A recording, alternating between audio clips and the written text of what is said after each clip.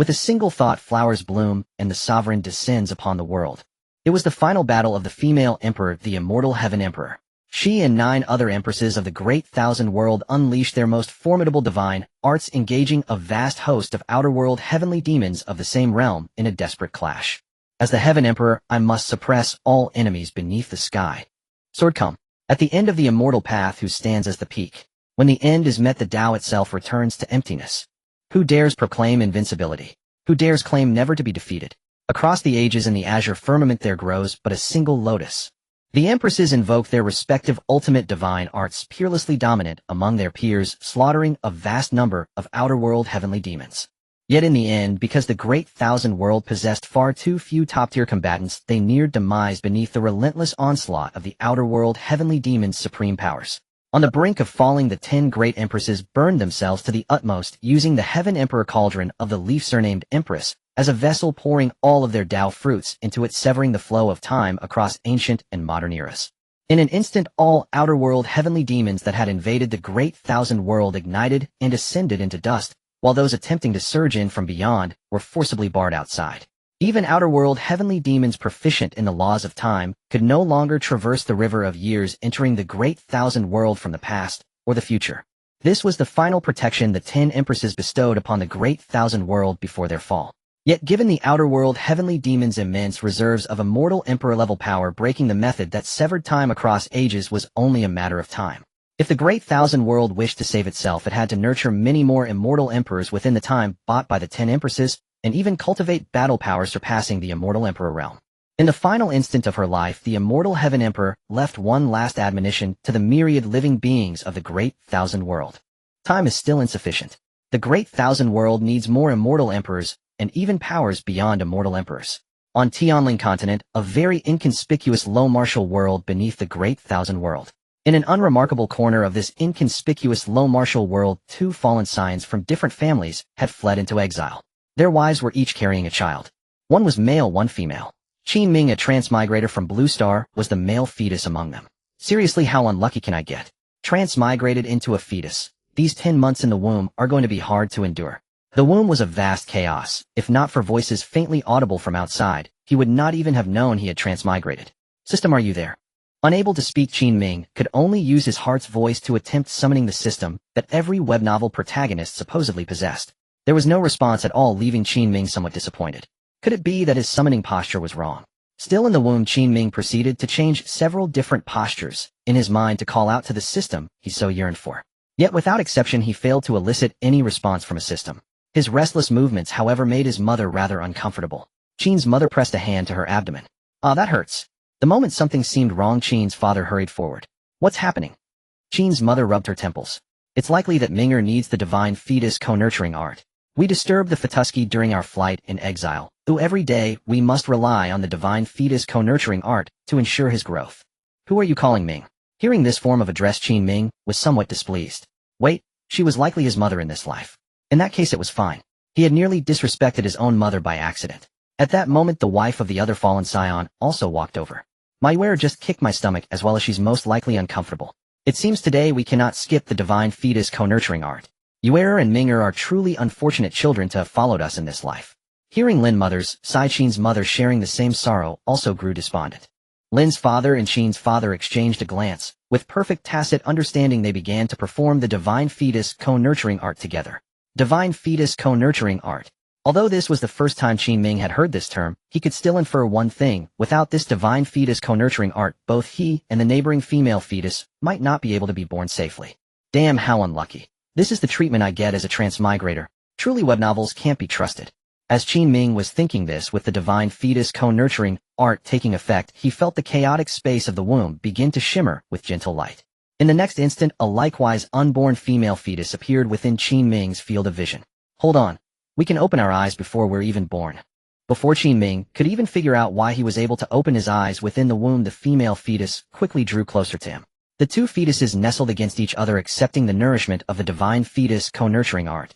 In the eyes of the adults outside, Qin Ming and the Lin family's female fetus were both still within their respective mothers' wombs. It was simply that this divine fetus co-nurturing art made Qin Ming, the transmigrator who had gained consciousness before birth, feel as though he and the Lin family's female fetus were together absorbing their mother's nutrients. It's so cramped. You're a bit chubby, you know. Qin Ming complained. The already narrow womb felt particularly crowded with another fetus present. Meanwhile, outside, the adults of the two families chatted idly. Having supported each other through exile, the bond between them was very strong. As they talked, the conversation naturally drifted toward the topic of a betrothal arranged in the womb. With one fetus male and the other female, and with the two families relying on each other so closely, a betrothal from the womb that would make them relatives as well as allies would greatly help them establish themselves in this remote corner of Tianling continent. Brother Qin, if you do not mind, let us set the marriage between Yuer and Ming'er like this. Brother Lin, being betrothed to your Yuer from the womb is a blessing for my Ming'er. How could I possibly mind? Haha, then it's decided. Our two families shall be even closer from now on. Inside the womb, Qin Ming heard that he was to be betrothed from birth to the Lin family's female fetus next door, and he was utterly stunned. As a transmigrator from Blue Star, how could he possibly accept the shackles of a betrothal arranged in the womb? What kind of joke is this? My marriage decided just like that. If he were not still in the womb, Qin Ming would definitely have a serious talk with his parents in this life about the dangers of betrothals arranged before birth. Suddenly a voice resonated from the depths of his heart. Ding! Congratulations to the host for encountering the reincarnation of a female emperor of the Great Thousand World, thereby fulfilling the basic condition for system activation. Whenever the host encounters the reincarnation of a female emperor, he will bind fortune with her. Now scanning current female emperor data. Scan complete. Name Lin Yu. Former life titles: Swallowing Heaven, Demon Emperor, Immortal Heaven Emperor. Aptitude: Emperor grade. Experience: in her first life, she possessed a body frilier than that of an ordinary mortal, unable to cultivate. To avenge her elder brother who had been slain by the Yun Dian divine dynasty, she stepped onto a path of defying fate. She created the Swallowing Heaven Demon art using the Swallowing Heaven Demon jar to absorb all top-tier physiques, breaking the taboo that a mortal body could not cultivate, and ultimately prove the imperial Dao, taking the title Swallowing Heaven Demon Emperor. In her second life, she severed the past, created the Immortal Heaven art anew, and metamorphosed from a demonic fetus of the first life into a divine fetus bearing the title Immortal Heaven Emperor. In her third life, reading the information before him, Qin Ming was utterly dumbfounded. He had awakened a system. Yet the condition for awakening it was almost beyond imagination. It was actually to encounter the reincarnation of a female emperor. Lin Yue, once an empress who ruled the heavens, had finally undergone reincarnation. In the last decisive battle, she had sacrificed herself for the sake of the Great Thousand World, pushing her cultivation to the utmost extremity. Yet a faint strand of her divine soul still drifted into Tianling continent, a low-level martial world, allowing her to be reborn. As a former immortal empress, she could already perceive her truest existence while still within the womb. Born with a divine fetus, her current life was entirely different from her previous one, in which she had been unable to cultivate. The moment she was born, she would directly step into the innate realm. Relying on the cultivation experience of her past life, she was certain that in this life, she would reclaim the realm of a mortal empress at an even swifter pace. However, whenever she thought of the overwhelmingly powerful immortal empress-level beings among the extraterritorial heavenly demons, and even those existences above the immortal empress realm, which did not exist in the Great Thousand World, Lin Yu felt a profound sense of urgency. To truly save the Great Thousand World in this life, she could not merely cultivate alone, she would also have to nurture many more talents worthy of being forged. As for the 9 other immortal empress-level female sovereigns who had fallen alongside her, Lin Yu was certain they too had reincarnated. Moreover, even without her deliberately seeking them out, she believed they would sooner or later cross paths with her again on the road ahead.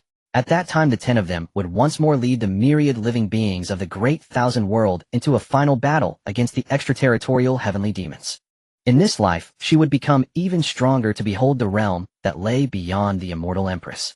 Those heavenly demons who had surpassed the immortal empress realm in her eyes merely relied on having cultivated longer than she and the other 9 empresses.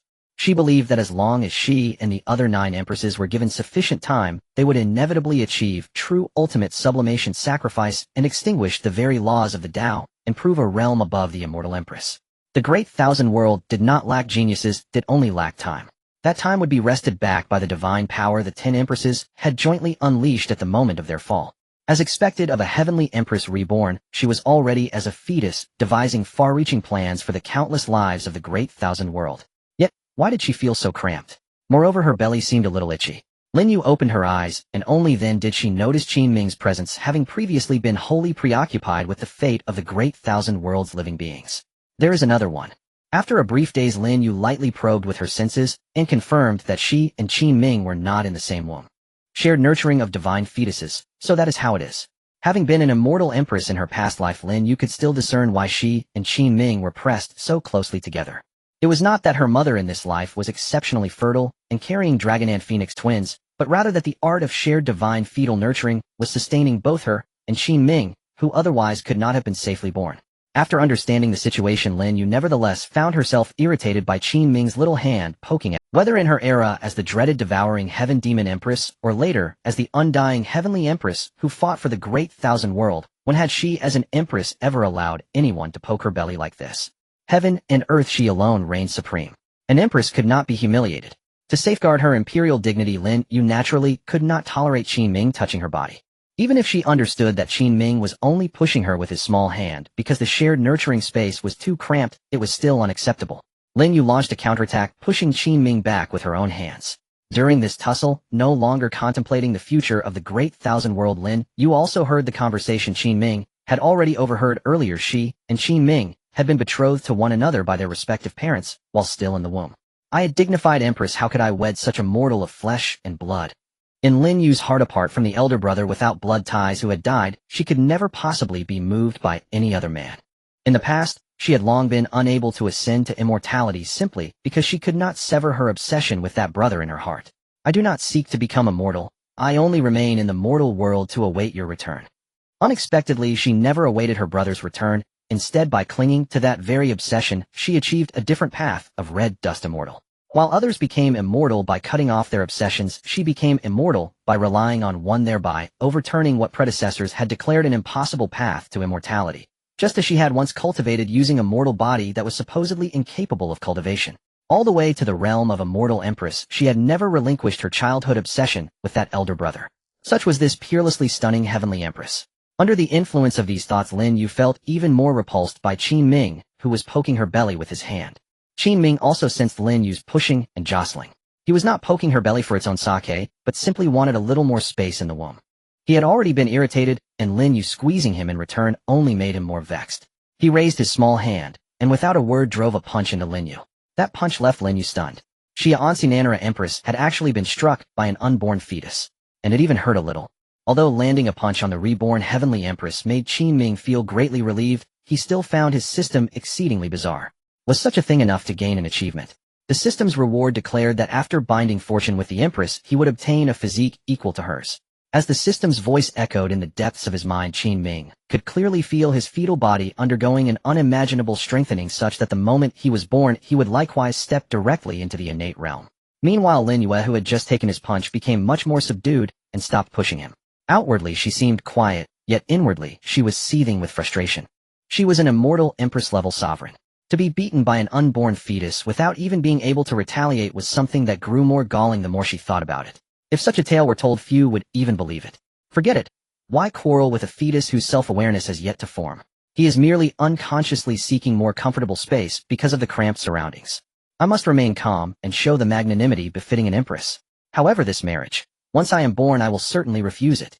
With the self-cultivation of an empress, Lin Yu quickly restored her tranquil state of mind, and no longer fussed over Qin Ming's poking or the punch he had given her. Yet with regard to the betrothal between herself and Qin Ming, Lin Yu's attitude remained one of unwavering refusal.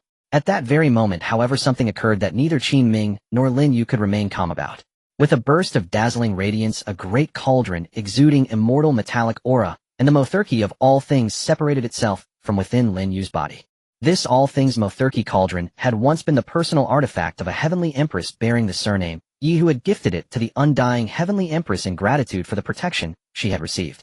It was the testament to the friendship between the undying heavenly empress and the empress Yi, and had followed the undying heavenly empress ever since, now counted among the highest grade immortal artifacts.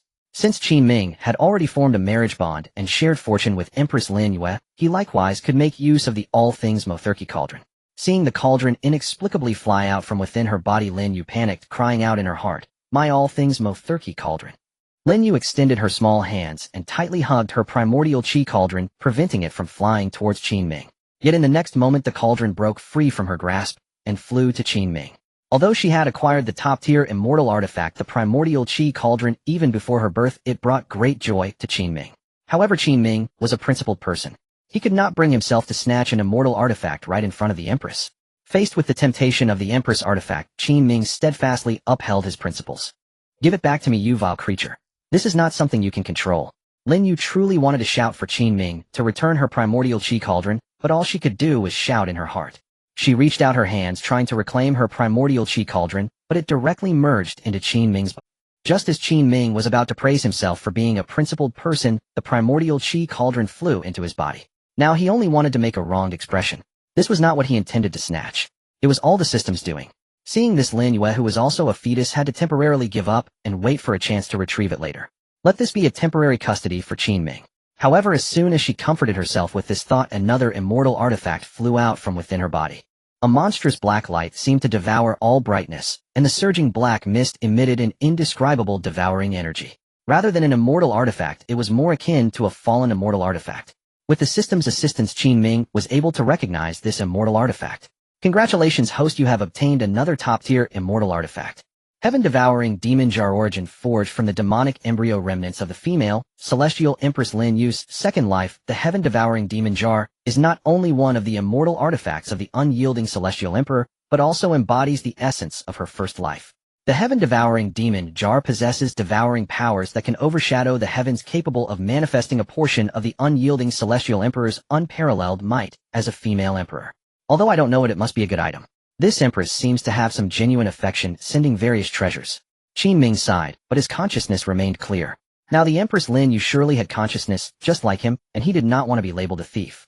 The system silently bore all the blood and tears, bearing the blame to seek opportunities for Qin Ming. In just a moment, the heaven-devouring demon jar, like the previous primordial chi cauldron, merged into Qin Ming's body. Qin Ming felt a bit like crying now. Once the Empress Lin Yu was reborn, wouldn't she just beat him up? The reborn Lin Yu was already close to tears from frustration. Both the primordial chi cauldron and the heaven-devouring demon jar were her immortal artifacts. How could they all escape and be taken by Qin Ming? Especially the fact that the heaven-devouring demon jar could merge into Qin Ming's body was the most baffling to the Empress Lin Yu. The heaven-devouring demon jar could indeed be considered a part of her body, as it was a powerful artifact forged from the remains of her first life. When maximized, it could manifest her imperial shadow, as if her true self were present. What is going on with this guy? Clearly there's nothing special about him. Why can he consecutively accept 2 of my immortal artifacts? Even if Lin Yu couldn't see what was special about Qin Ming, she still felt that he must be hiding a great secret. She attempted to deduce what was extraordinary about Qin Ming, but as she was merely a fetus at the moment, she couldn't activate the deduction abilities of an immortal emperor from her past life. Moreover, with the conclusion of the time for the divine fetus nurturing technique, the perceptions intertwined between her and Qin Ming were once again separated back into their respective wombs. Lin Yu could only temporarily set this matter aside, vowing to uncover the secrets hidden within Qin Ming once she grew up. Time flew by, and in the blink of an eye, Qin Ming was already 6 years old. In the Qin family courtyard, Qin Ming was chasing and playing with his betrothed reincarnation of the Empress Lin Yue in the garden. Hurry and give it back to me. The ghost face mask is the most important item. Lin Yue, who was born less than a few seconds after Qin Ming, chased after him with an angry little face, determined to reclaim her ghost face mask. But no matter how Lin Yu chased, she could only barely keep up with Qin Ming, who always managed to shake her off at the last moment. As a reincarnation of an immortal emperor born with a divine fetus, her cultivation speed was extremely fast, yet she found it frustrating that she couldn't catch up to Qin Ming. What she didn't know was that Qin Ming, relying on the system, had already bound her empress's fortune and physique, allowing him to cultivate at a speed that was not inferior to hers. Today, Lin Yu originally intended to find Qin Ming, and through hints see if she could get him to extract the heaven-devouring demon jar and primordial chi cauldron that he had swallowed during his fetal period and return them to her. To her surprise, not only did she fail to hint successfully this time, but another immortal artifact flew out from the depths of her soul and headed towards Qin Ming. No matter how she pleaded, Qin Ming was unwilling to return it, which evolved into the current scene of chasing and playing. Ever since encountering Qin Ming, the once invincible Empress Lin Yu had been facing difficulties. Many times she found herself questioning whether she was the reincarnation of the Celestial Emperor, or if Qin Ming was. He always seemed to have the upper hand over her. In her past life, she was just a frail and sickly ordinary person, but still managed to dominate the myriad realms and attain the title of Emperor. How could it be that in this life, born with a divine fetus, she would be suppressed by Qin Ming? Panting, and with a flushed face, Lin Yue, realizing she couldn't catch up to Qin Ming, simply stopped chasing and directly asked him to return her ghost face mask. This ghost face mask is really important to me. I beg you, will you return it to me? Qin Ming felt somewhat helpless. He also wanted to return it to her, but he had no idea how to extract the immortal artifact that had merged into his body. He wasn't avoiding returning it out of unwillingness. It was just that every time Lin Yu got close she would try to take action against him, which was too frightening. He also knew that since Lin Yu could speak, she had been hinting to him to extract the heaven-devouring demon jar and primordial chi cauldron from his body. But he was also quite helpless. He truly couldn't activate the immortal artifacts within him. Qin Ming said, "Sister Yue, I really can't take out your ghost face mask." "You liar." Lin Yu bit her lip. If she weren't unable to defeat Qin Ming, she would have acted long ago. Qin Ming was not lying. "I, your brother Qin Ming, am truly not deceiving you. If I could take it out I would definitely return it to you." Hearing Qin Ming call himself her brother made Lin Yu furious. How could a celestial empress who had lived for countless ages call him brother? Wasn't that an insult to her? An emperor must not be insulted. However, Qin Ming's words also reminded Lin Yu of her big brother, whom she truly missed. At this thought Lin Yu's soul shook.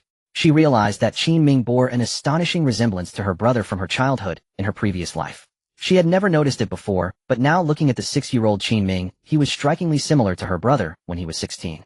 Except that he looked about 10 years younger. Qin Ming. Could it be that he is the reincarnation of her brother who was killed by the Yuan divine dynasty? Her obsession of not seeking immortality, but waiting for your return in the mortal realm, was precisely for the brother she had never waited for. If Qin Ming were truly her big brother, who had cared for her, she wouldn't mind calling him brother. She might even willingly give him the immortal artifacts that Qin Ming had already taken just to ensure her brother's peace in this life. But she feared that Qin Ming was not him, just a flower that resembled him. Whether Qin Ming was truly her brother would be clear when he reached 16, with her deeply engraved memories of her brother from her past life, and her understanding of the laws of the Tao, she would surely recognize him. No matter how similar a flower may be, she would still be able to discern the subtle differences at a glance. Unfortunately, she was not an immortal emperor now, otherwise, even now she could see through Qin Ming's essence, without waiting until he turned 16. Perhaps subconsciously feeling that Qin Ming might indeed be her brother from her past life, Lin Yue, since she learned to speak, called Qin Ming brother for the first time. "Brother, can you return the ghost face mask to Yue?" Qin Ming suspected he had misheard. Lin Yu before him had actually called him brother. She was the reincarnation of the Empress. Although she was only 6 years old with her personality shaped by countless ages, as an empress how could she possibly call him brother? Seeing Qin Ming remain silent, Lin Yu felt quite embarrassed, but in order to retrieve her celestial artifact, the ghost face mask, she could only continue. "Qin Ming brother, I've called you brother, can you return the ghost face mask to me?" Hearing Lin Yu call him brother again, Qin Ming was finally convinced he had not misheard. She was being serious. The thought of her lowering herself to call him brother, just to get the ghost face mask, made him feel a bit pity for her.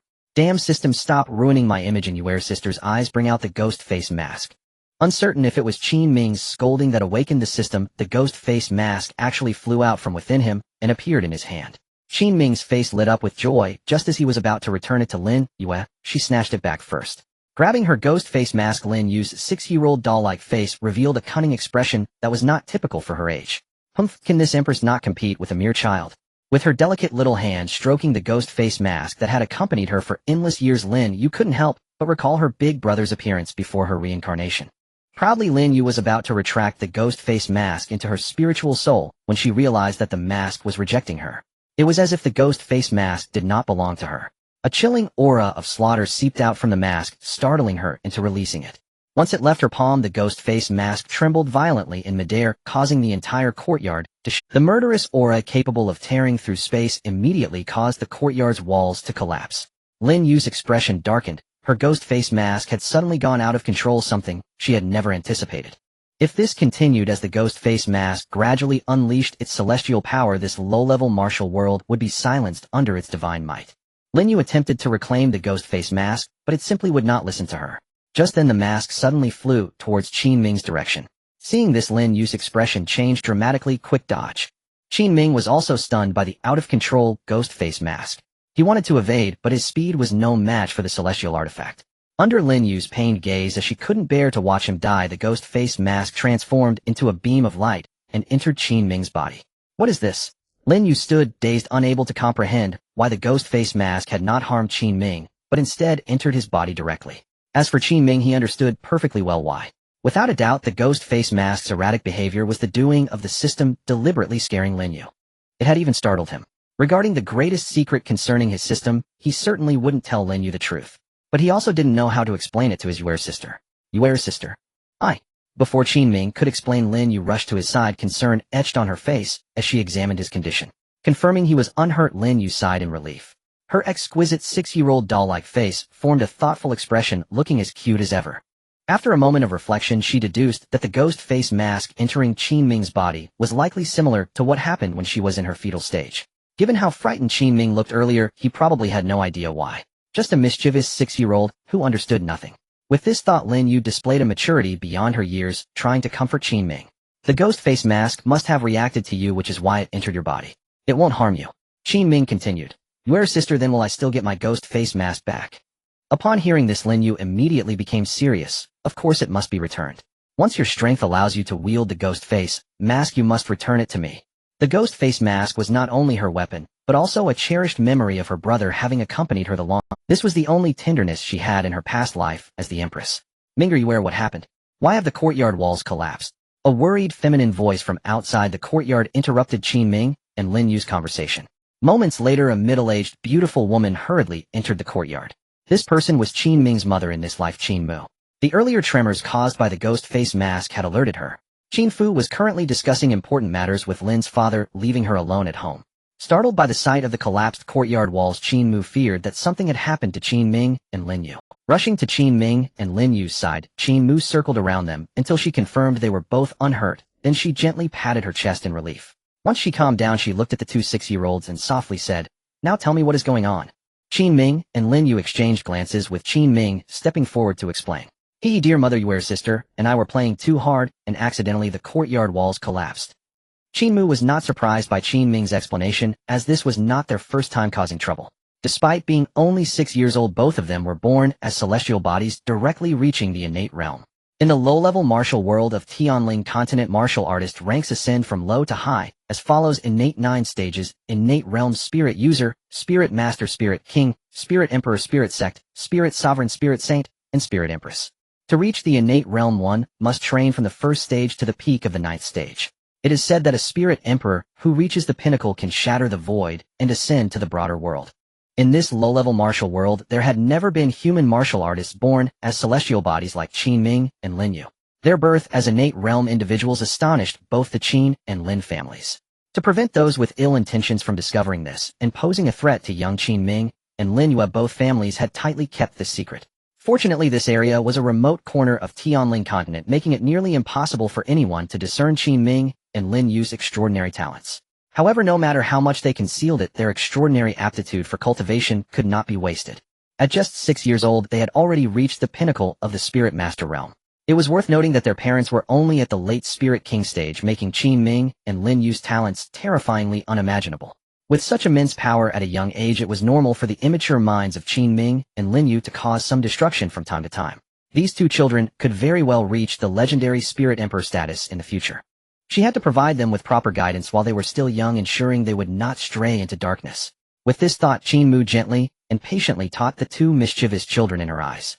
In the 16th year spent in the Qin family courtyard, unbeknownst to him, Qin Ming had already become a 16-year-old youth. At this moment, he was diligently cultivating in his room. With the power within him breaking through, Qin Ming successfully ascended to the peak of the Spirit King realm. At just 16 years old, he had already surpassed both his parents and Lin Yu's parents in terms of cultivation. Just seconds after Qin Ming ascended to the peak of the Spirit King realm, a powerful aura of the same realm rose from the courtyard outside his room. He murmured softly, "Has Sister Yu also broken through?" Today Lin Yu came to his house to undergo her own breakthrough to the peak of the Spirit King realm. In the courtyard were his parents and Lin Yu's parents as guardians, making it quite safe. Without concealing his peak Spirit King aura, Qin Ming stepped out of his room, and the elders of the Qin and Lin families approached him with joy. Qin's mother exclaimed, "Minger, you broke through." Qin Ming nodded. "Yes, I have broken through." Not far away, the now 16-year-old Lin Yu had blossomed into a graceful figure. Dressed in flowing white, she gazed at Qin Ming with a cool demeanor. She was not surprised at all by Qin Ming's ascent to the peak of the Spirit King realm. Over these 16 years, their cultivation advancements had almost synchronized. Why are you standing there? Come here." At Lin's mother's call, Lin Yu slowly walked over. Lin's father said to Qin's father, "This child used to play and chase around with Minger, but the older she got, the more distant she became. I hope Brother Qin doesn't mind." Qin's father chuckled and shook his head. "It's nothing. It's normal for a girl to grow distant as she matures. I can see that Yuer is still a very good child." Both Qin's father and mother were very pleased with Lin Yu, their future daughter-in-law. While the adults conversed, Qin Ming and Lin Yu remained silent, quietly listening. However, they communicated through glances. After 16 years together, although Lin Yu had become increasingly aloof, their relationship remained strong. Moreover, today as Lin Yu ascended to the peak of the Spirit King realm, she had one thing to accomplish. That was to prove whether Qin Ming was indeed the reincarnation of the big brother who had once cared for her so dearly. The current Qin Ming looked exactly like the big brother she had known in her childhood in her past life. She only needed to activate a portion of the Empress divine technique to confirm that Qin Ming was not just a lookalike, but truly her big brother reincarnated. If proven true, then perhaps she and Qin Ming were meant to be more than just friends as their parents had said, and could indeed marry in the future. The adults were enjoying their conversation and had noticed that Qin Ming and Lin Yu seemed a bit reserved in their presence. To avoid disturbing the young couple's budding feelings, the adults casually found a reason to leave. Only Qin Ming and Lin Yu remained in the courtyard. Qin Ming smiled at Lin Yu and said, "Sister Yue, do you have something to say to me today?" Lin Yu nodded seriously. "Yes, there's something I want to confirm with you." Upon hearing this, Qin Ming's heart skipped a beat. Could she be asking him for her celestial artifact again? What is it? Facing Qin Ming's question, Lin Yu said, "Brother Qin Ming, extend your hand." Qin Ming hesitated for a moment, but still extended his right hand. Lin Yu then gently placed her warm jade-like hand in his palm. This scene startled Qin Ming, making him want to withdraw his hand, but Lin Yu's cool expression instantly broke, and she anxiously exclaimed, "Brother Qin Ming, don't pull away." Seeing Lin Yu's urgency, Qin Ming could only continue to watch what she intended to do. Lin Yu looked at Qin Ming earnestly and assured him, "Don't worry, Brother Qin Ming, Yue just wants to confirm one thing." Seeing Lin Yu's urgency, Qin Ming could only continue to watch what she intended to do. Lin Yu looked at Qin Ming earnestly and assured him, "Don't worry." Although she could not fully unleash the power of the reincarnation reflection technique, it was still quite simple to verify whether Qin Ming was the reincarnation of the big brother she had known. As the reincarnation reflection technique was activated, dazzling reincarnation radiance enveloped both Qin Ming and Lin Yu. If Qin Ming hadn't felt that this light posed no threat to him, he would have tried to break free. Qin Ming looked at Lin Yu, whose eyes were tightly shut, and wondered, what is this Lin Yu up to now? Meanwhile, although Lin Yu was still with Qin Ming, her consciousness had already entered the river of time. Using the residual aura from Qin Ming as a guide, Lin Yu swam upstream. Along the way, ominous omens capable of causing the fall of true immortals surrounded her, but Lin Yu skillfully navigated them, using her experience as an empress from her past life. Before long, her consciousness followed Qin Ming's aura to an exit. A familiar aura wafted from the other end of the exit, one that Lin Yu recognized all too well. Feeling this extraordinarily familiar aura, Lin Yu's emotions gradually grew excited. Passing through the exit, she was met with a scene that was all too familiar to the reincarnated Empress Lin Yu. In a corner of the buried Emperor Star, the frail and sickly young Lin Yu was being bullied by many people. Suddenly, a boy around 16 years old appeared and rescued her. This boy looked exactly like Qin Ming. Although the kind-hearted boy saved her, the young Lin Yu was particularly prone to tears. To cheer her up, the boy bought a ghost-faced mask, wore it, and made funny faces to amuse her. After that, she relied on this boy, who was also an orphan, for companionship. However, their warm days did not last long, and the boy was taken away by the nearby Unborn Divine Court for ascension research. The young Lin Yu, unable to cultivate, was kicked away by the messenger of the Unborn Divine Court. In the process of protecting her, the boy was brutally beaten by the Unborn Divine Court's people and gravely injured. "You be good. When I cultivate successfully, I will continue to protect you." Yes, it's a promise. The young Lin Yu firmly believed that she would wait for the boy's return. But what she ultimately received was the boy's cold corpse, along with the merciless words of the messenger who delivered it. "Losers do not deserve to live. You should be grateful for receiving his corpse, you useless waste, who cannot cultivate." On that day, Lin Yu cried her heart out. Once her tears dried up, she donned the ghost-faced mask treasured by the boy and vowed that one day she would overturn the Unborn Divine Court. Through Qin Ming's aura, Lin Yu also witnessed how the boy had met his end. Before he died, he murmured Lin Yu's name, leaving this world filled with guilt and regret for failing to protect her. This was a secret even the immortal emperor in her past life had not discovered. By finding the reincarnation of Qin Ming, her big brother, she finally gained clarity on the entire truth of that year. The boy had suffered even worse than she had imagined in the Unborn Divine Court. Thinking of this, even when she had fallen during battles against the otherworldly demons above the immortal emperor, she had not cried, but now tears flowed uncontrollably. As she retracted the reincarnation reflection technique, Lin Yu's true self broke down in tears under Qin Ming's puzzled gaze. Qin Ming was bewildered. He hadn't bullied her at all. What on earth had happened? What could make Lin Yu, the reincarnated empress who had once reigned supreme, break down? And then Lin Yu, with a determined gaze, looked at Qin Ming amidst his confusion and promised him, "Brother Qin Ming, in this life, I will protect you for all eternity." Protect him for a lifetime. But can Lin Yu defeat him? If she can't, how can she protect him? Qin Ming thought to himself, but he wouldn't voice it. If he did, would this suddenly emotional reincarnated Empress Lin Yu cry even harder? Qin Ming comforted her. All right. Can you stop crying now? Brother Qin Ming. After confirming that Qin Ming was the reincarnated youth from before Lin Yu became quite clingy. She threw herself into Qin Ming's arms, holding him tightly. Such behavior would have been impossible before. No matter how close Lin Yu was with Qin Ming, she always maintained a certain distance. This sudden change left Qin Ming momentarily unable to adapt. Would this proud reincarnated empress really want to marry him? As Qin Ming pondered, Lin Yu quickly regained her composure. Wiping her tears, she resolved to fulfill her promise to protect Qin Ming in this life. With this in mind, the reincarnated Empress Lin Yu planned to teach Qin Ming her divine techniques. Brother Qin Ming, I have a top-tier cultivation method suited for you, superior to the ancestral methods of both the Qin and Lin families. You shouldn't practice your family's inferior techniques anymore. As she spoke, Lin Yu took out an ancient sheepskin scroll from her consciousness. As the scroll unfurled, the ancient script etched upon it caught Qin Ming's eye. Though Qin Ming couldn't understand the script, he was certain it was extraordinary. After all, the one before him was the reincarnated immortal emperor. Soon his system provided him with a new notification. Congratulations, host, you have acquired the Undying Heaven Emperor's Undying Heavenly Art. Undying Heavenly Art, grade Immortal Emperor level. The Undying Heavenly Art was created by the Undying Heaven Emperor after his transformation in this second life, rumored to have been inspired by witnessing the rebirth of the immortal phoenix. Cultivating this method to the extreme makes one immune to death and burial, achieving a truly immortal body. Hiss!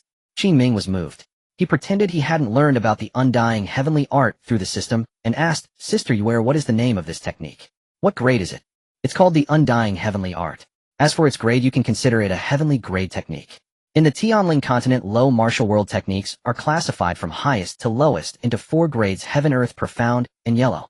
Each grade is further divided into superior, medium, and inferior. The techniques of the Qin and Lin families are profound grade inferior. However, even the so-called top-tier heavenly grade superior techniques in the Tianling continent are merely mediocre in the vast world, hardly worth mentioning.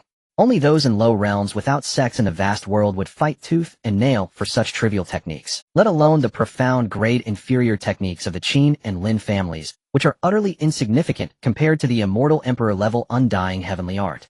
Qin Ming certainly understood that Lin Yu claimed the Undying Heavenly Art was a heavenly grade technique, because she feared he wouldn't comprehend how terrifying an immortal emperor-level technique truly was. He continued to feign ignorance about Lin Yu being the reincarnated empress, hesitating. Heavenly grade technique.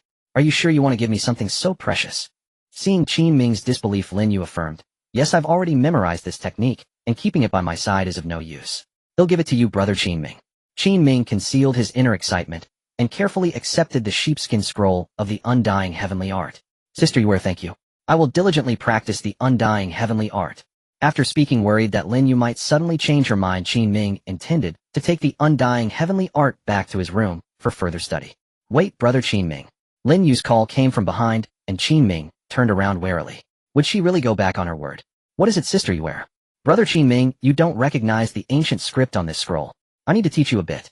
Upon hearing Lin Yu's words, Qin Ming let out a sigh of relief. Oh, as long as she wasn't taking it back, that was fine.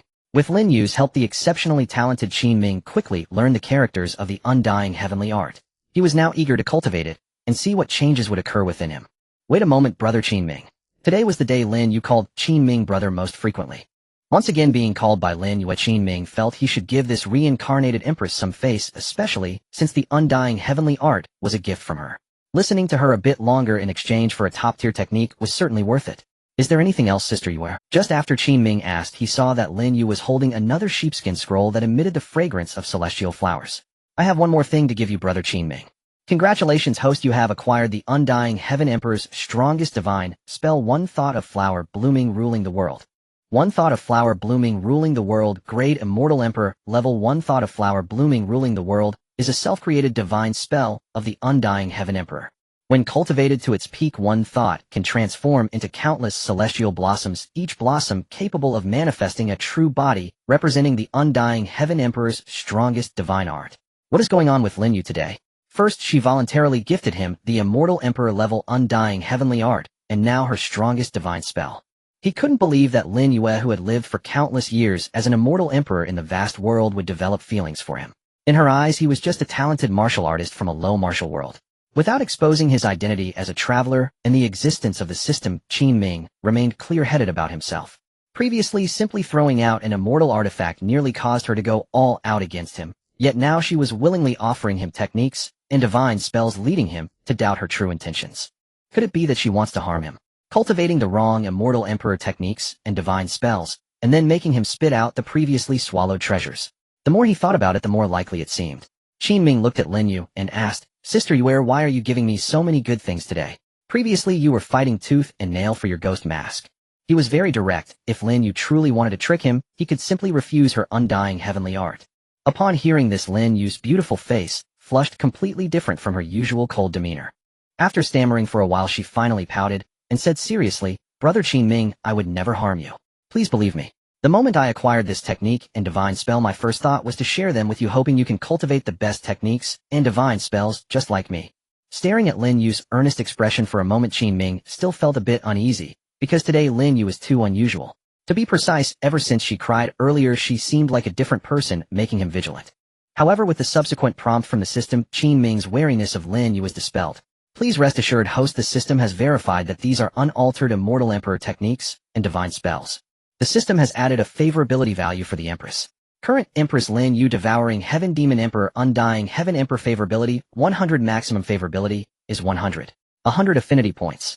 Qin Ming looked at the notification from the system, then glanced at Lin Yu's slightly blushing face, and he began to understand why Lin Yu had gifted him the Immortal Emperor's techniques and divine arts. So Lin Yu truly liked him. But when did this start? Could it have begun when she enveloped him with her special divine ability just moments ago? After that, Lin Yu burst into tears, and her attitude towards him changed dramatically. This could only explain why her affinity for him was at 100%. However, this alone couldn't explain why she cried so fiercely while using that divine art. Given how heartbroken she was earlier, he felt it would be inappropriate to ask. Unable to comprehend, Qin Ming chose not to dwell on the matter. As long as he could prove she didn't intentionally deceive him, that was enough. Getting an immortal emperor's technique and divine art for free from this betrothed empress was quite a sweet deal. Taking the immortal emperor's divine art scroll from Lin Yu's hand, Qin Ming asked, "Sister Yue, this wouldn't also be a heavenly tier technique, would it? Or is it a heavenly tier martial skill? Could the martial skills of a low martial world even be compared to her celestial divine arts?" When discussing her divine art, one thought, blooming, ruling the world, a proud expression involuntarily surfaced on Lin Yu's charming face. However, revealing too much about the vast world to her dear brother Qin Ming wouldn't be beneficial, so Lin Yu referred to her divine art as a martial skill. "It's not a technique, it's a martial skill that complements the inextinguishable heavenly art, just as you brother Qin Ming mentioned it, is indeed a heavenly tier martial skill. With a top-tier technique, naturally one must also have a top-tier martial skill." Qin Ming matched Lin Yu's enthusiasm, first showing a shocked expression, then shifting to one of joyful excitement. "Sister Yue, you are too good to me." Yet Lin Yu felt this was merely her duty. In her past life, Qin Ming had protected her, and now it was her. She seriously looked into Qin Ming's eyes, saying, "This is only right, brother Qin Ming. If you have any questions during your cultivation, feel free to ask me. Although our realms are the same, I have cultivated this technique and martial skill before you, so I understand them better." "No problem, Sister Yue, I'll practice right away." After bidding farewell to Lin Yu, Qin Ming finally found a moment of peace to cultivate the inextinguishable heavenly art, beginning to practice according to the technique written on the parchment. As Qin Ming cultivated the inextinguishable heavenly art, he could clearly feel an invisible force refining his body. Under this force's enhancement, his physique became even more resilient than before. Although his realm did not improve, Qin Ming was certain that having cultivated the inextinguishable heavenly art, he was at least several times stronger than before. Meanwhile, Lin Yu did not leave, but continued to cultivate the inextinguishable heavenly art in the courtyard. Today was actually her first time cultivating the inextinguishable heavenly art in this life. The spiritual energy in this low martial world was exceedingly thin, limiting her potential. Otherwise, she wouldn't have waited until her realm reached the peak of the Spirit King before starting to cultivate her inextinguishable heavenly art. The same applied to her supreme divine art, one thought, blooming, ruling the world. If she were in the vast world, there would be no such limitations. The abundance of spiritual energy there far exceeded anything this low martial world could imagine. The relationship between the two families was also very good.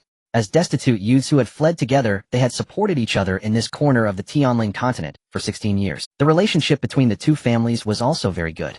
As destitute youths who had fled together, they had supported each other in this corner of the Tianling continent for 16 years. In a few years, when Qin Ming and Lin Yu truly wed, the relationship between their families would deepen even further.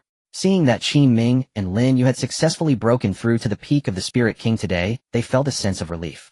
However, on this joyous day, this inconspicuous small town welcomed numerous powerful martial artists who originally did not belong here. The weakest among them were at the peak of the Spirit King realm, and the strongest could already fly through the air. Such feats could only be accomplished by spirit emperors, not just low-tier martial artists relying on flying techniques. In this low martial world, spirit emperors could already become overlords of a region. The elders of the Qin and Lin families outside the city were drenched in cold sweat upon witnessing so many spirit kings following a spirit emperor rushing towards them. Were these individuals coming for them? Just as the pressure increased, the elders prepared to take action, but those spirit kings rushed past them without making any moves. Watching the spirit kings follow the hovering spirit emperor disappear into the distance towards the beast forest, the two families breathed a sigh of relief for not acting rashly. They weren't coming for them, they were just passing by. Brother Qin, has anything happened here recently? Today has attracted so many spirit kings, including a spirit emperor. Facing Lin's father's inquiry, Qin's father shook his head. I'm not sure, but judging by their direction, they seem to be heading deeper into the beast forest. Perhaps they have received some news about a disturbance there. Listening to Qin's father's speculation, Lin's father added, to have stirred a spirit emperor to bring so many spirit kings to such a remote place, there must be something in the beast forest that even a spirit emperor finds enticing. Once Lin's father said this, Qin's father became somewhat tempted, something that even a spirit emperor would find tempting. Lin's father noticed Qin's father's interest in entering the beast forest and reminded Brother Qin, it's better to forget it. Even if there are opportunities in the beast forest, they are beyond our reach. You saw how many of those individuals were at the peak of the spirit king realm. Qin's father smiled wryly. Brother Lin, I'm not doing this for myself. Now that Minger and Yuer have surpassed our realms, we have nothing left to teach them. If they wish to continue breaking through, they must either find a master or seek opportunities in places like this. Upon hearing this, Lin's father fell silent. Just as Qin's father said, they could no longer teach the exceptionally talented Qin Ming and Lin Yu. The opportunities deep within the beast forest might serve as a good chance for the two to grow. As the elders of the Qin and Lin families hesitated on whether to let Qin Ming and Lin Yu seize this opportunity to venture deep into the beast forest, the previously mentioned spirit emperor had already arrived at the depths of the beast forest, accompanied by a large group of spirit kings. They came here because they had learned of a secret realm left behind by a powerful spirit sect expert. To obtain the treasures within the secret realm and find opportunities for further advancement, they had traveled here. Moreover, they were not the only group seeking to enter the spirit sect's secret realm. They were not the first batch either. Before them, several other factions experts had already arrived here. All factions were here seeking opportunities, hoping to advance their realms. Once they encountered treasures or opportunities that moved their hearts within the secret realm, they would not hesitate to engage in fierce battles. After practicing the indestructible heavenly skill and learning the divine art, a thought brings forth a flower ruling the world. Qin Ming could distinctly feel that his combat power had increased several-fold. Among his peers at the peak of the Spirit King stage, there couldn't be many who could rival him, could there? Qin Ming thought to himself, feeling quite pleased. Having a wife who is a reincarnated empress is certainly advantageous, as she occasionally reveals divine artifacts, skills, and divine arts. All these treasures needed no effort from him to seek out opportunities. His wife, the Empress Lin Yue, was his. A knock on the door disrupted Qin Ming's thoughts. He furrowed his brow and asked, who is it? It's me, Minger, came his father Qin's voice from outside, which genuinely surprised Qin Ming. He hurried to open the door, and to his surprise, not only was his father standing outside, but the elders of both the Qin and Lin families were there as well. In the yard, Lin Yu remained quietly watching him. Confused, Qin Ming asked, Father, didn't you go for a walk outside the city? Why are you back so soon? Come to the yard, Minger. We have something very important to discuss with you and Yuer. Qin's father's expression was serious, and although Qin Ming was uncertain about what it was, he could sense the urgency and followed them to the yard. The reason the elders of the Qin and Lin families returned so quickly was to inform Qin Ming and Lin Yu about their recent encounter with the Spirit Emperor. They wanted Qin Ming and Lin Yu to decide for themselves whether to venture into the depths of the beast forest to see what had attracted the attention of the Spirit Emperor. The parents from both families had nothing more to teach Qin Ming and Lin Yu. If they wanted to continue improving, they would have to rely on seeking opportunities themselves. After hearing their parents' words, Qin Ming and Lin Yu exchanged glances. From each other's eyes, they could see that neither was particularly interested in the mysteries of the depths of the beast forest. Qin Ming learned from the system that Lin Yu was the reincarnation of the Empress of the vast world. Having such an Empress as his wife was his opportunity. She was his treasure trove. No matter how good the treasures and opportunities in this low martial world were, could they compare to the powerful items she could casually produce? To be honest, Qin Ming had no interest in what lay in the depths of the beast forest. Lin Yu, the reincarnated Empress, felt much the same way. In her view, there was hardly anything in this low martial world worthy of her attention. However, both families insisted that she and Qin Ming needed such opportunities for training, so Lin Yu decided to take a look. Perhaps they might find something useful in a garbage heap. If the parents of the Qin and Lin families had mind-reading abilities and learned that Lin Yu referred to the opportunities in the depths of the beast forest as a garbage heap, they would surely be taken aback. Once her contemplation ended, Lin Yu looked at Qin Ming and asked in a querying tone, "Brother Qin Ming, shall we go take a look?" Seeing Lin Yu's eagerness, Qin Ming replied, "All right, let's set off now." Before they left, their parents specifically reminded them to act cautiously during their training and to avoid the spirit emperors who could fly, ensuring their own safety. "Rest assured, we won't act recklessly," Qin Ming reassured their parents, then set off with Lin Yu heading towards the beast forest. In the corners of the Tianling continent lay the beast forest, teeming with low-level beasts. Now with both Qin Ming and Lin Yu at the peak of the Spirit King stage, they could easily dominate here. As they sped deeper into the forest, they soon reached the innermost depths of the beast forest. There were clear signs of battle nearby, unmistakably the warriors their parents spoke of who came seeking opportunities, and there were not just one batch. Gazing at the entrance to the secret realm ahead, Qin Ming quietly reminded Lin Yu beside him, "Sister Yu, there are traces of battle in this area." Lin Yu nodded slightly. "Yes, it seems there is not just one batch as our parents said. There are likely multiple forces clashing within this secret realm. Then we must be cautious, Sister Yu. Stay close to me or let's go in." Qin Ming signaled Lin Yu to follow closely behind him and took the lead toward the secret realm. Lin Yu silently followed Qin Ming. His protective words unconsciously reminded her of their past lives, warming her heart. Although their personalities had changed somewhat in this life, his protective instincts toward her had not. However, in this life, she no longer needed him to protect her. With her experience as an empress, she would protect her beloved brother Qin Ming.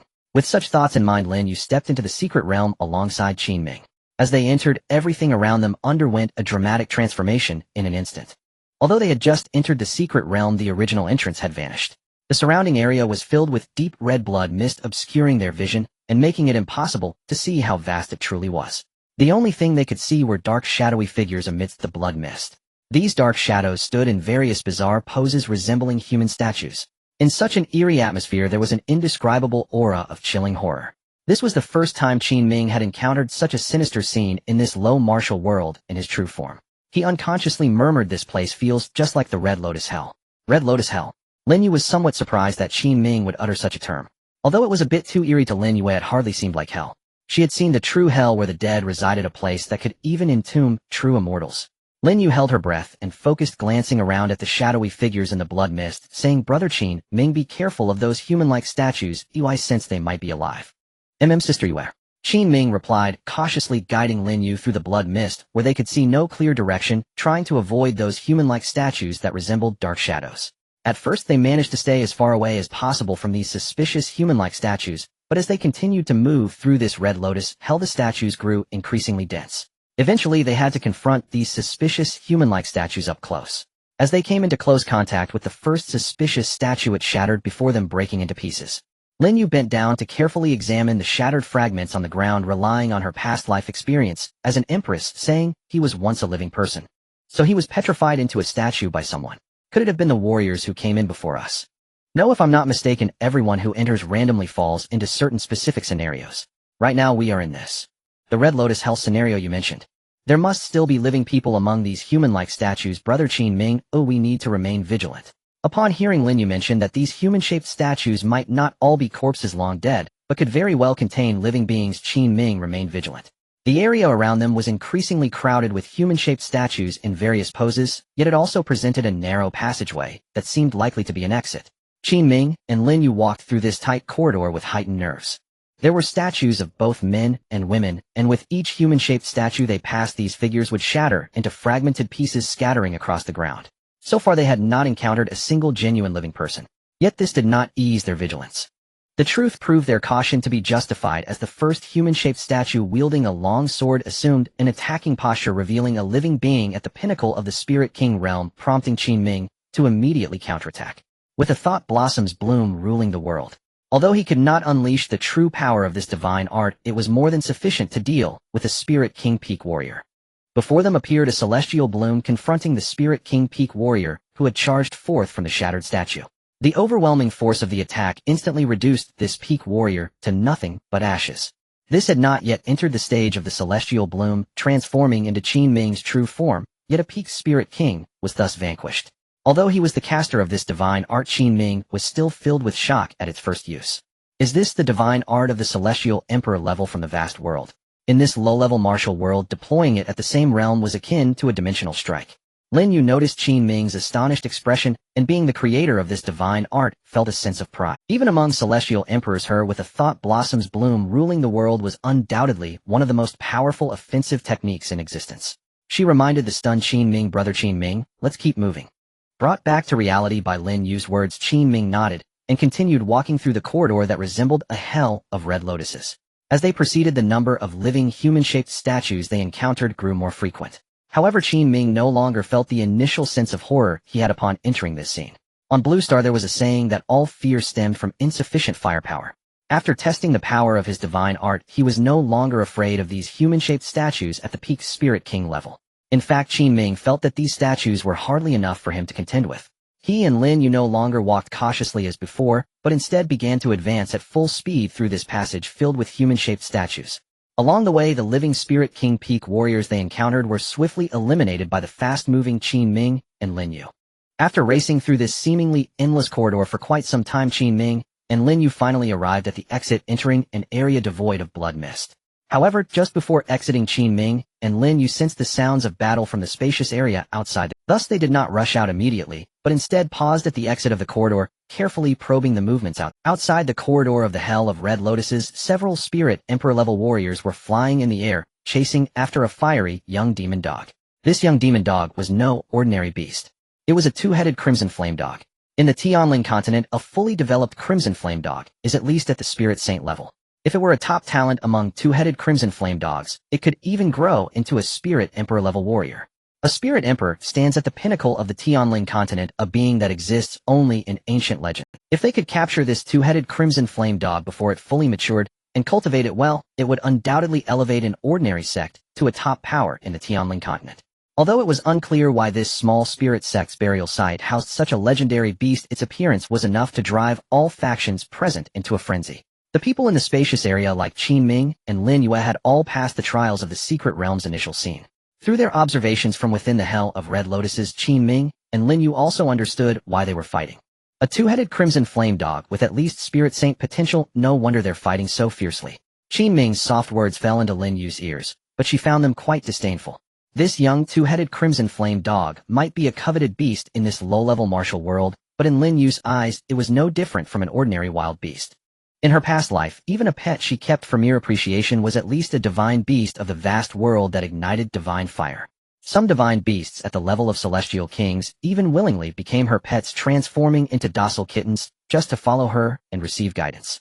Lin Yu did not voice this thought, fearing it would shatter Qin Ming's worldview, which was limited to the realm classifications of the Tianling continent.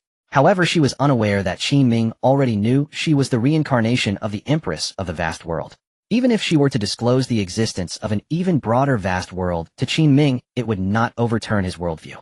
In the spacious area, while the Spirit Emperor-level warriors chased the two-headed crimson flame dog, they would occasionally sneak attack their rivals, attempting to seize the opportunity to capture the beast.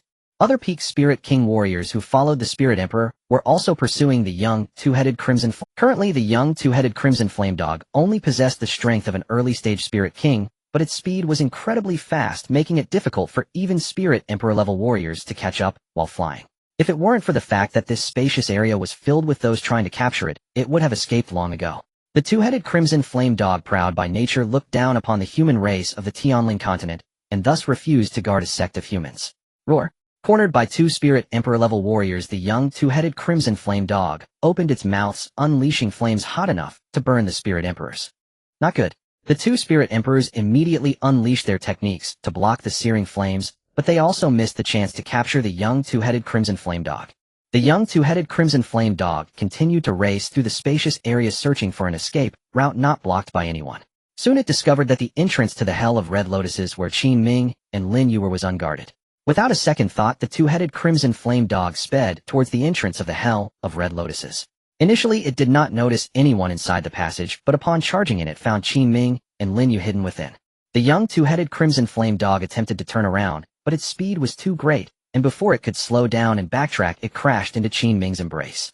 Immediately after, the Spirit Emperors and Spirit Kings also rushed into the passage, discovering Qin Ming and Lin Yu. Hand over the two-headed crimson flame dog. It is not a beast that two little brats like you can meddle with. The two-headed crimson flame dog also tried to break free from Qin Ming, but just as it opened its mouth to breathe fire, Qin Ming forcefully clapped, sealing both its mouths. Qin Ming disregarded the furious reprimand from one of the Spirit Emperors and instead casually communicated with Lin Yu beside him. Sister, where does this two-headed crimson flame dog have cultivation value? Lin Yu was somewhat surprised that Qin Ming would suddenly ask her this, but as a reincarnated celestial emperor, she still offered her candid assessment. No, just a foolish dog. Just a foolish dog, huh? Lin Yu's words instantly provoked the proud, Qi Yin two-headed dog. If it weren't for its two heads being firmly pressed together by Qin Ming, it would have definitely retorted, scolding Lin Yu for not recognizing its worth. It is one of the rare magical beasts of the Tianling continent, with a minimum potential of spirit saint. How dare it be called a foolish dog? Seeing Lin Yu claim that the Qi Yin two-headed dog had no training value, Qin Ming decisively showed his disdain and planned to discard the beast. Qin Ming treated the Qi Yin two-headed dog like a ball, rubbing it between his hands, causing it to spin rapidly in front of him. Infuriated, the Qi Yin two-headed dog barked, "Human, you are truly a dog. So you can talk." Qin Ming laughed, completely unfazed by the dog's angry words. Outside the passage, the Spirit Emperor and Peak Spirit King experts watched Qin Ming, warily, not knowing what he intended to do. Even Lin Yue, who had been with Qin Ming for 16 years, couldn't understand his intentions. She furrowed her brow slightly and asked, "Qin Ming, what are you doing? Did you not say this is a foolish dog with no training value? Of course I'm going to discard it." With a smile, Qin Ming answered Lin Yu's question and suddenly lifted his leg, kicking the Qi Yin two-headed dog, which was engulfed in flames right in front of everyone. "Ouch. Human, once I grow stronger, I will definitely repay you." The Qi Yin two-headed dog, caught in a mix of pain and fury, was kicked out toward the passage. The warriors surrounding Qin Ming, who were forcing him to hand over the Qi Yin two-headed dog, changed their expressions drastically. "Quick, get away. Don't let the flames of the Qi Yin two-headed dog burn you." Even though it is only at the beginning stage of Spirit King, its flames are enough to injure a Spirit Emperor. The Spirit Emperors capable of flight immediately fled to safety. However, those Peak Spirit Kings who could not fly could not escape as quickly as the flaming Qi Yin two-headed dog charged toward them. The burning fireball swept through the air, scorching the space around it. Boom. The Peak Spirit Kings standing at the entrance of the passage were pierced one by one by the fiery Qi Yin two-headed dog, like candied haws, cutting off their life force. After discarding the Qi Yin two-headed dog and kicking down so many Peak Spirit Kings, Qin Ming appeared completely unbothered. He smiled and said, "Sister, where let's go." Lin Yu replied, following Qin Ming as they walked towards the exit of the Red Lotus Hell Passage. Upon entering the spacious area, Qin Ming and Lin Yu noticed many Peak Spirit Kings outside. However, they were too frightened to stop Qin Ming after witnessing him kick down so many Spirit Kings. Meanwhile, the Qi Yin two-headed dog, treated like a ball, seized the opportunity to flee in the spacious area. The Spirit Emperors were busy chasing the Qi Yin two-headed dog and could not pay attention to Qin Ming and Lin. Lin Yu's eyes sparkled with celestial light as she quickly surveyed the area and pointed the way for Qin Ming. "Over there, Qin Ming, that leads to the next area." Qin Ming did not doubt her. As the reincarnation of a female emperor, Lin Yu surely possessed many methods he was unaware of, so he headed towards the next area, following her indication. After chasing for a long time without capturing the Qi Yin two-headed dog, one of the Spirit Emperors, frustrated, turned his anger towards Qin Ming and Lin Yu. "Want to kill someone and leave? No way." With that furious shout from the Spirit Emperor, Qin Ming and Lin Yu felt a strong killing intent approaching from behind them. Lin Yu's expression turned cold. Just as she was about to turn around to attack, Qin Ming swiftly turned and shielded her behind him. A celestial flower appeared right in front of the enraged Spirit Emperor, releasing overwhelming offensive power from its center. Boom. Despite being at the initial stage of Spirit Emperor, the Spirit Emperor was severely injured by Qin Ming's divine technique. Previously, they could still attribute Qin Ming's kicking down of so many Peak Spirit Kings to the ferocity of the Qi Yin two-headed dog's flames. Now, with one attack, Qin Ming injured a Spirit Emperor at the initial stage, once again reshaping their worldview. What kind of martial skill is this? How could a mere Spirit King injure a Spirit Emperor? At least it must be an Earth-tier skill, right? Is that boy from a top sect in Zhongzhou? But even if it is a top sect from Zhongzhou, I don't think there have been reports of them raising such a young Spirit King, right? The worldview of the Peak Spirit Kings was completely overturned by Qin Ming's divine technique, one thought blooming, ruling the world. This was the first time they had witnessed such a powerful divine technique. The Spirit Emperor, who was severely injured by Qin Ming, was burning with anger at such remarks. As a Spirit Emperor, he had always been a dominant force in a remote area, not competing with those top sects. Today, however, he had been reduced to a mere backdrop, to a boy who appeared to be around 16 years old, which he could not accept. A Spirit King is still a Spirit King. Even if you have an Earth-tier martial skill, you cannot defeat me. Using the strength of a Spirit King to activate an Earth-tier martial skill is extremely draining. Don't think I don't know that you are already at the end of your rope. Being able to injure me is something you can be proud of, but it ends here. The injured Spirit Emperor roared in anger to salvage his dignity and launched another assault on Qin Ming. However, he seemed to have forgotten that the celestial flower Qin Ming had previously unleashed had not disappeared. That celestial flower reformed and transformed into an avatar that looked exactly like Qin Ming. This avatar possessed the same combat power as Qin Ming himself. Under the disbelieving gaze of the Spirit Emperor, the avatar touched him and released an even more terrifying offensive power than before. As fragments of celestial light scattered in all directions, the Spirit Emperor's body began to be torn apart from the inside out. More and more irreparable wounds appeared on his body, causing everyone present to feel a wave of terror. What have you done to my body? In just a moment, the Spirit Emperor, who was howling in pain, fell apart, like fragile porcelain ready to shatter. Bang! No! This is impossible. How could I be killed by a mere Spirit King? I cannot accept this. Ugh! Ultimately, the Spirit Emperor, riddled with cracks, shattered into countless pieces under the horrified gazes of everyone except Qin Ming and Lin Yu. With the death of this Spirit Emperor, no one in the spacious area dared to underestimate Qin Ming and Lin Yu any longer. Especially Qin Ming, who had first kicked down numerous Spirit Kings, and then exterminated a Spirit Emperor with a celestial flower. In their eyes, Qin Ming was no longer the weak youth they had previously looked down upon, but rather an incredibly terrifying monster with immense talent. What kind of force could cultivate exceptional warriors like Qin Ming and Lin Yu? Would they really be concerned about a magical beast with the potential of a... What kind of force could cultivate exceptional warriors like Qin Ming and Lin Yu? Would they really be concerned about a magical beast with the potential of a spirit saint? Perhaps their sect had more than one spirit saint. Such a Qin Ming must not be provoked. In this battle, Qin Ming had already intimidated this group of spirit emperors and spirit kings with his strength. They were not from the same faction, and now none of them dared to provoke Qin Ming and Lin Yu. Watching Qin Ming and Lin Yu step into the passage to the next area, they did not dare to continue blocking their way. At this moment, a spirit emperor noticed that the Qi Yin two-headed dog was also intimidated by Qin Ming's earlier strike that had eliminated a spirit emperor. Seizing this opportunity, he took hold of the Qi Yin two-headed dog. Haha, I finally caught you. The Qi Yin two-headed dog is mine now. With it, our sect will surely rise to become a top-tier sect. Just as he laughed, he was ambushed by another sect's spirit emperor. Yours? The Qi Yin two-headed dog is now... How dare you ambush me? Let me show you my methods. Soon the allure of the Qi Yin two-headed dog caused the area which had fallen silent due to Qin Ming to become chaotic again. Although captured, the Qi Yin two-headed dog did not give up its hope of escape. Taking advantage of the spirit emperors fighting fiercely, it broke free from their restraints and rushed towards the direction of Qin Ming and Lin Yu. It knew that if it continued to waste time like this, it would eventually be exhausted and captured. Therefore, in order to escape from these contemptible human captors, it planned to ally with Qin Ming and Lin Yu. Indeed, after witnessing Qin Ming's terrifying divine technique, the Qi Yin two-headed dog had already determined to follow him. In the eyes of these ignorant spirit kings and spirit emperors, what Qin Ming had just displayed was an earth-level martial skill. However, in the eyes of the Qi Yin two-headed dog, which possessed memory inheritance, the divine technique that Qin Ming had just executed was undoubtedly a heaven-level martial skill. A heaven-level martial skill, even in the eyes of a spirit saint, or even the legendary spirit emperor, would be a top-tier martial skill worth competing for. Now in the eyes of the Qi Yin two-headed dog, Qin Ming was an existence whose future accomplishments would not be inferior to its own. Following Qin Ming was undoubtedly the right choice. However, even with its perspective, the Qi Yin two-headed dog's understanding of Qin Ming's immortal emperor divine technique still did not escape the realm of martial skills. Ultimately, it was a humble creature of this realm.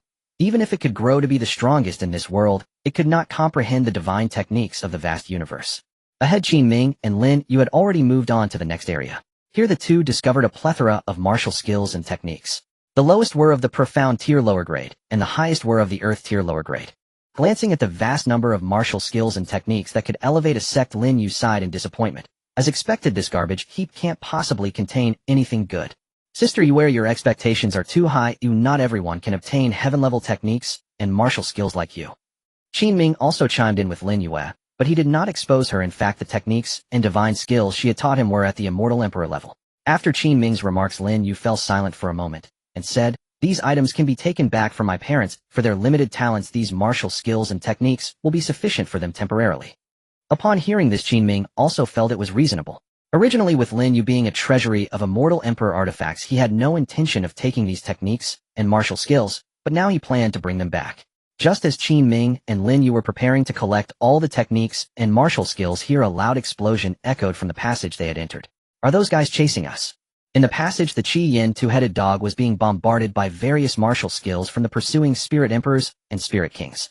The passage was too narrow for it to dodge, forcing it to sprint forward. During this time, the Qi Yin two-headed dog suffered multiple impacts, and its injuries began to accelerate its exhaustion. Soon the Qi Yin two-headed dog's stamina was approaching its limit due to the worsening injuries. "Qi Yin two-headed dog, stop running. We don't want to kill you, just surrender."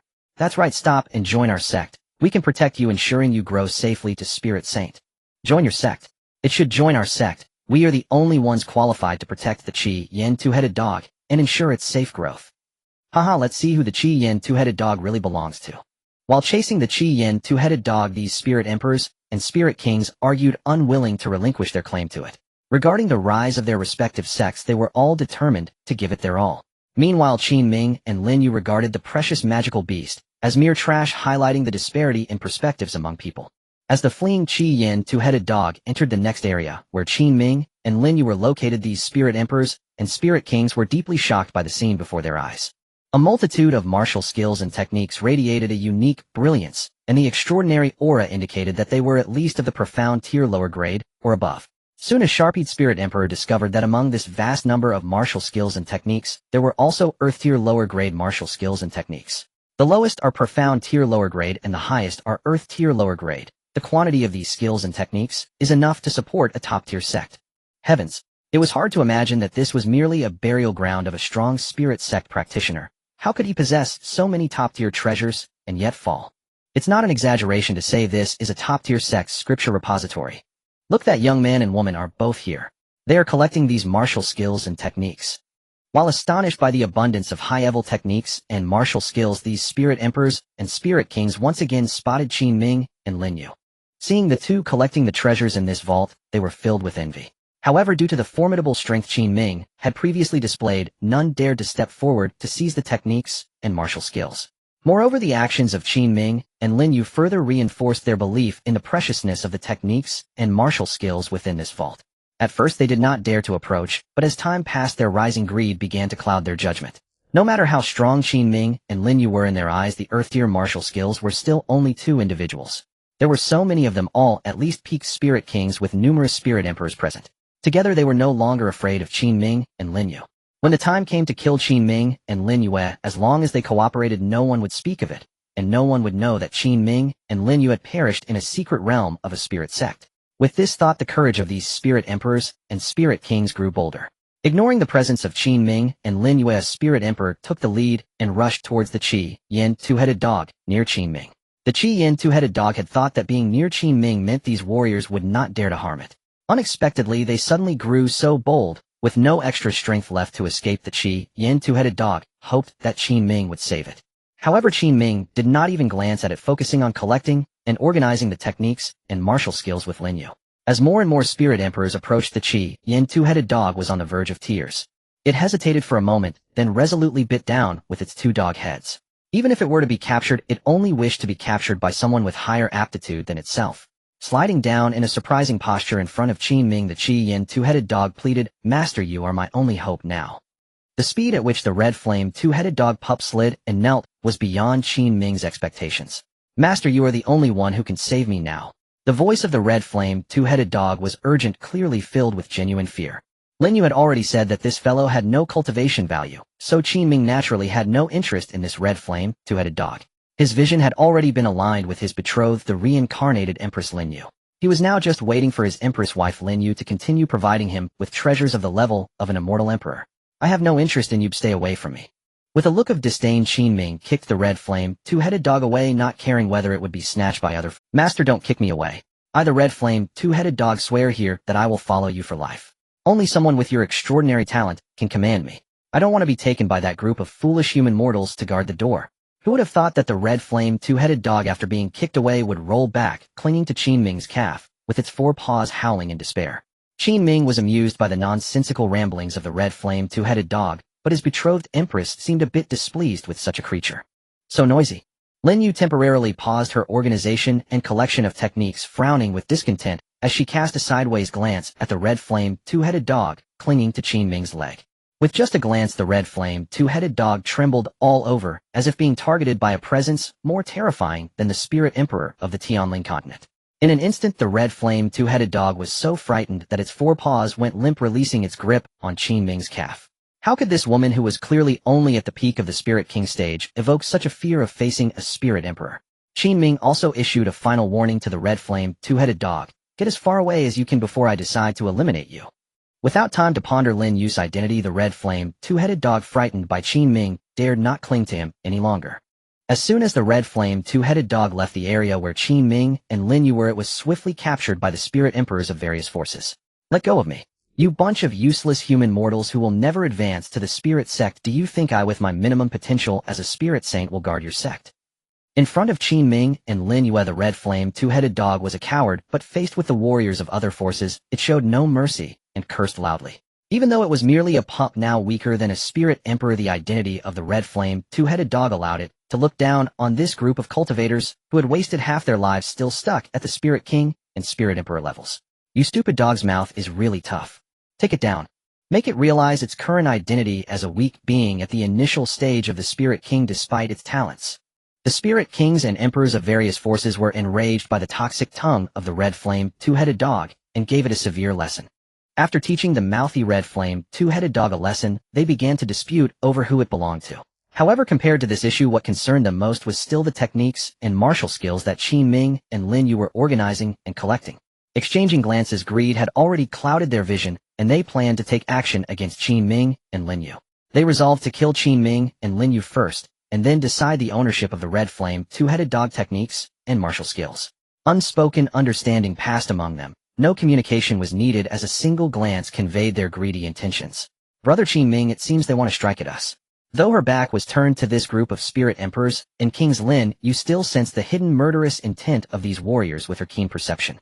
Qin Ming felt the same, his eyes narrowed. If they really dare to act, then he'll have to eliminate them all.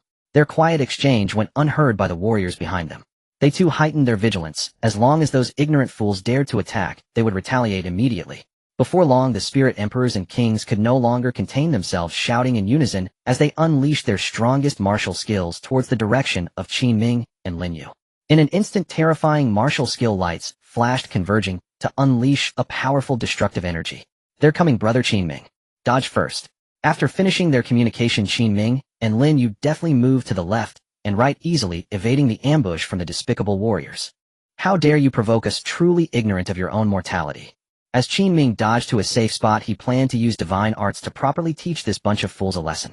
However, they did not continue attacking him, but instead targeted Lin Yu. Capture that girl first, as she can't be as strong as that boy. Grab her, and that boy will submit. At that point, we can not only obtain the magical beast techniques and martial skills from the spirit sect's secret realm, but also fool them into giving us earth-level martial skills. I didn't expect such a great harvest from a mere spirit sect secret realm. We will definitely be rewarded by our sect when we return. Sect. With these, how could we not establish a new sect even stronger than my original one? I want to become the sect master myself. While attacking the seemingly frail Lin Yu, these warriors began to fantasize about their future. Qin Ming's expression darkened completely upon seeing this. Just as he was about to rush over to rescue Lin Yu, he heard her voice in his heart, preventing him from doing so. Brother Qin Ming, you've protected me so many times before, let me handle this myself this time. I'm a bit angry now. Was this a form of sound transmission divine art? Qin Ming was quite surprised that Lin Yu could also use such divine arts. However, upon hearing her words and recalling her reincarnation as an empress, he no longer worried about her getting hurt. This was a perfect opportunity to see if his empress wife would display any new divine arts. Perhaps he could even gain access to a top-tier divine art for free. This time, facing the barrage of martial skills, Lin Yu did not dodge at all. She confidently stood her ground. The spirit emperors and kings were infuriated to see Lin Yu standing still and calmly watching them. They snapped, "How dare you not dodge? This time let this young girl experience the insurmountable power gap between the spirit emperor and spirit king." Lin Yu paid no heed to the furious taunts of these warriors. Only when they were about to close in on her did she slowly raise her jade hand. The 10,000 transformation sacred decision. As Lin Yu lifted her jade hand, a faint ethereal mist surrounded her, obscuring her from the view of those outside. In the next moment, a peak spirit king expert let out an unbelievable scream. Where are my martial skills? Why has the power of my formidable martial skills completely vanished? As one peak spirit king expert discovered this issue, soon more and more spirit king experts realized that the power of their martial skills had drastically diminished until it completely vanished. Even the martial skills unleashed by spirit emperor experts could not escape this fate, dissipating entirely. After a brief moment of confusion, they quickly turned their suspicious gazes towards Lin Yu, shrouded in the mist. Was it you behind this? It must be her. What kind of martial skill is this? How can it nullify the power of so many of our martial skills? I've never seen such a martial skill before. Qin Ming was also witnessing Lin Yu using this move for the first time, greatly astonished. Such a godlike technique existed in the world. With her body protected by ethereal mist, Lin Yue, after advancing to the peak Spirit King stage, had resumed using this divine art she had created in her past life. During her time in Qin Ming's courtyard, she practiced not only the one-thought blooming dominating the world technique she taught Qin Ming, but also various divine arts. Easily neutralizing the power of her enemy's martial skills, Lin Yu's beautiful eyes narrowed slightly, radiating a terrifying celestial light. The flying, immortal decision. Not good run. That golden light is dangerous. That aura is strong enough to easily annihilate a spirit emperor. My heavens, could it be another earth-level martial skill? Damn it. If only I had an earth-level martial skill, I wouldn't fear a mere spirit king. The celestial light emitted a dazzling golden glow, exuding a terrifying might that even made spirit emperors tremble. The powerful celestial radiance instantly enveloped all the enemies within this treasury of martial skills. This was a rare power of the flying immortal. The scattered celestial light appeared gentle, yet it concealed infinite lethal intent. Any warrior who came into contact with the celestial light let out a wretched scream and exploded. In the blink of an eye, all the spirit emperors and kings enveloped by the celestial light were annihilated by Lin Yu's flying, immortal power. The red flame two-headed dog not having attacked Qin Ming, and Lin Yu managed to survive by a stroke of luck. However, it was still terrified by the overwhelming power Lin Yu displayed, lying limp on the ground, gazing at Lin Yu with fear and trembling. One Qin Ming is terrifying enough, but how could even a little maid beside him be so fierce? After eliminating all the enemies in this treasure trove, Lin Yu's gaze showed no ripple. It seemed that the deaths of these people did not stir the slightest emotional response within her. Returning swiftly to Qin Ming's side, Lin Yu dispersed her protective celestial light. Noticing the peculiar look in Qin Ming's eyes, her cold demeanor slightly flushed. She turned her head and whispered, "Qin Ming Gij, why are you looking at me like that? Mei, what is the name of the martial skill you just demonstrated?" Upon hearing this, Lin Yu began to understand why Qin Ming was looking at her with such excitement. It turned out he was interested in her divine technique, the Wanhua Sacred Decision, and the Fei Xian Decision, not in her as a person. Thinking of this, Lin Yu felt a hint of disappointment in her heart. Seeing that Lin Yu did not speak, Qin Ming mistakenly thought it was inconvenient for her to tell him, so he directly said, Mei, if it's not convenient to say, then let's finish collecting those techniques and martial skills and leave." Hearing Qin Ming say this, the person she cherished most, Lin Yue, who was a reincarnated empress, felt a bit anxious. "It's convenient, Qin Ming Gij here." Taking out the training scrolls for the Wanhua Sacred Decision and the Fei Xian Decision from the depths of her divine soul, Lin Yu put on an expression she would never show in front of others, biting her lip as she looked at Qin Ming. "Congratulations, the host has obtained the Wanhua Sacred Decision and the Fei Xian Decision of the indestructible Heavenly Emperor. Wanhua Sacred Decision, Grade Celestial Emperor. This technique, created by the indestructible Heavenly Emperor, can resolve all divine techniques in the world and weaken the enemy's combat power. When cultivated to the extreme, it can even refine the heavenly Tao and myriad laws, being one of the strongest means of the indestructible Heavenly Emperor. Fei Xian Decision, Grade Celestial Emperor. One of the 9 divine techniques created by the indestructible Heavenly Emperor to counter the 9 secrets it can confront the Do character secret. Its Fei Xian power possesses unparalleled offensive force, invulnerable and unbreakable. When cultivated to the extreme, the Fei Xian power can transform into the true self's divine embryo, which is a pure Fei Xian energy body with an unparalleled offensive capability, annihilating all enemies in the world. Listening to the system's prompt, Qin Ming was excited as he took the Wanhua Sacred Decision and the Fei Xian Decision. Qin Ming certainly couldn't say he knew these were Celestial Emperor divine techniques. He asked symbolically, Mei, are these also celestial grade martial skills? "Yes, they are something I obtained by chance outside before. I was afraid that Qin Ming Gij, you might not be able to handle too much at once, so I thought I would wait for you to cultivate the techniques and martial skills I gave you earlier before bringing these out at the right time." Not wanting Qin Ming to know about her previous life, Lin Yu was also acting her part. Qin Ming cooperated with Lin Yu, saying, Mei, don't worry, I will cultivate the new martial skills well. The Empress wife has revealed Celestial Emperor divine techniques again. Lin Yu is like a mobile Celestial Emperor treasure trove, always surprising him with new finds. Feeling delighted, Qin Ming continued with Lin Yu to collect techniques and martial skills to take back for their. Meanwhile, the lucky surviving pup of the Red Flame, two-headed hound, gradually calmed down from its earlier terror as time passed. That martial skill capable of neutralizing the powers of all spirit kings and spirit emperors was definitely a celestial grade technique. And that radiant light of the immortals it had never seen before was surely a celestial grade technique.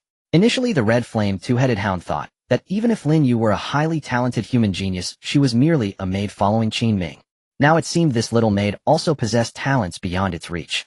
What exactly were the identities of these? Even the hidden family established by the formidable spirit emperor from ancient legends wouldn't allow just anyone to learn so many celestial grade techniques, would they? Could it be that they are the core heirs of some hidden family of a spirit emperor, allowing them to learn so many celestial-grade techniques? Based on its inherited memories, the pup speculated that Qin Ming and Lin Yu's identities might be even more noble than it had previously thought. Only such backgrounds could explain the astonishing talents and combat capabilities of Qin Ming and Lin Yue, as well as the ceaseless emergence of celestial-grade techniques.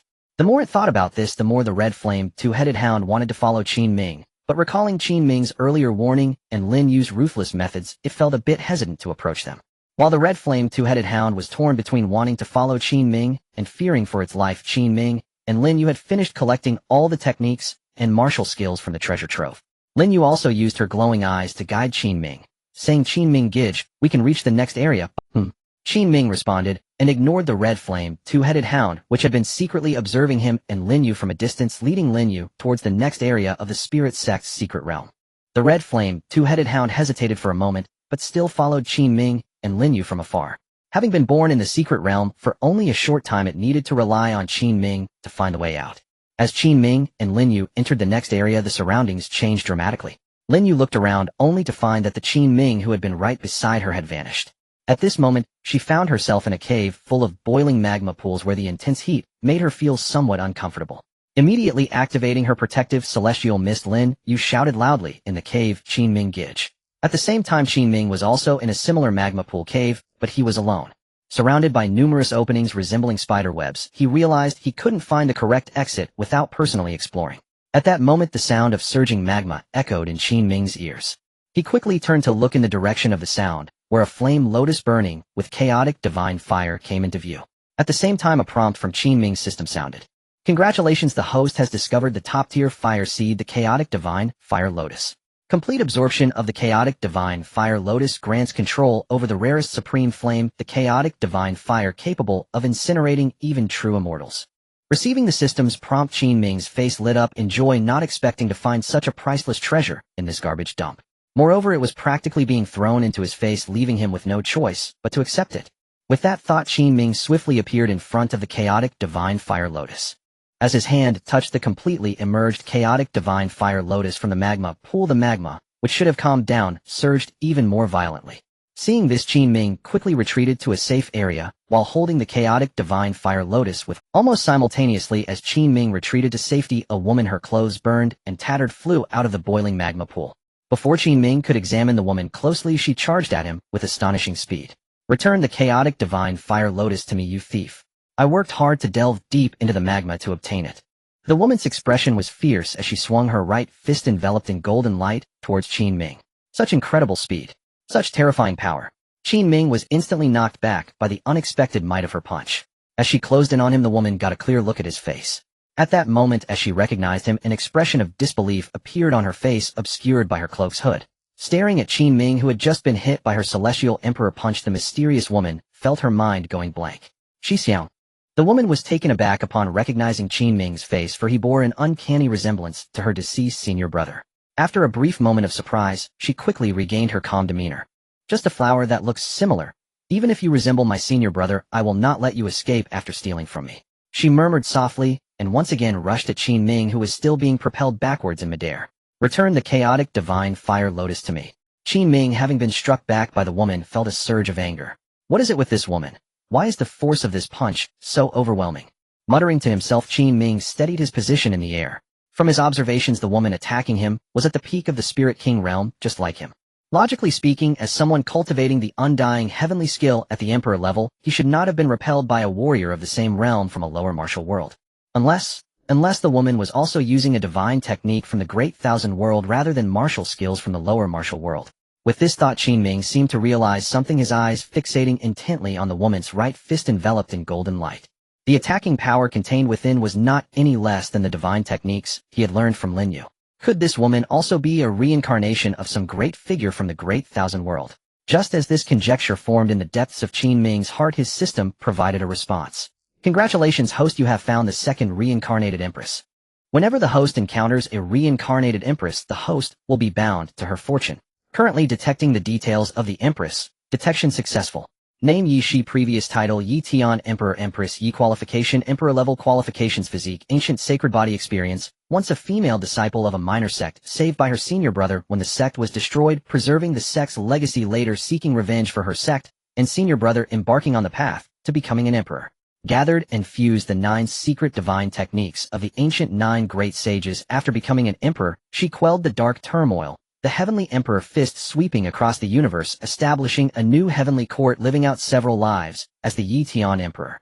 No wonder he who trained in the undying heavenly skill could be repelled by Yi Shi of the same realm. It turns out this woman is also a reincarnated empress. She is a walking treasury of the emperor. You've lost focus.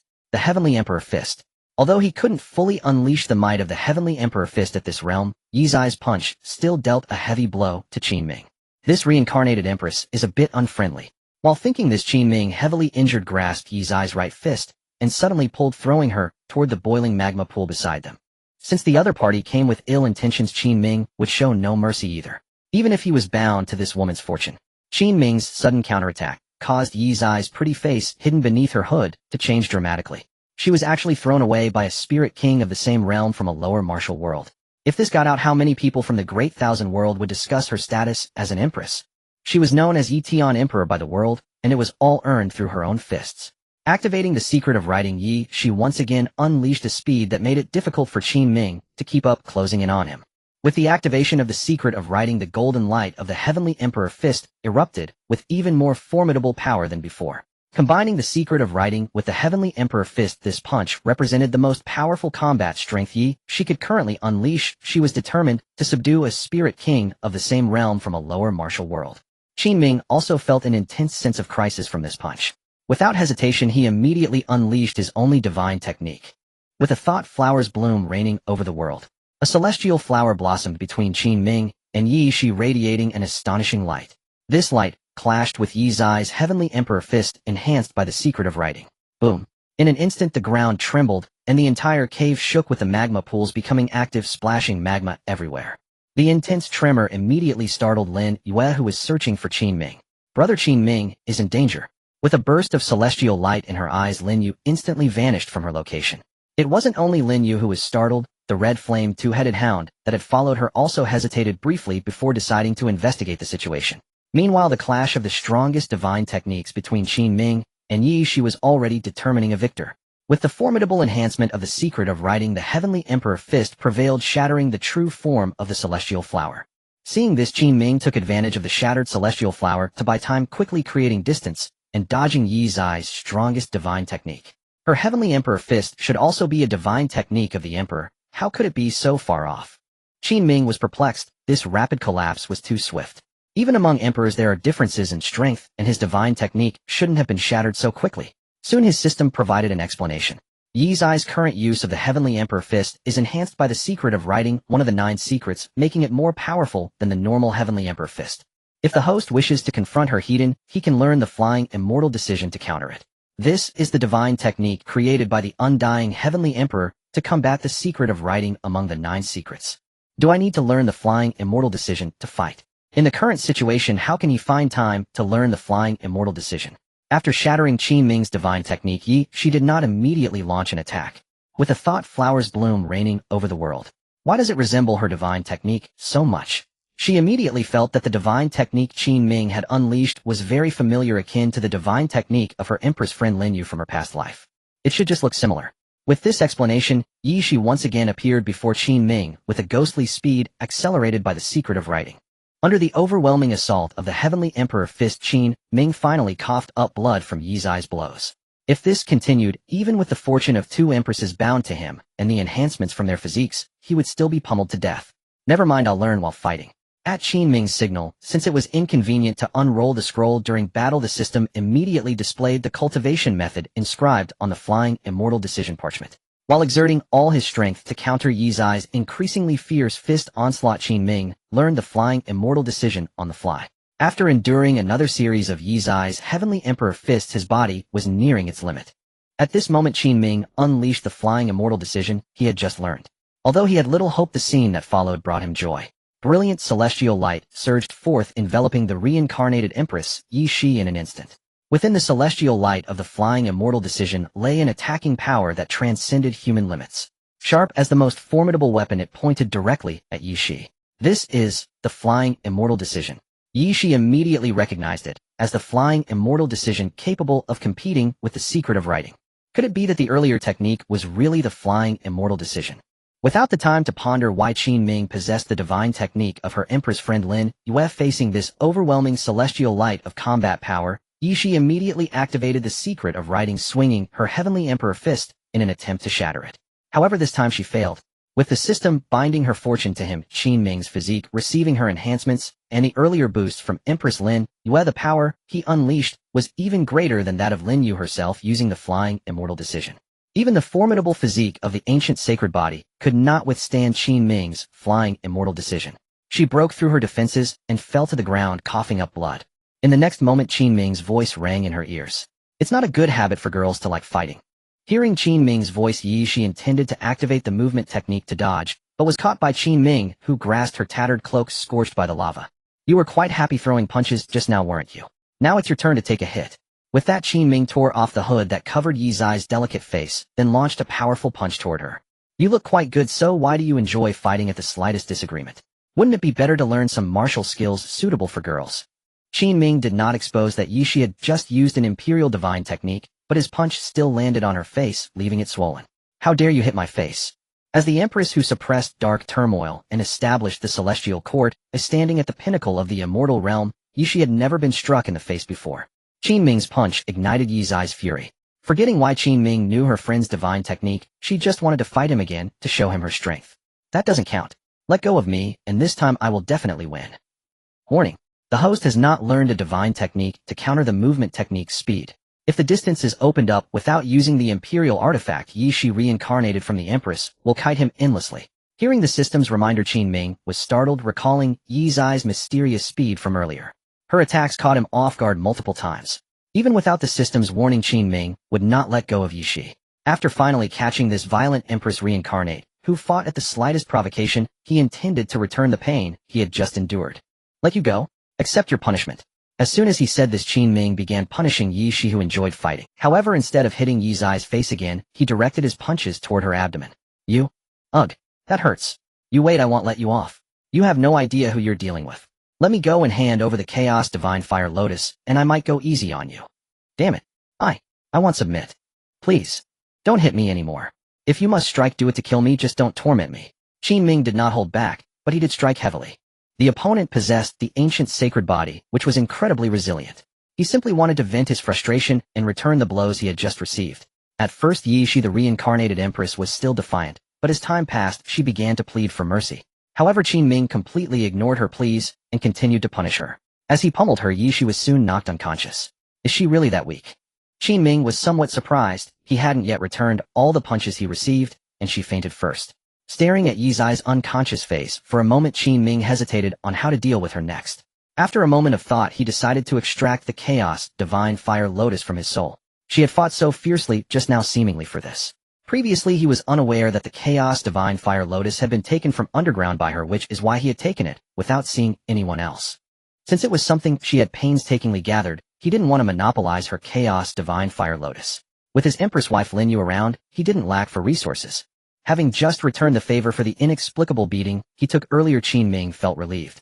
He placed the Chaos Divine Fire Lotus beside her and decided to leave Yi Shi here. With that thought, Qin Ming smiled slightly and stood up from Yi Shi. Now where should I go to find my sister Yu? Upon seeing the intricate volcanic cave, Qin Ming felt a headache coming on, unsure of which way to go to find the lost Lin Yue. A bad premonition rose within him, and Qin Ming immediately turned to where Yi Shi had been unconscious. There Yi Shi had disappeared. Over here. Yi Zai's delicate shout came from behind him, and Qin Ming instantly realized he had been tricked. This reincarnated Empress had been pretending to be unconscious. In her past life, as the Empress who had dominated the heavens with the Emperor's fist, how could she employ such a devious scheme? Her heart was truly malicious. Faced with Yi Zai's assault enhanced by the movement technique, Qin Ming, who could not match her speed, was immediately sent flying. He tried to grab Yi Shi again, but she had learned her lesson, attacking him with the movement technique throughout. That unpredictable speed transformed Yi Shi into an elusive shadow, making it impossible for Qin Ming to see how she appeared before him each time. If Yi Shi used the fighting technique and the Emperor's fist again, Qin Ming would surely face a dreadful fate. However, Yi Shi did not do so. Considering that Qin Ming had not attacked her while she pretended to be unconscious, she did not wish to strike him, who resembled her deceased senior brother. But this was not the only reason for her restraint. The most important reason was the flying immortal technique and the divine technique one thought blossoms you reign over the world that Qin Ming had just displayed. She had now confirmed that the techniques Qin Ming had used were indeed those of her Empress friend Lin Yu. After teaching him a lesson, she would thoroughly interrogate him on how he learned these two divine techniques. She speculated that Qin Ming was likely the inheritor of her Empress friend Lin Yu. As for how Lin Yu's divine techniques appeared in this lower martial world, Yi could only guess that Lin Yu might have visited this lower martial world before. If that were the case, she wouldn't mind guiding Qin Ming, who could integrate divine techniques with remarkable talent. After this encounter, Yi acknowledged Qin Ming's giftedness. Being at the peak of the Spirit King realm, he could actually suppress her Emperor's fist enhanced by the fighting technique with the flying immortal technique. Had she not learned the movement technique from the 9 secrets before coming out and pretended to be unconscious to fool Qin Ming, she might have truly been unable to defeat him.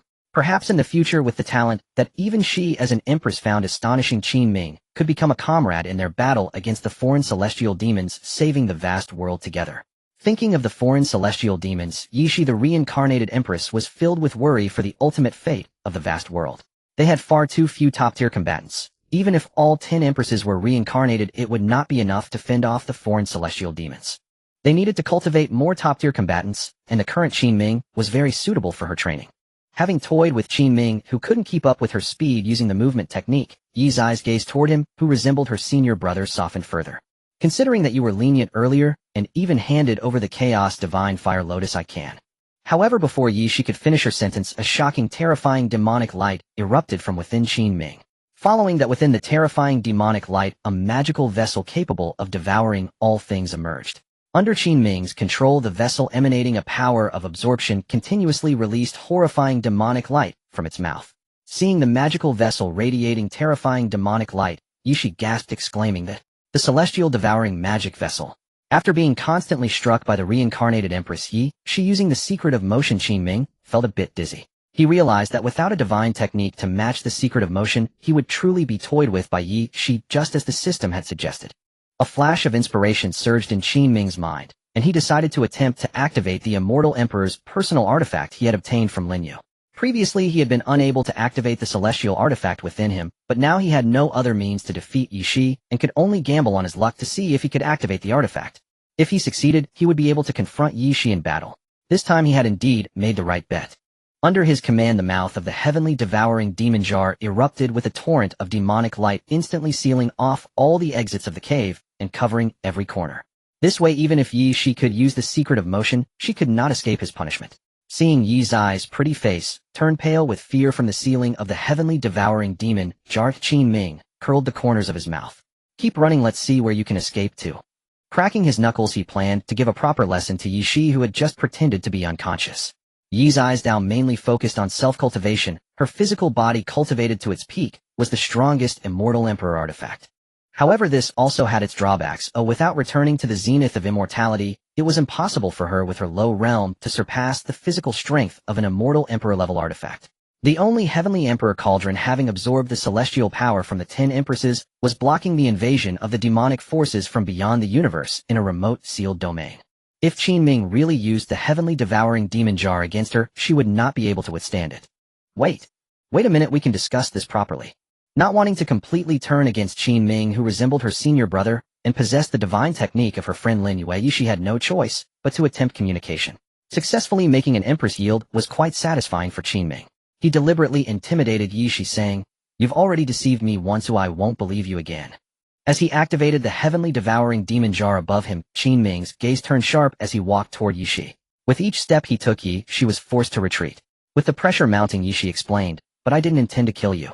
If I wanted to kill you, I would have used the fighting word secret and the heavenly emperor fist while activating the secret of motion." "There's no use in saying more," Qin Ming coldly shouted, and then activated the heavenly devouring demon jar to attack Yi, who had nowhere to escape. Though it seemed he was intent on killing Yi, in reality, he merely wanted to teach her a lesson for her penchant for fighting, so she would behave more obediently in the future. The demonic light of the heavenly devouring demon jar, turning into pitch-black flames, critically injured Yi and knocked her unconscious. This time Yi truly could not withstand it. Even if this version of Qin Ming could not unleash the full power of the heavenly devouring demon, the jar itself was still an immortal emperor artifact, and the power it released, even at its weakest, was enough to render Yishi unconscious. Qin Ming knew from the system that Yishi had been friends with his fiancée Lin Yu in her previous life, so he felt that teaching her a lesson to this extent was enough. At that moment, Lin Yu's voice calling out to Qin Ming could be heard nearby. "Qin Ming, brother, don't kill her." Almost as soon as Qin Ming heard Lin Yu's voice, she appeared before him. Mistaking Qin Ming for wanting to kill Yishi, Lin Yu immediately opened her arms to stop him. Qin Ming had no intention of killing Yishi, but seeing Lin Yu's anxious expression made him want to laugh. Why? He couldn't reveal the matter about Yi Zai's identity that the system had told him, so he pretended not to know why Lin Yu was stopping him. Faced with Qin Ming's questioning, Lin Yu found herself at a loss for words. She certainly couldn't reveal that she was the reincarnation of an empress.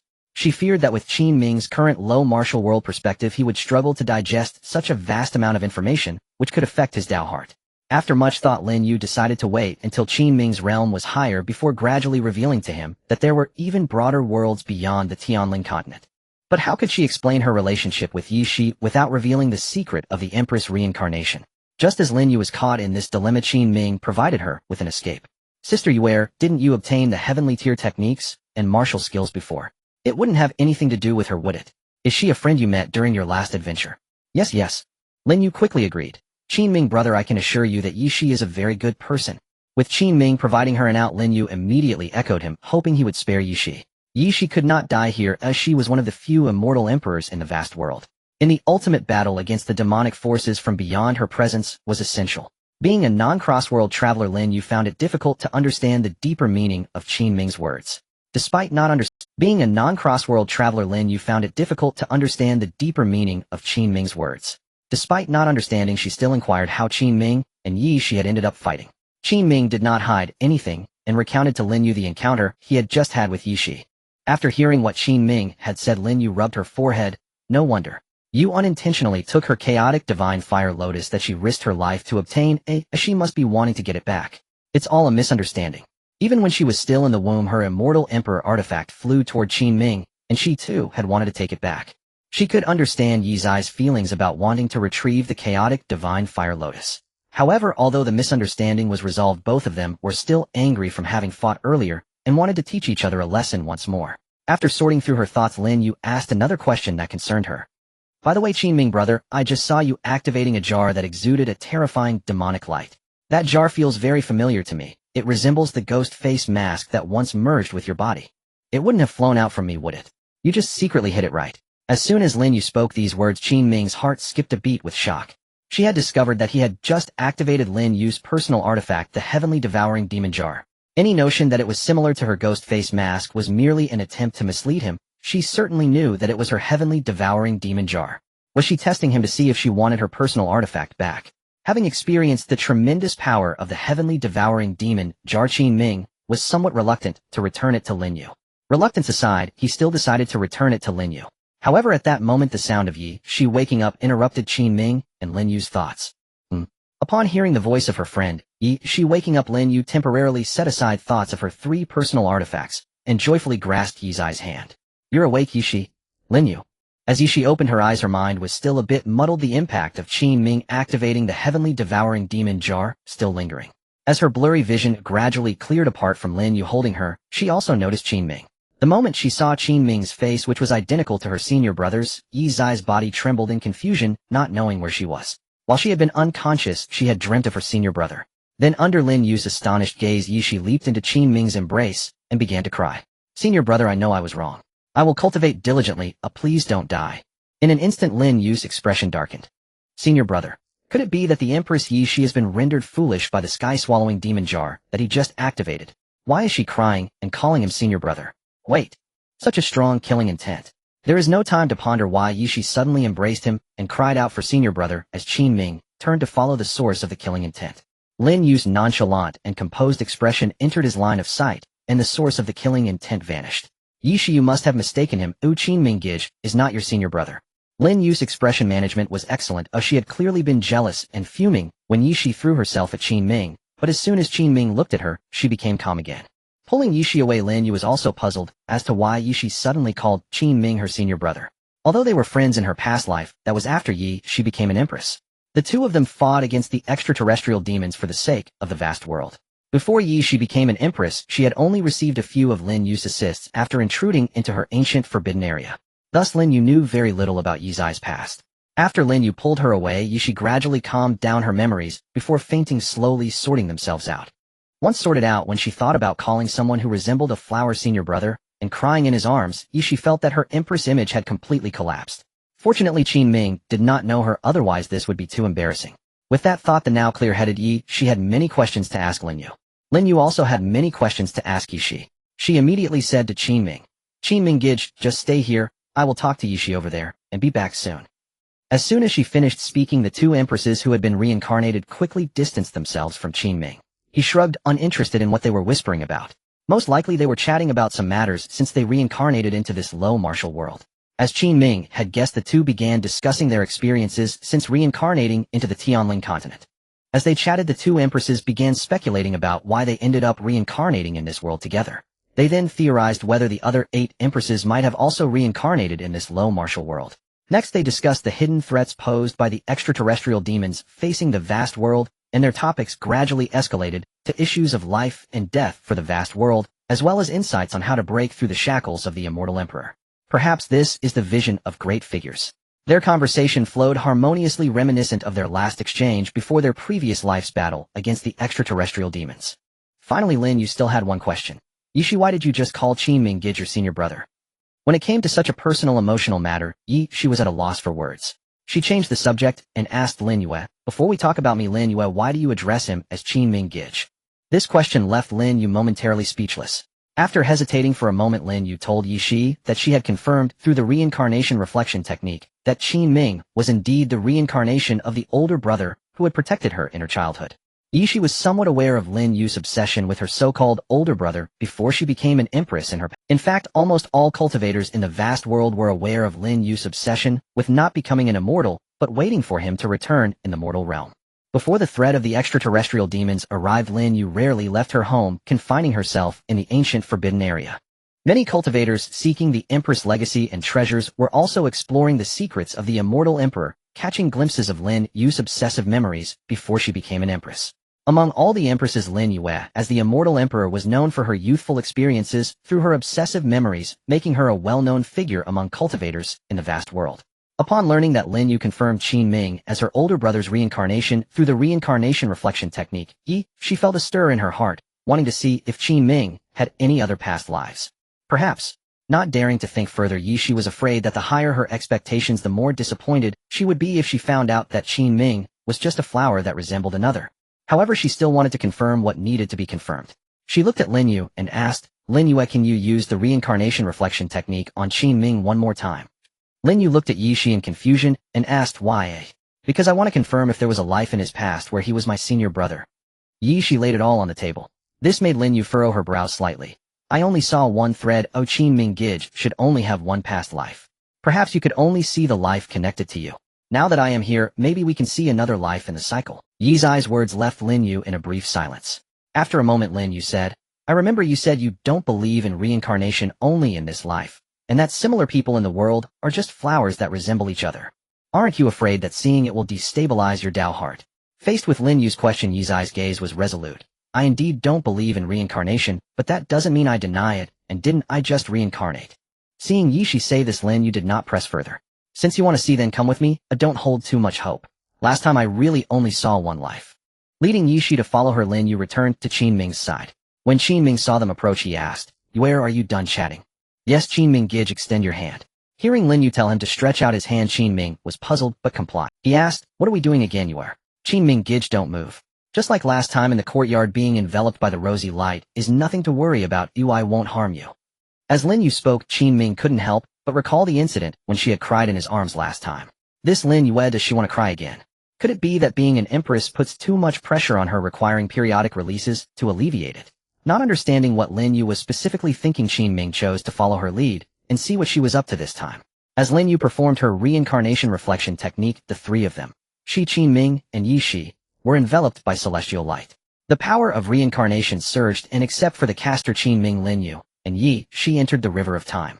Previously, when Lin Yu entered, there was only one thread connecting Qin Ming's past life. This time, however, there was an additional thread, and it resonated with Yishi. Lin Yu was genuinely surprised. There's actually another life. But how come I didn't find his existence earlier? Compared to Lin Yu's surprise, Yi Zai's feelings were more of delight and anticipation. She had originally only tried her luck. Unexpectedly, just as she had said, Lin Yu had previously only seen one life, which was the life where Lin Yu was connected to Qin Ming. Lin Yu and Yi Shi exchanged glances, then both tacitly began to swim upstream, following the thread of destiny related to Yi Shi. Soon they saw an exit, and quickly crossed over to the other side of the door. The moment they emerged, they found themselves at a sect that was incredibly familiar to Yi Shi. On a certain peak of this small sect, a young man, who looked exactly like Qin Ming, was instructing a young girl in fist techniques. This young girl also looked exactly like Yi Shi. This scene caused Yi Shi to fall into deep memories of the past. It really is senior brother. I told you he looks exactly like senior brother. Hearing Yi Zai's choked voice, Lin Yu did not respond, but silently observed Qin Ming's past life as he taught Yi Shi the fist techniques. To her surprise, Qin Ming indeed had another life on the Burial Emperor Star. She had previously searched all over the Burial Emperor Star, even throughout the vast world, but had not found Qin Ming's reincarnation, indicating that their fate had not yet arrived. Clearly he was so close to her.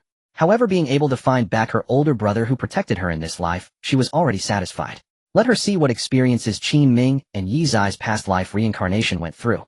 With that thought, Lin Yu noticed a question that made her ponder deeply. That was the fist techniques Qin Ming was teaching Yi Shi in this life were remarkably similar to the Heavenly Emperor fist that Yi Shi had perfected. Seeing this, Lin Yu asked, Yi Shi Qin Ming Gijhi. Why does the fist technique he is demonstrating resemble your Heavenly Emperor fist so much? Speaking of this, Yi Shi adjusted her emotions and replied, because my Heavenly Emperor fist was taught to me by senior brother. I always thought your Celestial Emperor fist was your own creation, never imagined it was taught by him. Lin Yu was somewhat surprised, never expecting that Yi Zai's domineering and decisive Celestial Emperor fist originated from her Qin Ming brother's past life. Yi Shi nodded. It was taught by my senior brother, a fist art he created himself. Unfortunately, he passed away young. As his junior sister, I inherited his will and vowed to evolve his fist art to the pinnacle of the immortal path. Lin Yu stared at Qin Ming atop the peak, watching him teach Yi Shi the fist art that was still in its embryonic form. She opened her mouth. Your senior brother in this life, he is. She stopped mid-sentence, hesitating. She actually wanted to ask Yi Shi how Qin Ming died in this life, but thinking the topic was too sensitive, she refrained from continuing. Anyway, watching this way, she would surely see the cause of Qin Ming's death in this life. Yi Shi, knowing what Lin Yu wanted to ask, said guiltily, senior brother died saving me. If not for that, with his talent, why would I need to complete the subsequent evolution of the Celestial Emperor fist for him? He could have become an emperor himself. Look down right here, the murderers who destroyed our sect are coming. Although Yi Shi had long avenged her sect and her senior brother with her own hands, whenever she mentioned those murderers, an irrepressible hatred burned in her eyes.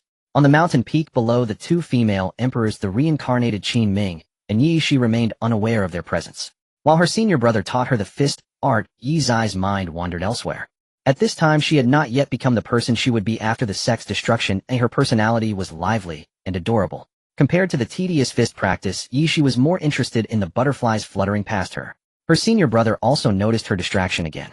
Junior sister Sierra, did you understand the fist art I just demonstrated? Faced with her senior brother's question, Yi Shi, who had barely watched, felt a twinge of guilt. Yet she cleverly dodged. Sierra understands, senior brother. Your fist art is truly domineering, majestic, unparalleled, and divinely heroic. Then demonstrate it. Interrupted by her senior brother as she flattered him endlessly, Yi Shi narrowed her beautiful eyes. Well, senior brother, your fist art is too profound. How could Sierra learn it just by watching once? But I have demonstrated it over 20 times. Your mind isn't on this at all, it's entirely on that butter. Exposed by her senior brother for being distracted, Yi Shi blushed and lowered her head.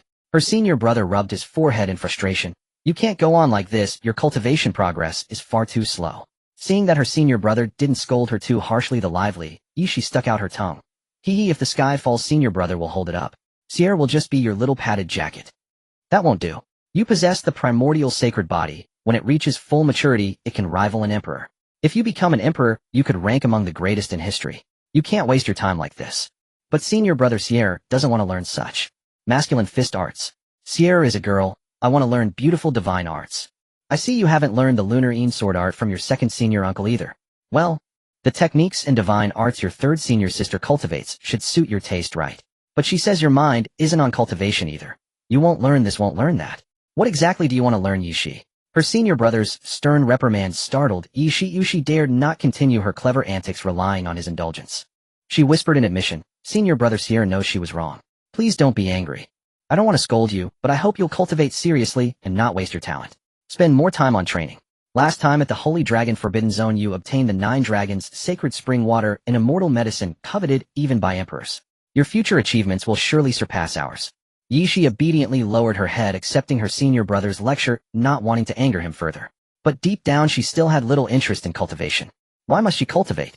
Just because she possessed one of the most powerful physiques in history, the primordial sacred body. Everyone who treads the path of cultivation has their own reason. But Yishi truly couldn't find her reason. Throughout history, even emperors struggled to achieve immortality. What use was eking out a few more lifetimes? In the end they all became bones, their imperial tombs, plundered by later generations. She cared nothing for eternal life. She would just train, casually reaching whatever realm she could. In this life, she only wanted to follow her senior brother, being a carefree, happy junior sister. That's simple. As she thought this, Yishi suddenly noticed that the clear blue sky over their sect was now shrouded by dark oppressive clouds. Yishi asked in confusion, "Senior brother, why has the sky darkened?" Before her senior brother could answer, a deafening demonic sound echoed from afar, startling everyone in Yizai's sect into alertness. "Hand over the immortal medicine, the 9 dragons, sacred spring water. This is not something a tiny sect like yours should possess." Hearing this, Yizai's senior brother's expression changed drastically. "Junior sister Sierra, during your trip to the Holy Dragon Forbidden Zone were there others nearby when you obtained the 9 dragons sacred spring water?" "Probably not." Yishi shook her head uncertainly. She had been alone. But with her low cultivation, even if someone were there, she might not have noticed. Soon Yizai's sect was surrounded by young elites from the 10 great holy lands. "Overlord, it's her. The woman on the peak, the primordial sacred body.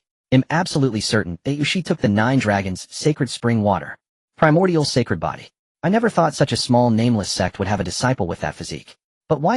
Overlord, even a male primordial sacred body wouldn't be your match. The claim that the primordial sacred body is the natural rival of the heavenly tyrant body is utter nonsense. Your heavenly tyrant body is definitely superior."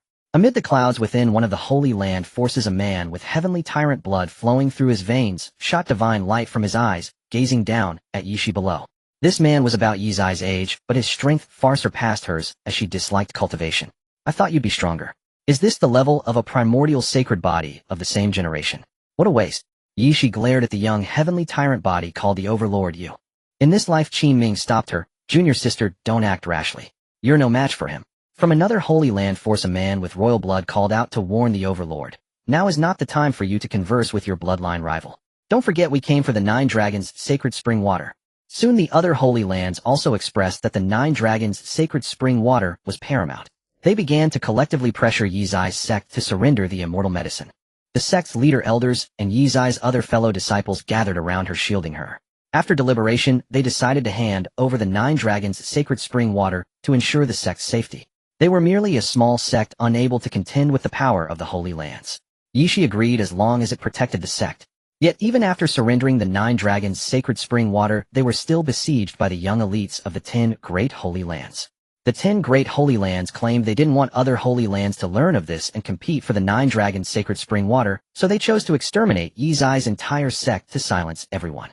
The young prodigies from the 10 great holy lands were all geniuses of their generation, but their strength surpassed even the sect leader and elders of Yizai's small sect. The only one who could contend with the young elites of the 10 great holy lands was Yizai's senior brother, Qin Ming, in this life. After killing many of the young elites from the 10 great holy lands in succession, Qin Ming, in this life, soon drew the attention of the leading saint sons of the 10 great holy lands. How could a small sect nurture such an invincible young expert? If this continues, I'll kill everyone we brought. If the rest of you fall back, let me, the Overlord, face him. The heavenly tyrant body flew toward Qin Ming in this life, swinging his tyrant body fist to clash with Qin Ming's right fist. In the next second, the heavenly tyrant body was sent flying by a single punch from Qin Ming. Impossible. I with my physique was knocked back by someone so ordinary. His fist art is the problem. That must be a top-tier fist art. How long will you keep watching? Join forces. We can share the man's fist. At the heavenly tyrant Bodis roar, the other 9 saint sons were also captivated by Qin Ming's domineering fist art, which overpowered the heavenly tyrant body. They all struck together, 10 of them launching attacks on Qin Ming in this life. Yishi watched her senior brother fight the saint sons of the 10 great holy lands alone to protect her, and unable to help, her heart tightened with anxiety. At the same time, she grieved and blamed herself for the other sect members being slaughtered. If she had always listened to her senior brother, perhaps now she could fight alongside him. Now she was nothing but a burden.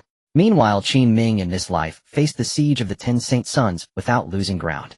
The embryonic form of the domineering celestial emperor fist in his hands erupted with absolute power that made the heavenly tyrant body and various royal blood experts tremble. Boom. Under the incredulous gaze of all the combatants, the 10 Saint Sons in the sky were sent flying backward like skewered candied fruits knocked back by a single punch from Qin Ming.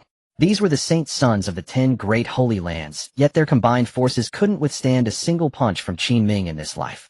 In this life, although Qin Ming possesses an ordinary physique, the unique martial arts he created compensates for his physical shortcomings, allowing him to maintain an advantage even against the top 10 holy sons. This scene inevitably resonated with the Empress Lin Yue, who was watching the reflection of the reincarnation. In the past, she was so weak that she was inferior to an ordinary person who could not cultivate, often falling ill. Yet relying on her comprehension of the Tao, she swept through her peers with superior cultivation physiques, ultimately achieving the status of an empress. If Qin Ming does not die later in this life, he will surely become an empress like her. If he were to become an empress in this life, he would undoubtedly venture into the ancient forbidden land and meet her ahead of time. Regrettably, fate is jealous of outstanding talent. Her brother Qin Ming truly has a tragic destiny. With this thought, Lin Yu silently vowed to protect Qin Ming's peace throughout this life. Beside her, the Empress, Yi Zai's eyes were already wet with emotion, feeling ashamed for not heeding her senior brother's advice to cultivate diligently. Below, the sect where Yi she belonged in her past life had been completely slaughtered by the people from the top 10 sacred lands, except for her and Qin Ming. Seeing Qin Ming single-handedly suppress the top 10 holy sons, they were all fearful that if he won, he would sweep through them to avenge his sect. Therefore, to keep Qin Ming under their control, they decided to capture Yi Shi, forcing Qin Ming as her senior brother to yield.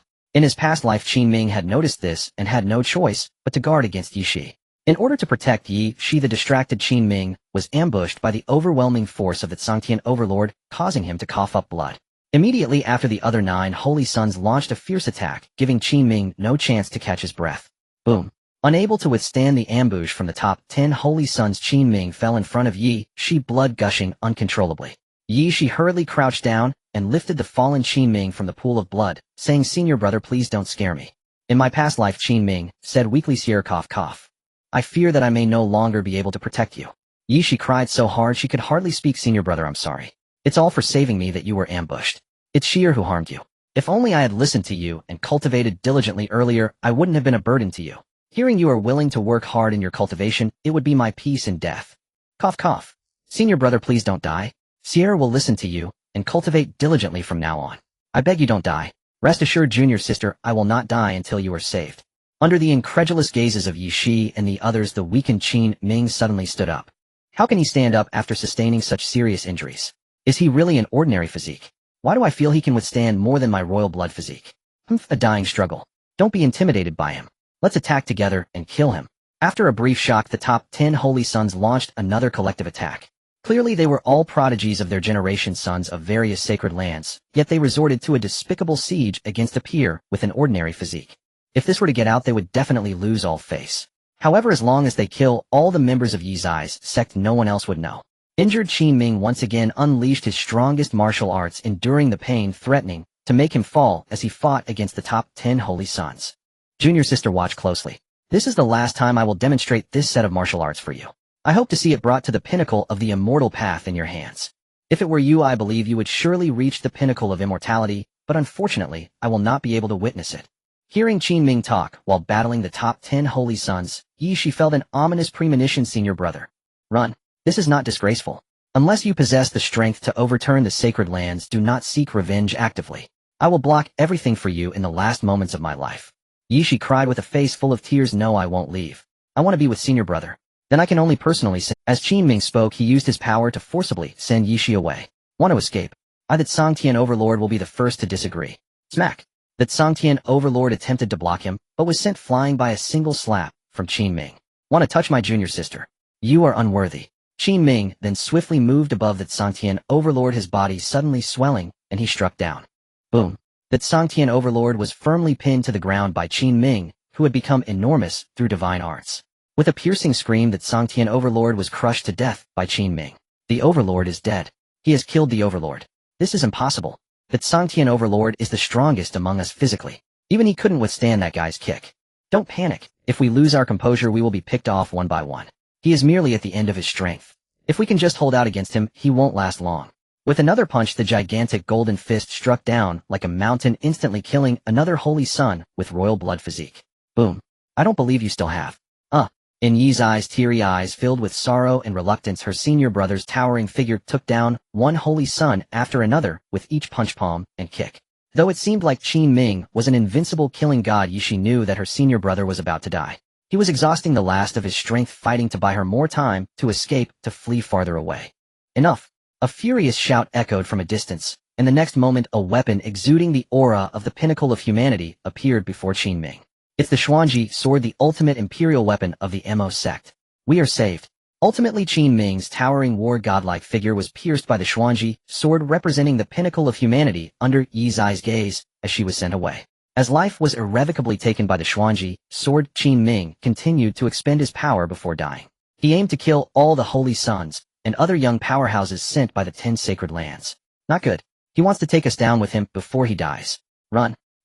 No. I am a holy son, you cannot kill me. Oh. I don't want to die. Don't come near me. In the end, this life of Qin Ming succeeded in killing all the holy sons of the 10 sacred lands, but he had no chance to take revenge on the remaining young powerhouses personally. The rest is up to you, junior sister. As Qin Ming's past life reflected on this, Lin Yu and Yi Shi both cried. Lin Yu was sorrowful for her brother Qin Ming, who had died so tragically in 2 lifetimes. Yi Shi felt more guilt and regret. Even though she later exterminated the 10 sacred lands, her senior brother was still dead. The Empress Yi Shi cried the hardest, for this was a shared experience she had with Qin Ming in their past lives. As she finished witnessing the cause of Qin Ming's death in this life, Lin Yu promptly adjusted her emotions and dispelled the reincarnation reflection technique. Returning to the present world, Lin Yu, who had timely adjusted her emotions, did not cry. However, Yi Shi, who had not yet recovered from her past sorrow, continued to weep uncontrollably. Qin Ming looked at Lin Yu in confusion and asked, Sister Yue, what's wrong with your friend? Lin Yu did not reply. Her gaze towards Qin Ming was somewhat complex. Unable to understand what was happening with the two of them, Qin Ming felt a bit overwhelmed.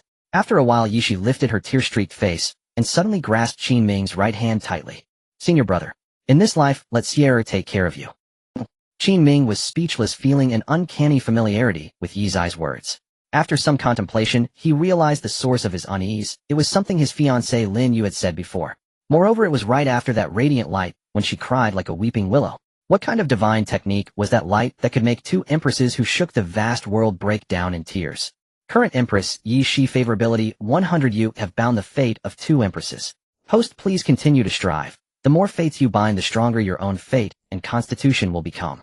Hearing the system's notification, Qin Ming was astonished that Yi's eyes favorability towards him was 100. This was their first meeting today, and they had even fought over a treasure. How could her favorability be 100? Senior brother, this is for you. While Qin Ming was puzzled about why Yi Shi had such high favorability towards him, she had already taken out the sheepskin scroll of the Heavenly Emperor Fist from her divine soul, including the chaotic divine fire lotus that Qin Ming had given her earlier. Congratulations, host, you have obtained the strongest divine technique of the Heavenly Emperor, the Heavenly Emperor Fist. Heavenly Emperor Fist grade immortal emperor level. The Heavenly Emperor Fist is the ultimate punch derived from the martial arts taught by the deceased senior brother of the Heavenly Emperor, pushed to the pinnacle of the immortal path. Its might wrapped in golden radiance when cultivated to the extreme boasts the most powerful offensive strength capable of piercing through the heavens and the earth. As he watched Yi Shi voluntarily offer the Heavenly Emperor Fist, Qin Ming felt deeply tempted while listening to the system's notifications. Another divine technique at the immortal emperor level. However, despite his temptation, Qin Ming hesitated to accept the Heavenly Emperor Fist and the chaotic divine fire lotus from Yi Shi. Just moments ago, they had fought fiercely, injuring each other. Would Yi Shi genuinely offer him her Heavenly Emperor Fist out of kindness? Thinking of this, Qin Ming warily stepped back a few paces. Please act normally. I'm not used to this sudden generosity. Senior brother, please rest assured and accept this. It is just a small token from your junior sister after our long separation. Yi Shi followed Qin Ming closely, looking at him with sincere eyes, continuously tempting him with the Heavenly Emperor Fist and the chaotic divine fire lotus. Reflecting that the system had indicated Yi's eyes favorability was full, though he did not know why, he believed that Yi Shi with full favorability would not deceive him. Qin Ming slowly extended his hand, but as he noticed his fiancée Lin Yu still beside him, he quickly retracted. I'm sorry, we just met for the first time, and I cannot accept such a precious gift, even if you are Yue's friend. Enduring the pain of rejection, he turned down Yi Shi's Heavenly Emperor Fist and chaotic divine fire lotus, feeling his heart bleed. This was the Heavenly Emperor's Heavenly Emperor Fist. To let it slip through his fingers like this, and the chaotic divine fire lotus from earlier, Yi's eyes tear-streaked smile froze. Where? Hearing Qin Ming refer to Lin Yu so affectionately made her feel a pang of sadness. For long ago in a past life, she had developed feelings for Qin Ming. Unfortunately, she had not had the chance to express her feelings to him back then, when he was still her senior brother, as he perished due to the destruction of their sect. During their earlier private conversation, she had come to know about Qin Ming's betrothal to Lin Yu. Observing her friend Lin Yu's demeanor, it seemed she particularly cherished the current Qin Ming, due to their past connection. Consider the chaotic divine fire lotus as a punishment for the misunderstanding earlier, and the heavenly emperor fist is originally your senior brother's technique. I am merely returning it to its rightful owner. Please rest assured and accept it. Qin Ming did not expect that even after saying that she still insisted on offering him the heavenly emperor fist and the chaotic divine fire lotus, while continuing to say strange things. He could not recall having a junior sister who would throw punches over trivial matters. The allure of the heavenly emperor fist and the chaotic divine fire lotus was undeniably immense. Qin Ming wanted to accept it, but was worried that Lin Yu might misunderstand the gift as having some special meaning. After deep contemplation, he turned to Lin Yu. Wear this. Can I accept it? Lin Yu felt warm inside at Qin Ming's concern for her feelings regarding his inquiry. She replied, since it's a token of goodwill from then you should accept it. She also had seen the previous life of Qin Ming and so she knew that she definitely liked Qin Ming. In the past, Lin Yu would have never imagined that she would end up liking the same man as her friend. Given their unique reincarnation experiences, Lin Yu had yet to figure out how to manage the complex relationship between the three of them. However, one thing was certain, she would not let go of Qin Ming, who was betrothed to her. Seeing that Lin Yu had agreed, Qin Ming dropped his pretense and admitted that he was indeed tempted by the heavenly emperor fist and the chaotic divine fire lotus. He carefully accepted them from Yishi. Thank you, Yishi. Yishi was very pleased to return the heavenly emperor fist, which she had derived to the pinnacle of the immortal path, to Qin Ming. Senior brother need not thank me. If possible, you may call me Sierra or junior sister Sierra. But I am not your senior brother. Qin Ming shook his head. He would not call a woman he was meeting for the first time Sierra, as it might hurt Lin Yu's feelings. Upon hearing this, Yishi no longer insisted that Qin Ming call her junior sister Sierra. After all, Qin Ming was unaware of their past life. Furthermore, even if she told Qin Ming about their previous relationship this lifetime's, Qin Ming might not acknowledge it. Just as Lin Yu had not disclosed anything about their past life to Qin Ming. The close relationship between Qin Ming and Lin Yu in this life was due to their childhood betrothal. Though Lin Yu's affection for Qin Ming was based on her memories from her past life, Qin Ming's feelings were not. Realizing this, Yishi returned to the matter at hand. Senior brother, where do you and Lin Yu plan to go next? Let's see what other treasures this spirit sect secret realm has, and then I will return home with you. Where? Lin Yu nodded in agreement. Qin Ming's thoughts aligned with hers. Understanding their intentions, Yishi smiled. Follow me. I have found the exit of this magma pool cave in advance. If it weren't for picking the chaotic divine fire lotus earlier, I would have already moved on to the next area. Despite having accepted Yi Zai's heavenly emperor fist, Qin Ming still felt a bit uneasy about her. Lin Yu noticed Qin Ming's worry. She assured him on behalf of Yishi, brother Qin Ming, please rest assured. Yishi is my best friend. If she says she found the exit, it must be true. With Lin Yu's guarantee, Qin Ming followed the reincarnated Empress he had just met. However, they had not walked far when the magma pool in the entire underground cavern began to boil. The intense heat gradually escalated. Even with divine techniques protecting them, the three still felt discomfort.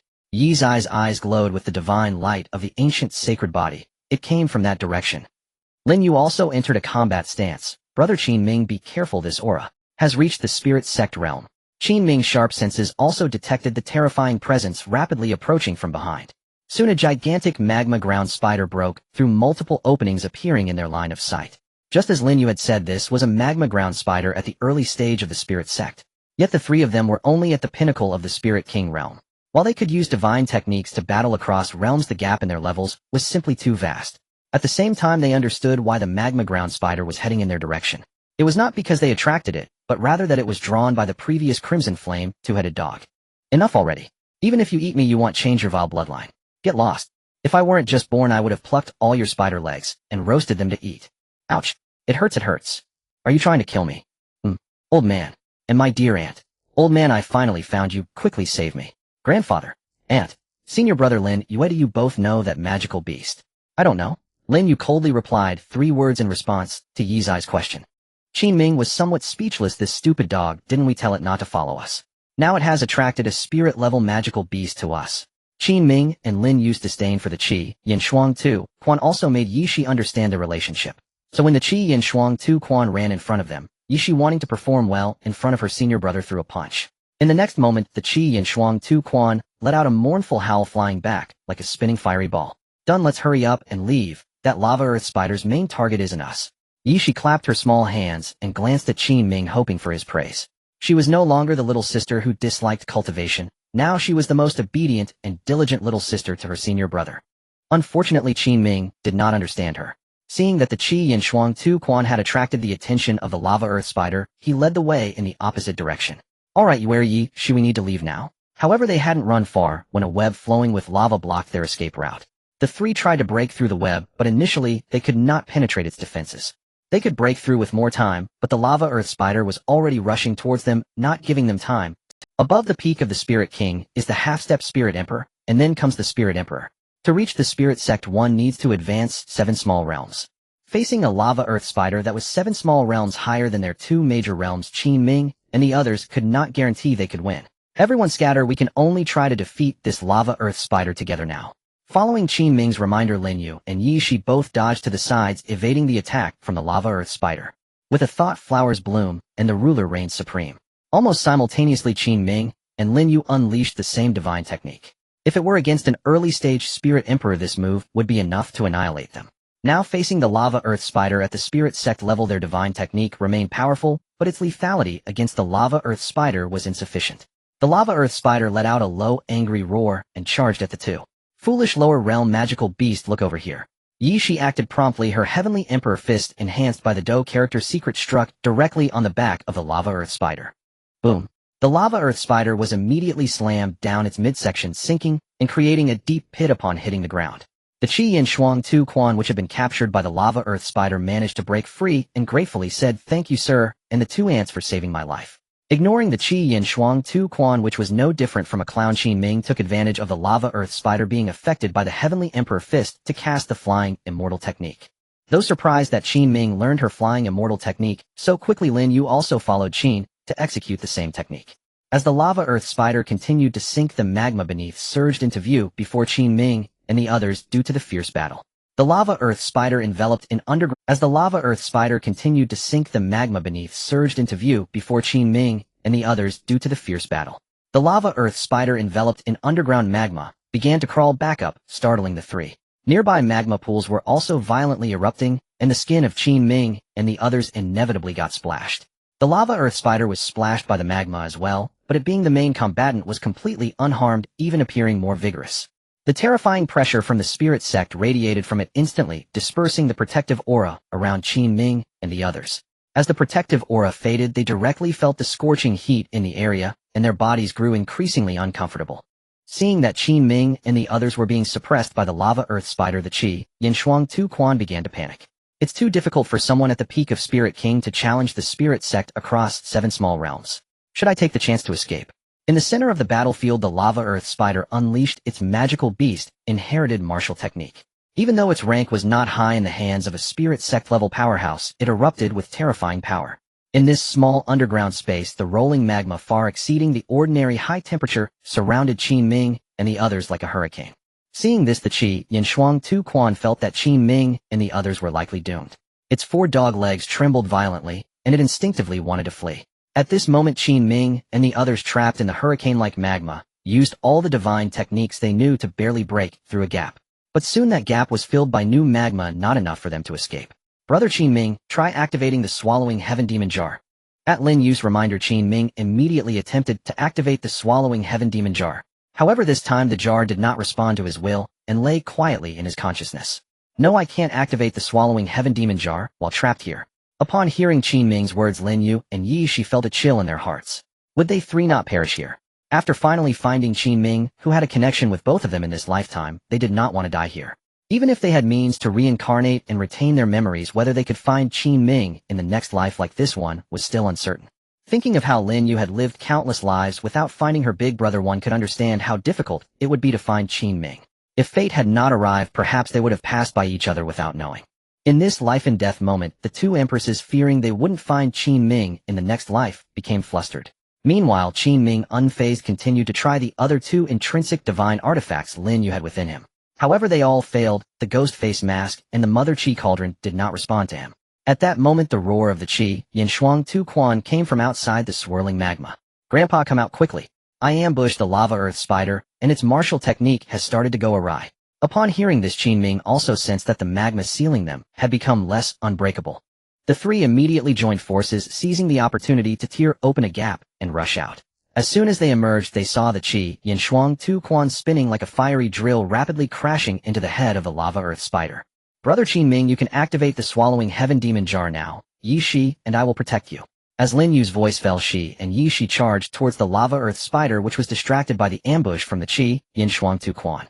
Qin Ming also took the opportunity to activate the swallowing heaven demon jar, which erupted with overwhelming demonic light above his head.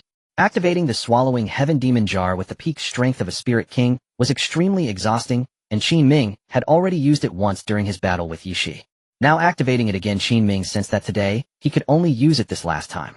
Seizing the opportunity, he endured the feeling of being drained of spiritual power by the swallowing heaven demon jar and attacked the lava earth spider. In an instant, the demonic might swept through the area. The spirit sect pressure of the lava earth spider transformed into a large hand shrouded in black mist, reaching out to strike the lava earth spider. Seeing this, Lin Yu immediately dodged. Yi Shi, on the other hand, activated the Xing character secret and pulled the Qi Yin Tu Quan, who had come to their rescue, to a distance. The massive demonic hand descended, and the spirit sect-level lava earth spider exerted all its strength to resist, but was still slapped down by this domineering hand. Boom. In just a moment, the lava earth spider was torn apart from the inside out by the invading demonic light, its soul scattering. The Qi Yin Tu Quan held in Yi Zai's hand felt an unreal sensation witnessing this scene. The Qin Ming it called Grandpa had actually slain a lava earth spider of spirit sect level, crossing 2 major realms and 7 small realms with his spirit king strength. In a short span of time, Qin Ming, whose true realm was merely at the peak of the Spirit King stage, felt utterly drained after consecutively activating the Emperor-level heavenly devouring demon cauldron twice. Staggering, he nearly collapsed, but fortunately Lin Yu returned to his side just in time to support him. You've worked hard, Brother Qin Ming. Take this pill, and your spiritual power will gradually recover. Looking at the pill Lin Yu took out, Qin Ming thought to himself that his fiancée, the Empress, truly had everything. After taking the pill, the spiritual power within him, which had been almost completely drained, began to recover at a visible rate. He let out a long sigh, feeling much better. Yi Shi also came back to Qin Ming's side, carrying the crimson flame, 2-headed dog. Senior brother, how should we deal with this foolish dog? Should we roast it, or? Yi Zai's words frightened the crimson flame, 2-headed dog, which trembled in fear. Having narrowly escaped the grasp of the lava land spider, it certainly did not want to be eaten by Qin Ming and the others. Qin Ming could tell that Yi Shi was joking, so he said, "Don't scare it, Yi Shi. Listen to your senior brothers here." Yi Shi playfully winked with one eye, loosening her grip and letting the crimson flame, 2-headed dog go. If the people from the vast world who knew her as the Heavenly Emperor saw her acting cute towards a man, they would surely be shocked. The decisive and ruthless Leaf Heavenly Emperor, who struck the heavens with her Heavenly Emperor fists and broke through the 9 nether realms, actually acted cute towards a man. Was the gap between people really this vast? After confirming that Qin Ming was indeed the reincarnation of her senior brother, Yi Zai's personality became more lively. It was as if she had returned to the time when she was a little sister, cherished and protected by her senior brother in the sect. Despite Qin Ming having previously stated he was not her senior brother Yi, she still preferred to address him as such. "Thank you for not eating me." The crimson flame, 2-headed dog, having survived a calamity, lay on the ground, gratefully knocking its 2 dog heads together. Thud! It knocked its head so hard that it made a sound. Qin Ming was amused by the silly dog. "Alright, stop knocking your head. Since you didn't try to escape while we were drawing fire, I won't hold it against you for leading the spirit sect to us. Yes, master, you are truly a great benefactor. Follow us. You probably haven't seen the outside world yet, right?" Upon hearing Qin Ming invited to follow the crimson flame, 2-headed dog felt a surge of joy and nearly cried. It was thrilled that its brilliant and mighty master was willing to take it as a little brother. "Master, does that mean you are willing to take me as your little brother?" Facing the question from the crimson flame, 2-headed dog, Qin Ming nodded. "Yes, do you wish to?" "Of course I do. To be your dog is my honor." The flattery from the crimson flame, 2-headed dog, made both Lin Yu and Yi Shi laugh. Qin Ming couldn't help but comment on the crimson flame, 2-headed dog. "You really are a sycophant." The dog raised its 2 heads in confusion. "Master, what does sycophant mean?" Lin Yu and Yi Shi were also puzzled, as they didn't understand Qin Ming's terminology from his world. Not wanting to explain, Qin Ming casually replied, "It just means I'm praising you for being a good dog." "Haha, thank you for the compliment, master. I'm finally not a foolish dog anymore. You acknowledge that I'm a good dog." Watching the ecstatic crimson flame, 2-headed dog, Qin Ming shook his head and sighed inwardly. Such a sycophant by nature. "Yi Shi, please continue to lead the way." "Yes, senior brother." Following Yi Shi, who had already scouted the way ahead, Qin Ming and the others quickly traversed the complex magma pool cave. This area was smaller than all the previous ones, and in this cramped space, there was only a coffin. Yishi noticed the words on the coffin, Crimson Lotus Spirit Sect. This was her Dharma name. Qin Ming looked at the Crimson Flame, two-headed dog. Crimson Flame, two-headed dog, you should know about her, right? I don't know, I was born shortly before you entered. The Crimson Flame, two-headed dog shook its head, not even knowing why its beast egg was here. Lin Yue, who possessed numerous treasures in her soul, speculated based on her emperor-level cultivation. The beast egg of the Crimson Flame, two-headed dog, must have been acquired by the Crimson Lotus Spirit Sect before her demise. It's a pity she passed away early and could not use it. More than that, Qin Ming was more interested in what good things were here. After some exploration, they discovered a middle-grade, Earth-level Crimson Lotus technique. This technique was a grade higher than the low-grade, Earth-level techniques in the previous treasury, making it quite a precious treasure for the martial artists of the Tianling continent. However, it was of no use to the three of them. Two of them were reincarnated emperors, and one was bound to a system with two empresses, so they lacked resources at the emperor level.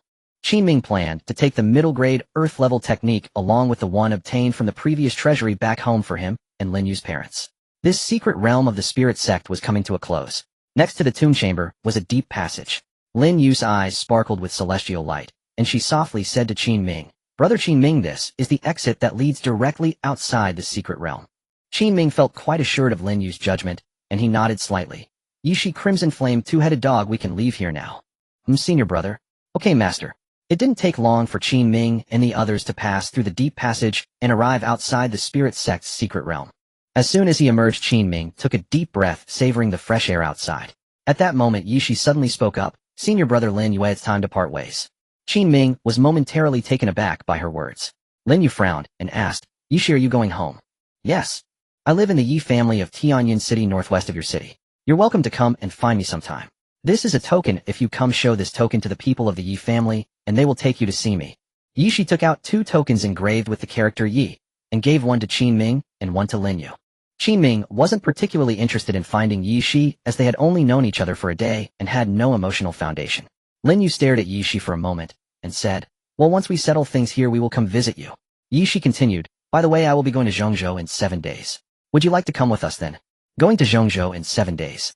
Lin Yue pondered for a moment before looking at Qin Ming. "Brother Qin Ming, do you want to go?" Mentioning Zhongzhou, Qin Ming was indeed inclined to go. Although he had Lin Yue with him and didn't need to go to Zhongzhou specifically to seek opportunities, it wouldn't hurt to take a look. After all, Zhongzhou was the center of the Tianling continent, and he was quite curious about what it was like there. Having thought this through, Qin Ming made his decision. "Let's go, sister Yu. Zhongzhou is the center of the Tianling continent, and we can't stay in this remote corner forever. Let's explore and change our mood." Seeing that Qin Ming wanted to go, Lin Yue decided to follow suit. "If brother Qin Ming wants to go, then I will go too." Seeing that Qin Ming and Lin Yue both wanted to go to Zhongzhou, Yishi smiled and said, "I will wait for you in Tianyin City 7 days from now, and we can set off together then. Then senior brother Lin Yue, see you in 7 days." After saying goodbye, Yishi was the first to leave. Qin Ming and Lin Yue also took their Qin twin-headed dog and left soon after. Upon returning to the Qin family, Lin Yu's parents were also present.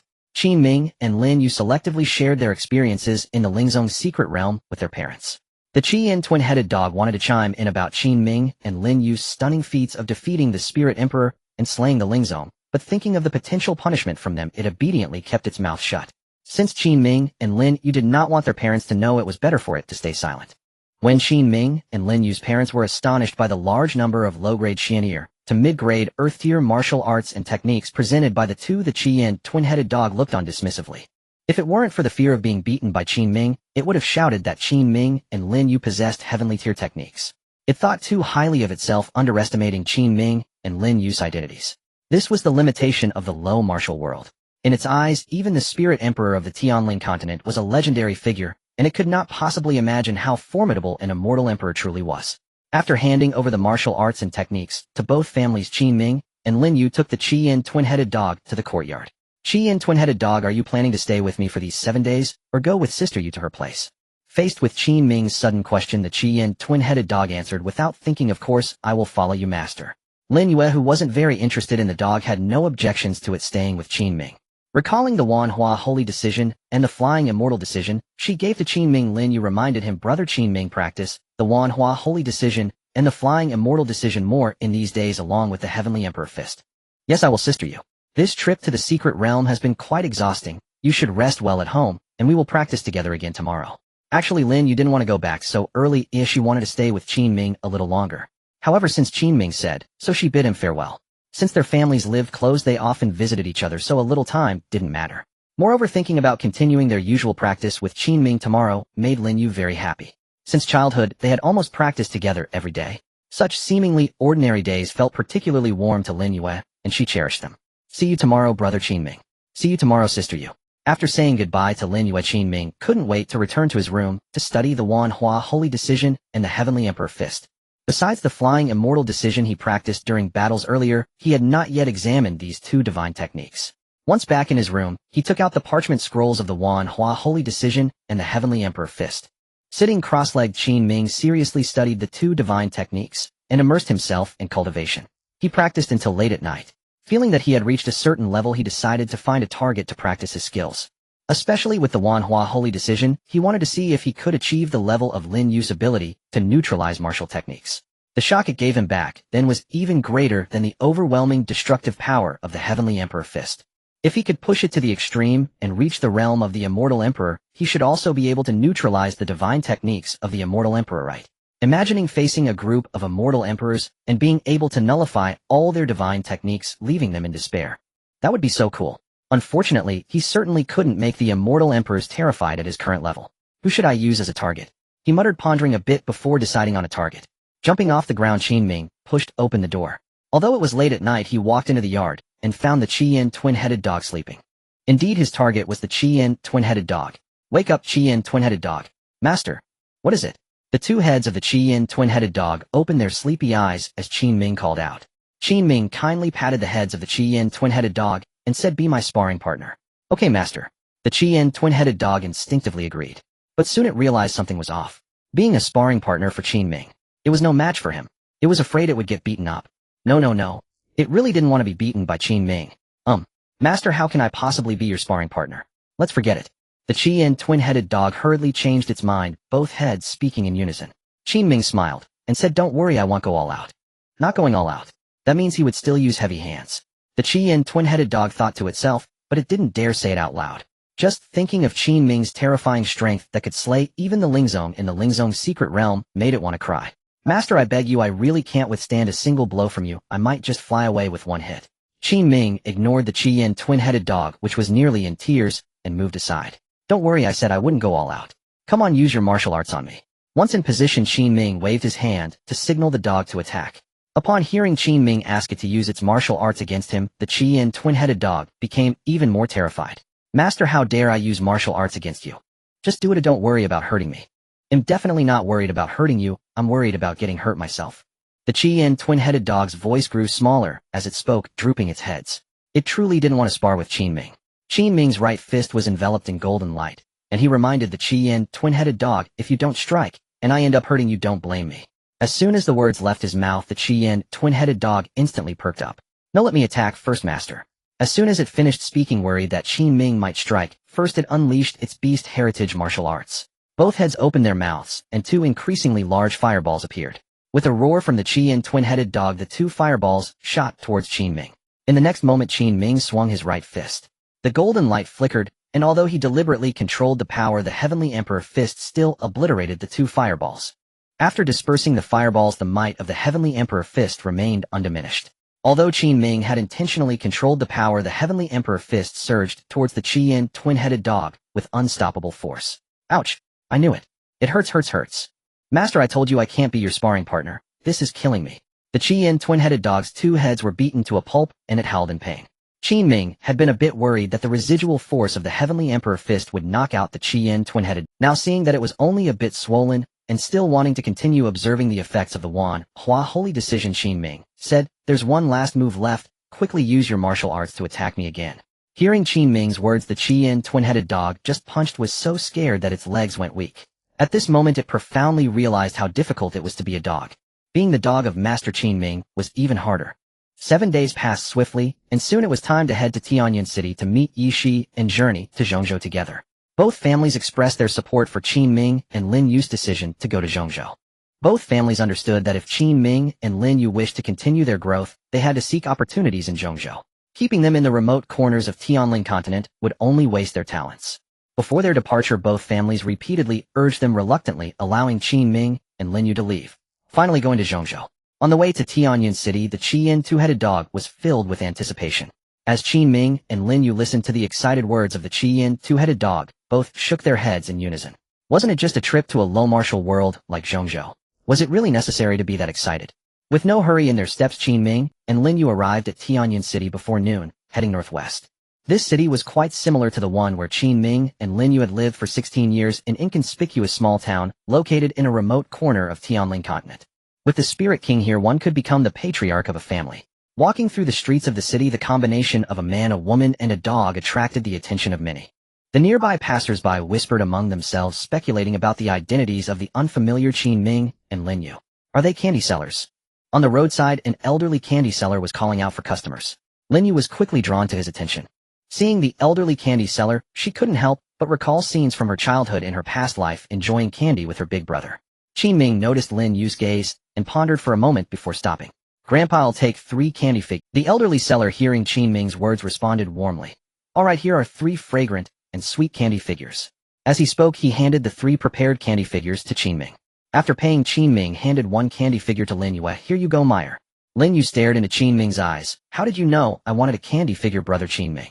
Qin Ming didn't think much and replied directly. I noticed your gaze was fixed on the candy figures, so I guessed you might like them. Hearing this, Lin Yu felt a warmth in her heart.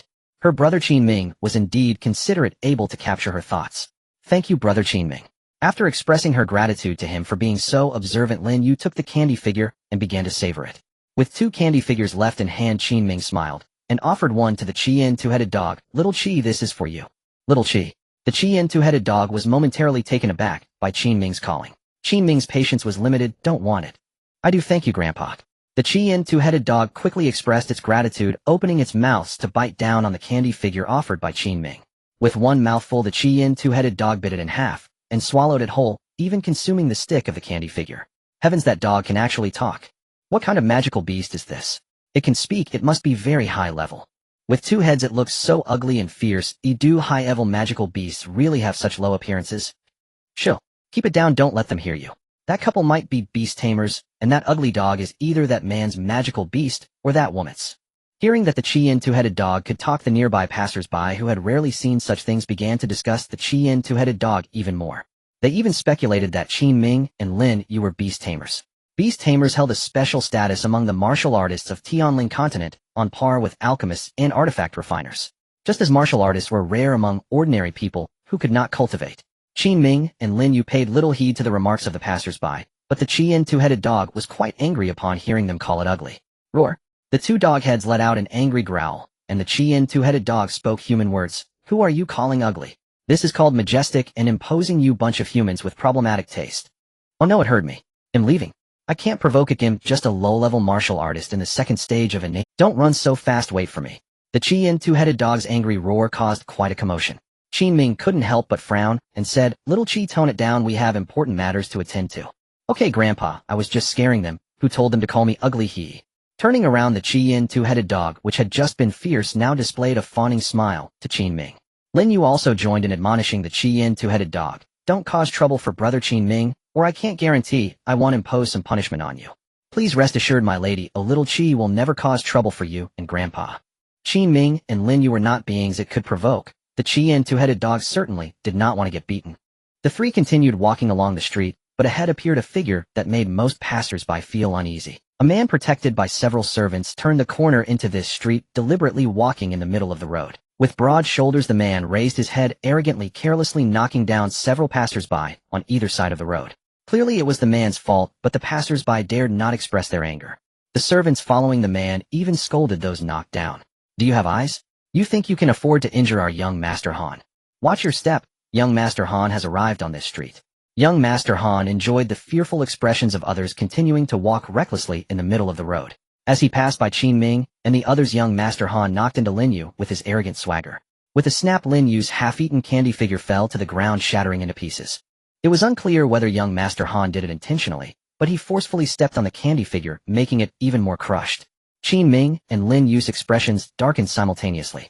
Just as Lin Yu was about to teach young Master Han a lesson, Qin Ming pressed down on young Master Han's shoulder before her. Wait a minute, you bumped into someone and want to leave without an apology. Isn't that quite impolite? Growing up in Tianyun City with arrogance, young Master Han had only been stopped like this by the genius daughter of the Yi family. Young Master Han pushed away Qin Ming's hand, pressing on his shoulder, looking down at Qin Ming arrogantly. You are the first person to dare speak to me this way in Tianyun City. Do you not know who I am? Qin Ming glared fiercely at the arrogant young Master Han. Who you are is not important. What matters is that you bumped into her and made her candy figure shatter. Young Master Han scoffed, and then, apologize. Now kneel down, bow 3 times to her, and then roll away from our sight in front of everyone on this street, and we will forgive your earlier rudeness. As soon as Qin Ming finished speaking, young Master Han's arrogant expression turned fierce. He laughed in anger. What if I say no? No. Qin Ming laughed. He did not respond to young Master Han, but directly issued a command to the Qin two-headed dog. Bite him, little Qi. At the command of Qin Ming, the 2 heads of the Crimson Flame two-headed hound revealed a fierce expression. The hound growled angrily and transformed into a ferocious beast, lunging towards young Master Han. Young Master Han was unaware of the severity of the situation. As a peak-level spiritual practitioner, he was considered a genius warrior even in the remote place of Tianyun City. He couldn't believe that Qin Ming and Lin Yue, who appeared younger than him, could be his opponents. Just a foolish dog. Young Master Han disdainfully scolded the Crimson Flame two-headed hound before swinging his right hand to unleash a yellow-grade high-level palm technique towards the hound. However, looking handsome didn't last long. Young Master Han was bitten on the right arm by the Crimson Flame two-headed hound right in front of everyone on the street. You foolish dog, let go of your mouth, it hurts. The Crimson Flame two-headed hound did not release its grip, clamping down firmly on young Master Han's right arm. The servants who had hoped to see Qin Ming and Lin Yu's embarrassment were now flustered at the sight. They hurried over, attempting to pull the Crimson Flame two-headed hound away. But as the pressure of the hound's spiritual king level radiated, they were all sent flying. This shock made young Master Han and his servants realize that they had kicked a steel plate this time.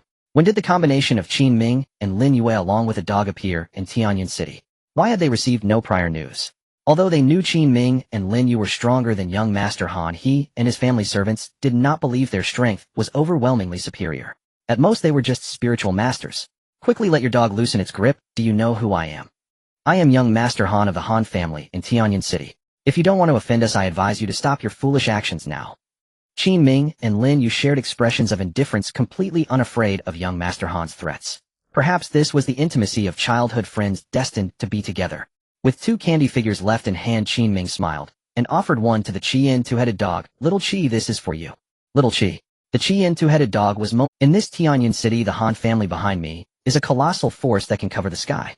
If you don't want your family to be implicated, it's best to let your dog loosen its grip now. Though young Master Han's right arm was painfully bitten by the Crimson Flame two-headed hound, he still gritted his teeth and made a defiant statement towards Qin Ming.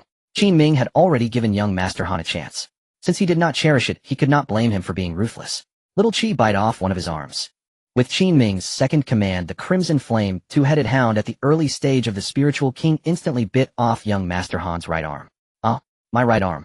With his right arm severed, young Master Han immediately collapsed to the ground, clutching the stump of his right arm, convulsing uncontrollably. A piercing wail echoed throughout the street, and the onlookers who had initially been watching were now terrified. Qin Ming actually dared to command the Crimson Flame two-headed hound to bite off young Master Han's arm. Did he not fear the retaliation of the colossal Han family in Tianyun City? Those with exceptional talent in Tianyun City had previously been snuffed out by the Han family's powerful hand due to their overt brilliance. In Tianyun City, only the Yi family could rival the Han family. As for Qin Ming before him, he was likely to become the next genius to be crushed by the Han family. Young Master. Are you alright, young Master? Quickly help the young Master back to the Han family for treatment. After a brief moment of fear, young Master Han's servants rushed forward to support him, wanting to take him back to the Han family. Qin Ming did not say they could leave, he blocked their way. You can leave after apologizing. Now in the eyes of the Han family's servants, Qin Ming was a ruthless madman, and they did not dare to provoke him. I'm sorry, sir, we failed to recognize the great mountain before us. Please forgive us. This is compensation for your sugar figurine money. Oh, please let us go. Several servants apologized in succession, just hoping Qin Ming would let them leave. They were now not only afraid of Qin Ming, but also terrified of being punished by the Han family patriarch upon their return. With the patriarch's son losing an arm in Tianyun City, all the servants who protected young Master Han would be held accountable. He hasn't apologized yet, he can't leave. However, they did not expect that even after they had apologized, Qin Ming still refused to let them go, insisting on hearing young Master Han apologize in person. One of the servants continued to plead with Qin Ming. Sir, our young master is in this state. How can he muster the strength to apologize clearly to you? No apology. Then let's break another arm. With Qin Ming's cold words, the crimson flame, two-headed hound wagged its tail, emitting a fierce growl ready to pounce on young Master Han. I apologize. Young Master Han, gritting his teeth against the pain of his severed arm, trembled as he expressed his willingness to apologize. Qin Ming smiled, signaling the crimson flame, two-headed hound to calm down. Little Qi, don't rush, let him apologize. Under Qin Ming's soothing demeanor, the fierce expression that had terrified young Master Han and his servants suddenly turned docile. Seeing this scene, young Master Han seemed to have thought of something. Before apologizing, he asked uncertainly, Are you a beast master? No, I am your father. Qin Ming's mocking words made young Master Han display a painful expression, but under the comfort of the Han family's servants it quickly subsided. Now was not the time to conflict with Qin Ming, whom they could not defeat. Once they returned to the Han family, they would ensure that Qin Ming paid for what he had done today. Humbly kneeling before Qin Ming, young Master Han gritted his teeth and apologized. I'm sorry. Not to me, but to her. Qin Ming smiled, pointing to Lin Yu beside him. Young Master Han trembled with anger. Are you playing me? Young Master, calm down, and now is not the time for impulsive actions. Yes, young Master, it's best to apologize quickly so you can return to the Han family. You need treatment for your severed arm. Under the reassurance of his servants, young Master Han turned to Lin Yu and continued to grit his teeth as he apologized. I'm sorry. Bow 3 times. Qin Ming's voice echoed again, and young Master Han could only humbly bow 3 times to Lin Yu. After completing this, a servant asked on behalf of the armless young master, Can we leave now? Qin Ming nodded. Yes, get lost. Finally able to leave, several servants helped the armless young Master Han up. But in the next moment, Qin Ming's voice called out to them again. I said get lost. My earlier request also included him rolling away in front of everyone on the street.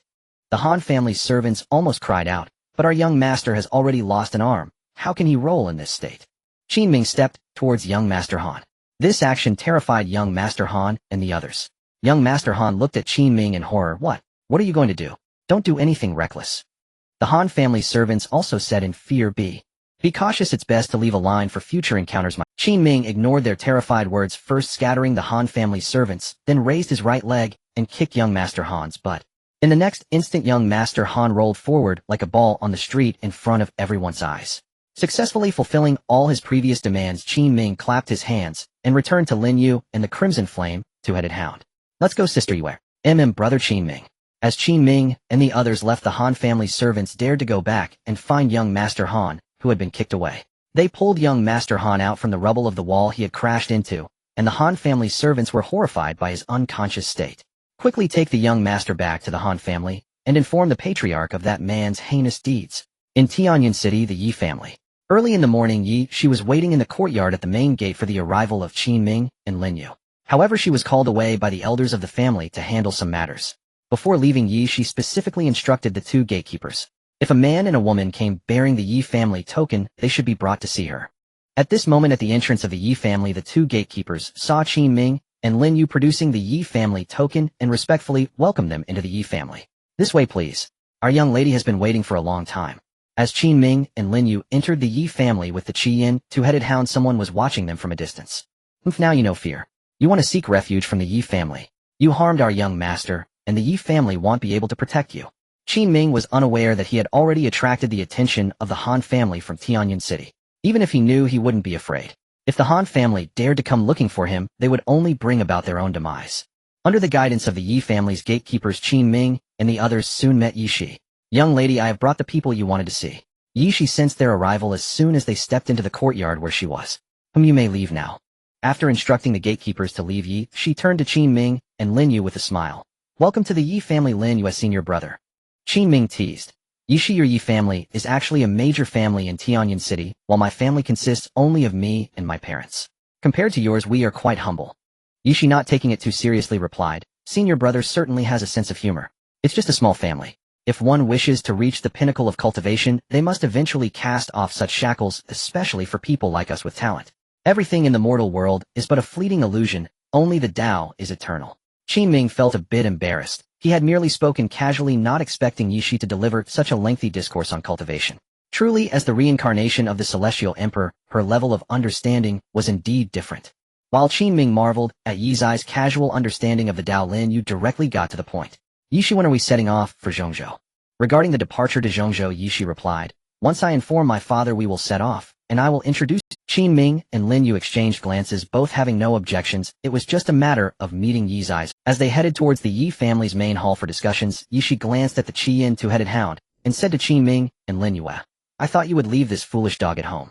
Although it's rather useless, it can still protect your parents without any issues. In our small place, there usually aren't any significant figures.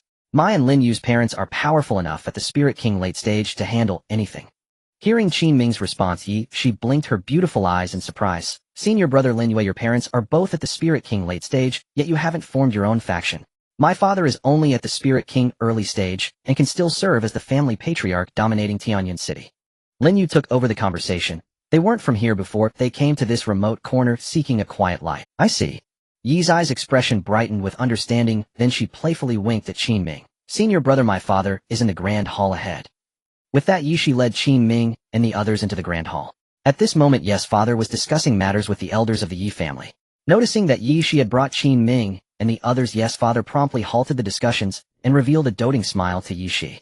"Xia, have you brought friends home for a visit?" Yi smiled back. "Father, not quite. Sierra is here to bid you farewell. Do you remember I mentioned wanting to go to Zhong? Sierra will be heading to Zhongzhou with my senior brother today." Yi's father turned his gaze to Qin Ming, scrutinizing him. "Senior brother." Yi continued to introduce Qin Ming and Lin Yu. "This is my senior brother Qin Ming, whom I mentioned before, a disciple of the mysterious master from Zhongzhou, and this is my senior brother's friend Lin Yu." "What mysterious master from Zhongzhou?" Qin Ming was quite confused about what kind of nonsense Yi had told her father, but he managed to keep up the act based on his quick thinking. Lin Yu was also quite astute, showing no change in expression, maintaining a cool demeanor. The Qin two-headed hound, on the other hand, was completely uninterested in their conversation, lying by Qin Ming's feet and looking around. Upon hearing that Qin Ming and the others were from Zhongzhou, the Yi family members in the grand hall became excited. Zhongzhou was indeed a great place where talents emerged and spiritual kings were only considered the lowest tier. The Yi family members collectively scrutinized Qin Ming and the others, speculating about their levels of cultivation. Yi noticed the thoughts of her family and continued, "Senior brother and Lin Yu are top-tier talents in Zhongzhou. They both possess peak Spirit King strength." Peak Spirit King. Upon hearing this term, the Yi family members displayed astonishment. Although Yi was also at peak Spirit King, it didn't prevent them from being shocked that both Qin Ming and Lin Yu had reached this level. From their perspective, the reason Yi could achieve peak Spirit King strength at such a young age was that she encountered a noble from Zhongzhou, and her innate talent was regarded as the best physique by that noble. If Qin Ming and Lin Yu were also peak Spirit Kings, did that mean that the so-called top-tier physiques were nothing remarkable in Zhongzhou? Were young Spirit Kings everywhere? Thinking of this, the Yi father and the elders felt their faces burning with shame. They had spent most of their lives, and the strongest patriarch of their family was only at Spirit King early stage. Yet before them stood 3 peak Spirit King powerhouses, all around 16 years old. Was the gap in talent really that vast? After a brief moment of shock, Yi's father noticed the Qin two-headed hound lying by Qin Ming's feet. With his experience, he couldn't recognize that the Qin two-headed hound was one of the rarest magical beasts in the Tianling continent. He couldn't help but ask, "Sierra, what kind of magical beast is that?" Qin two-headed hound with Spirit King early stage strength. Its potential as an adult is at least Spirit Saint. Senior brother Qin Ming is a beast master, and this magical beast is his contracted beast. Finally hearing Yi introduce it, the Qin two-headed hound raised its 2 heads, displaying a proud expression akin to a human's. A beast master. At least Spirit Saint potential. The worldview of the Yi family was once again refreshed by the growth potential of the Qin two-headed hound. With their highest power being at Spirit King early stage, it was hard to imagine how terrifying a Spirit Saint truly was. If a magical beast that looked almost like a dog could reach Spirit Saint, did that not imply that Qin Ming's growth potential was also above Spirit Saint? Otherwise his sect would not assign him such a strong magical beast. Spirit Saint was only one major realm away from Spirit Emperor, and in this era where Spirit Emperor had become a distant legend, Spirit Saint was undoubtedly a figure at the pinnacle of the Tianling continent. The thought that Qin Ming before them could be a Spirit Saint powerhouse capable of influencing the fate of the Tianling continent left Yi's father and the elders feeling breathless. At the same time, Qin Ming's status in their hearts had reached a level of immense respect. "Father, it's time to say goodbye. Only in Zhongzhou can I continue to grow rapidly without wasting my talent. I will come back to see you when I have the time." After explaining her plan to go to Zhongzhou to her father Yi, she was also ready to set off with Qin Ming and the others. Yi's father knew that their family no longer had the resources to support Yi's training. If she wanted to continue advancing, she must go to Zhongzhou. Thus Yi's father agreed to Yi's departure and reminded her to visit whenever she had the chance. Just as Yi was about to leave with Qin Ming, an angry shout came from outside the Yi residence. "People of the Yi family, hand over the pair who harmed my son." If you don't want to damage the relationship between the Yi and Han families in Tianyan City, it's best not to shelter these two scoundrels. An elder from the Yi family immediately recognized the voice. It's the voice of the head of the Han family. Yes, father furrowed his brows tightly. From what he said, it seems that Sierra's senior brother and friends have injured the head of the Han family's son. Yi Shi also looked at Qin Ming and Lin Yu's senior brother Lin. Why did you have a conflict with that scoundrel from the Han family on your way here? Qin Ming did not hide anything and calmly informed Yi Shi about the earlier conflict with the young master of the Han. I knew it. That young master of the Han family is usually arrogant and looks down on others. Senior brother Yi's eyes expression turned disgusted at the mention of the young master of the Han family. Considering her own family's identity and the fact that he had not provoked her much, she had only beaten the young master of the Han family, once making him avoid her path. Yi family, quickly hand over that pair of scoundrels. Otherwise don't blame me for barging into your Yi family. The head of the Han family's voice rang out again, instantly infuriating. Yes, father. Does this Han family really think my Yi family is easy to bully? He indulges his son in wrongdoing and should have expected to hit a brick wall one day. Elders of the Yi family, follow me to battle. Hearing Yes father's words, Qin Ming quickly spoke up to stop him from getting involved. Uncle Yi, the Yi family doesn't need to get entangled in this mess. This is our conflict with the Han family. Lin Yu also chimed in. What Qin Ming said is right. We will resolve this issue ourselves. The Qi Yin twin-headed dog showed a fierce expression, eager for a fight. As soon as those words were spoken, Qin Ming and Lin Yu led the Qi Yin twin-headed dog outside the Yi family. Yes, father wanted to say something else, but was stopped by Yi Shi. Father, don't forget senior brother and Lin Yu are both at the peak of the Spirit King realm. The ones we should worry about are the Han family. With Yi's eyes reminder, yes father, and the elders of the Yi family finally remembered that Qin Ming and Lin Yu possessed peak Spirit King strength. What were they worried about? Thinking this way, yes father, and the elders of the Yi family exchanged smiles. Yi Shi continued, this time you all should refrain from intervening. I don't want the Han family to be unable to handle my senior brother, and then plead to you who would then come to me to ask my senior brother to spare them. Since she had said so, the Yi family chose to watch the matter unfold. After reminding her family, Yi Shi chased after Qin Ming and the others. Outside the Yi family, the head of the Han family grew impatient, waiting for someone from the Yi family to come out. Just as he was about to lead people into the Yi family to capture someone, Qin Ming and Lin Yu walked out with the Qi Yin twin-headed dog. That's them clan leader. That man is the culprit who crippled our young master. Hearing this, the head of the Han family glared sharply at Qin Ming and the others. However, when Yi Shi chased out and recognized her, the head of the Han family felt a sense of crisis. He knew Yi Shi, who was young, yet possessed peak Spirit King strength. As the head of the Han family, he only had initial Spirit King strength. If Yi Shi got involved, no one in the Han family would be her opponent. To ascertain Yi's eyes stance, the head of the Han family asked her, Yi family girl, you want to interfere in this matter? Yi Shi, who was initially happy following her senior brother Qin Ming, turned cold upon hearing the head of the Han family. Rest assured, this is your conflict. I'm just here to watch the show. With Yi's eyes words, the head of the Han family felt much more at ease. You two scoundrels think you can seek refuge from the Yi family. Did you not consider the consequences when you harmed my son? Lin Yu expressed her disgust at the head of the Han family's piercing shout. You're so noisy. Qin Ming also said, we have limited time, so hurry up. Foolish old human, dare to provoke my young master. You and your Han family are in trouble. The Qi Yin twin-headed dog growled fiercely. The head of the Han family was furious. Did this pair of scoundrels really think they could escape now that they had fallen into his hands? How dared they speak to him like this, who had control over Tianyan City? The angrier he got, the more he waved his hand and charged towards Qin Ming. Having to deal with the head of the Han family, who only possessed initial Spirit King strength, Qin Ming felt somewhat disdainful. His contemptuous gaze continued to irritate the head of the Han family. I see you do not understand the saying, the tall tree attracts the wind. Now let me teach you how to behave. With a roar filled with rage, the head of the Han family leaped into the air, his palm aimed at Qin Ming's forehead. Haha, that pair of scoundrels has been frightened into a stupor, their legs trembling so much they can't even move. Clan leader is magnificent, showcasing the might of my Han family. In Tianyan City, my Han family is absolute. Those who insult my Han family's disciples will be punished no matter how far they are. If they hadn't harmed my son, perhaps we could have considered their talents and taken them in as guests of the Han family, but now that's impossible. The Han family disciples watching from behind laughed and mocked, confident in the battle ahead. To them, as long as the head of the Han family struck down Qin Ming's forehead, would be smashed, resulting in instant death. It was just right that there were passers-by nearby, allowing them to see the consequences of provoking the Han family. Under the watchful eyes of the onlookers who couldn't bear to watch, and the Han family's disciples who were calling for excitement, the head of the Han family's palm was about to touch Qin Ming's forehead. But at that moment, something unbelievable happened to everyone present, including the onlookers and the Han family disciples. Don't touch me, it's dirty.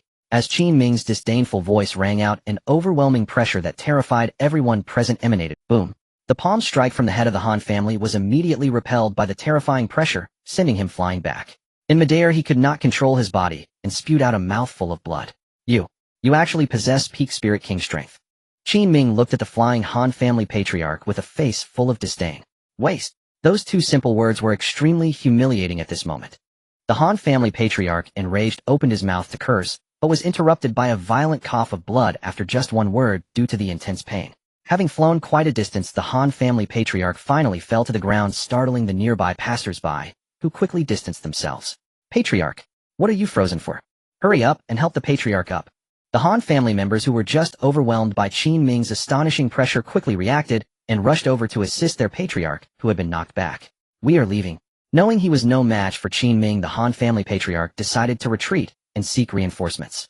Although the Han family did not have any peak spiritual kings, they had connections with a spiritual emperor from the Black River Valley. As long as they could invite that spiritual emperor from the Black River Valley, dealing with a mere peak spiritual king would be a piece of cake. With such thoughts in mind, even though this way of retreating was humiliating for the Han family, the patriarch had no choice but to proceed. Did I allow you to leave? As Qin Ming's words echoed in the ears of the Han family members, they all felt a jolt in their hearts. However, after a moment, they chose to ignore him and continued to turn their backs on Qin Ming. Kneel. Seeing that they pretended not to hear, Qin Ming released his peak spiritual king pressure once again. The terrifying pressure surged towards the Han family group, and within moments they all collapsed to their knees. Bang! The ground beneath the Han family members cracked from their kneeling.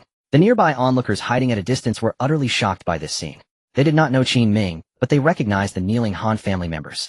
In Tianyan City, the Han family was a dominating force, and no one dared to disrespect them. How could such a colossal entity simply kneel on command? What kind of background does this seemingly 16-year-old boy have that he can make all the Han family members, including their patriarch, kneel with just his pressure? Questions blossomed in the minds of the bystanders along the street. As Qin Ming approached the kneeling Han family members step by step, the patriarch panicked. You hurt my son, and I let you go. What? What do you want? Let you go? Is it that you want to escape because you realize you can't beat me? Qin Ming scoffed inwardly and coldly replied, Don't think I don't know you came to kill me. Since you can kill me, I can naturally kill you. Upon hearing this, the Han family members were all drenched in cold sweat. The patriarch trembled as he raised his head. You want to kill us? What else? Qin Ming replied with a grin. At that moment his smile appeared as a devilish grin to the Han family members. You wouldn't dare kill us. Don't think I don't know. If you kill us, you will be at odds with the entire Han family. We will pursue you to the ends of the earth. If you were smart, I advise you to give up this idea now. The patriarch was genuinely scared of Qin Ming, fearing he would suddenly strike and kill him. With the sheer power that Qin Ming displayed, able to intimidate them all into kneeling, he could certainly kill them with a mere wave of his hand. The Han family patriarch was afraid for his life. The Han family members were also frightened. Now they only wished to survive under Qin Ming's hand. Yet they would not feel grateful if Qin Ming spared them. The humiliation they suffered today was unacceptable for them as the tyrants of Tianyan City. Once they returned to invite the spiritual emperor from Black River Valley, they would ensure Qin Ming learn the consequences of offending the Han family. This was the truest reflection of their inner ugliness. You think I wouldn't dare kill you, eh? Hearing what seemed to be the funniest joke in the world, the pressure surrounding Qin Ming surged even higher, leaving the Han family members in disbelief. Boom. Crack. Accompanied by screams of agony and the sound of breaking bones, the Han family members around the patriarch collapsed to the ground breathless. If the Han family patriarch had not possessed initial stage spiritual king strength, he too would have been killed on the spot by Qin Ming's pressure like the other Han family members. Is this truly the strength expected of a peak spiritual king? Even a spiritual emperor couldn't possibly kill the elite of the Han family merely with pressure, could they? The Han family patriarch's mind was in a haze. Qin Ming did not feel like a spiritual king to him. He seemed more like a spiritual emperor. Yet the aura emanating from Qin Ming clearly indicated he was a peak spiritual king. Fortunately, he was also a spiritual king, otherwise he wouldn't even be able to tell what realm Qin Ming was in. After killing the Han family members with spiritual king pressure, Qin Ming looked at the only remaining Han family patriarch with an amused expression. Now do you still think I wouldn't dare kill you? Brought back to reality by Qin Ming's words, the Han family patriarch swallowed hard, cold sweat already forming on his forehead. Fear surged within him, enveloping him instantly. The Han family patriarch, who still wanted to wield power in Tianyan City, did not wish to die. He voluntarily bowed his head to Qin Ming and admitted his mistake. I'm sorry, it was my Han family's fault. Please have mercy and forgive us. You must die. Qin Ming's words were pronounced slowly, chilling the heart of the Han family patriarch. No. You can't kill me. I am the patriarch of the Han family, the largest family in Tianyan City. By the way, Yishi, Yi Shi niece, he just entered your Yi family. He should have connections with you, right? Our two families Han and Yi have connections in Tianyan City. Now I can only rely on you to save me. Please help me, beg for mercy. The Han family patriarch was truly anxious and started to pull Yi Shi to intercede with Qin Ming. Qin Ming also looked at Yi Shi, curious to see what she would say. If she truly pleaded for the Han family patriarch, then he still would not spare the patriarch. Don't think that finding someone to plead for you will help. In response to the Han family patriarch's plea, the indifferent Yi Shi said, "We are not familiar." Niece, Yi Shi did not give the Han family patriarch any chance to continue talking and directly entered the Yi family, closing the door behind her. It's about time to move on. Do you have any last words? I really don't want to die. Please don't kill me, okay? As he faced death, the Han family patriarch with no one to help him no longer resembled his usual fierce self. He was like a foolish dog begging for survival, his pathetic state exposed. Weeping and wailing, his head bleeding from knocking it against the ground. Qin Ming felt no sympathy for the Han family patriarch. To him, this was all self-inflicted. You wanted to kill me, but weren't prepared to face the consequences. How reckless. Qin Ming's words were akin to pronouncing the death sentence of the Han family patriarch. Realizing that no amount of acting would save him, the Han family patriarch's gaze suddenly turned vicious. Go die. Facing the Han family patriarch's desperate counterattack, Qin Ming coldly snorted in disdain. With a swift motion, he crushed the patriarch's skull with a single slap. Almost simultaneously with the death of the Han family patriarch, the door of the Yi family opened once more. Yi Shi swiftly appeared by Lin Yu's side. Ouch. It hurts. Who dares to step on my tail? I will definitely. Auntie. The Qi Yin two-headed dog was initially lying next to Lin Yu's feet, watching Qin Ming punish the Han family members, but suddenly it felt its tail being stepped on, igniting its fiery temper. However, when it raised its two heads and saw that it was Yi Shi who stepped on its tail, the Qi Yin two-headed dog immediately wilted. This Annie was on the same level as Qin Ming and Lin Yu. It could not provoke her. Yi Shi lowered her head with a smile that was not quite a smile, saying, "What will you do to me?" The Qi Yin two-headed dog was almost in tears. "I wouldn't dare do anything to you, Annie. If you want to step on me, go ahead, as long as you're happy." "Alright, it was indeed my fault earlier. I accidentally stepped on you. I'm sorry, little dog of my senior brother." Yi Shi was merely trying to scare the Qi Yin two-headed dog a bit, and she knew she had accidentally stepped on it, so she promptly apologized. While Yi Shi and the others were chatting, Qin Ming had already returned to their side. Lin Yu smiled slightly, saying, "Brother Qin Ming, are you done?" "Yes, the noisy ones have finally quieted down. We should be heading to Zhongzhou soon." Qin Ming also smiled back, calmly deciding to head to Zhongzhou now. At this moment, Yi Shi waved her right hand to fan the air, saying, "Senior brother, is it really alright to just leave the corpses of the Han family members lying at my door? Aren't we going to deal with the bodies? They will start to smell?" Qin Ming was momentarily at a loss, as Yi Zai's continuous questions left him unsure of how to handle the corpses. Seeing Qin Ming in a dilemma, Yi Shi blinked and said, "Senior brother, I was just joking. I'll have the Yi family help you take the bodies back to the Han family, and let them know not to seek revenge on you anymore. If they do, you will personally visit the Han family and wipe them out." Yi Shi had already thought of how to handle the situation, so Qin Ming naturally felt at ease in trusting her with it. "Then I'll leave this matter to you, Yi Shi." "No problem, senior brother. I'm your little warm quilt. You and Lin Yu wait here for me. I'll talk to the Yi family, and then we can go to Zhongzhou together." Since confirming that Qin Ming was her senior brother from her past life, Yi Zai's personality had gradually become more like her former self in the sect, becoming increasingly lively and adorable. After finishing her conversation with Qin Ming, she quickly returned to the Yi family. Watching Yi Zai's temporarily departing figure, Qin Ming turned to Lin Yu beside him and asked, "Sister, where was she like this before?" Lin Yu was briefly taken aback by the question. After a short moment of contemplation, she recalled Yi Shi from the time of the Yi Celestial Emperor, and indeed, she was a completely different person now. She remembered once when Yi Shi was teased by the Golden Crow Emperor, she punched him back into his original form and casually plucked all the feathers from his body.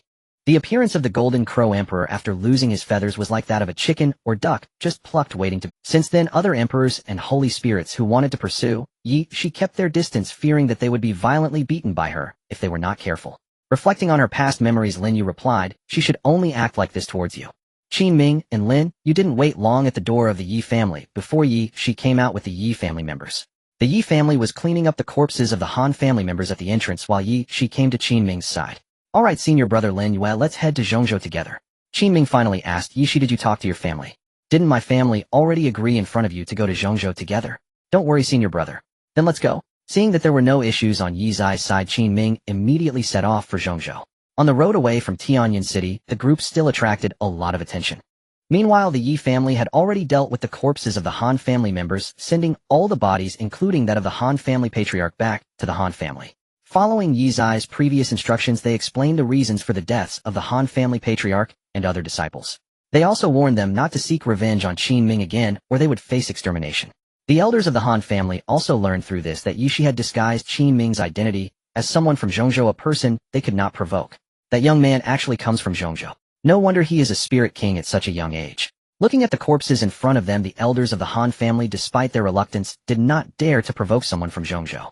It seemed that the humiliation Qin Ming had inflicted on the Han family would have to be swallowed by them. Just as the elders of the Han family were feeling gloomy about their inability to take revenge, the son of the Han family patriarch Han Dashao entered the main hall. Although he had received timely treatment, he was still unable to walk on his own.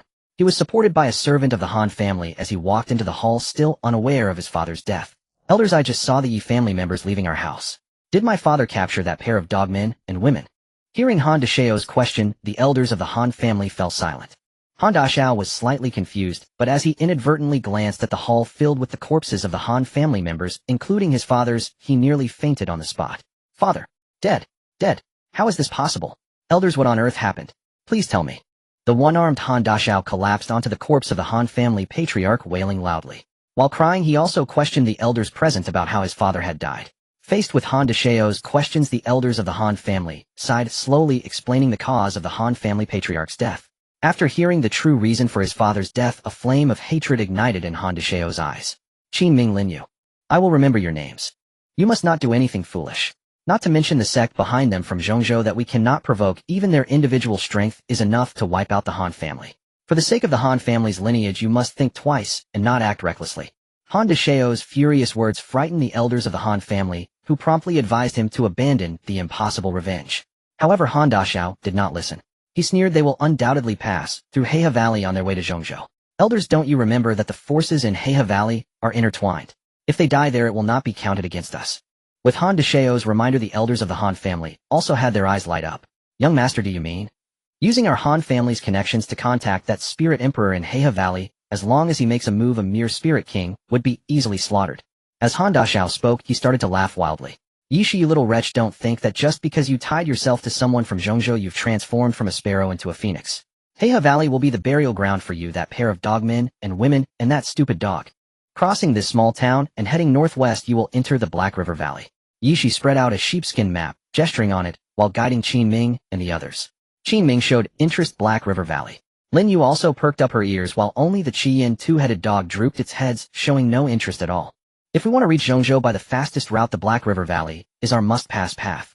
The forces here are intricate and complex, and compared to the remote corner we live in, even the spirit emperors walking here may easily provoke fatal troubles.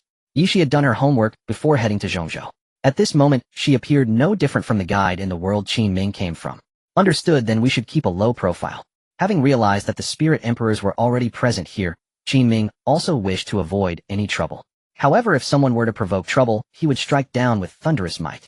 Qin Ming was fine, but Lin Yu still asked Yi Shi, what other places do we need to pass through to get to Zhongzhou?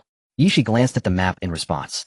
First, we need to go through the Black River Valley to the northwest, then head straight north through the valley into the dark forest, then go southwest into the western desert. Finally, just keep heading north, and we will reach Zhongzhou. There are other places we will pass through on the way north, but let's not go into details for now. Listening to Yi Zai's explanation, Lin Yu pondered. It seems that the Tianling continent is quite large. Yi Shi smiled, and said, of course Lin Yu, this is a world after all. Qin Ming understood that Lin Yu and Yi Shi were subtly discussing how this low cultivation world was larger than. He did not confront them about their cryptic conversation, showcasing their vast worldly experiences from their past lives, and calmly continued towards the Black River Valley. However, Yi Shi found his calm demeanor quite incomprehensible. The two of them were talking about some puzzling matters, and Qin Ming showed no curiosity at all. Yi Shi leaned closer to Qin Ming and winked at him. Senior brother, don't you have any questions you want to ask us? No. Don't you think our previous conversation was a bit different from usual? Not really. You two often talk in such cryptic ways on the road, right? Is that not normal? It's just your women's secret language. As a man, I have no interest in it. You've defeated me, senior brother. Yi Shi originally intended to tease her senior brother playfully, but Qin Ming's response made her surrender completely. Qin Ming also teased Yi Shi. I must clarify, I am not your senior brother. Upon hearing this, Yi Shi immediately grew anxious. Even if you don't admit it, I will still call you senior brother. Lin Yu, having grown up as childhood friends with Qin Ming for 16 years, understood his personality well in this life. She saw through him, teasing Yi Shi, and remarked, Qin Ming, you're a bit naughty. Hearing Lin Yu's words, she quickly realized that Qin Ming didn't actually dislike her calling him senior brother. Alright senior brother, you're bullying me. Qin Ming was somewhat speechless. Where aren't we supposed to be on the same side? This is getting boring. Lin Yu raised the corners of her mouth in a crescent-shaped smile. She and I are good sisters, so I won't team up with you. Senior brother, it's 2 against 1, you've lost. Looking at Yishi's victorious smile, Qin Ming shrugged nonchalantly. At that moment, the Qin two-headed dog stepped forward to express its loyalty. Master, don't worry, I will always be your loyal support. Your status in my heart is the highest, followed by the 2 ladies. Qin Ming found this silly dog's affection somewhat amusing. We're almost there. Lin Yu, senior brother, look quickly. That valley surrounded by mountains ahead is the Black River Valley. After passing through the small town and walking for a short while in the uninhabited area, she excitedly reminded Qin Ming and Lin Yu. Following the direction she pointed, they saw a valley surrounded by mountains. Buildings of various forces were erected within the valley, and the bustling streets far surpassed the Tianyan city where Yishi used to live. Qin Ming and his group were overlooking this large valley from the southeastern mountain. Noticing a river near the valley, Qin Ming pondered, is that river called Black River? Indeed, well done senior brother. Yishi's response was like a child who had answered correctly, earning her a roll of the eyes from Qin Ming. Yishi covered her mouth and chuckled. Senior brother Lin, well, we should enter the valley now. Passing through the middle is the fastest route. Qin Ming and Lin Yu nodded in agreement, and they found the nearest entrance heading down into the Black River Valley. As soon as they entered, Qin Ming felt that the atmosphere inside was somewhat unusual. Compared to Tianyan City, this place exuded a chilling aura of slaughter. It was evident that the people here had nearly all killed, and many were ruthless criminals. The glances cast by the passers-by around them were far from friendly. Qin Ming, those people are looking at us strangely. Upon hearing Lin Yu's gentle reminder, Qin Ming nodded. Everyone be careful. Yishi also quietly reminded Qin Ming and the others, there are more spirit emperors here than I had imagined, and the spirit kings are as common as dogs. The Qin two-headed dog felt as though Yi Zai's words were aimed at it. Why call the spirit kings as common as dogs? Can it be as common as pigs? If it weren't for Yishi being able to beat it freely, it would definitely want to express its dissatisfaction. Almost everyone around them were martial artists, making it hard to spot ordinary people. They were not only eyeing Qin Ming and his group of outsiders, but were also discussing some major events that had gone viral in the Black River Valley. Have you heard? The group of martial artists who went to explore the secret realm in the southeastern corner of the continent all perished. Of course, although they belonged to different sects, they all died in the monster forest. Most people believe they were killed by traps in the Lingzong secret realm. Now a lot of people think there's a peak spirit emperor, or even a half-step. Are you crazy? Among that group, there were quite a few spirit emperors from various sects in the Black River Valley, who all perished en masse at almost the same time. You still dare to go? Most people believe they were killed by traps in the Lingzong secret realm. Now a lot of people think there's a peak spirit emperor, or even a half-step Lingzong looking for opportunities there, and happen to encounter them, killing them all. Are you talking about the rumored spirit emperor killer? Exactly, that's the spirit emperor killer that has been widely rumored in the Black River Valley. Most spirit emperors and spirit kings died in an instant. If it weren't for the tradition of giving life tokens to sect disciples in the Black River Valley, no one would even know they perished en masse at the same time. The more Qin Ming listened to these martial artists discussing, the more familiar it felt. They seemed to be talking about his betrothed, the Empress Lin Yu. Just arriving at the Black River Valley, and his Empress wife had already become a spirit emperor killer. Lin Yu and the Crimson Flame Cerberus also heard the discussions about the spirit emperor assassin, who was none other than Lin Yu herself. One was the caster of the flying immortal technique who had swiftly annihilated numerous spirit emperors and spirit kings. The other was a witness. Only Yishi, who was also in the spirit sect's secret realm at the time, but was busy collecting the chaotic divine fire lotus, was unaware of this matter. However, she inferred and guessed a rough idea. She softly asked senior brother Lin Yu, it wouldn't be you two who did. Qin Ming shook his head, saying it wasn't me, it was your good sister Lin Yu. It was me. Lin Yu replied without. Qin Ming teased Lin Yu, a sister Yu, may I ask what you think of your new title? In her first life, she was the devouring demon emperor who created the devouring heaven demon art, so she felt indifferent about it. She didn't care how the Black River Valley spread rumors about her. I have no opinion, brother Qin Ming. Lin Yu's somewhat cold response made Qin Ming find it a bit boring, and he didn't continue to tease the somewhat aloof Lin Yu. Seeing Qin Ming at a disadvantage the more lively, Yishi chuckled, mercilessly mocking him. Qin Ming and his companions maintained a low profile throughout their journey, quietly walking through the Black River Valley. However, their desire to avoid trouble did not mean that the other warriors in the Black River Valley, filled with ferocity, would not approach them. Here acts of murder and robbery occurred countless times every day. Now Qin Ming and his companions were targeted. A one-eyed man with an eye patch blocked their way. You seem a bit unfamiliar. Is this your first time in the Black River Valley? Upon being stopped by the one-eyed man, Qin Ming's gaze narrowed slightly. Yishi and Lin Yu's expressions also turned cold. They could see at a glance that the one-eyed man's cultivation level was only at the early stage of the Spirit Emperor. If they wanted to kill the one-eyed man, it would be like child's play. Don't block the way. Qin Ming had no patience for the one-eyed man and directly ordered him to move aside. His patience was quite limited. If the one-eyed man said another word, he would strike him with a palm. The one-eyed man completely did not realize how foolish his actions appeared to Qin Ming and the others. Yet he continued to test Qin Ming's limits of patience, sneering, "I just thought you looked unfamiliar and wanted to get to know you. Why the temper? To extend my hospitality, I plan to invite you to my sect, the Sha Luo sect, for a good chat." Smack! The one-eyed man didn't even see what happened. He felt a sharp pain in his face, and before he knew it, he was sent flying. After slapping the one-eyed man away, Qin Ming exchanged a glance with his companions and continued forward. Lin Yue Yishi and the Crimson Flame Cerberus followed closely behind, without saying much. As they passed the fallen one-eyed man, Qin Ming left a remark, "Consider this a reminder not to block the way again. Next time there will be no mercy." The one-eyed man had initially thought of retaliating, but hearing Qin Ming's threat, he felt a chill run through him. His instincts told him that if he opened his mouth, Qin Ming would indeed kill him. He shrank back. It wasn't until Qin Ming and his group disappeared from view that the one-eyed man let out a long breath, relieved to have avoided disaster. But in the next moment his expression turned sinister.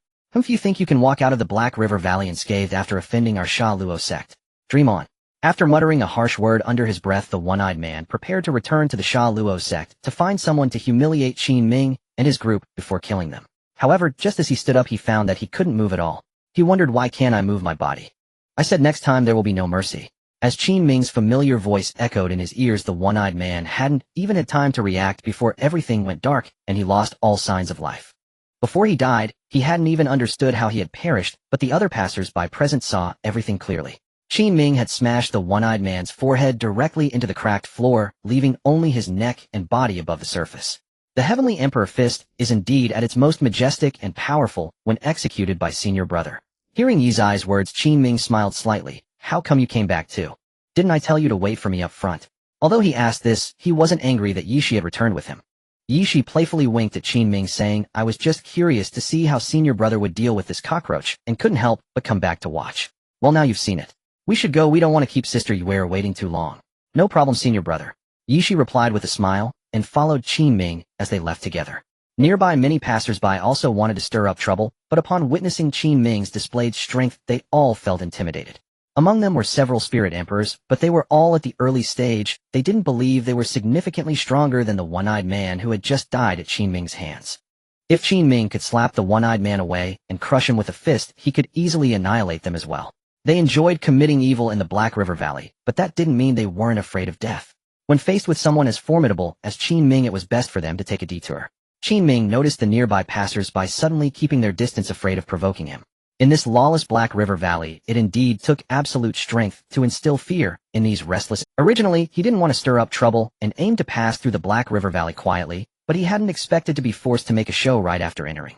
Truly, he found it hard to deal with these troublesome individuals.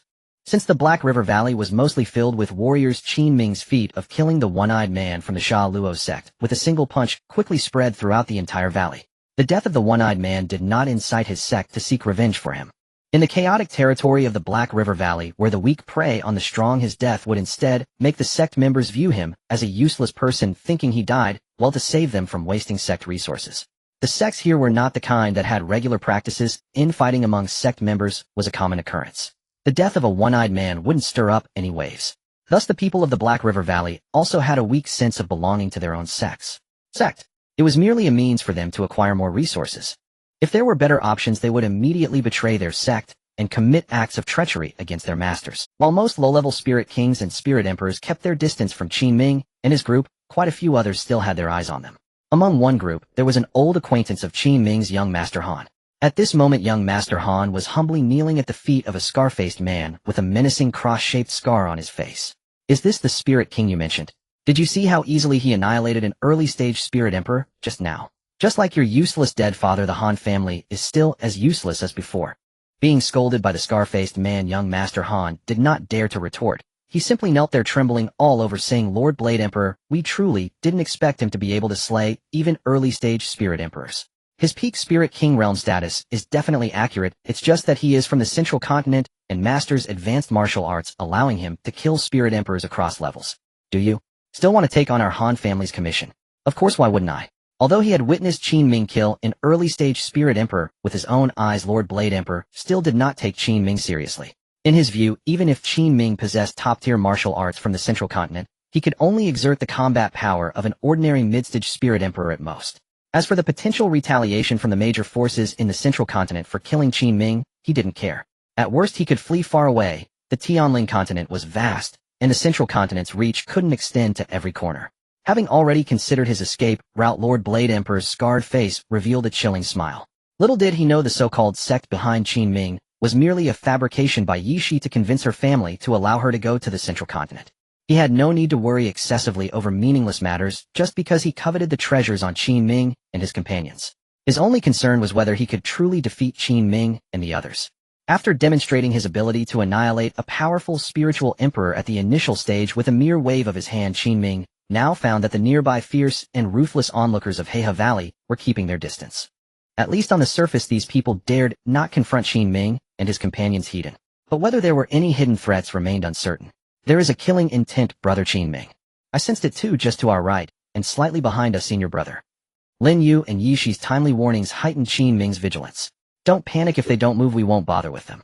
Qin Ming whispered to Lin Yu and the others continuing along the road in Hmph Valley. Above and slightly behind them, there was a path clinging to the mountainside in Hmph Valley. Young Master Han and the Blade Emperor he had summoned were observing Qin Ming and his group from afar on the path. They were unaware that they had already been spotted by the two reincarnated empresses beside Qin Ming. As Qin Ming's group advanced steadily, the observers on the path maintained their distance to follow. At that moment, someone from the Blade Emperor's sect returned to his side. Seeing a sect member arrive, the Blade Emperor smiled. Is everything arranged? The newcomer replied respectfully. Yes, Blade Emperor, all the spiritual emperors of the Seven Stars sect have gathered, just waiting for your command. Send my order to act near the exit of Hmph Valley. They must not be allowed to leave. Yes, Blade Emperor. Meanwhile, Qin Ming was also prepared to deal with any sudden attacks. Although they had not encountered any ambushes along the way, they had witnessed numerous brutal fights among various vicious warriors in Hmph Valley. Just as Yi Shi had mentioned earlier, this was a chaotic place devoid of order. Had it not been for Qin Ming's decisive actions, they might have faced numerous assaults already. The fiery two-headed dog yawned. When will we finally get out of this Hmph Valley, my lady? Hearing this, Qin Ming chuckled. Soon, just a little further, and we will exit Hmph Valley. Yi Shi lowered her head and glanced at the fiery two-headed dog. What's wrong? Why are you so eager to leave Hmph Valley? Only the cool-headed Lin Yu remained silent. In response to Yi's eyes question, the fiery two-headed dog drooped its head. Nothing much, my lady, just feels a bit smelly here. If the fiery two-headed dog hadn't mentioned it, Qin Ming and the others hadn't noticed anything. After hearing its words, Qin Ming and the others also began to notice the faint smell of blood and decaying corpses lingering in the air. Due to the chaos here, martial artists occasionally died suddenly, and in various dark corners of Hmph Valley one could find unattended rotting corpses. The dog's nose was naturally more sensitive than a human's, and with two heads, it was certainly more susceptible to the foul odors in the air. Moi. While conversing as they traveled, Qin Ming suddenly sensed a strong killing intent rapidly approaching from both sides of the road. Lin Yu and Yi Shi also sensed that someone intended to ambush them. In just a moment, 8 spiritual emperors emerged from the crowd on either side, all at the initial stage of the spiritual emperor realm. Facing the attack from the spiritual emperors, Qin Ming and his companions remained unfazed. The previously drooping fiery two-headed dog perked up, wagging its tail. Finally, a good show is about to unfold. Although it couldn't match these spiritual emperors, it had absolute confidence in its master Qin Ming and the two ladies. You little wench, and you two dog lovers, today you will meet your demise in Hmph Valley. Unknown to them, young Master Han had descended from the path with the Seven Stars sect members led by the Blade Emperor. Observing Qin Ming's group besieged by the 8 initial stage spiritual emperors, young Master Han couldn't help but vent his hatred for them loudly. Hearing young Master Han's unrestrained laughter of revenge, Qin Ming and his companions turned to see him standing next to the Blade Emperor. It's him. Lin Yu's expression turned icy. Yi Shi also remarked, he actually managed to find people from Hmph Valley to deal with us. Qin Ming and the others' distraction at this moment only served to infuriate the spiritual emperors attacking them. To still have the mood to look elsewhere at a time like this, do they take us too lightly? To be distracted in battle comes at the price of one's life. The 8 spiritual emperors closed in around Qin Ming and his companions, collectively swinging their large blades, executing the Seven Stars sect's 7 Stars blade technique against them. In an instant, a fierce wind filled the area with sharp blade lights. Even so, Qin Ming and his companions showed no sign of tension. Leave that annoying guy to me, brother Qin Ming. Lin Yu pointed at young Master Han, who had attacked them, and before Qin Ming and she could respond. Her figure transformed into ephemeral shards of celestial light and vanished from the spot. She also said, "You go left, I go right, senior brother." With clear roles assigned Qin Ming and she simultaneously swung their right fists. Golden fist light flickered. The aura of the heavenly emperor fist surrounding them made them appear like youthful emperors. Boom. As the two unleashed their heavenly emperor fist, the 8 spiritual emperors on either side let out cries of agony, exploding into a mist of blood. This scene once again reshaped the martial artist's perception of Qin Ming's group's strength in Hmph Valley. The siege of 8 spiritual emperors was actually shattered in an instant. Not only Qin Ming, but even the woman beside him, who seemed like a mere sidekick, was capable of such feats. At that moment, the phrase spiritual emperor killers flashed through their minds. These two couldn't possibly be the same ones who had wiped out numerous spiritual emperors and kings in Hmph Valley just days ago, could they? However, that was not what shocked them the most.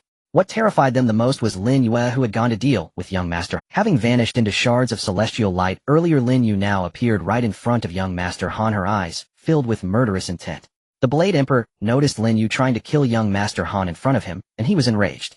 "A mere king dares to kill in my presence. Who gave you the audacity?" With a furious roar, the Blade Emperor wielded his 7 stars blade, executing the 7 stars blade technique, striking towards Lin Yue.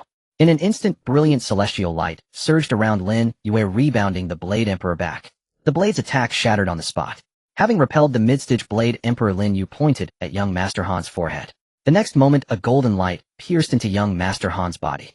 Feeling a force within him attempting to tear his body apart, young master Han exclaimed in terror, "No, I don't want to die. You can't. I hate this." Boom. In an instant, young master Han was annihilated, and Lin Yue then turned her gaze towards the repelled Blade Emperor. Despite the brief exchange, the Blade Emperor, though reluctant to accept it, had to acknowledge that he was no match for Lin Yue. Without a care for the dignity a spiritual emperor should possess, the Blade Emperor fled in another direction. Lin Yue transformed into celestial light shards and vanished again. When she reappeared, she was already blocking the Blade Emperor's escape route. Qin Ming looked at Lin Yue's astonishing speed, feeling a bit envious. What incredible speed! What technique is this? She promptly explained to Qin Ming. "It's a divine technique comparable to the walking character secret. If you want to learn, you can practice my walking character secret." During the conversation between Qin Ming and Lin Yue decisively executed the flying immortal decision, cleanly killing the Blade Emperor. Nearby martial artists were awed by Lin Yue's ability to easily slay a mid-stage Blade Emperor. This woman can also kill spiritual emperors. Could it be that there are actually 3 spiritual emperor killers? With the conclusion of the battle, no one in the Black River Valley dared to harbor any thoughts against Qin Ming and his companions. Master Qin Ming remains as wise and mighty as ever. The Qin two-headed dog also showcased its loyal nature, licking Qin Ming after the conflict ended. Qin Ming was indifferent to this, having grown accustomed to the dog's adoration. However, she mischievously smiled and said, "What about me? Why does this foolish dog only praise senior brother and not me?" Facing Yi's unfriendly smile, the Qin two-headed dog broke into a cold sweat. "Of course, Miss Yi, she is also wise and mighty. That's more like it." She was merely teasing the Qin two-headed dog and had no real intention of punishing it. At this moment, Lin Yue had returned to Qin Ming's side. Although she had killed young Master Han and the Blade Emperor, her delicate face still bore a hint of displeasure. "Brother Qin Ming, if the Han family is not dealt with once we move far away and cannot return in time, Yi family might be in danger, and they may even contact more people to interfere with our journey in Zhongzhou." Her meaning was clear. She wanted to eradicate the Han family. As the topic arose, she also grew genuinely. "The Han family has already been warned. If they dare to come to the Black River Valley for another attack on us, they are simply seeking their own demise." Qin Ming also harbored murderous intent regarding the assassination orchestrated by young Master Han and the Blade Emperor against them. The Han family could not possibly be unaware that young Master Han had come to the Black River Valley, and even this time his actions were tacitly approved by the elders of the Han family. "If they do not provoke me, I will not provoke them. Since the Han family is seeking their own demise, I do not mind exterminating them." Lin Yue and she were waiting for Qin Ming's words. They were already prepared to return and annihilate the Han family. Even the Qin two-headed dog could not help but feel excited, eager to prove itself. "Master, I can also contribute to the extermination of the Han family." Listening to the Qin two-headed dog's declaration of loyalty, Qin Ming looked down at it. The head of the Han family, who was at the early stage of the Spirit King realm, had been subdued by him. With the Qin two-headed dog's early Spirit King strength, it could indeed sweep through the Han family. With that thought, Qin Ming smiled slightly. "Then this time the extermination of the Han family will be your responsibility. If you cannot handle it, we will support you." Upon hearing that, Qin Ming entrusted the task of exterminating the Han family to it. The Qin two-headed dog was immediately moved and began to pant with its 2 heads. Rest assured, Master, and Miss Little Chi promises to accomplish the task perfectly. Happily wagging its tail as it accepted Qin Ming's task, the Qin two-headed dog was eager to showcase it. Qin Ming patted the Qin two-headed dog's head and said, "Let's go back to Tianyan City." Late at night, Tianyan City Han family. The elders of the Han family were still awake, gathered in the assembly hall. Why hasn't young Master returned from the Black River Valley yet? Even if he used the Han family's connections to request the Blade Emperor of the Seven Stars sect to eliminate those three, he shouldn't have taken this long to return. I heard that the people in the Black River Valley are ruthless. What if young Master was killed by the Blade Emperor? That's not possible. Although the people in the Black River Valley, including the Blade Emperor, are not worth forming deep connections with, we are trading with a treasure map from a secret realm. He wouldn't recklessly kill young Master. What should we do now? Should we send someone to the Black River Valley to see what's going on? That's the only way. If young Master has not returned by tomorrow morning, we will send someone to the Black River Valley to investigate. No. Oh no. The backyard is on fire. With the news of the fire in the backyard brought in by a Han family disciple, the elders of the Han family all rose from their seats, exchanging glances of surprise. After a brief shock, one of the Han family elders immediately asked, "How did the fire start? Did we send other families' disciples to put it out?" As for how the fire started, the Han family disciple stammered, "We are putting it out, but there is a dog." Upon hearing that someone was trying to extinguish the fire, the elders in the assembly hall breathed a sigh of relief. However, as the Han family disciple continued to speak in a way that left them puzzled, the hearts of the Han family elders rose to their throats. "What dog? Don't be nervous, speak clearly. It's a beast that looks very much like a dog, and it's covered in flames. It's the one that caused the fire in the backyard. A beast covered in flames that resembles a dog. Could it be?" The description from the Han family disciple flashed the image of the Qin two-headed dog in the minds of the Han family elders. Although they had never seen it, they felt it was highly likely to be the Qin two-headed dog that followed Qin Ming. The message returned to the family about young Master Han having his arm bitten off was indeed due to the Qin two-headed dog. If it was indeed the work of the Qin two-headed dog, did that not mean that Qin Ming and his group had also returned? They had clearly sent young Master Han to the Black River Valley to request the Blade Emperor to assassinate Qin Ming and the others. Why would Qin Ming and his group come back to attack the Han family? Initially, the Han family elders were puzzled about how Qin Ming and his group had evaded the Blade Emperor's assassination.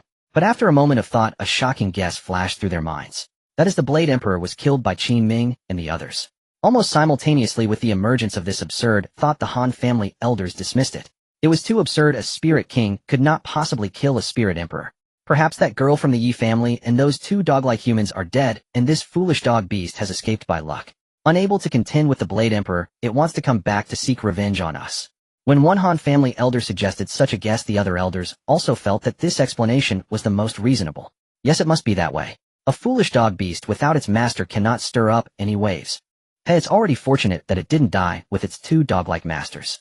Now it dares to invade my Han family. Does it truly think my Han family is defenseless? Let's go, Han family elders, follow me to capture that foolish dog. One by one, the Han family elders brushed off their doubts and fears, regaining their confidence as they once held sway in Tianyan City.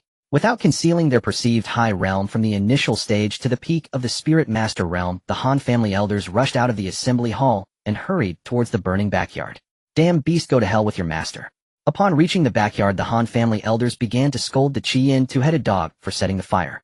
The Qin two-headed dog, known for its irritable temper, immediately retaliated by launching two fireballs from its two heads towards the Han family elder who had cursed it.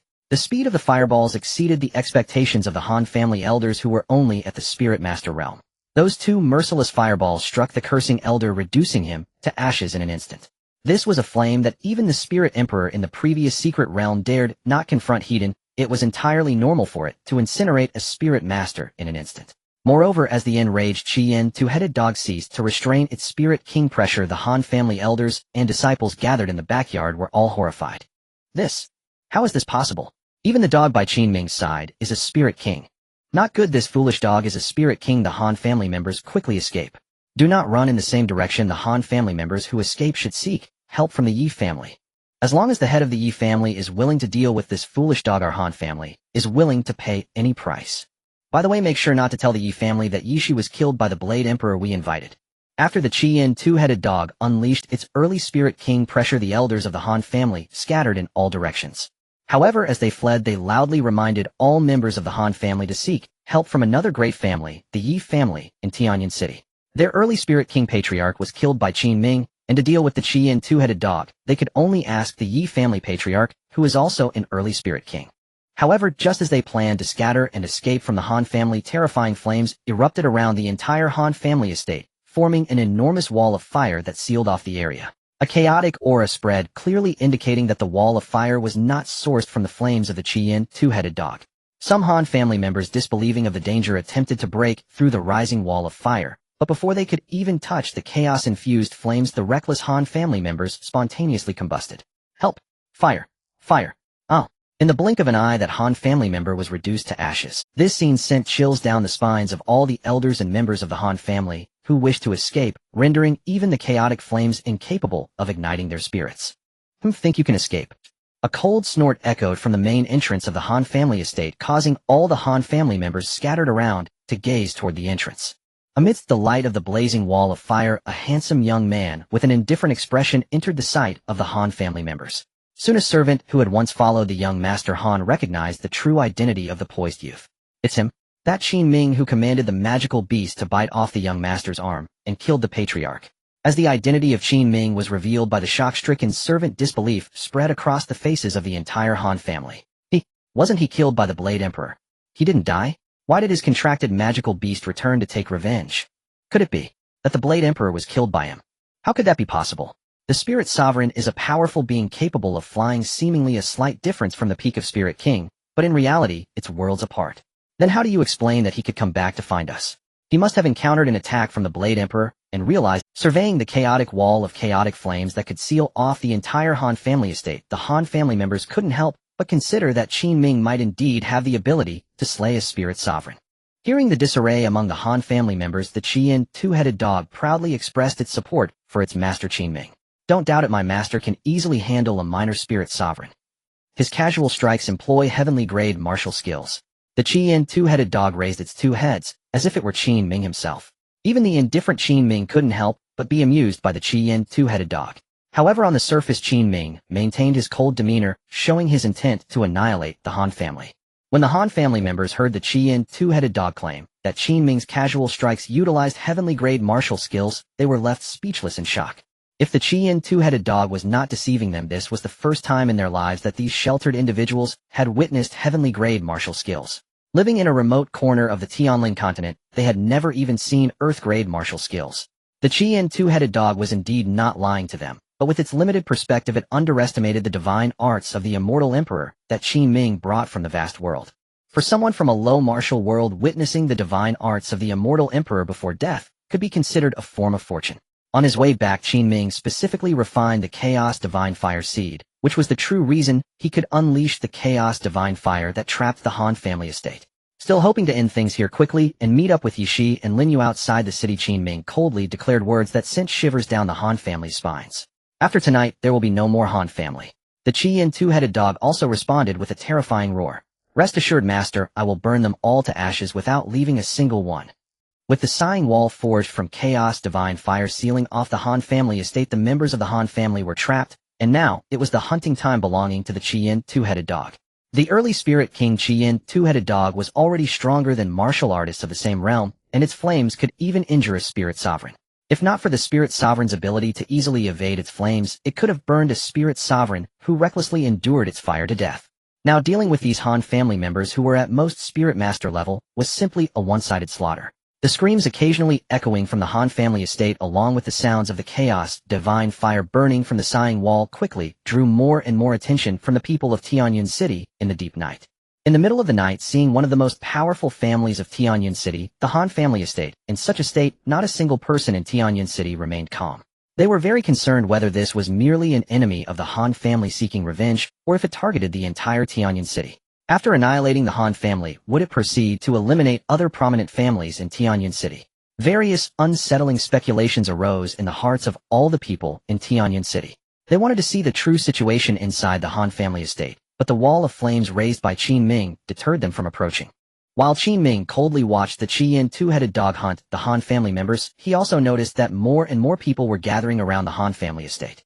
Most of these people were martial artists, and ordinary citizens dared not come close. Qin Ming glanced around to see if there were any members of the Yi family present to avoid any headstrong members from Yi family charging in and getting burned, which he would have difficulty explaining to Yishi. Soon he spotted Yi Zai's father along with several elders of the Yi family observing from outside the Han family estate. Upon noticing them, Qin Ming immediately stepped out from the wall of flames. The Qin two-headed dog alone was sufficient to eradicate the Han family without a spirit king. It's Yu Yishi's senior brother Qin Ming. As Qin Ming emerged, Yi Zai's father and the Yi family members instantly recognized him. Qin Ming nodded slightly to the Yi family members and then said, "Uncle Yi, please do not approach the Han family to avoid accidental harm." Upon hearing Qin Ming's warning, Yi Zai's father hesitated for a moment, but still inquired, "Senior brother of Sheer, may I ask what this is?" Qin Ming did not conceal the truth, informing Yi Zai's father about their ambush in the Hmph Valley. After hearing this, Yi Zai's father and the elders beside him were filled with unprecedented fury. "I never expected the Han family to be so stubborn, wanting to harm my Sheer. This is retribution. Thank you, senior brother of Sheer, for coming back specifically to eradicate the Han family." In response to Yi Zai's father's gratitude, Qin Ming expressed indifferently, "This is what I should do. After all, they crossed my bottom line." After pausing, he continued, "Uncle Yi, please help explain to the nearby people so they do not panic excessively. Rest assured, leave it to us, senior brother of Sheer." After finishing the conversation with Yi Zai's father, Qin Ming no longer cared about the people outside the Han family estate and re-entered the wall of flames. At this time, the Qin two-headed dog's hunt of the trapped Han family members had entered its final stages, with only one Han family elder remaining alive. However, the Qin two-headed dog's mischievous play with the dying Han family elder made Qin Ming unable to suppress a laugh. "Call me Dog Master, and perhaps I might consider letting you, the last ember of the Han family, go." Dog Master, please spare me. I promise our Han family will never dare to seek revenge on you and your master." "Haha, the tables have turned. Even if you call me Dog Master, I will not spare you. This vicious dog, you go too far. Master Little Qi has fulfilled the mission and has eliminated the Han family." The two heads of the fiery double-head dog revealed a flattering, fawning expression as it returned to Qin Ming's side. It was a stark contrast to the ferocious expression at war while hunting the Han family members. Qin Ming teased the fiery double-head dog. "It seems a bit inappropriate for our dog master to speak like that, doesn't it?" After Qin Ming's jest, the fiery double-head dog's flattering expression immediately turned to one of panic. "Master, Little Qi would never dare to call itself Dog Master in front of your grandeur. I only refer to that group of foolish Han family members as Dog Master." "Alright, stop fawning. Let's head back. We shouldn't keep Sister Yuer and Yishi waiting." Qin Ming promptly halted the fiery double-head dog's natural instinct to flatter.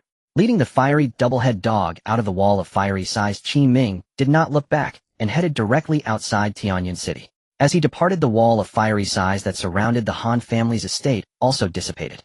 However, the fire ignited within the Han family estate by the fiery double-head dog's hunting of the Han family members did not subside, but rather grew more intense. This was no longer related to Qin Ming, who had decided to leave, believing that the Yi family led by Yi Shi would figure out how to deal with the extermination of the Han family. Outside the city, Lin Yu and Yi Shi had long been waiting for him. Noticing him and the fiery double-head dog exiting the city gate, the more vivacious Yi Shi waved at Qin Ming from a distance. "Senior brother, over here." Lin Yu stood gracefully in her white attire, her clear eyes silently gazing at the returning Qin Ming without any change in expression. Once Qin Ming reached their side, Lin Yu finally asked, "Brother Qin Ming, has the Han family been dealt with?" "Yes, Sister Yuer, Yishi, we can set off again." Qin Ming nodded, and then set off with Lin Yu and Yishi, embarking once more on their journey to Zhongzhou. They entered the Black River Valley again, but this time Qin Ming and his group attracted no hostile gazes. On the contrary, the onlookers were as frightened as if they had seen a ghost. "The spiritual emperor has returned. Quickly notify all the sects in Black River Valley." Qin Ming looked confused at the fleeing martial artists. "The spiritual emperor? Are they really this afraid of us?" Lin Yu also stared at the scattering martial artists and reminded Qin Ming, "Brother Qin Ming, they seemed to say they were going to notify all the sects in Black River Valley." Yishi pondered, "Are they planning to rally all the martial artists in Black River Valley to attack us? We will find out shortly. If they seek death, they cannot blame us for being ruthless." Qin Ming's eyes narrowed slightly. The three of them possessed the ability to slay spiritual emperors, so they were not afraid of this motley crew banding together. As they walked through the Black River Valley, Qin Ming and his companions maintained a state of heightened mental alertness. Anyone nearby who attempted to ambush them, as before, would be detected. "Hurry up, don't keep the spiritual emperor waiting. Listen carefully. When we meet the spiritual emperor, we must apologize sincerely and earnestly request his forgiveness." After walking for a short while, a large number of martial artists from Black River Valley appeared ahead. Nearly all of them were spiritual emperors escorting bound martial artists towards Qin Ming and his companions. Seeing this scene, Qin Ming's vigilance lessened somewhat, but their confusion remained. What had happened to these martial artists from Black River Valley? Under their watch, the group of martial artists stopped as they approached. The Black River Valley respectfully welcomes the one and only spiritual emperor.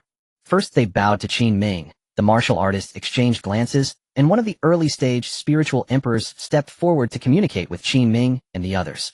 Esteemed spiritual emperor, we deeply apologize for the attack you and your people suffered in Black River Valley. We have come specifically to apologize on behalf of the entire Black River Valley and request your forgiveness. We hope you will not hold our previous disrespect against us.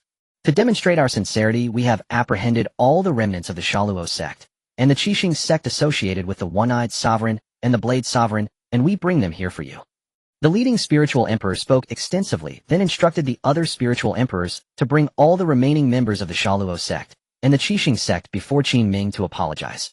Spiritual emperor, these are the offenders from the Shaluo sect and the Qixing sect, all of whom we have captured and present for your judgment. As long as you can forgive our previous disrespect, we will be immensely grateful. After hearing what the spiritual emperor said, Qin Ming and his group somewhat understood why they were doing this. It turned out they were afraid that if Qin Ming and his companions truly became enraged, they would exterminate all the martial artists in Black River Valley, which is why they captured the remaining members of the Shaluo sect and the Qixing sect. Once they understood the specific reason, Qin Ming said, "The ones who offended us are that One-Eyed Man and the Blade Sovereign. We have already killed them, and we will not indiscriminately slaughter others from Black River Valley." Even as Qin Ming said this, the martial artists from various sects in Black River Valley who had been in this chaotic place for so long remained somewhat uneasy. "Thank you for your magnanimity, but we would still prefer to leave the handling of the remnants of the Shaluo sect and the Qixing sect to you." Qin Ming was not interested in dealing with the remnants of the Shaluo sect and the Qixing sect. The reason he did not exterminate the Qixing sect and Shaluo sect like he did the Han family was that the sects in Black River Valley were virtually non-existent. Defecting to another sect was as common as a daily routine. The existence of a sect was merely a resource for the practical martial artists here, with almost no emotional ties. Qin Ming did not need to worry about the revenge of other members of the Shaluo sect and the Qixing sect who had not participated in the attack. Moreover, Qin Ming was not the kind of person who would annihilate an entire clan for offending him. The Han family repeatedly crossed his bottom line, and both sides had reached a point of no return, leading him to act decisively. Most importantly, heading to Zhongzhou was the main objective. Qin Ming did not want to waste unnecessary time in such a place. He glanced at the trembling remnants of the Qixing sect and Shaluo sect, and calmly said, "Let them go. If there's another time, I won't be merciful." Qin Ming's words left all the martial artists in Black River Valley stunned. They never expected him to say such a thing. After a moment, the leading spiritual emperor regained his composure. Seeing that Qin Ming had said this, he did not dare to continue insisting on handing over the members of the Shaluo sect and Qixing sect to Qin Ming, fearing that being overly accommodating might backfire. "Thank you, spiritual emperor, for your mercy." As the leading spiritual emperor bowed respectfully to Qin Ming, the other spiritual emperors and spiritual kings present also came to their senses. They quickly expressed, "Thank you, spiritual emperor, for your mercy." Even the bound members of the Qixing sect and Shaluo sect followed suit, expressing their gratitude to Qin Ming for sparing them. "Thank you, spiritual emperor, for your mercy." As they spoke their words of gratitude, they knelt down and repeatedly bowed to Qin Ming. They exerted all their strength to preserve their lives. Under the solemn escort of several spiritual emperors and spiritual kings from Hmph Valley, Qin Ming and his companions arrived at the entrance leading to the dark forest. To be honest, Qin Ming never expected that this group of usually fierce individuals would become so respectful after being subdued by the power he exhibited. The flattery along the way was more excessive than that of the Crimson Flame two-headed hound.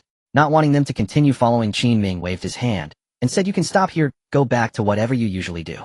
Upon hearing that Qin Ming no longer needed their escort, the spiritual emperors and kings of Hmph Valley exchanged glances. After a moment, someone took the lead and respectfully bowed. "We bid farewell to your excellency, the spiritual emperor." The others also followed suit, bowing deeply to bid him farewell. Qin Ming nodded and led Lin Yu and Yi Shi towards the direction of the dark forest. On the way, Yi Shi took out a map to confirm their direction, saying, "Senior brother, as long as we head north we can enter." Qin Ming pondered and asked, "What's the situation with the dark forest? Is it more dangerous than Hmph Valley?" His question left Yi Shi at a loss. With the Yi family's resources, it was already commendable to have a basic understanding of Hmph Valley. Beyond that, Yi Zai's small family had no capacity to gather much information. "I'm not sure, senior brother. The information I gathered was obtained through the Yi family's intelligence channels.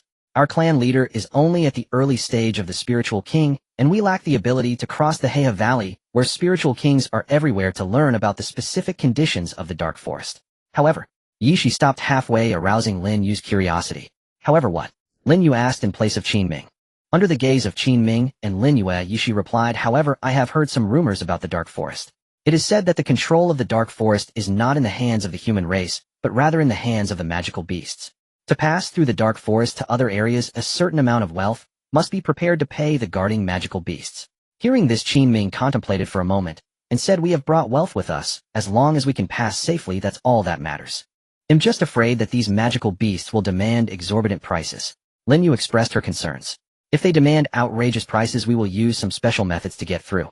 Qin Ming felt that it was not a major issue, and while speaking he waved his right hand clenched into a fist. Senior brother, the last piece of information is that the ruler of the Dark Forest is a magical beast known as the Queen of Witches, who is said to possess the strength of a mid-stage spiritual sect. The latest information provided by Yi Shi poured cold water on Qin Ming. Throughout their journey they had encountered no obstacles, as they had not yet faced any spiritual sect powerhouses.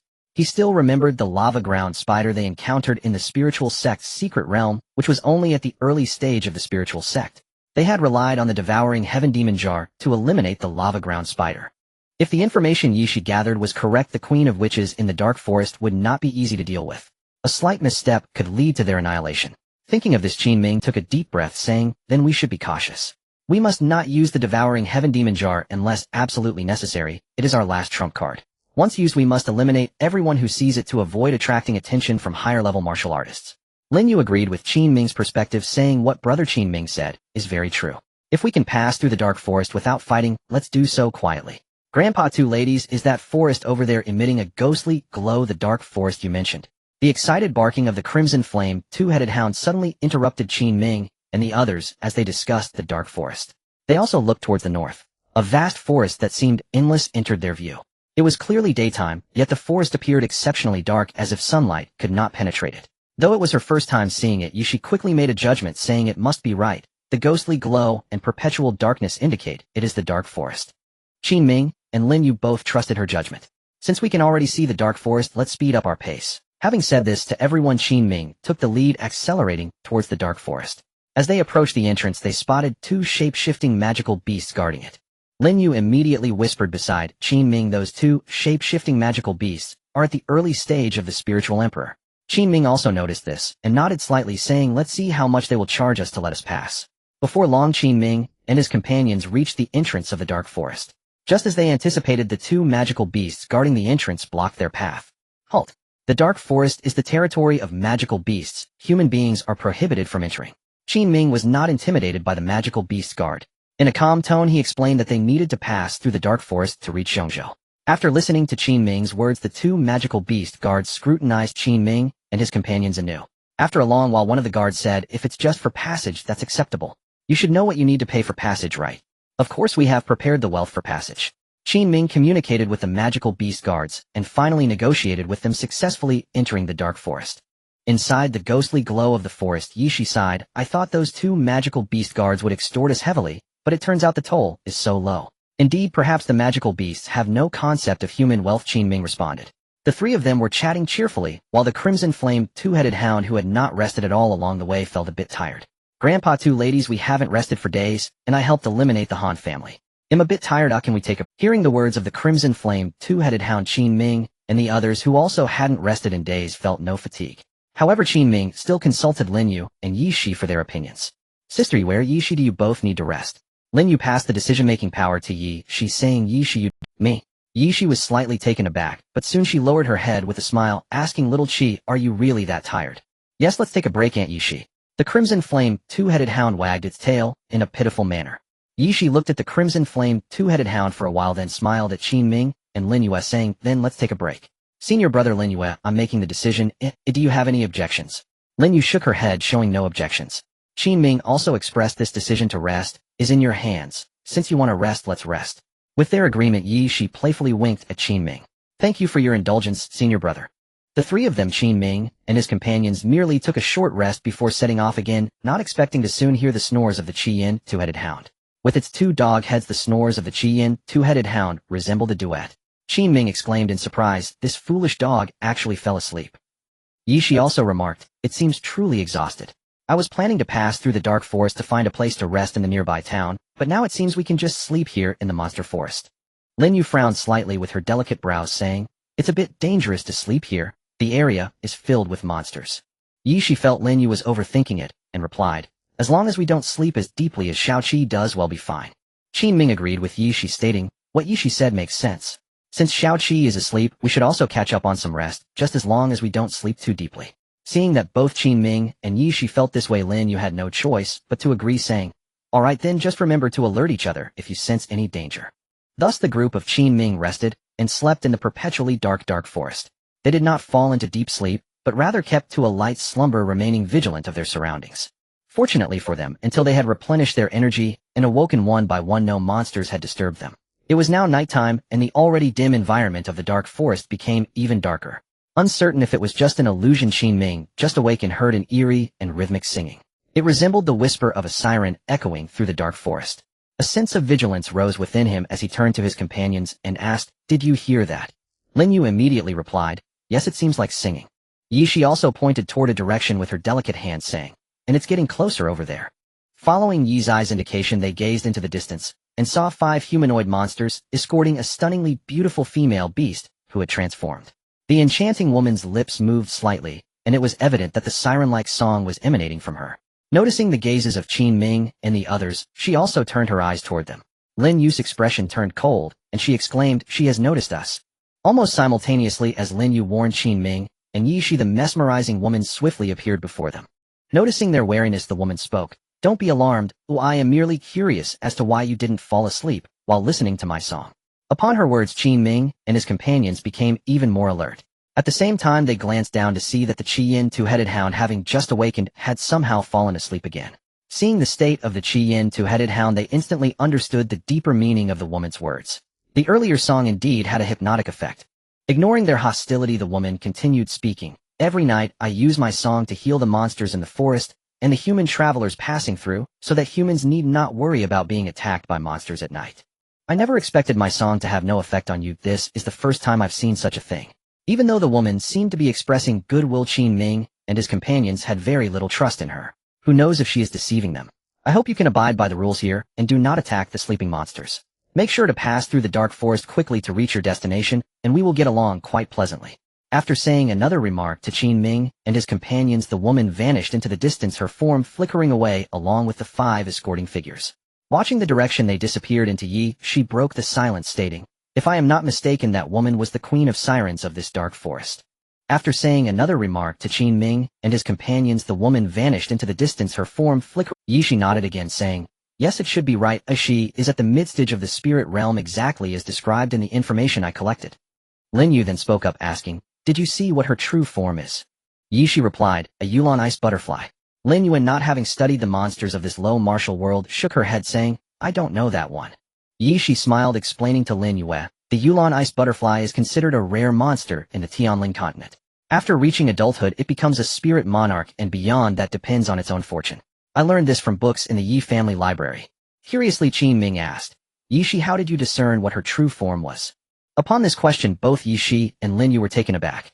In fact, Lin Yu could also tell the true form of the Queen of Sirens. However, she was not familiar with the monsters of the Tianling continent, which is why she inquired about it. As for how the two of them could see through the true form of the Queen of Sirens across realms, it involved their divine eyes from the reincarnation of celestial emperors. This secret was not easy to explain to Qin Ming. What if he wanted to learn it? They couldn't just pass him the divine technique scroll like before.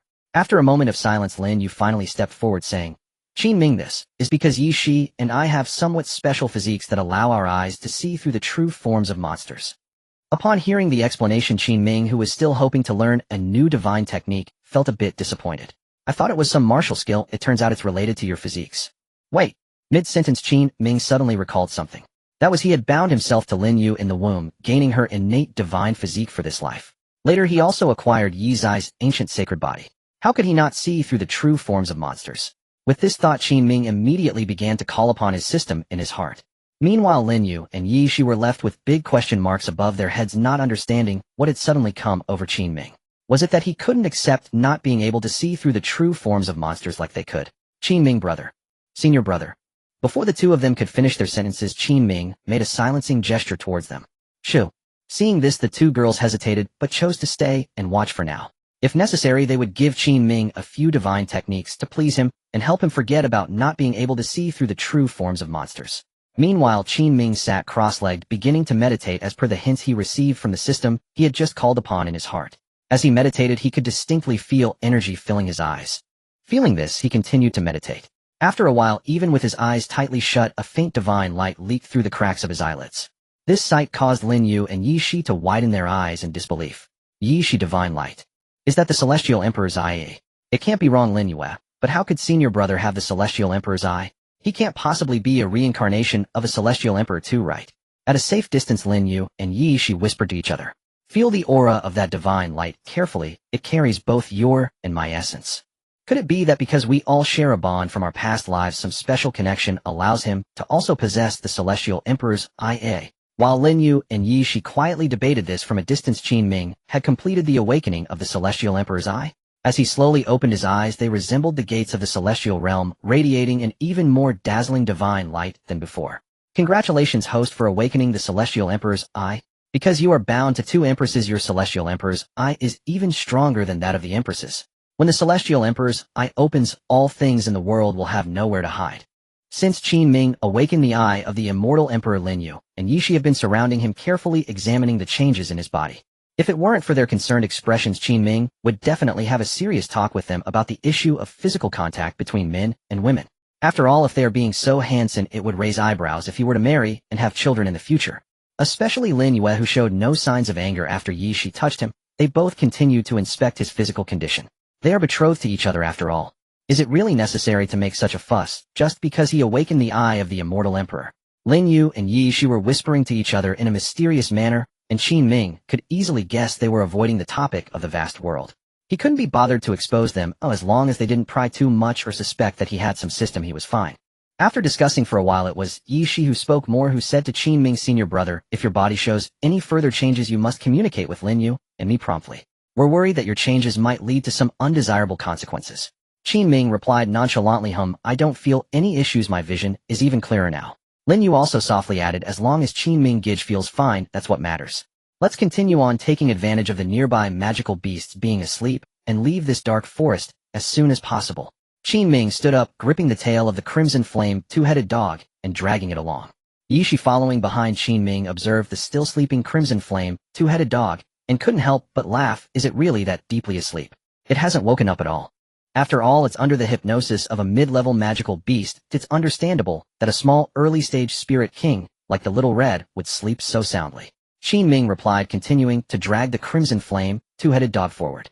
The three of them traversed the quiet dark forest at night, encountering quite a few magical beasts along the way. However, these magical beasts were all sound asleep, just as the Queen of Sirens had described. Qin Ming pondered, it seems that the Queen of Sirens did not deceive us. She truly means no harm towards us.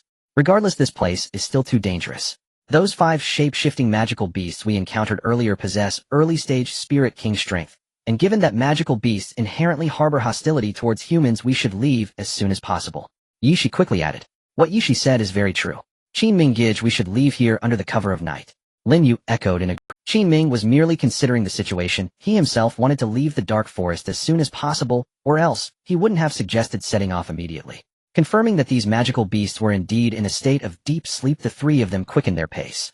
As they sped up, it didn't take long for them to reach the heart of the dark forest.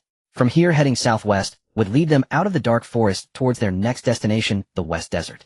Just as they were about to change direction, a violent noise from nearby caught their attention. Lin Yu frowned slightly. Is there someone fighting nearby? Qin Ming was also unsure. Didn't the Queen of Sirens say her song would put all humans and magical beasts in the forest into a deep sleep? How could there be sounds of battle? Yi's eyes darted. Perhaps the Queen of Sirens is in battle. Upon hearing this, both Qin Ming and Lin Yu seemed enlightened. Lin Yu then asked Qin Ming, Gij, should we continue towards the exit we want to go to, or should we check out that door? Let's go. It's best to avoid matters that don't concern us.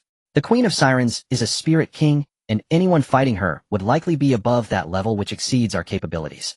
Qin Ming did not hesitate. He didn't want to encounter any accidents due to curiosity. Since Qin Ming had said so, Lin Yu and Yi Shi naturally respected his opinion and followed him to leave. However, some dangers are not something they can simply avoid. A dazzling white light surged from another direction, crashing into a beautiful azure butterfly magical beast, heading straight towards their vicinity. Get out of the way. Qin Ming's pupils constricted slightly as he warned Lin Yu and Yi Shi to move aside, while he quickly dodged to the side. Their original position was struck by a massive white sphere of light, creating a deep pit.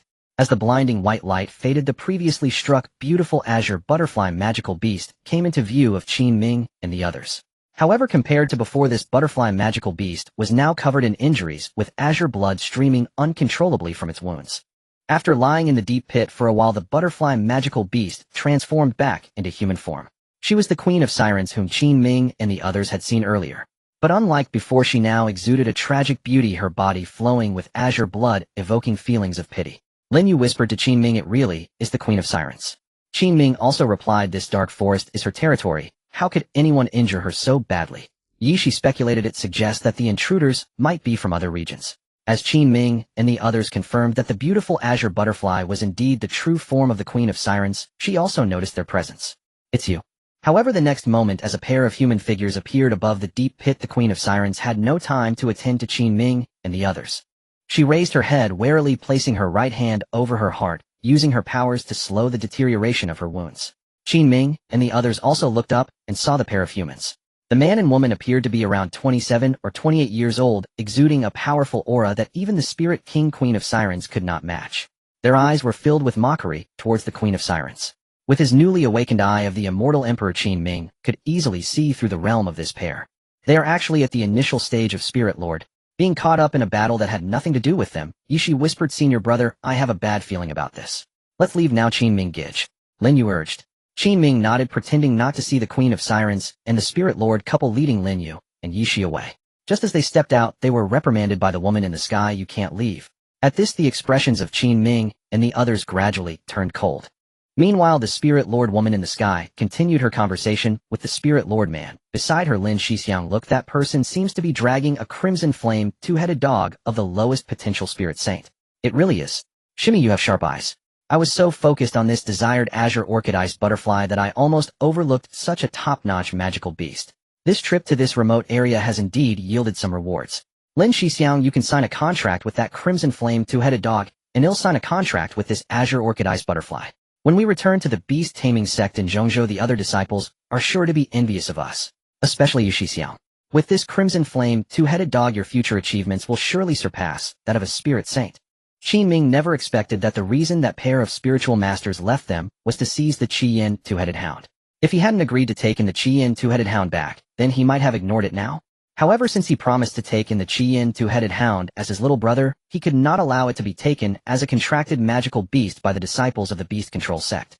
Moreover, the Qi-Yin two-headed hound had saved his life along with Lin Yu and Yi Shi in the secret realm of the spirit sect, and he could not abandon it. That little brat over there, hand over the Qi-Yin two-headed hound and crawl out of my sight. The arrogant demeanor of the man only intensified the coldness on the faces of the three. Especially Lin Yu and Yi Shi, who were once celestial emperors in their past lives, wished they could slap to death anyone who dared to speak to them in such a manner. If it weren't for the thin spiritual energy in this wretched place restricting their growth, relying on their past cultivation experience, they would have ignited their divine fire by now in the vast world. In the vast world, killing a peak spiritual emperor with a single palm would be as easy as child's play. Unfortunately, they were now only at the peak of the spiritual king stage. They could see that Qin Ming did not intend to hand over the Qi-Yin two-headed hound, and a battle was unavoidable. Qin Ming turned around, his face unafraid. "This is my magical beast. Why should I hand it over to you? Do you think that just because I am a spiritual master and you are merely a lowly spiritual king, that is enough?" The woman beside the man chimed in. "Little brother, my senior brother, is not just a spiritual master, he is also a disciple of the beast control sect, one of the 8 major sects of Zhongzhou. His status is noble. Whether it comes to cultivation or background, you are no match for him. I advise you to hand over the Qi-Yin two-headed hound willingly." "Shut up, bitch." Qin Ming replied with a brief 4 words which infuriated the woman. "You dare to call me a bitch?" This man from the remote area really cannot compare with those from Zhongzhou spewing such coarse language. "Well, very well, you have successfully angered me. Lin, that mid-stage spirit sect Yulan ice butterfly is up to you. I will deal with this little brat and his sidekick." The woman continuously vented her anger, and without waiting for her senior brother to respond, she charged at Qin Ming and the others. The man, on the other hand, focused on the already severely injured queen of the female demons, Yulan Ice Butterfly. Instead of being a queen of demons in this remote wilderness, why not become a contracted magical beast for my junior sister? Join our beast control sect in Zhongzhou, and use its resources to help you advance to spiritual master. Faced with the man's temptation, the queen of the female demons, whose body was still flowing with azure blood, revealed a cold expression. "Get lost. Since you are so stubborn, don't blame me for using heavy-handed measures. I will use the ultimate skill of the beast control sect to force you to submit to my junior sister." The man and the defiant queen of the female demons clashed again, while Qin Ming and the others joined forces to confront the junior sister of the beast control sect. "Do you really think that the 3 of you together can be my opponents?" The woman's mocking voice rang out as Qin Ming and the others ignored her, unleashing their strongest divine techniques to battle her.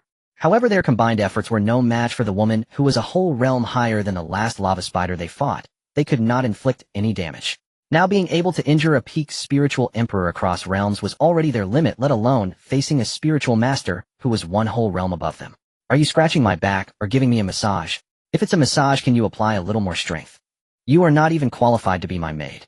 With your kind of talent, you might be decent in this small place, but in Zhongzhou you are nothing but trash. The words of the spiritual master woman were truly vicious. While easily dealing with the combined assault of Qin Ming and the others, she constantly humiliated them with highly insulting language. Game time is almost over. Having been engaged with the wastes of this remote area for too long, I fear I might catch your dirt. With a delicate shout from the spiritual master woman, a golden lion burst forth from her beast-controlling space, roaring at Qin Ming and the others, unleashing a spiritual master-level sonic attack. The three of them were instantly sent flying by the sonic waves that even the spirit sect could not withstand. Meanwhile, the spiritual masterman toyed with the queen of the female demons and knocked her to the ground. Qin Ming, the queen of the female demons, and the others fell into the same area, all suffering from severe lacerations. However, compared to the already battered queen of the female demons, the three were obviously in better condition. Despite their combined efforts, they were not a match for the spiritual master woman, and in a desperate situation, Qin Ming had no choice but to summon the swallowing devil jar, which he was reluctant to reveal unless absolutely necessary. Lin Yu was also worried that Qin Ming would forget, reminding him promptly, "Brother Qin Ming, it's time to use the swallowing devil jar." Qin Ming nodded slightly and attempted to activate the swallowing devil jar within him. Although he was unsure whether he could injure a spiritual master with the swallowing devil jar at his current level, he had no choice but to do so. He could only activate it twice a day now, and the duration was not long. He had to grasp the timing. Meanwhile, the pair from the beast control sect, unaware that Qin Ming still had a trump card, flew above them, continuing to look down upon them with a condescending attitude. "Lin, you previously promised to give me that Yulan ice butterfly. Don't worry, junior sister, this Yulan ice butterfly is definitely yours. As for the Qiyin two-headed hound, that will definitely be for senior brother. Only someone as gifted as you deserves to possess such a top-tier magical beast. I only hope that after you become a saint you won't forget your junior sister. Of course, junior sister, when we return to the sect, can we? Let senior brother handle it." As this pair from the beast control sect chatted about the spoils, they gradually became flirtatious. At that moment, a cold glint flashed in Qin Ming's eyes as he immediately activated the swallowing devil jar within him. In an instant, the swallowing devil jar floated above Qin Ming's head, its mouth spewing forth a torrent of pitch-black, demonic light. "Not good, senior brother. Junior sister, be careful." The pair from the beast control sect turned pale with fright at the terrifying aura emanating from the surging demonic light. With a fierce glint in his eyes, Qin Ming fully activated the swallowing devil jar and launched an attack on the pair from the beast control sect. The torrential demonic light transformed into a massive black demonic fist, descending to strike the spiritual master pair. The pair had quickly activated their respective spiritual master powers to defend, but still the demonic fist formed from the torrential demonic light struck them to the ground with an unstoppable force. Qin Ming noticed that while the demonic fist could suppress the pair, it could not kill them in one blow. He once again activated the swallowing devil jar, consuming half of his remaining spiritual power just to ensure the death of this spiritual master pair. The swallowing devil jar frantically drained Qin Ming's spiritual power, quickly depleting it entirely. At the same time, the jar's mouth spewed forth a solidified giant hand that charged directly at the pair of spiritual masters. It tightly gripped them in its pitch-black hand, preventing the pair of spiritual masters from using all their strength to resist the descending demonic fist. Under the pressure of the demonic light from the swallowing devil jar, the pair of spiritual masters could no longer slow their descent and crashed to the ground with increasing speed. Boom! The black clouds formed by the demonic light spread out from the area where the spiritual masters fell like a giant black mushroom cloud, rising continuously, releasing waves of residual power. The scene of Qin Ming activating the devouring sky demon jar and forcibly knocking the two spiritual lords from the sky deeply shocked the demon queen beside him.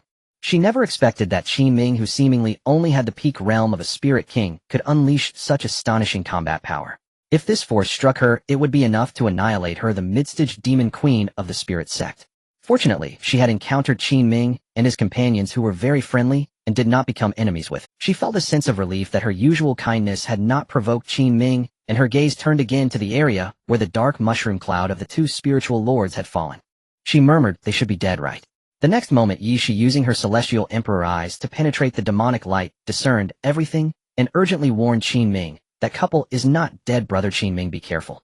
Compared to Yi Shi, both Qin Ming and Lin Yu were not as cautious in using their celestial emperor eyes to confirm the situation of the two spiritual lords. Hearing this, both Qin Ming and Lin Yu's eyes shone with spiritual light piercing through the dark light to gaze at the center. In the center, all the trees were destroyed, forming a domineering giant fist imprint pit. In the pit, two corpses of spiritual lords appeared. One was the golden lion of the woman from the beast control sect, and the other was a different type of spiritual lord beast.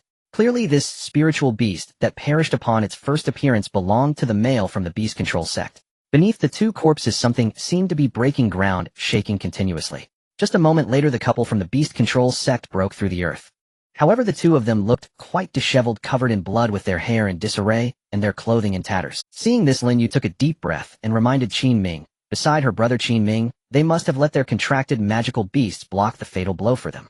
Qin Ming also realized why the couple could survive 2 consecutive attacks from the devouring sky demon jar. It was because their contracted magical beasts had taken the hits. I overlooked this point, damn it. As soon as Qin Ming finished speaking, he staggered and fell to the ground, but fortunately Lin Yu and Yi Shi reacted in time to support him. He was currently too weak. Using the devouring sky demon jar twice in succession left him feeling hollowed out. Lin Yu's expression changed from joy to worry. The devouring sky demon jar has completely drained brother Qin Ming. Yi Shi collected her beautiful eyes and suggested, Lin Yu, I focus on cultivating myself and have no celestial artifacts left. The all things mother chi cauldron I gave you before should still be with you, right? Now that the couple no longer had their contracted magical beasts to shield them, you should use the all things mother chi. In this urgent moment, Yi Shi momentarily forgot to use code words when discussing matters related to the vast world in front of Qin Ming and directly communicated with Lin Yu. If possible, Lin Yu also wanted to use it, but they were all inside Qin Ming's body. She also said the all things mother chi cauldron is inside brother Qin Ming and the demon mask is also with him. While Yi Shi kept an eye on the couple's condition amidst the still dispersing dark light, she continued, Senior brother, can you bring out the all things mother chi cauldron? Let Lin Yu use it to kill those 2 spiritual lords. At this moment, Qin Ming naturally would not think about hoarding treasures. His spiritual power was temporarily exhausted, but he could still bring all the celestial emperor artifacts out of his body. He'll give it a try. Noticing that the couple might stabilize their chaotic aura at any moment, Qin Ming directly brought out the 3 celestial emperor artifacts he received from Lin Yu. The devouring sky demon jar, the demon mask, and the all things mother chi cauldron flew away from Qin Ming's body, exuding celestial energy that refreshed the demon queen's perception. Now the demon queen had many questions in her heart. Who exactly were Qin Ming and the others, and why did they have so many treasures that made her tremble? When Lin Yu saw her familiar life-bound celestial artifacts all appear before her, her cold and beautiful face couldn't help but slightly lift the corners of her mouth. However, the smile on her lips froze the next moment, because she simply couldn't activate her 3 life-bound celestial emperor artifacts. No, I can't activate them. Hearing Lin Yu's words, Yi's eyes expression darkened. Let me try. She attempted to activate the all things mother chi cauldron she had given to Lin Yu in her previous life, but still failed. Yi Shi, unwilling to give up, continued to ask Lin Yu, you used to love collecting various treasures, you should have other celestial artifacts, right? When I saw brother Qin Ming could activate my devouring sky demon jar, I also tried to activate the other life-bound artifacts left in my soul, but I couldn't activate them. Lin Yu shook her head. If she could activate the other celestial emperor artifacts in her soul, she wouldn't need Yi Shi to remind her. She would have activated them and fought alongside Qin Ming. You. Damn it. Do you wild dogs from the backcountry know how much effort it takes to cultivate a spiritual lord contracted beast? I will kill you. Suddenly from the still dispersing demonic light came the furious voices of the couple. Upon hearing this, Qin Ming and the others turned pale in shock. The powerful fluctuations of spiritual lord martial skills surged forward and the dazzling white light flickered. The already exhausted Qin Ming and his companions had no way to dodge in time. In the moment of crisis, the demon queen whom Qin Ming and the others had overlooked transformed into her magical beast form, the ghost orchid ice butterfly, and vanished with the 3 of them along with the crimson flame 2-headed hound. If you can't escape. I hate getting dirty with disgusting mud on me. You all must die today. The angry roars of the spiritual lord couple pursuing them came from behind, but the ghost orchid ice butterfly transformed from the demon queen ignored it and used her remaining spiritual power to escape with Qin Ming and the others. After fleeing for a long time in the dark forest, the demon queen brought Qin Ming and the others to a waterfall. Passing through the waterfall, they entered a hidden cave, where the demon queen transformed back into human form.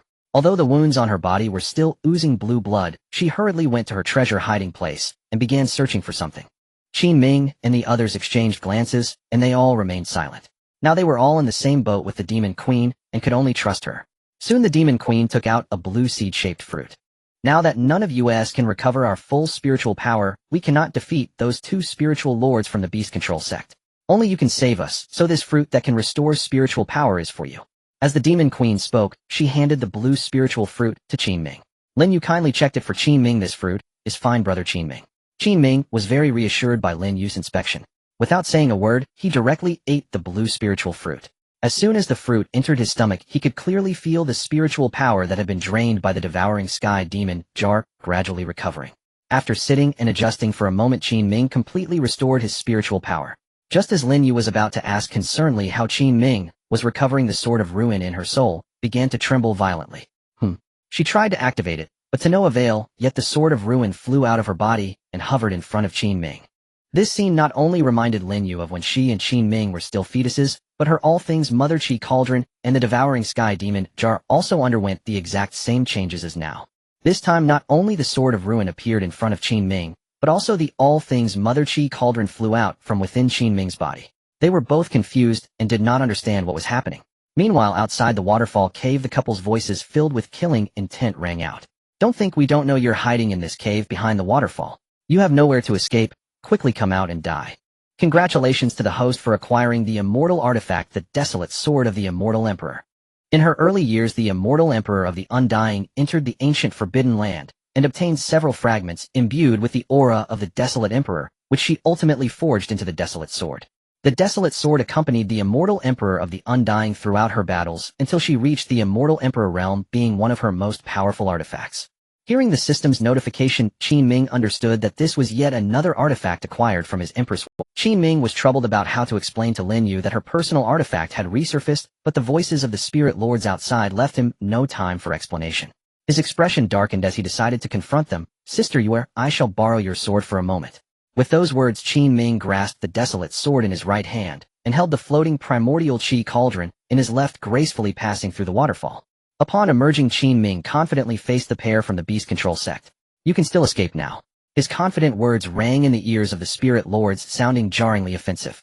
They were spirit lords while Qin Ming was merely a spirit king separated by a major realm of spirit emperor and spirit sect.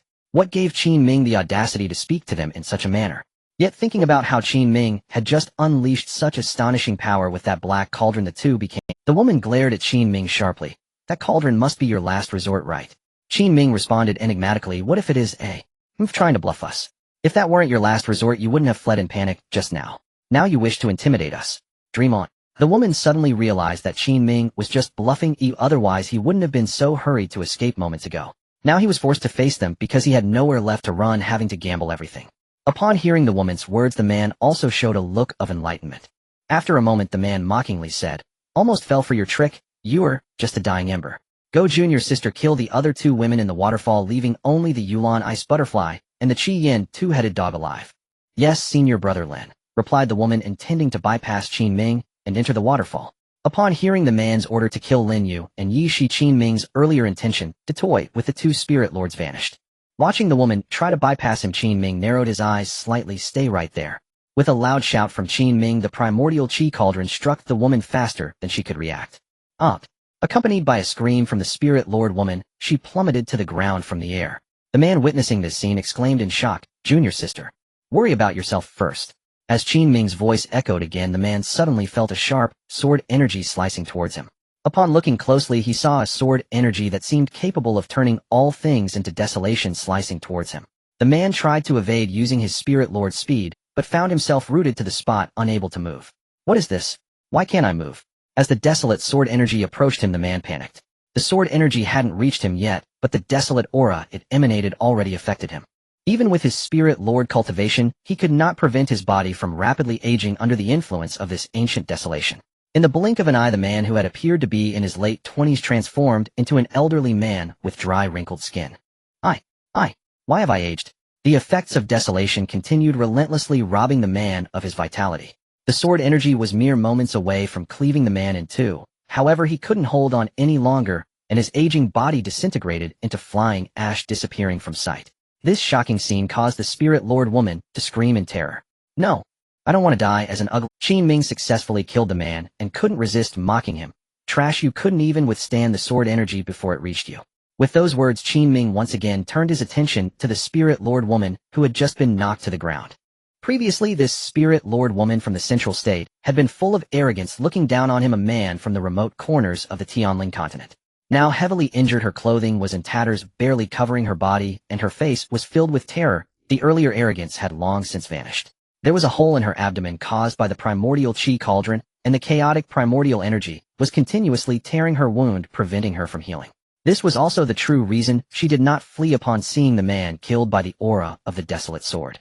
Coupled with her previous injuries, she was too severely wounded to escape. Inside the waterfall, Lin Yu and her group saw that the situation outside had stabilized thanks to Qin Ming. Having previously worried that their emergence would hinder him, they dismissed their concerns and walked out from the cave within the waterfall. Brother Qin Ming. Senior brother.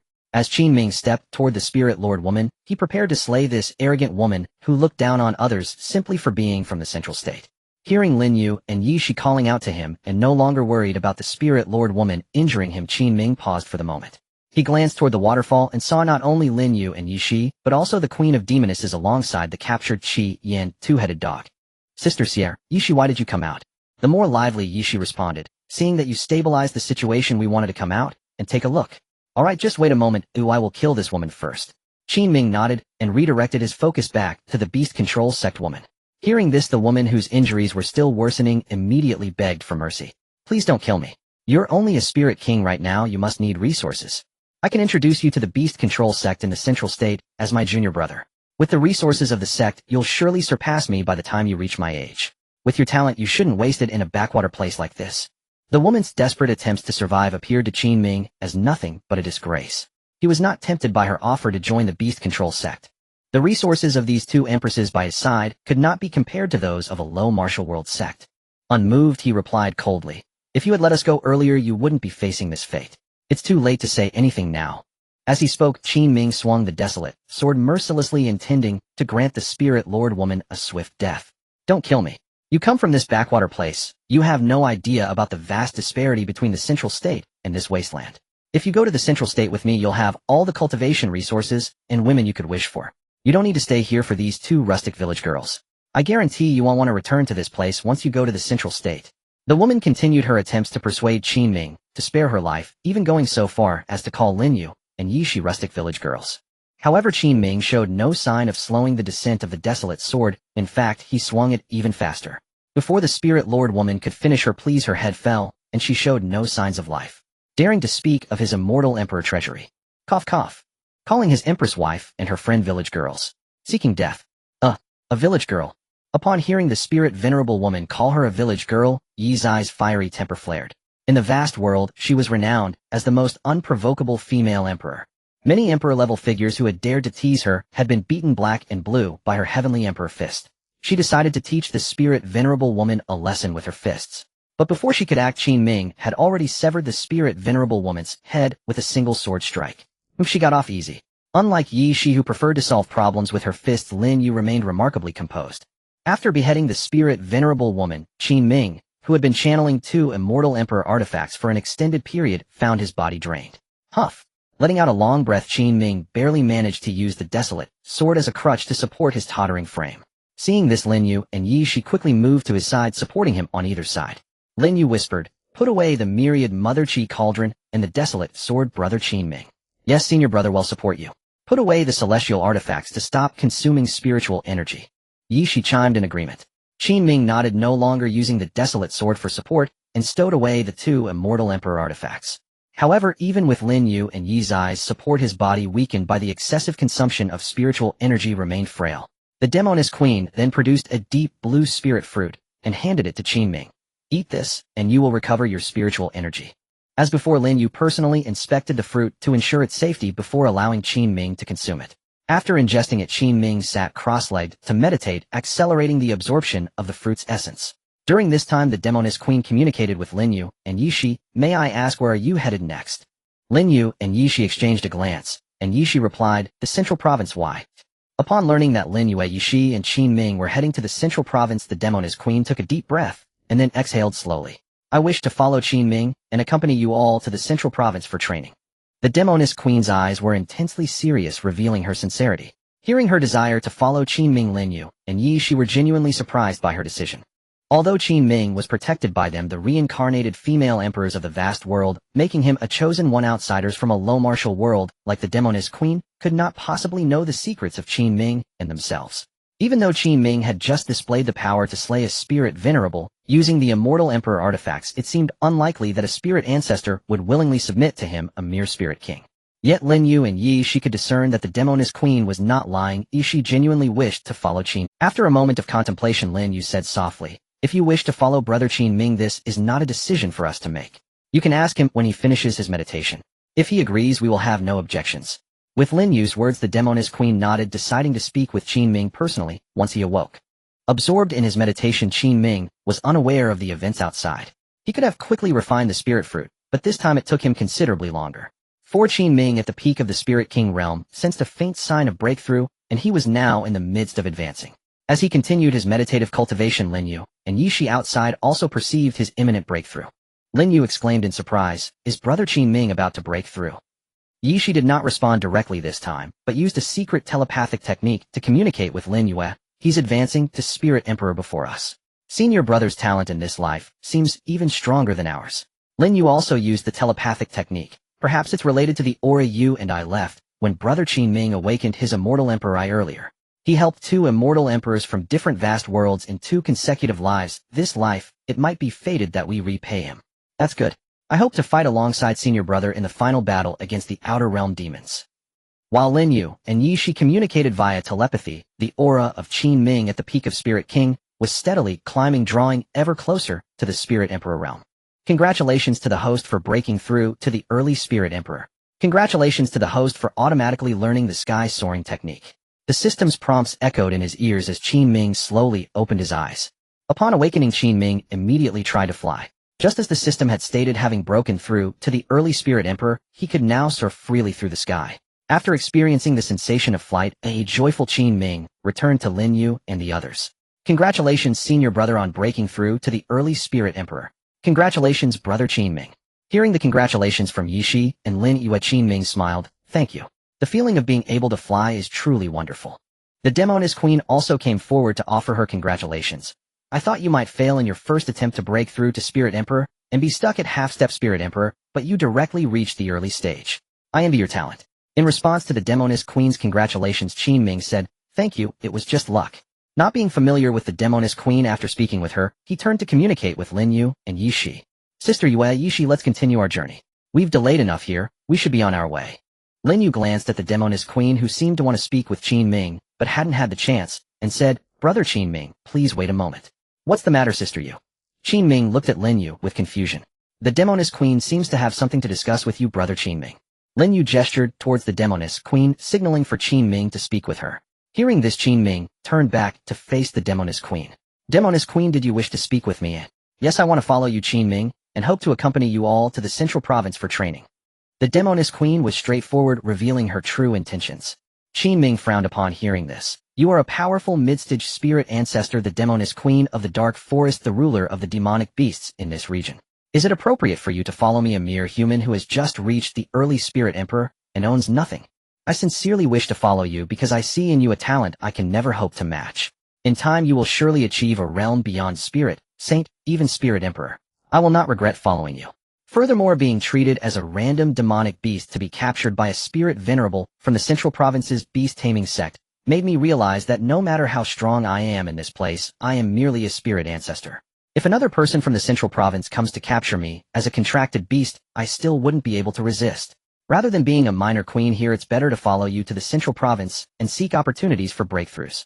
Having spoken her sincere words, the demoness queen looked at Qin Ming with an extremely serious expression, demonstrating her resolve. Seeing her sincerity, Qin Ming was inclined to accept her. They could use a bodyguard on this journey. They couldn't rely on Lin Yu's lifebound artifact every time they encountered danger beyond their limits. The cost was too great. If there were more people using it, would still lead to his death. Having a mid-stage spirit ancestor demonic beast as a follower would make the journey much more convenient. However, he was a bit worried that his betrothed female emperor wife might get jealous. "What do you think, Sister Yu?" Qin Ming's inquiry, valuing her opinion, warmed Lin Yu's heart. She could see that Qin Ming wanted a guard. So she said, "If Brother Qin Ming thinks it's appropriate, you may accept her allegiance." Seeing that Lin Yu didn't seem to mind, Qin Ming felt reassured and said, "All right, I accept your allegiance." The queen of the female demons received Qin Ming's consent, and a smile of delight graced her enchanting face. Thank you for agreeing to accept my allegiance, master.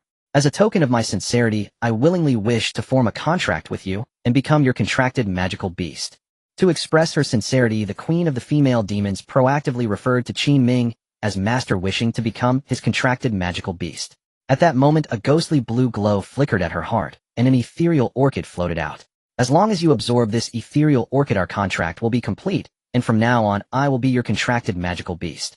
Qin Ming gazed at the ethereal orchid before him. He did not heed the queen of the female demon's words, and proceeded not to absorb it, unwilling to become her master.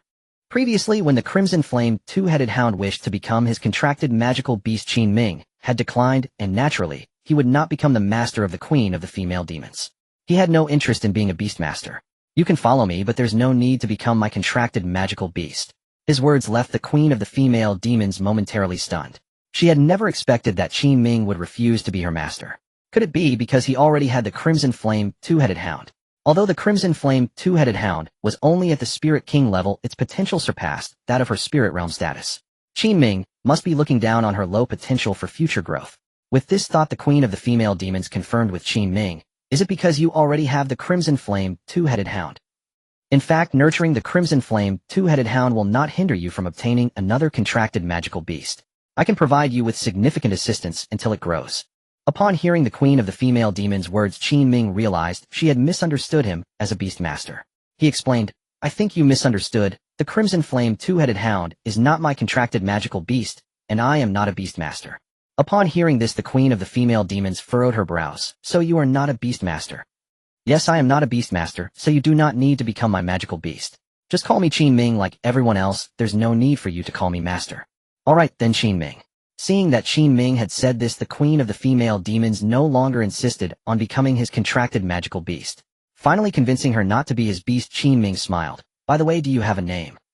If we are going to zhongzhou together, calling you the queen of the female demons feels quite inappropriate.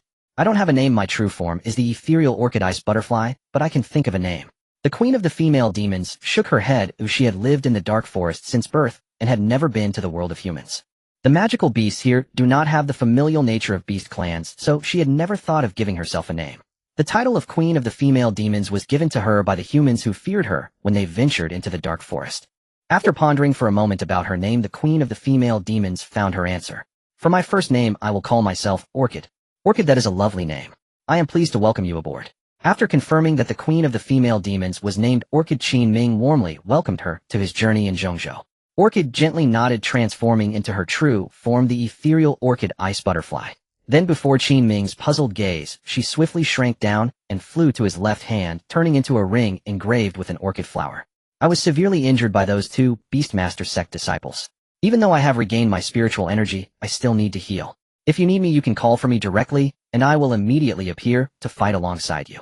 Orchid's words dispelled the confusion in Qin Ming's eyes. It turned out she still needed to heal. Understanding this, Qin Ming immediately replied, Alright, you take your time to recover. If I truly encounter a situation where I need you, I will call for you. Thank you for your understanding. After concluding his conversation with the Queen of the Female Demons, Qin Ming decided to set off. Sister, where Yishi, wake up. Xiaoqi, we should leave the dark forest. Hearing Qin Ming's words, Yishi immediately punched the Crimson Flame two-headed hound twice. Wake up, still sleeping. Are you a pig? I'm a dog. Ouch. Please stop hitting me, Grandma. Awakened violently by Yishi, the Crimson Flame two-headed hound immediately howled in pain and begged for mercy. Senior brother, look, it's awake. Qin Ming was amused by this amusing duo. Yes, let's go, we've wasted quite a bit of time. It's crucial to enter the Western Desert as soon as possible. Calling out, Qin Ming took the lead and headed southwest out of the dark forest. Lin Yu and the others followed closely behind, and the now-awake Crimson Flame two-headed hound learned that their team had gained a new member, the Mid-Spirit Realm Orchid. Although it did not know the specifics of the joining process, the Crimson Flame two-headed hound could not hide its nature as a sycophant. Master, as expected of you, even the Queen of the Female Demons from the Mid-Spirit Realm of the Dark Forest can be tamed. Qin Ming was too lazy to engage with this sycophant. Whenever he did, it would most likely say more flattering words. Continuing through the dark forest, it was not until daytime that they reached the exit in the southwest direction. Finally out. Senior brother, look in that direction. A vast expanse of desert. That should be the Western Desert we are about to enter. Yishi said while comparing the map and pointing the way for Qin Ming. Qin Ming gazed at the distant area where the desert was already visible. It would not take long to walk over. Let's go, Yiship. Have you gathered any useful information about the Western Desert beforehand? As they moved forward, Qin Ming inquired Yishi about the Western Desert, while Lin Yu perked her ears listening quietly. Yishi shook her head and replied, "No, senior brother, the most my family could gather was that there is a queen of the female demons named Orchid in the Dark Forest. For this next leg of the journey, I can't provide any more information. I can only guide you." "Alright, that's fine. You have already provided significant help for our journey," to Zhongzhou Yishi. Qin Ming said. "Thank you for your understanding, senior brother." Qin Ming's understanding made Yishi very happy, feeling that her relationship with him had grown closer in this. As they approached the vast desert area and not far away, Lin Yu suddenly stopped in her tracks and closed her eyes. Qin Ming noticed Lin Yu's halt and asked with confusion, "Sister Yue, what's wrong?" "Brother Qin Ming, don't come closer. I sense a familiar yet dangerous aura." After Lin Yu spoke, Qin Ming became even more puzzled. Familiar yet dangerous. What does that mean? But Yishi seemed to understand something. She first displayed an expression of disbelief, followed by an immediate serious look. Why is she here too? The two empresses were speaking in riddles, leaving Qin Ming thoroughly confused. However, with the next prompt from the system, Qin Ming immediately understood why Lin Yu had described the presence as familiar yet dangerous. Warning. Nearby, a third reincarnated Empress hostile towards the host has been detected. Please proceed. Due to insufficient information, the identity of the Empress cannot be confirmed for now. Although it is currently unknown which Empress of the vast world she is, Qin Ming has discovered that the favorability information has suddenly appeared. And it's full. How is it that the favorability is full even though they've never met? But why is there such a heavy killing intent despite the full favorability? Numerous questions arose in Qin Ming's mind, and he wanted to directly ask Lin Yu and Yi Shi who the Empress was. They must know her, otherwise they wouldn't have said what they just did. Upon reflection, it would be difficult to explain how he knew about the Empress, so Qin Ming dismissed that thought and decided to wait for the Empress to take action before letting the system analyze. The danger level ahead is rising sharply. Favorability values are fluctuating violently. Current favorability 0, 100, 100, 100. The favorability fluctuates rapidly between 100 and negative 100, leaving Qin Ming dazed. What does this mean? Is the system malfunctioning? Or is this Empress he has yet to meet just a capricious person? It really is her. At this moment, Lin Yue, who had her eyes closed beside Qin Ming, opened her captivating eyes, gazing intently at the nearby desert region of the Western Desert. Hearing this, Qin Ming also looked ahead.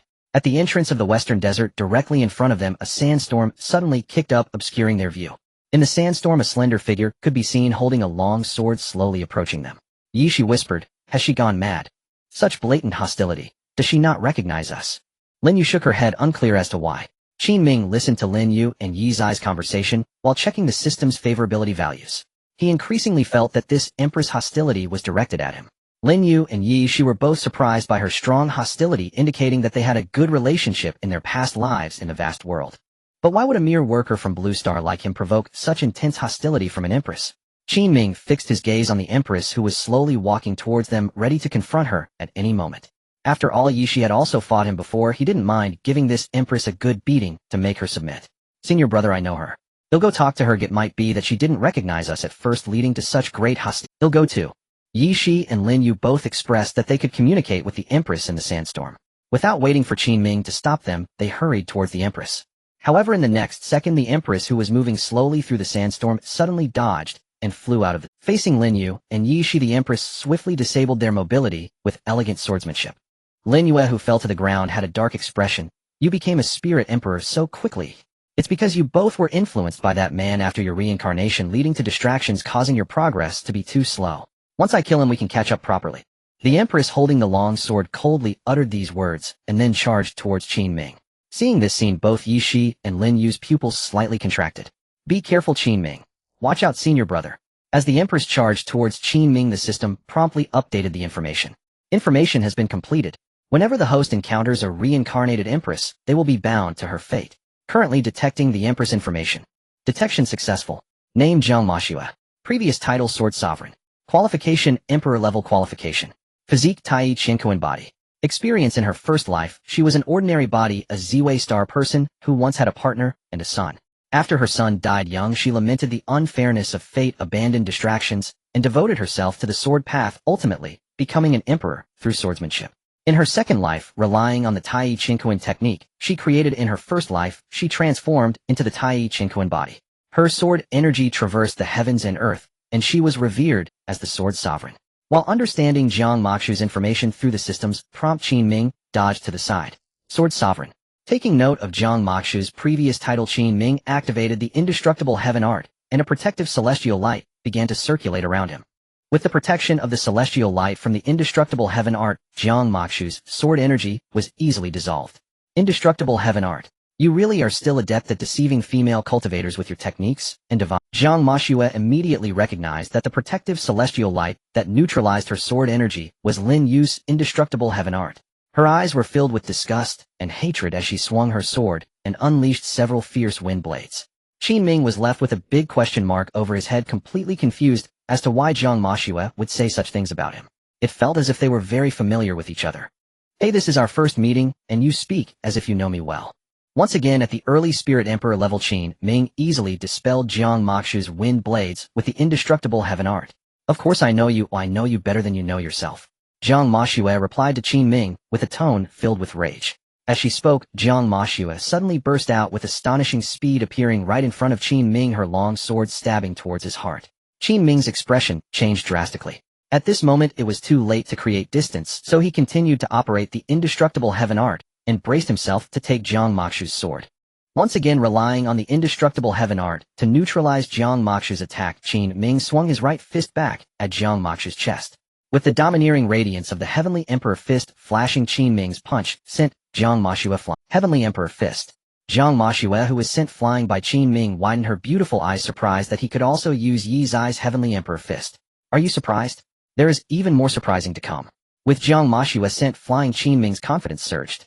With a thought flowers bloom commanding the world, he unleashed the strongest offensive divine art of the indestructible Heavenly Emperor, causing a celestial flower to bloom and releasing an unparalleled offensive power, striking Jiang Mokshu again. Since she insisted on fighting him, he would disregard the feelings of Lin Yu and Yi Shi and give Jiang Mokshu a thorough beating. With a thought flowers bloom commanding the world, cough cough. Hit by the celestial flower and the true self-divine fetus emerging from it, Jiang Mokshu repeatedly coughed up blood while being sent flying. Qin Ming, now genuinely angry, decided not to continue defending. The 10,000 transformations sacred decision and flying immortal decision were also successively unleashed as Qin Ming intended to knock Jiang Mokshu unconscious in one go to avoid her being half-conscious and still fighting him to the death. With Jiang Mokshu's Tai Chinquan body, she should end up just like Yi Shi last time, only fainting. Thinking this, Qin Ming couldn't help but admire his control over the force. Favorability 100-0-100.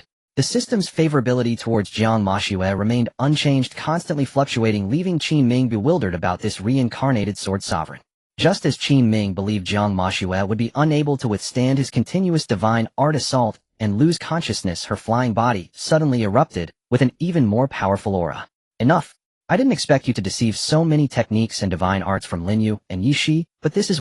To fight one must learn the all-character secret or the corresponding immortal emperor divine art of the undying Heavenly Emperor. But how could he find the time to study now? Earlier, when battling Yi Shi in the secret realm, the system had also prompted him to learn the flying immortal art to contend with her. Back then he at least had the sheepskin scroll of the flying immortal art within him, allowing him to learn from the system while fighting. But now he had nothing. Under Qin Ming's tense gaze, Jiang Mokshu, whose combat power had temporarily risen to the mid-stage Spirit Emperor, wielded her long sword, severing the combined assault of the flying immortal art and the myriad transformation sacred art that Qin Ming had unleashed earlier. Abandoning your wife and child, Jiang Mokshu roared, uttering words that baffled Qin Ming. His fiancée, the Empress, was not far away. He couldn't let Jiang Mokshu slander his innocence like this. Don't talk nonsense. I'm not that kind of person. I say you are and you are. With her realm temporarily elevated to mid-stage Spirit Emperor, Jiang Mokshu's sword strikes were faster than before. An ordinary mid-stage Spirit Emperor martial artist would have been no match for Qin Ming even when he was a Spirit King. But his current opponent was Jiang Mokshu, the reincarnation of the sword venerable immortal emperor. At the same cultivation level, he might have relied on the fate of the bound empresses Lin Yu, Yi Shi, and Jiang Mokshu to contend with her. But now, with her possessing a divine art that temporarily boosted combat power, he was utterly unable to face an opponent of the same rank who had enhanced her strength. As Qin Ming anticipated, the protective immortal light of the undying heavenly art was shattered by Jiang Mokshu, whose power was temporarily elevated. Qin Ming immediately stretched out his right hand, gripping the blade of her long sword, momentarily halting her thrust. However, because his right hand clenched the sword's edge, blood began to flow from his palm. Let go. Jiang Mokshu's thrust was blocked by Qin Ming's single hand.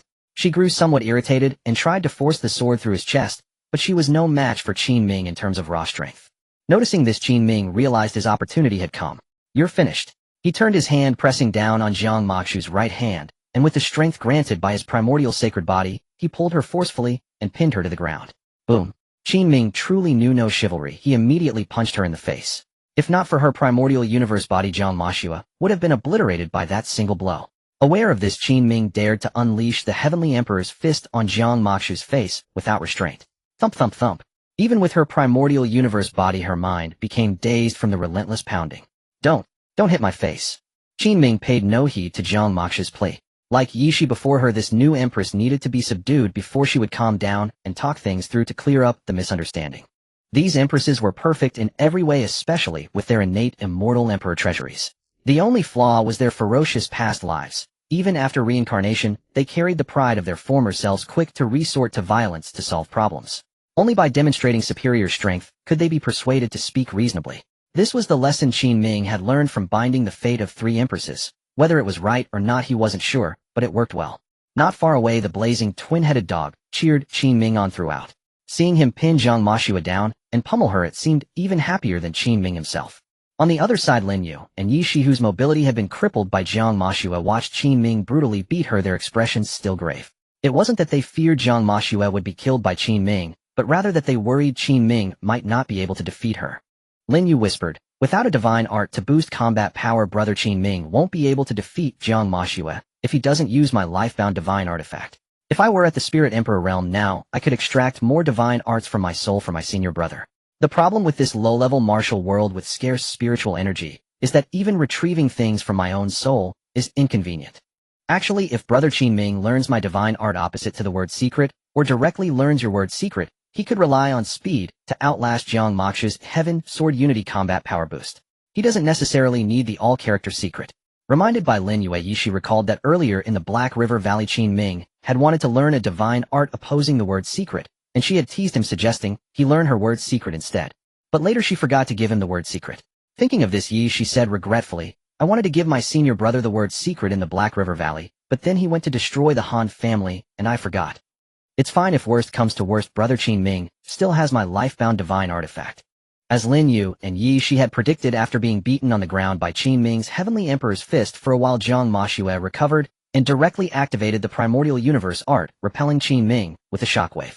She can snap out of this. Qin Ming was genuinely surprised by the repulsion. It seemed that without Yi Zai's all-character secret or Lin Yu's opposing divine art, he truly couldn't fight Jiang Moxu, who could temporarily boost her battle strength. "Do you think a little cleverness is enough to defeat me?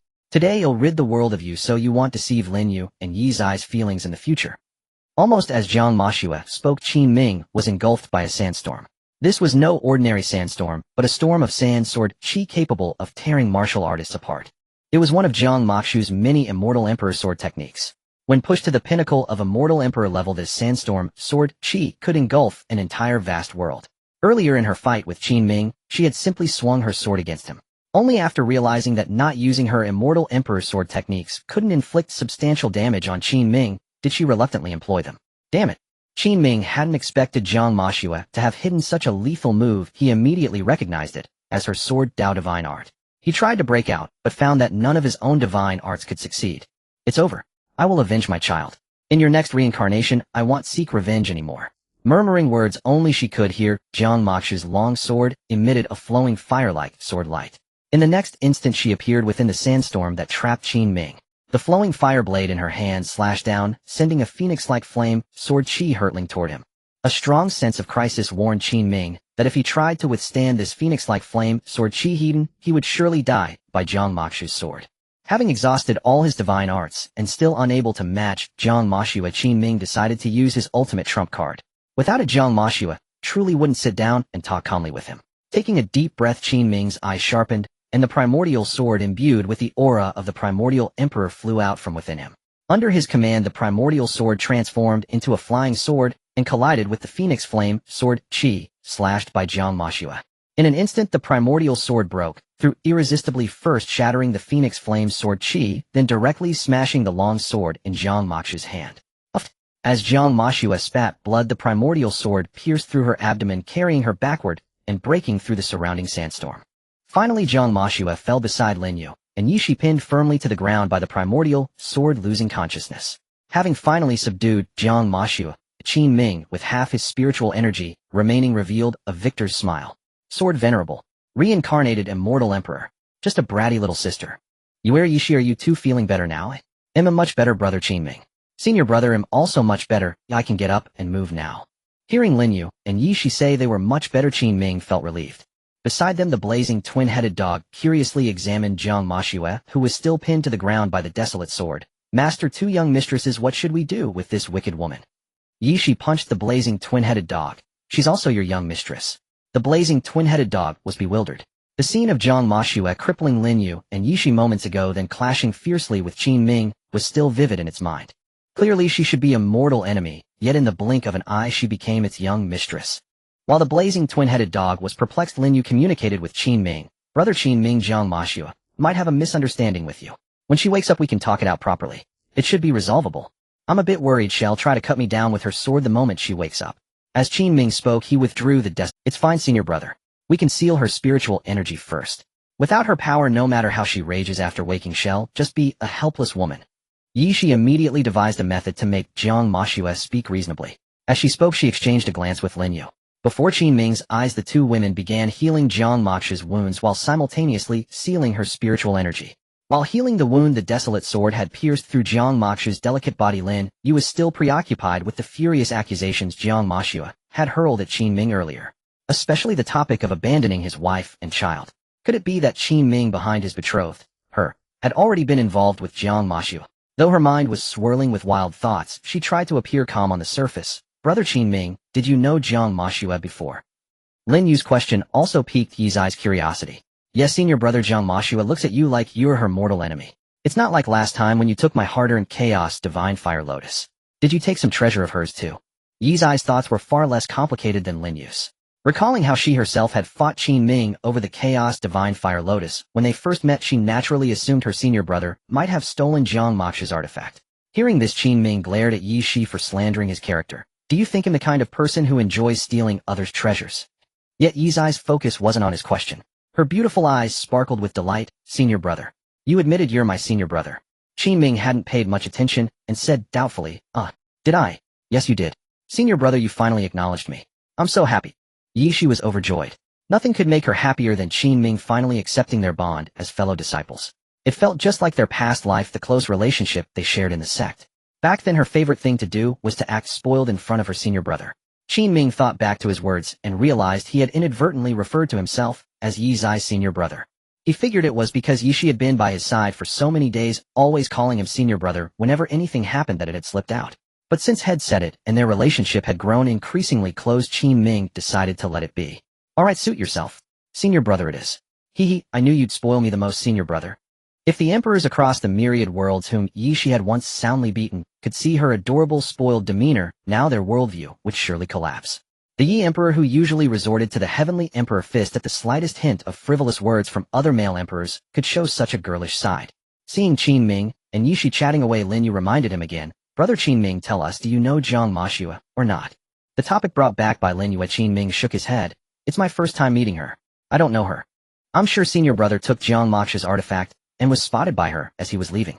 That explains why he doesn't know her, yet she harbors such hostility. If I hadn't come out of the magma pool in time, I wouldn't have known it was you who took my chaos divine fire lotus. Yishi still held her previous view and analyzed seriously. Qin Ming rolled his eyes at Yishi, speechless. You almost sound convincing, but please stop analyzing next time. Yishi stuck out her tongue and winked her right eye at him, indicating she would definitely do it again. Perhaps because her relationship with Qin Ming had advanced another step today, she was in an exceptionally good mood. Meanwhile, Lin Yu was lost in thought, pondering the connection between Qin Ming and Jiang Mashua. Lin Yu and Yishi continued treating Jiang Mashua for a while, and the wound on her abdomen, pierced by Qin Ming, gradually healed. Yishi exhaled a breath of turbid air. Phew. Alright, senior brother Lin Yu, and now, we just wait for Jiang Mashua to wake up on her own. Qin Ming sighed. Just out of the gloomy forest, and now we have to linger at the entrance of the western desert. There's no rush to get to the central plains, senior brother. Think of it as part of a pleasant journey. Staying at the entrance of the western desert, there wait for Jiang Mashua to regain consciousness, stretched into the night. Illuminated by the campfire made from wood specifically gathered from the gloomy forest, Jiang Mashua slowly opened her heavy eyelids. The first people she saw upon waking were Lin Yu and Yishi. She slowly sat up, pressing her right index and middle fingers together to gently massage her temples. Yishi, more talkative than Lin Yue, said excitedly. You're finally awake, Jiang Mashue. Jiang Mashue nodded slightly, trying to clear her mind and recall the events before she lost consciousness. After a moment, she remembered her battle with Qin Ming, and her gaze turned as sharp as a sword. Where is that? As she spoke, Jiang Mashue quickly scanned her surroundings and soon spotted Qin Ming sitting nearby. The moment she saw him, unaware that her spiritual energy was sealed, she attempted to strike him with a sword technique. Prepare to die, you murderer. Qin Ming knew she would want to fight him upon waking. He grabbed her right wrist with one hand, stopping her violent outburst. He then tried to intimidate her. That's enough. I'm only sparing your life because you're a friend of Yue and Yishi. Jiang Mashue realized her spiritual energy was sealed, but she wasn't intimidated by Qin Ming. Staring at him with the hatred of a nemesis, she said bitterly, it's either you or me. I told you it's impossible to reason with her. Qin Ming shrugged, genuinely baffled as to why a complete stranger bore him such intense hatred. Yishi immediately asked, Jiang Mashue, why do you hate my senior brother so much? Did he accidentally take your treasure? No. I advise you to stay away from him. Lin Yu stared at Jiang Mashu's expression filled with venomous hatred for Qin Ming for a moment before softly saying to him, Brother Qin Ming, could you excuse us for a bit? Let us talk to her properly. Qin Ming nodded. Not wanting to communicate with Jiang Mashue either, he got up and took the blazing twin-headed dog for a walk nearby. Once Qin Ming was far enough away, Lin Yu got straight to the point. Jiang Mashue, did you know Brother Qin Ming in your past life? As Lin Yu asked this question, Jiang Mashu's hateful stare at Qin Ming's retreating figure faltered. How do you know about that? Lin Yu merely asked out of curiosity, not expecting that Jiang Mashu's past life was indeed related to her Qin Ming brother. This means her Qin Ming brother has reincarnated more than once. Moreover, his past lives are all linked to the three empresses of the Great Thousand World. Is this mere coincidence? Or a fate arranged by the heavens? Flashes of her past life filled her mind as her destiny artifact flew into Qin Ming's body, and she increasingly felt that it might be related to Qin Ming's connection with the Empress across 3 lifetimes. While Lin Yu pondered over matters related to Qin Ming, Yishi recovered from the shock that Jiang Mashu's past life was also connected to her senior brother. Connecting it to Jiang Mashu's gaze filled with hatred for Qin Ming earlier, Yishi hesitated and asked, You and my senior brother in your past life weren't enemies, were you? Yishi, before I answer your question, I want to know why Lin Yu asked me that question just now. Jiang Mashue did not rush to answer, but fixed her gaze intently on Lin Yu. Hearing this, Lin Yu, momentarily ignoring why Qin Ming could use her destiny artifact, replied, Because both Yishi and I are also connected to Qin Ming brother's past life. Upon hearing this, Jiang Mashu's beautiful eyes widened, revealing an expression of disbelief. This is impossible. Lin Yu affirmed, It's absolutely true. We didn't expect your past life to be related to Qin Ming brother either. Yishi also said, Lin Yu isn't lying. Yishi can reflect the cycle of reincarnation. One of my senior brother's past lives was closely related to Lin Yue, and in another he was close to me. Seeing Yishi earnestly corroborate Lin Yu's words, Jiang Mashue became convinced that they were not deceiving her. Reflecting on what Yishi said about their close relationships with Qin Ming in their past lives, she subconsciously asked, So you all used to be Tao partners with him? As soon as she finished speaking, Jiang Mashue realized she had let slip her relationship with Qin Ming. She quickly corrected herself, saying, What I mean is you all protect him so fiercely and teach him your divine arts, but can't be, because you were Tao partners in your past life, right? Lin Yu and Yishi were both surprised by Jiang Mashu's initial statement, believing it to be her true feelings. Tao partners. This made them somewhat envious that Jiang Mashu's past life with Qin Ming was so intimate. However, they found it hard to understand. Since Jiang Mashue and Qin Ming were Tao partners in their past life, why did she want to kill him upon meeting him in this life? With such questions in mind, Lin Yu asked, You and Qin Ming brother were Tao partners, why do you want to kill him when you see him this time? Jiang Mashue, feeling guilty, denied, That was a slip of the tongue. How could I possibly be his Tao partner? Stop pretending, Jiang Mashue. Just tell us why you want to kill my senior brother. Seeing that she could no longer hide it, Jiang Mashue had no choice but to admit. Fine. Before I attained the way to become an emperor in my past life, I did have an entanglement with him and was once a Tao partner, but that doesn't stop me from wanting to kill him. Yishi pressed further. Why? Jiang Mashue refused to answer, stating, That has nothing to do with you, it's between. Lin Yu's eyes grew cold. If you don't clarify, we won't allow you to harm Qin Ming brother. Yishi attempted to persuade Jiang Mashue, Perhaps there's a misunderstanding between you. If you and my senior brother really were Tao partners in your past life, I think there might truly be a misunderstanding that has made you hate him so much now. Misunderstanding. Impossible. Jiang Mashue snorted coldly, dismissing Yi Zai's guess, then added furiously, Abandoning wife and child, a heartless man, is that enough? Abandoning wife and child, you not only were Tao partners, but also had a child together. Yishi was shocked. Her focus shifted just as it had when she was only concerned about Qin Ming admitting he was her senior brother. Despite her reluctance to admit it, Jiang Mashue still stated, Yes, we had a child. Lin Yu seized on the key point, abandoning wife and child. Heartless man. After murmuring these two phrases, Lin Yu quickly added, Qin Ming brother is not that kind of person. Every time he reincarnates, he doesn't necessarily have to be a good person. I say, he was a heartless man in that life, and he is. Jiang Mashue firmly believed Qin Ming was indeed a heartless man. Even so, that was a matter of a past life. Oh, why must you carry hatred into this life? The Qin Ming brother of this life is not the same as the one in your past life. Lin Yu tried to persuade Jiang Mashue, but the next words from Jiang Mashue left her speechless. Then can you carry over the feelings from your past life into this one? She was also caught off guard, momentarily unsure of how to continue persuading Jiang Mashue. Jiang Mashue also fell silent for a moment before continuing, the reason I want to kill him in this life is that I didn't get my revenge before he died in my past life. I just want to end our previous grievances in this life. Oh, after that, if he reincarnates again, I won't seek revenge on him, and you can protect him however you wish. If you truly want to kill Qin Ming brother, then I must become your enemy, Jiang Daoist. Upon hearing Jiang Mashue's intent to kill Qin Ming, Lin Yu changed her address to Jiang Mashue, calling her a fellow of the great thousand world. I will not allow you to harbor any malicious intent towards my senior brother.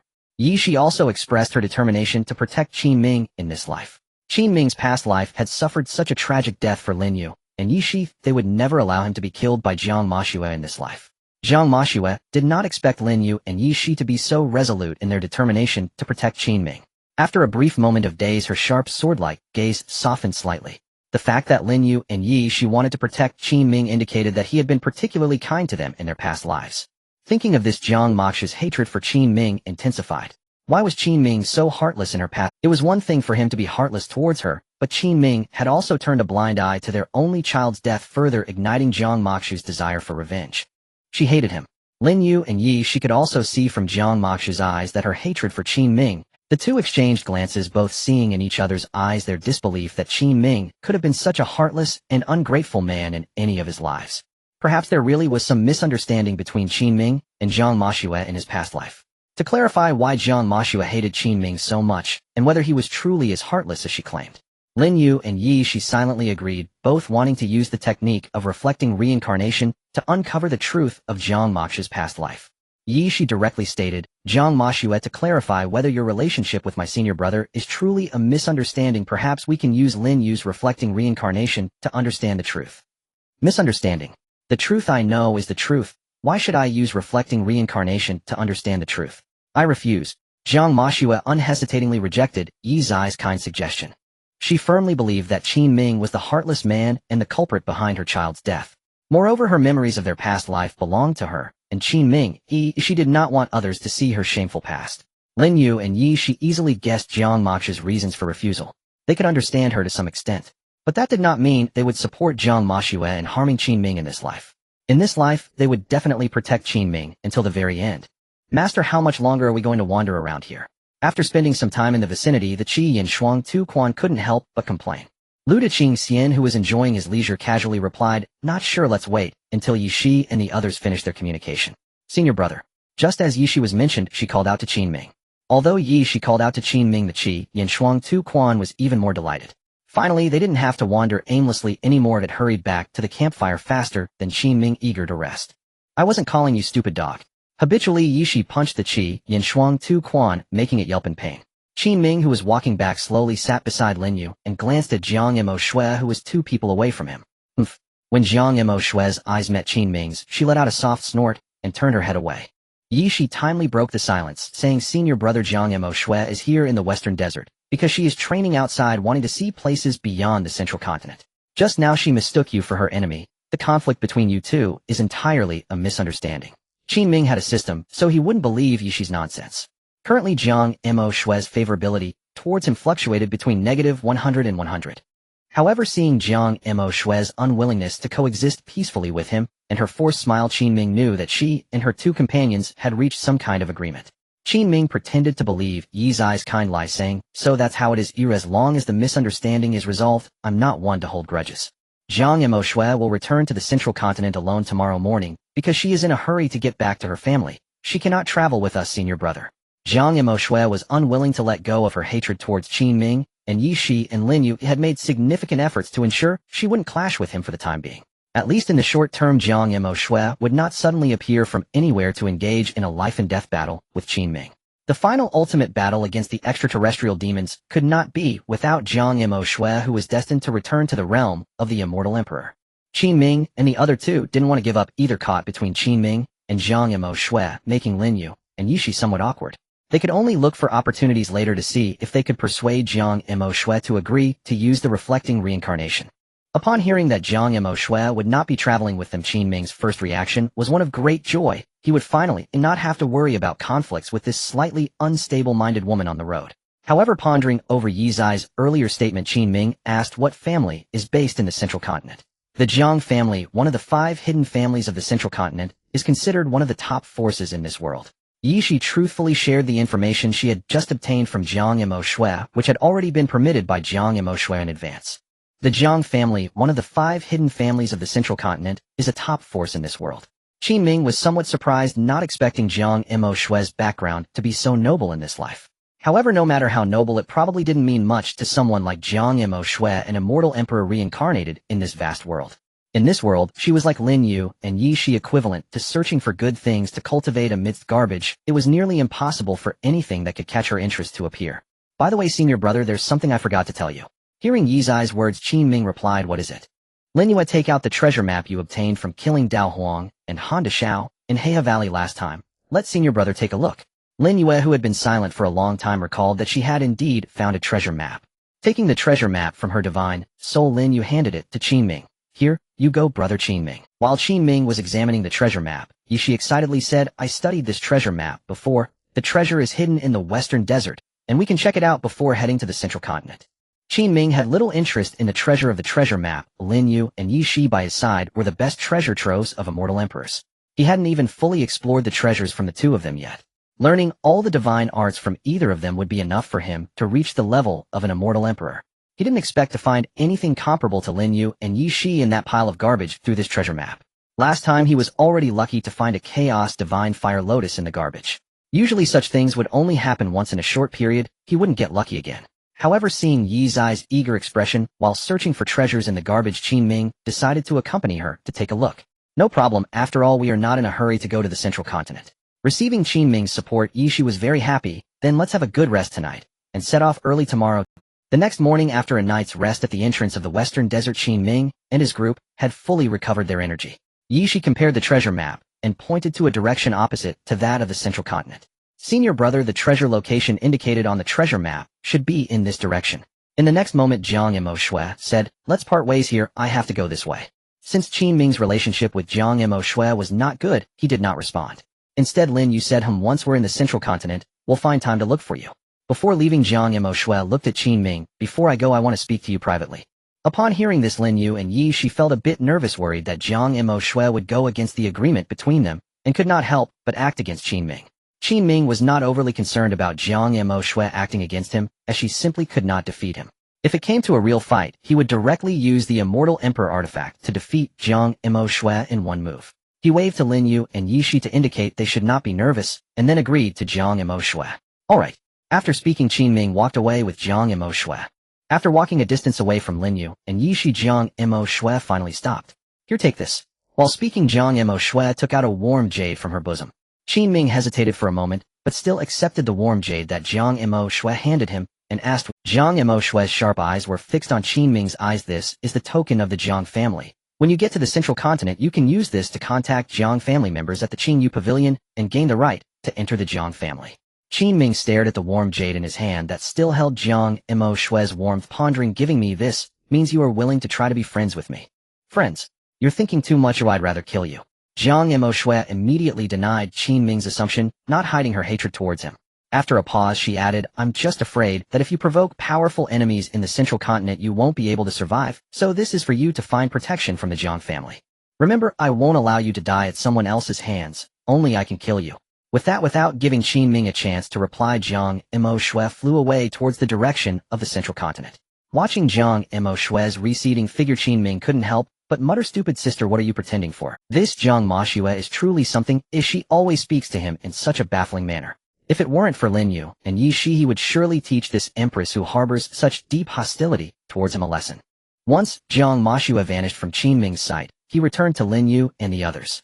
Lin Yu and Yishi noticed that he and Zhang Mashua had not clashed, so they did not inquire further about what had transpired between Qin Ming and Zhang Mashua. Let's go, senior brother, I will lead the way to treasure. I have thoroughly studied this treasure map. Yishi confidently patted her chest, brimming with excitement for the upcoming treasure hunt. Looking at the lively Yishi, Qin Ming smiled and said, then I'll leave it to you. All right, senior brother. Relying on the route deduced from the treasure map, Yishi spent about half a day before finally locating the treasure. However, at the entrance they encountered some obstacles. A number of warriors from the western desert blocked their path. This place was discovered by our Sha'ing sect first. Stinky brat, stinky girl, if you don't want to die, get lost. Upon hearing this, Qin Ming retorted, Sha'ing sect? I've never heard of it. The local disciples of the Sha'ing sect in the western desert thought that revealing their sect would intimidate Qin Ming and the others, but they were surprised when Qin Ming claimed he had never heard of it. This statement infuriated all the disciples present. Their Sha'ing sect was the #1 sect in the western desert. The sect master had the strength of the early stage of the spirit realm, and there were 6 elders at the half-step spirit realm level. Provoking our Sha'ing sect in the western desert is akin to seeking one's own doom. How could the people of the western desert not have heard of the name of our Sha'ing sect, the #1 sect? To try and seize treasure from our Sha'ing sect is truly courting death. Disciples of Sha'ing sect, listen up, kill the men and dogs, but keep these 2 stunning girls alive to enjoy it.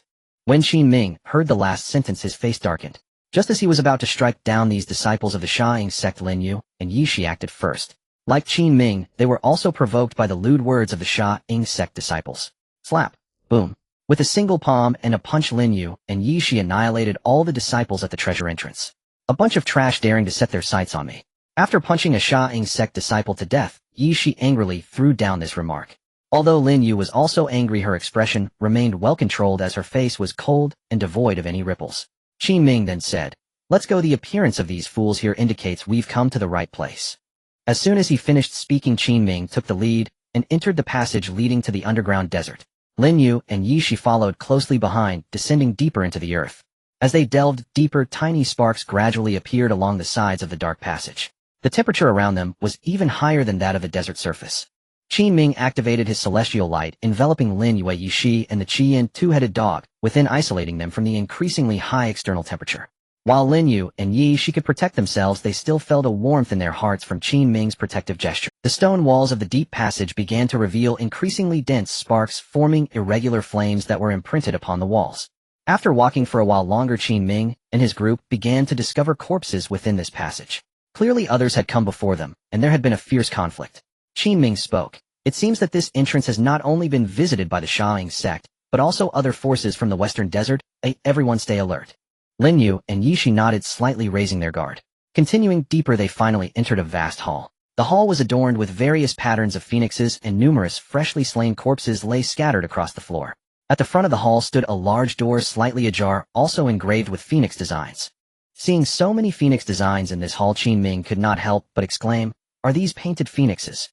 Lin Yu, whose eyes had initially shown little expectation, now revealed a hint of surprise, saying, not ordinary phoenixes, but the ancient divine phoenix. Ancient divine phoenix. Are there different types of phoenixes? Of course, senior brother, the ancient divine phoenix is the progenitor of all phoenixes, the one with the purest bloodline. Yi's eyes sparkled as she explained Qin Ming's doubts while feeling a bit excited. The presence of the ancient divine phoenix design here indicated a high probability of encountering an ancient divine phoenix. The ancient divine phoenix is also the most supreme ancient ferocious beast in the vast world. Even if one is not a beast master, taming an ancient divine phoenix would be a matter of great pride among cultivators in the vast world. It was very likely that they would find valuable treasures in this garbage heap of a low martial world. Holding such expectations, Yishi, who loved treasure hunting in garbage heaps, urged Qin Ming. Senior brother, let's go in and take a look. Compared to Yishi, who had a special fondness for treasure hunting in garbage heaps, Lin Yu remained much calmer. She reminded Qin Ming. Qin Ming, there may be many people inside. Be cautious when entering. I know. Qin Ming shared the same view as Lin Yu, leading them as they slowly approached. As they drew nearer to the door, the sounds of argument from within reached their ears. This phoenix egg was discovered by our Sha'ing sect first. It belongs to us. Who says that just because you found it first it belongs to you? This phoenix egg has not yet recognized its master. Exactly, treasures always belong to those capable of obtaining them. There is no such thing as priority. Capable of obtaining them. Is there a sect in the western desert stronger than our Sha'ing sect? As the #1 sect in the western desert, we have the right to take this phoenix egg. The Shaoing sect is the #1 sect in the Western Desert, but since your sect's experts are not present with just your few strengths, you cannot hope to stop us from seizing the Phoenix Egg. No need for more words. Oh, let's see who is stronger. I don't mind killing a few more to establish the authority of the Shaoing sect. While Qin Ming and the others listened to the commotion inside, they quietly infiltrated. At the deepest point, a divine beast egg with a shell shimmering with special fiery patterns came into view. Yishi recognized the true identity of this egg at a glance. It seems these fools merely think it's a phoenix egg, but they haven't realized it's an ancient divine phoenix egg. Lin Yu softly remarked, their limited understanding is quite normal. At this moment, Qin Ming gazed longingly at the ancient divine phoenix egg. This was an egg of a divine beast that even Lin Yu and Yi Shi, who are reincarnated celestial emperors, found irresistible. It was impossible for him to not be drawn to it.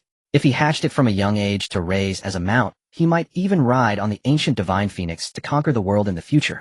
Images flashed in his mind of himself, standing atop the ancient divine phoenix, sweeping across the heavens and earth. Qin Ming desired this ancient divine phoenix egg even more. Ancient divine phoenix. The top tier. How come I have never heard of it?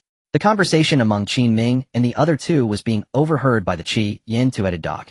As one of the rarest and top-tier magical beasts of the Tianling continent, it had never heard of such an ancient divine phoenix. Did such a beast really exist in the Tianling continent?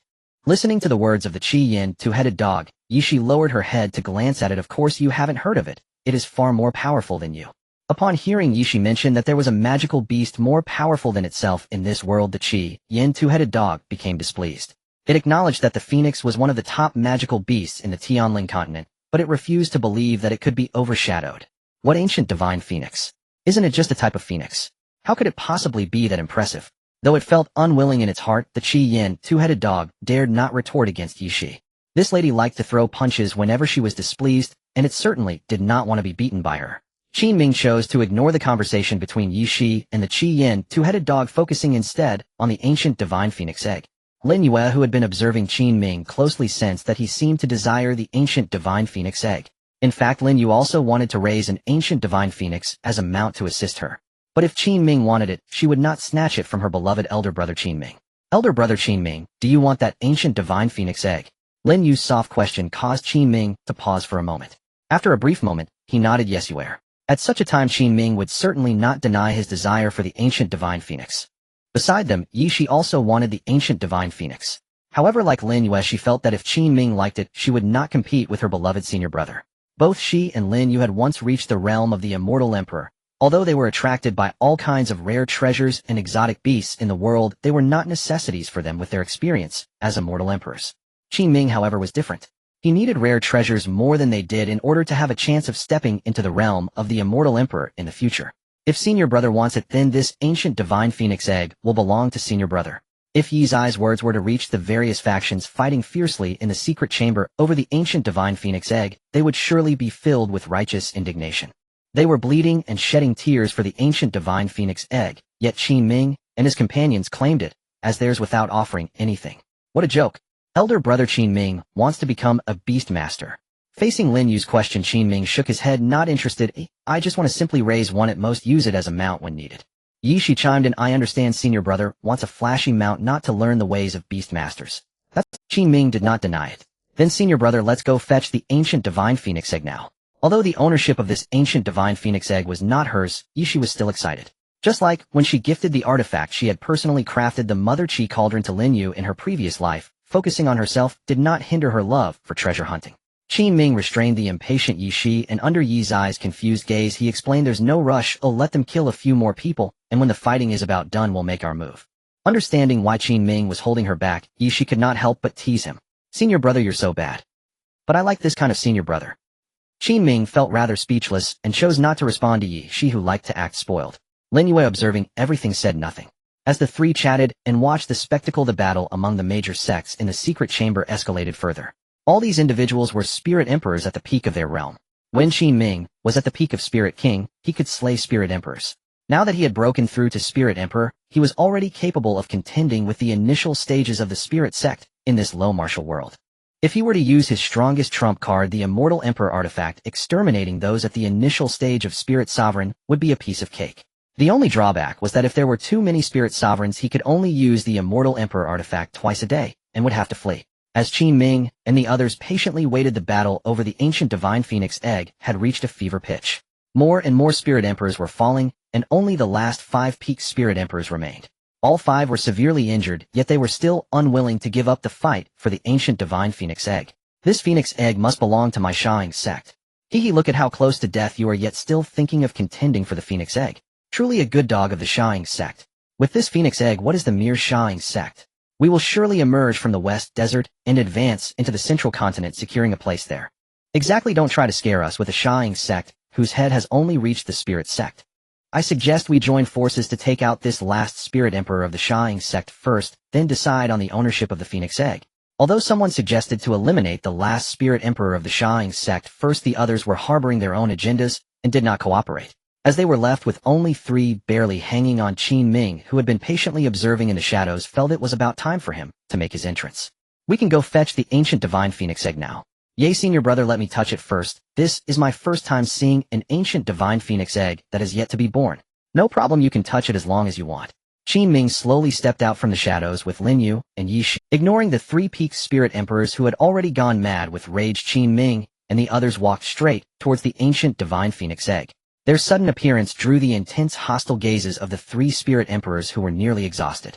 Feeling the fierce aura from the 3 spirit emperors, Qin Ming did not look back. He calmly headed towards the ancient divine phoenix egg, while using his words to provoke the nerves of those 3.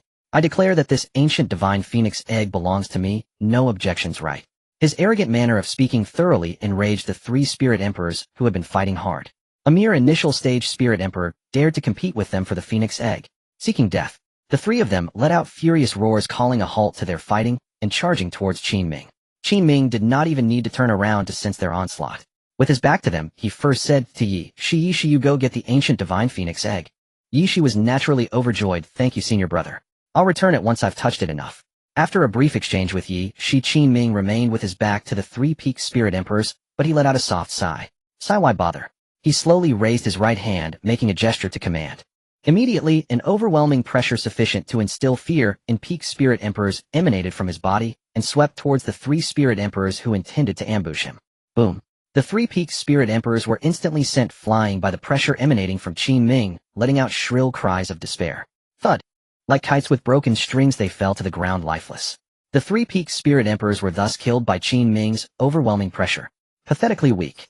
With mere pressure alone, he crushed those 3 peak spirit emperor cultivators, yet Qin Ming still deigned to offer them a final verdict. Truly worthy of our master. Effortlessly slaying peak spirit emperors with sheer pressure. The blazing twin-headed hound seized the opportunity to fawn, licking Qin Ming's hand. Qin Ming patted the hounds' heads, then turned his gaze toward Lin Yu and Yi Shi. Yi Shi was caressing the ancient divine phoenix egg, while Lin Yu observed it closely beside her. Is this truly the ancient divine phoenix egg? Lin Yu inquired. Yi Shi affirmed, without a doubt. Though it is my first time seeing one, its aura is identical to that of a mature ancient divine phoenix I encountered before. Lin Yu stared at the peculiar patterns on the egg. There are unique markings upon its surface. Those are the flame patterns of the ancient divine phoenix. They grow more distinct, signaling its imminent birth. Qin Ming approached Lin Yu and Yi Shi. Overhearing their discussion about the egg's imminent hatching, a glimmer of anticipation lit up his eyes. It is about to be born, eh? Yes, senior brother. When the time comes, we can infuse it with spiritual energy to accelerate the process. As she spoke, Yi Shi channeled her spiritual power into the egg. Qin Ming had never incubated a divine beast egg before, so he deferred to Yi Shi, who seemed far more experienced. Lin Yu stood close beside him, both of them watching Yi Shi tend to the egg. Under Yi's eyes, continuous infusion of spiritual energy, the flame patterns on the egg's surface grew increasingly vivid. As time passed, the searing patterns began to scorch the shell, splitting it with cracks. When cracks radiating fiery light covered the entire shell, Yi Shi ceased her infusion of spiritual. Let it finish on its own now. Lin Yu let a step back. Let senior brother stand closest so the newborn phoenix may imprint upon him, easing its future training. Hearing this, Lin Yu immediately retreated with Yi Shi. Qin Ming stood before the egg waiting for its hatching. The shell continued to fracture, and the egg began to tremble. From within, the soft chirps of the phoenix chick could. This sign confirmed that the little one inside was struggling to break free. Such a tender, adorable voice. Its cries are quite endearing. Qin Ming murmured to himself, his anticipation for the chick's birth growing. Crack. Finally, the egg shattered into fragments under the flames seeping through the cracks. A tiny ancient divine phoenix chick no larger than a palm appeared before Qin Ming. Emerging into the world, the chick let out a long cry, curiously surveying its new surroundings. The first face it saw was Qin Ming's, and it tilted its small phoenix head eyes filled with bewilderment. It wondered why Qin Ming looked so different from itself. After a moment it dismissed the thought, flew onto his shoulder, and nuzzled its adorable head against his cheek. This was precisely the outcome Qin Ming had hoped for.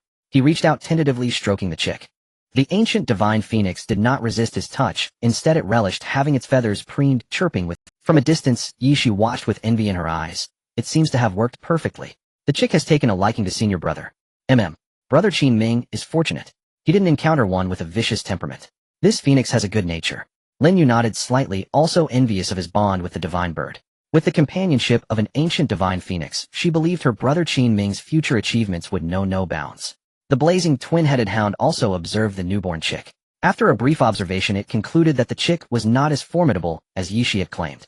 It seemed rather, after all, it itself had been able to speak human language at birth, discern humans from its own kind, and evade those who sought to tame it.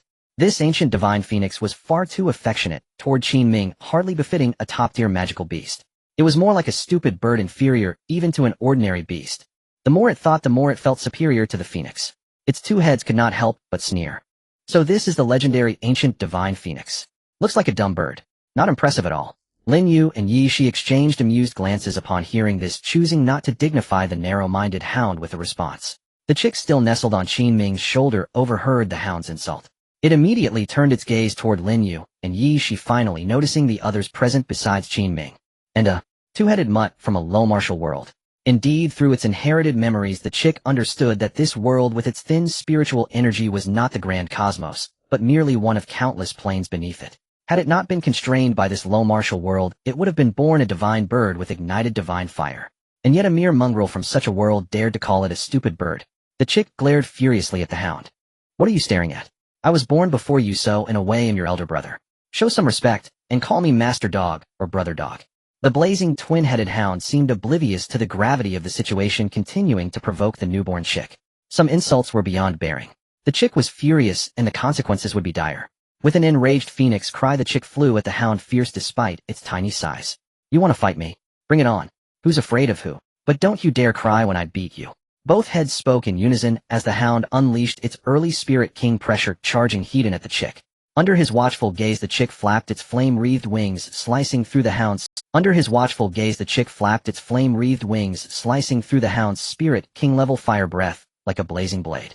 With a yelp of pain from the hound, the chick landed upon its head, pressing it down and scorching the ground into a fire. Stop. I yield. You win. What kind of flame is that? It burns even me, who is born of. Having effortlessly defeated the hound, the chick lifted its proud phoenix head, its expression brimming with unmistakable haughtiness, embodying the pride of the ancient divine phoenix. At that moment, the blazing twin-headed hound pinned beneath the chick's claws had tears welling in its eyes. With the chick's arrival, its own status was about to drop another rank. Leaving the depths of the desert where the ancient divine phoenix egg was hidden, Qin Ming dissipated the protective celestial light that shielded Lin Yu and Yi Shi. The newly born ancient divine phoenix perched adorably on Qin Ming's shoulder, blinking its lively phoenix eyes, surveying this low martial world. Meanwhile, the Qian two-headed dog lay lazily at Qin Ming's feet, its head bandaged and drooping. Senior brother, we came from that direction. To reach Zhongzhou, we must head north and exit from the northern side of the western desert. Yi Shi took out the map again to compare, and pointed the way for Qin Ming and the others. Qin Ming remembered Yi Shi mentioning before that after crossing the western desert, they would have to traverse several regions to reach Zhongzhou. He asked, how many more regions do we need to pass through to reach Zhongzhou? Upon hearing this, Yi Shi pondered for a moment, and replied, in total, there are 7 regions, big and small. Qin Ming couldn't help but feel that this journey was quite long upon hearing that they had to cross 7 regions. However, Yi Zai's next words dispelled his worries. But senior brother Zhang Mashua told me a way to directly reach Zhongzhou from the western desert before she left. At the exit of the western desert, there is a spatial wormhole leading to Zhongzhou, which can transport us there in just 1 hour. Zhang Mashua used that spatial wormhole to come to the western desert. As Yi Shi spoke, she playfully winked at Qin Ming, her expression clearly wanting him to praise her for obtaining useful information. That's great, Yi Shi. This way we can save a lot of time. Qin Ming gave Yi Shi a thumbs-up gesture, then paused before continuing, then let's set off now. The sooner we get to Zhongzhou, the sooner we can rest. On the way to the northern exit of the western desert, Lin Yu suddenly said, Qin Ming, aren't you going to give the ancient divine phoenix a name? Lin Yu's question caught Qin Ming off guard. He hadn't thought about that until she mentioned it, and he felt it was indeed time to name the ancient divine phoenix cub. The ancient divine phoenix perched on Qin Ming's shoulder became excited at the prospect of having a name, eagerly anticipating its new title. Qin Ming pondered. Let me think carefully. Senior brother, I have a good suggestion. Since it is an ancient divine phoenix, how about we give it the surname Huang? Yishi was fully engaged in the naming process, quickly proposing a surname for the ancient divine phoenix. Huang. Qin Ming murmured Yi's suggestion. After a moment, he said the surname Huang is quite nice and fits the characteristics of the ancient divine phoenix well. Seeing that Qin Ming had no objections to her suggestion, Yishi exclaimed excitedly, so senior brother agrees with my suggestion, right? Yishi was indeed quite clever, and Qin Ming nodded affirmatively. Yes, let's use Huang as the surname. Thank you, senior brother, for agreeing. Now we just need a name. Yishi was delighted to receive Qin Ming's approval. Lin Yu then chimed in. Qin Ming, what do you think of the name Linger? The ancient divine phoenix possessed a spirit attuned to the world, being a favored ancient celestial beast, and the name Linger perfectly matched its identity while being melodious. Qin Ming, who had originally been troubled about naming the ancient divine phoenix cub, now found that both the surname and first name had been thoughtfully suggested by Yishi and Lin Yue, relieving him of much burden. Linger. Huang Linger. This name is not only beautiful and memorable, but also relates to the ancient divine phoenix. It's a great name. However, it wasn't enough for Qin Ming alone to like it. The newly born ancient divine phoenix cub also had to agree. So Qin Ming turned to the tiny ancient divine phoenix cub on his shoulder, which was only the size of a palm. Little one, do you like the name Huang Linger? The ancient divine phoenix narrowed its happy eyes, nodding its adorable phoenix head and letting out a melodious call to express its fondness for its new name. Seeing that Huang Linger liked her new name, Qin Ming gently stroked her phoenix feathers, saying, that's good. From now on you shall be called Huang Linger, little one. Huang Linger wiggled her tiny phoenix body, growing particularly close to Qin Ming.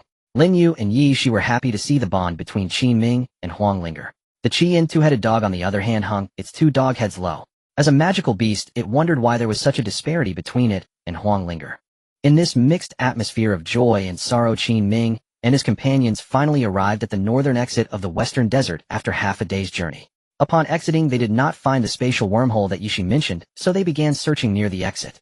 It didn't take long for them to find a small city with a desert style close to the northern exit of the western desert. Senior brother, there's a small city ahead. There should be the spatial wormhole Jiang Mashua told me about. Hearing Yi's reminder, Qin Ming said, let's go check it out together. With that, Qin Ming took the lead towards the small desert city. Before long, they entered the desert city.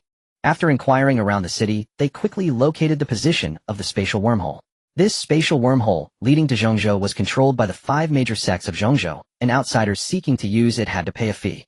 Fortunately, the fee was not expensive, and Qin Ming and the others could still afford it. Qian, two-headed dog, and a phoenix cub, are you inner disciples of the beast-taming sect? One sharpie disciple from the 5 major sects casually asked them before they left. Upon hearing this question, Qin Ming and the others grew vigilant. Noticing the change in Qin Ming's expression, the disciple continued, don't be nervous.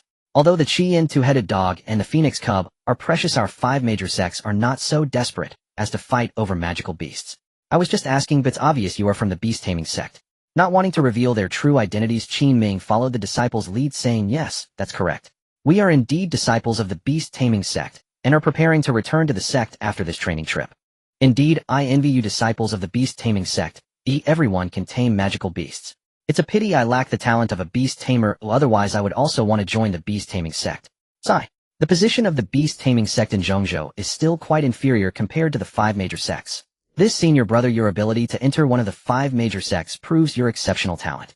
Qin Ming's adaptability was quick. He seamlessly assumed the identity of a beast-taming sect disciple and began exchanging pleasantries with the disciples of the 5 major sects. After chatting with the disciples of the 5 major sects for a while, Qin Ming and Lin Yu entered the spatial wormhole leading to Zhongzhou. This time, only Qin Ming and his companions traveled through the spatial wormhole without any outsiders. This provided Qin Ming and his companions with an opportunity to conceal Huang Linger and the Qian two-headed dog, preventing them from attracting trouble in Zhongzhou, where more and more people recognize top magical beasts. Huang Linger transformed into a bracelet with the color and patterns of phoenix fire adorning Qin Ming's right hand. The Qian two-headed dog became a pendant of a burning flame hanging from Qin Ming's neck. Thus, upon arriving in Zhongzhou, Qin Ming would not be recognized because of Huang Linger and the Qian two-headed dog avoiding trouble. However, what should have been a smooth journey through the spatial wormhole unexpectedly experienced a low-probability disturbance at that moment. Feeling the tremors of the spatial wormhole, Qin Ming furrowed his brows and said, spatial tremors. Lin Yu immediately replied, it's fine. As long as it doesn't completely collapse, we can safely reach Zhongzhou. It seems not that simple. Senior brother Lin Yu, look over there. Upon hearing Yi's eyes warning Qin Ming, and Lin Yu noticed a spatial fissure appearing in the direction pointed by Yishi. However, due to the swift travel speed of the spatial wormhole, the fissure that was originally to their side was soon lit. Initially thinking that this was the only spatial fissure, Qin Ming and the others just sighed in relief when the surrounding wormhole began to tear open more and more fissures. Sharp like the edge of a blade, the chaotic flow of time and space leaked in through the fissures, causing considerable trouble for the trio on their journey through the spatial wormhole. Qin Ming immediately summoned protective celestial light around them, shielding Lin Yu and Yi Shi within. Against the onslaught of the chaotic time-space winds, he could barely ensure their safety with the protective light. At first, Lin Yu and Yi Shi were slightly worried that Qin Ming could not withstand the chaotic flow alone. They considered using their own protective celestial light to share the burden. Seeing Qin Ming manage to hold on, they both felt relieved. Observing the continuously tearing spatial fissures around them, Lin Yu frowned. This spatial tremor is too coincidental. Upon hearing this, Qin Ming's expression tightened. Sister Yue, are you suggesting that this spatial tremor is aimed specifically at us? In response to Qin Ming's question, Lin Yu shook her head. I'm not sure. Oh, perhaps I'm overthinking it. Qin Ming pondered. He felt that Lin Yu's intuition might indeed be correct. After all, Lin Yu was the reincarnation of a celestial emperor, possessing a unique ability to foresee. If this were true, it was likely that Lin Yu's enemies from the vast world had discovered her reincarnation, deliberately orchestrating this spatial tremor to crush her in the cradle of this life. Knowing very little about this, he could only speculate. Meanwhile, Lin Yu had already begun to use secret communication techniques with Yi Shi, quietly discussing some hidden secrets of the vast world that Qin Ming was not yet. Knowing very little about this, he could only speculate. Meanwhile, Lin Yu had already begun to use secret communication techniques with Yi Shi, quietly discussing some hidden secrets of the vast world that Qin Ming was not yet privy to. Yi Shi, did you sense it? Yes, Lin Yu, although faint, I can still detect the distinct stench of the outer celestial. Could it be that your heavenly emperor cauldron has already been shattered? Impossible. We have transcended to the utmost, infusing the fruits of the 10 empresses into the heavenly emperor cauldron. It shouldn't have collapsed so soon. Yi Shi felt it was unlikely. While there were beings beyond celestial emperors among the outer celestial demons, it didn't mean they could easily break their Tao and laws. They had previously challenged beings above the celestial emperor level and easily defeated weaker outer celestial demons of the same realm. Given time to grow beyond the celestial emperor level, they would not fear those outer celestial demons. In their past lives, they had exhausted their Tao fruits to infuse the heavenly emperor cauldron, aiming to buy themselves. They sought to give other beings in the vast world time to become top-tier powerhouses. Yi's eyes denial left Lin Yu silent for a moment before she continued their secret communication. Then what is this outer celestial demon aura in the spatial wormhole? Do you have any clues? While Qin Ming protected Lin Yu and Yi Shi with his celestial light, he also observed them closely, noticing that the two women were secretly using communication techniques. He didn't bother to confront them, since they weren't saying anything he wasn't particularly inclined to ask. After all, it was likely related to the vast world, and he knew they would eventually tell him. Lin Yu and Yi Shi were engrossed in their conversation, not realizing that Qin Ming had discovered their secret communication. After a moment of deep thought, Yi Shi considered a possibility. Perhaps before we sealed the vast world and all lower realms with my heavenly emperor cauldron, some outer celestial demons were already sent to this world.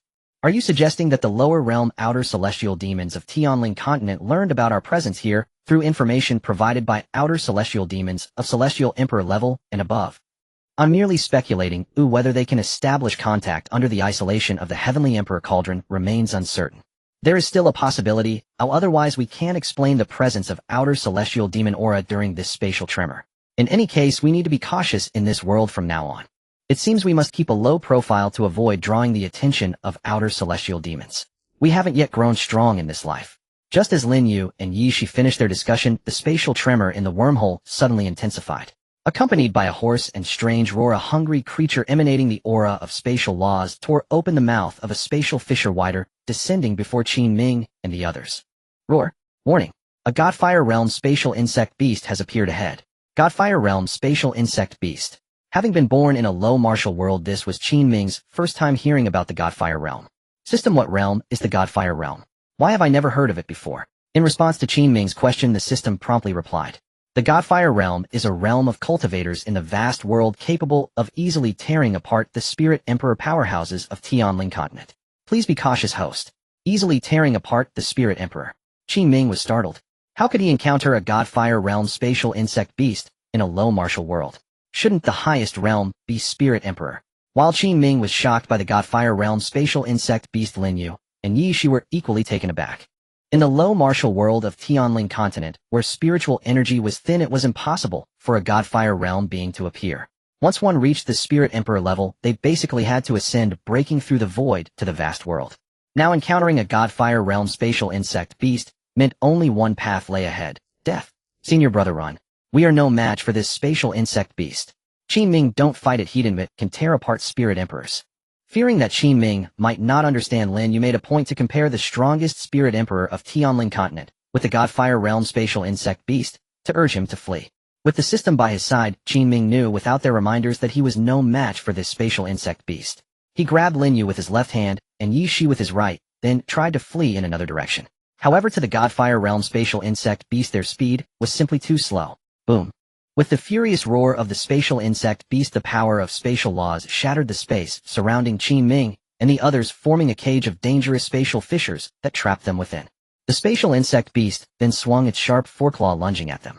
In a moment of crisis, the ancient divine phoenix flame bracelet on Qin Ming's right hand emitted a dazzling light. The powerful ancient divine phoenix aura suddenly surged, forming an energy-shaped phoenix fire shield that blocked the lethal strike of the Godfire realm spatial insect beast. At the same time, the bracelet of the ancient divine phoenix cub transformed before the three of them. However, this time it did not take the form of the ancient divine phoenix cub, but rather transformed into a little girl radiating with phoenix divine fire. Her aura rapidly ascended, and in an instant she ignited divine fire, stepping into the Godfire realm. Huang Linger has said those who bully Qin Ming brother are in for trouble. Igniting the divine flame. This is the divine flame realm. How is this possible? In a low martial world with sparse spiritual energy, even draining all the chi from the entire plane wouldn't sustain Huang Linger in the divine flame realm for a single second. The sight of the ancient divine phoenix fledgling Huang Linger igniting her divine flame immediately filled Lin Yu and Yi Shi with disbelief.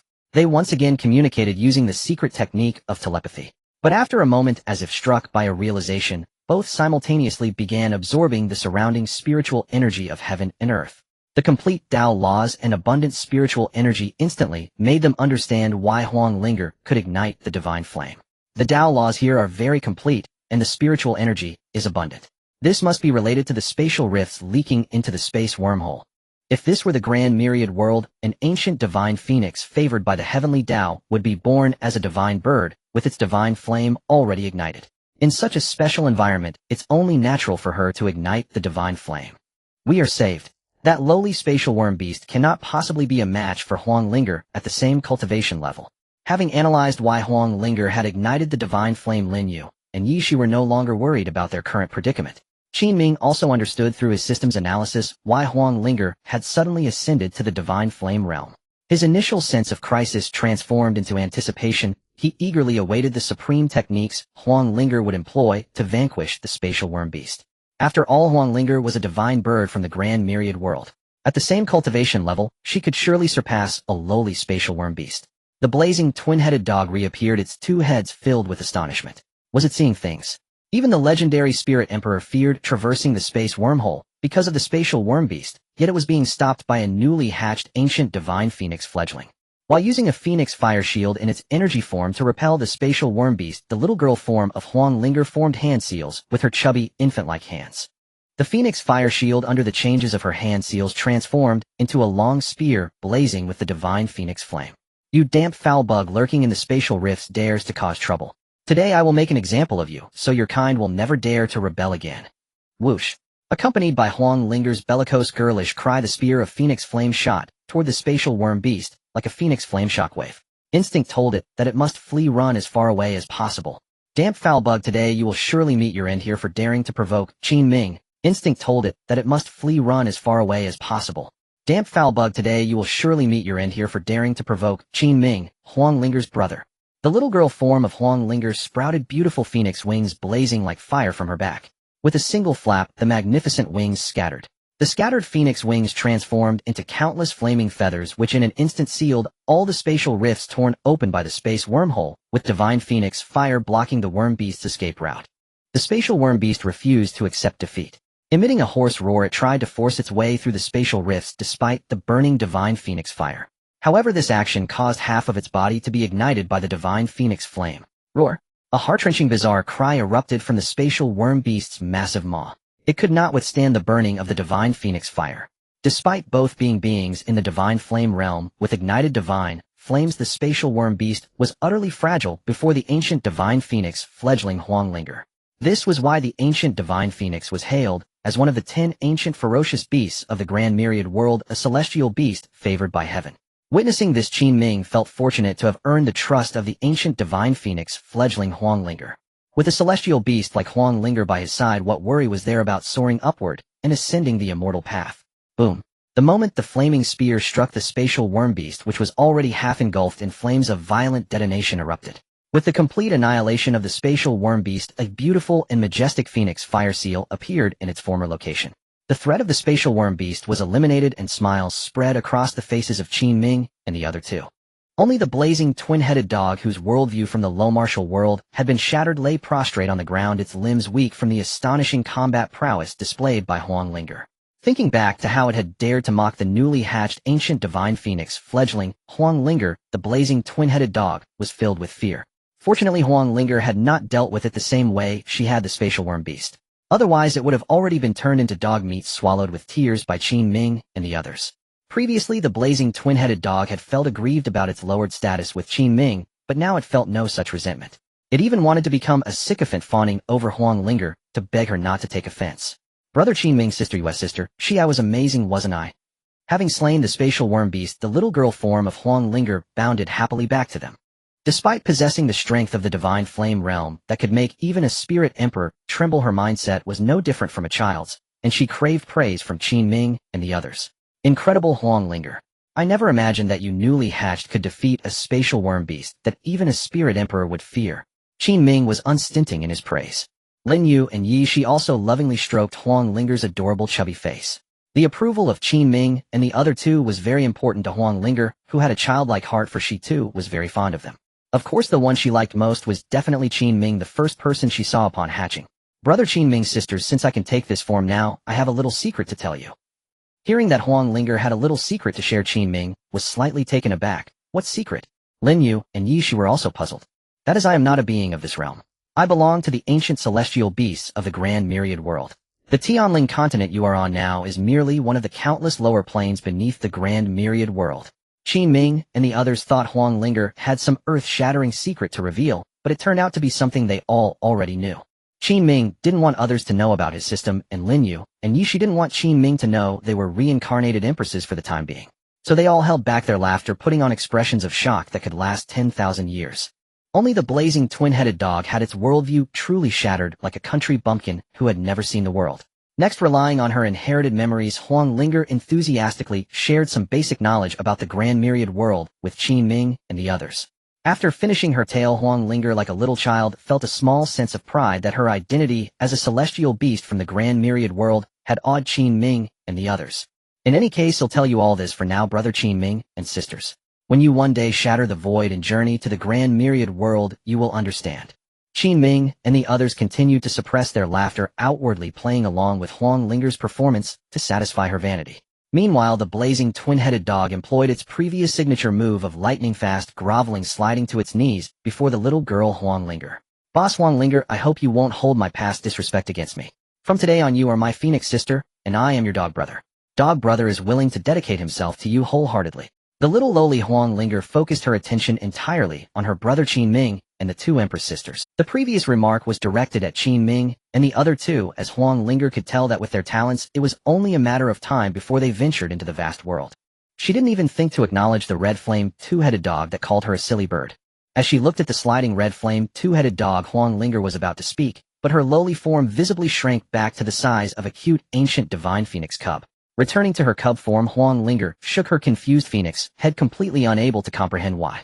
It should be because the spatial rift was repaired by Huang Linger, removing the external world's aura that had leaked in, making the spiritual energy of Tianling continent insufficient for an ancient celestial beast like her to maintain her divine fire state, causing her to revert to her cub form.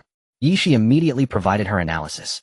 Qin Ming and Lin Yu both found it reasonable, but Huang Linger's phoenix face showed some displeasure as she was restricted here and could not speak. Seizing the opportunity to flatter Huang Linger, the red flame two-headed dog transformed into a sycophant. Sister, Huang, please rest assured, even if you revert to your cub form, you will always be the beautiful ancient divine phoenix in my heart. However, Huang Linger was not appreciative, making a disdainful expression at the sycophant as she flew back to Qin Ming's shoulder. Qin Ming patted her little phoenix head, and she showed a particularly pleased expression. After playing with Huang Linger for a while, Qin Ming said, as they resumed their journey, to prevent the two of you from being recognized, Huang Linger and little Qi, you both continue to transform into objects to hang on me. Upon hearing this, Huang Linger and the red flame two-headed dog transformed into a bracelet and a pendant respectively hanging on Qin Ming. As they traversed through the stabilized spatial wormhole, Yishi said, "Senior brother, we will reach Zhongzhou in an hour. During this time we can rest and recuperate." Qin Ming nodded and sat cross-legged to meditate and replenish his strength. Lin Yu and Yishi also sat down to meditate in turn. Time passed quickly while they were meditating, and before they knew it, an hour had gone by. Looking at the bright exit ahead, the three of them stood up and walked out. "Welcome to Zhongzhou. You three friends aren't locals, are you?" As soon as they emerged, Qin Ming and the others heard a disciple from the 5 major sects speaking to them. Having hidden Huang Linger and the red flame two-headed dog, Qin Ming naturally would not continue to pretend to be a disciple of the Beastmaster sect to avoid being exposed. He replied, "No, we're not. We came to Zhongzhou seeking development." "I see. Zhongzhou is a land of heroes. Even its lower tiers can dominate in the outside world. Countless individuals come here seeking development and pursuing the pinnacle of martial arts. I wish you good luck." "Thank you." After expressing his gratitude, Qin Ming led Lin Yu and Yishi away from the location of the spatial wormhole. The three of them inquired around and learned that this was the outermost area at the southern edge of Zhongzhou. However, even in such an outer area, spiritual royals were as numerous as dogs, and they could still see many spirit sects on the streets. Occasionally, a few spiritual masters passed by them. With spiritual kings present, they could only keep their heads down and act modestly. Qin Ming couldn't help but exclaim, "Is this Zhongzhou? There really are many powerful individuals." Yishi immediately responded, "Indeed there are many, but I believe senior brother will surpass them all sooner or later." Hearing Yizai's encouraging words, Qin Ming smiled. "Thank you for your kind words." Lin Yu also said, "Brother Qin Ming, let's work hard together to strive for breaking through the void of martial arts as soon as possible." Breaking through the void of martial arts. How naive and ignorant. No wonder you only have the strength of a peaked spiritual king and early spiritual royal. As Qin Ming and the others were happily chatting upon arriving in Zhongzhou, a passing martial artist mocked their ignorance. Although they intended to act low-key in Zhongzhou, they were not afraid of trouble when it came looking for them. Qin Ming immediately retorted to the passing martial artist, "You look like you're over 60, yet only at the early stage of spirit sect. You truly have no hope of breaking through the void of martial arts." Yishi also firmly confronted the passing martial artist, "Waste.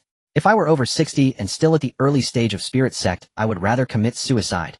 Hearing that Qin Ming and the others dared to insult him, the passing martial artist was immediately enraged. "A mere spiritual king and spiritual royal dare to mock me. Today's younger generation really lacks upbringing. Let me teach you a lesson on behalf of your sect's elders." Seeing this, Qin Ming immediately retaliated against the passing martial artist. Heavenly Emperor Fist. The majestic golden fist light of the Heavenly Emperor Fist instantly shattered the martial artist's spirit sect technique and struck his head. Thud. With just one punch, the troublemaking martial artist was left lifeless on the street.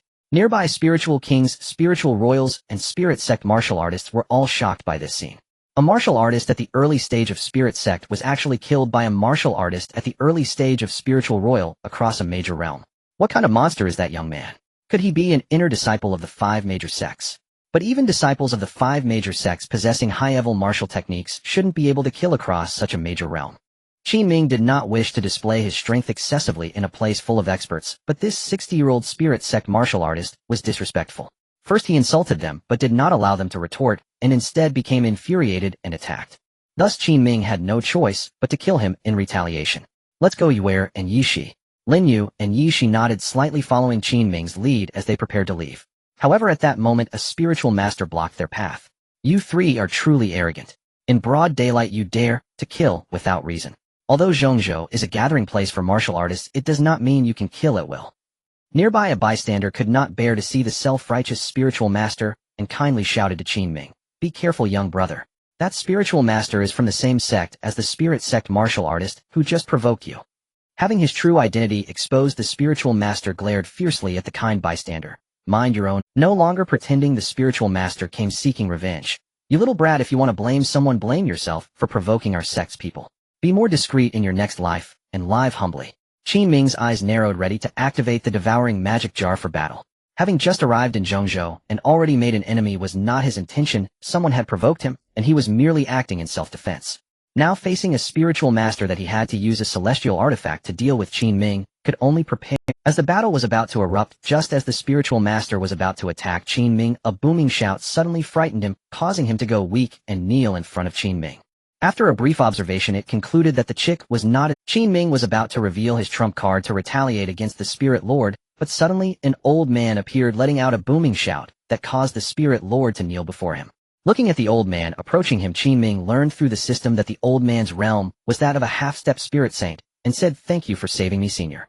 It's just a small favor, young brother, no need to thank me. I actually came here for you, and these two young ladies beside you." Despite the old man's seemingly amiable demeanor, Qin Ming maintained a hint of vigilance. "You came here for us." Lin Yu and Yi Shi also displayed cautious looks. If this half-step spirit saint was not here for good, Qin Ming feared that even using his celestial artifact would not allow him to escape. The old man noticed the three of them were somewhat wary, and immediately said, "Do you know Hmph?" Upon hearing this, the three exchanged glances, and finally Qin Ming replied, "We know her, what's the matter? Hmph is a close friend of our young sect master. She mentioned that recently a young man and two young ladies will arrive in Zhongzhou through the spatial wormhole in the West Desert, and she asked our sect master to take good care of them. She even specially drew 3 portraits. If you don't believe me, take a look." As he spoke, the old man took out 3 portraits from his sleeve and unfolded them. These 3 portraits depicted none other than the 3 of them. After Lin Yu finished examining the portrait, she was the first to lower her guard against the old man. This style of painting is indeed Hmp's handiwork, brother Qin Ming. There's even her unique sword intent on it. As she spoke, Lin Yu reached out to touch the portrait, and Hmp's sword intent took form as her image. "Lin Yu, Yishi, seeing my sword intent means you have arrived in Zhongzhou. The affairs of my clan keep me busy, and I apologize for not being able to welcome you personally. I entrusted my friend the young sect master of Dan's sect to take care of you, and once I've dealt with my clan's matters, I will visit you at Dan's sect."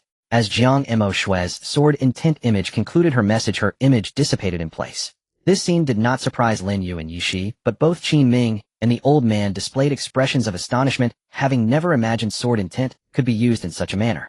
After a moment, the old man sighed, truly deserving of being the direct heir of the Jiang clan. The use of this sword intent has opened my eyes. After a brief moment of astonishment, Qin Ming recalled that Hmph had also given him a warm jade token from the Jiang clan.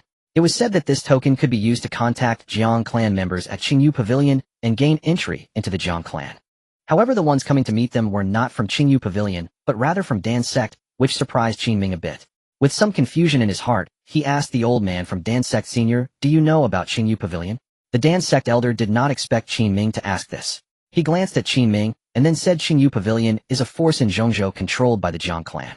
Although it is not one of the 5 great sects, even the 5 great sects dare not provoke Qingyu Pavilion, which has the support of the hidden family Jiang clan." After hearing the Dan sect elder's brief introduction to Qingyu Pavilion, Qin Ming nodded slightly, indicating he. At this moment, Yi Shi said, "Senior brother, let's go to Dan's sect with this elder. Since it was Hmph who arranged this for us, we can rest assured there." With both Lin Yu and Yi Shi agreeing, Qin Ming naturally would not take the warm jade token given by Hmph to go to Qingyu Pavilion. He said, "Well then, please take us to Dan sect, senior. This way, young friends. Although Dan sect is a bit far from here, with my half-step spirit saint cultivation, getting you 3 back to Dan sect will be quite quick." With the Dan sect elder leading the way, the 3 of them reached Dan sect's location from the southernmost area of Zhongzhou in no time. Just the territory of Dan sect was larger than the Black River Valley that Qin Ming and his companions had passed through earlier. This is the difference between the sects in Zhongzhou and the remote corners of Tianling continent. "Young friends, this is the territory of my Dan sect." As he spoke about Dan sect, the elder's pride was evident. Entering Dan sect through the main gate, accompanied by the elder, Qin Ming and the others listened as the old man introduced some of Dan sect's achievements in Zhongzhou. Hearing the elder boast about Dan sect so highly, Qin Ming out of curiosity asked, "Senior, since you speak so highly of Dan sect, it must be one of the 5 great sects, right?" At this question, the Dan sect elder almost stumbled and fell to the ground, nearly losing his balance. "Ahem. Not quite. Although we are not one of the 5 great sects, our sect has been closely chasing after them in recent years. Not being one of the 5 great sects does not mean we are inferior. That's how it is." Yi Shi couldn't help but laugh. Lin Yu, however, maintained her cold demeanor without any change in expression. Qin Ming also wanted to smile at the Dan sect elder's awkwardness, but unlike Yi Shi, he managed to hold it in. He changed the topic, asking, "Senior, where are we going now? Are we going to meet the young sect master of Dan's sect directly?" "Not quite. I'm taking you to the accommodation that has been arranged for you in advance. The young sect master is currently refining pills in the alchemy room and cannot come out for the time being. Once she is done, she will personally come to host you." Unable to meet the young sect master of Dan's sect right away, Qin Ming felt a spark of interest towards this mysterious young sect master. Senior, what realm is the young sect master of Dan's sect currently at? As soon as the topic of the young sect master's realm was mentioned, the Dan sect elder's proud expression returned. This young friend, our young sect master, is only 16 this year, yet she has already achieved the early stage of Spirit Emperor, just like you and Hmph, a true genius among geniuses. The most important thing is that our young sect master's alchemy skills have already surpassed those of the sect master and the elders in the sect. Her expertise in artifact refining is also extraordinary. A senior elder from the artifact refining sect once invited our young sect master to study profound artifact refining techniques together. Among the entire young generation of top forces in Zhongzhou, including the 5 great sects, no one can match our young sect master in terms of talent. I believe that under her leadership our Dan sect will eventually join the 5 great sects, and might even catch up to the hidden family that produced the Spirit Emperor. As the elder launched into an enthusiastic introduction of the young sect master, he couldn't help but share every detail about her achievements.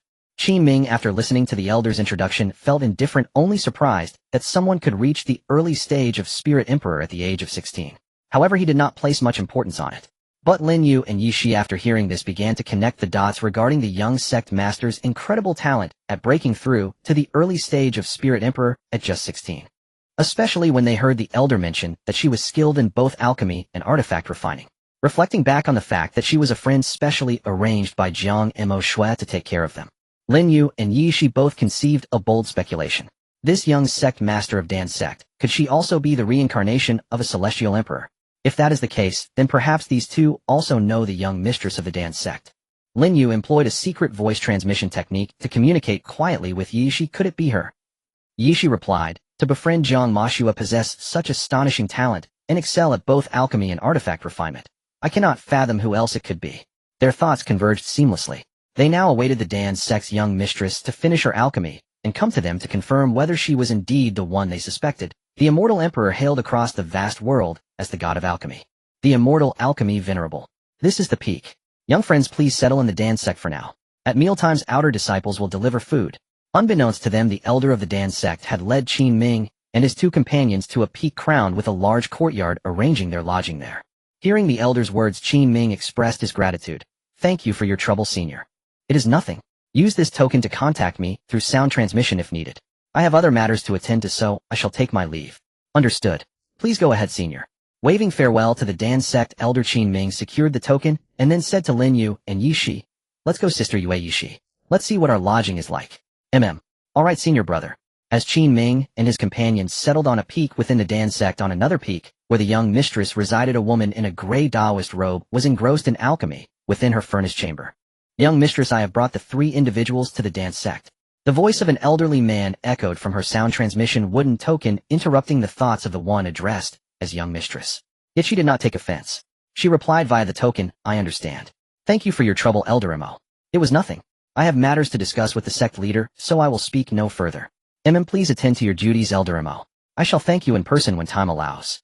Learning from Elder Mo that Qin Ming and his companions had arrived, the Dan sect's young mistress felt a measure of anticipation to meet Lin Yu and Yi Shi. How nostalgic. Lin Yu Yi Shi. It has been 16 years since our last meeting. She murmured softly, making no mention of Qin Ming. Moi. A peculiar odor suddenly reached the distracted young mistress. For a moment she did not grasp, then in the next instant the furnace exploded, eliciting a startled scream from her. My elixir. Realizing her distraction had caused the furnace to detonate, she hurriedly extinguished the flames. As a martial artist at the initial Spirit Emperor stage, the young mistress quickly subdued the fire. Yet her once pristine face was now coated in furnace ash, resembling a sooty coal ball, a pitiful, grimy little creature. Another furnace ruined. These low London world furnaces are truly inferior. It seems I must return to the vast world to refine elixirs matching its standards.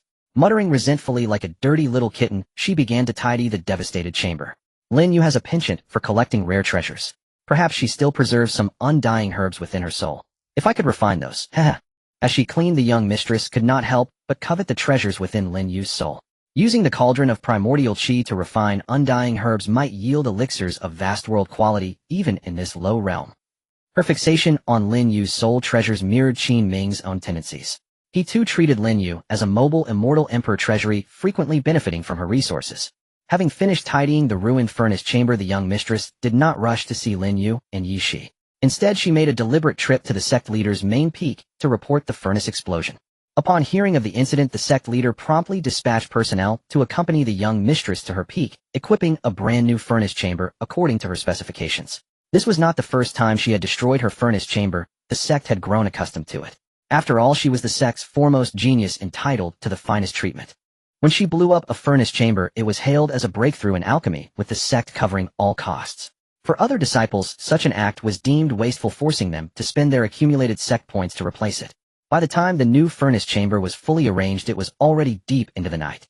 The young mistress was about to visit Qin Ming and his companions at their peak when a Dan sect disciple stopped her. "Young mistress, I suggest you change your attire before meeting your friends." Reminded by the disciple, she realized she still resembled a grimy little kitten. "Thank you for the reminder." Grateful for the thoughtful advice, she returned to her quarters to bathe and change into a pink palace gown. She also styled her hair more demurely before setting out again. "There is a man among them, so I should mind my appearance a bit. Unlike when I'm alchemy with my hair in disarray." Murmuring to herself, she took to the skies, flying through the night between the Dan sect's peaks. She had no idea what Qin Ming looked like. When Zhang Mashue had informed her to receive Lin Yu and Yi Shi, she had merely handed the portrait to Elder Mo without opening it, tasking him with fetching all three. Lin Yu and Yi Shi actually came to the central region with a man from a low martial world. Arriving at the peak where they lodged, the young mistress was curious about Qin Ming's identity, but still yearned more to see Lin Yu and Yi Shi. Moi. As she was about to step into their courtyard, she heard cries of agony. "Sister Phoenix, stop chasing me. I'm your loyal dog brother. Have you gone mad? You'll burn me alive. I only ate a bit more of your pastry. You're smaller than a human palm, you couldn't finish it anyway. Why be so angry that I helped?" Following the direction of the screams, the young mistress' beautiful eyes widened slowly. An ancient divine phoenix hatchling. In her sight, Qin Ming's ancient phoenix Huang Linger was chasing the blazing twin-headed hound. In mere moments, the petite phoenix planted her claws atop the hound's head, pinning it firmly to the ground immobile. As the young mistress pondered how to approach, a man of similar age rushed from behind. It was Qin Ming. "Keep your voices down.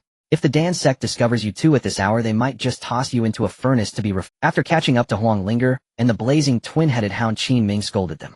Although the fault lay with the hound's greed, the phoenix lowered her small head and chirped an apology to Qin Ming. Just as Qin Ming prepared to lead them back to the courtyard, he noticed a woman in pink not far away. She seemed frozen, staring at him in a daze. Qin Ming's heart sank. Had she recognized Huang Linger and the blazing twin-headed hound and intended to seize them? The moment this thought arose, his system chimed with an unexpected notification. "Congratulations, host. You have encountered the 4th Empress. Now detecting the current Empress data. Name Nangong Xin. She was a close friend of the 3 known Empresses, having fought alongside them against the Outer Realm demons. Past life title: Immortal, Alchemy Venerable. Talent: Imperial level aptitude. Constitution: Immortal King's blood body. Experience: in her first life, she was born frail with a congenital incomplete soul. She studied alchemy and artifact refinement under her master to prolong her life. After her master's death, she immersed herself in the path of alchemy, eventually attaining the Tao and becoming an empress known as the Immortal Alchemy Venerable. In her second life, she used the supreme elixirs refined during her time as the Immortal Alchemy Venerable to improve her physique, transforming from her old self into a divine being, thus acquiring the Immortal King's blood body. Her third life. What is happening? To encounter 2 reincarnated empresses in a single day? Having bid farewell to Zhang Mashue, the reincarnated sword venerable, in the western desert, that morning, he now encounters Nangong Xin, the reincarnated immortal alchemy venerable, late at night, within the central continent's alchemy sect. The host's destiny is now bound to the immortal alchemy venerable. Your constitution has been empowered by the immortal king's blood. You are now bound to 4 empresses. Continue your efforts. Current Empress Nangong Xin. Realm: Initial Spirit Sovereign. Affection: Unknown. As the system's prompts continued, Qin Ming could now see Nangong Xin's current realm panel. Initial Spirit Sovereign. Could she be the young sect master the old man mentioned earlier? With this thought, Qin Ming stared at the dazed Nangong Xin for a moment, hesitated, then stepped forward to initiate a conversation. "May I ask, female disciple of the alchemy sect, what brings you here so late?" Even with the system revealing Nangong Xin's identity, Qin Ming could not address her by name directly. Startled from her reverie by Qin Ming's words, Nangong Xin blurted out, "Ah, master." Realizing her mistake, she blushed and said, "Well, I am Nangong Xin, the young sect master of the alchemy sect. I came to see Lin Yu and Yi Shi, who were brought here by Elder Mo. Do you know them?" As she spoke, Nangong Xin couldn't help but steal glances at Qin Ming.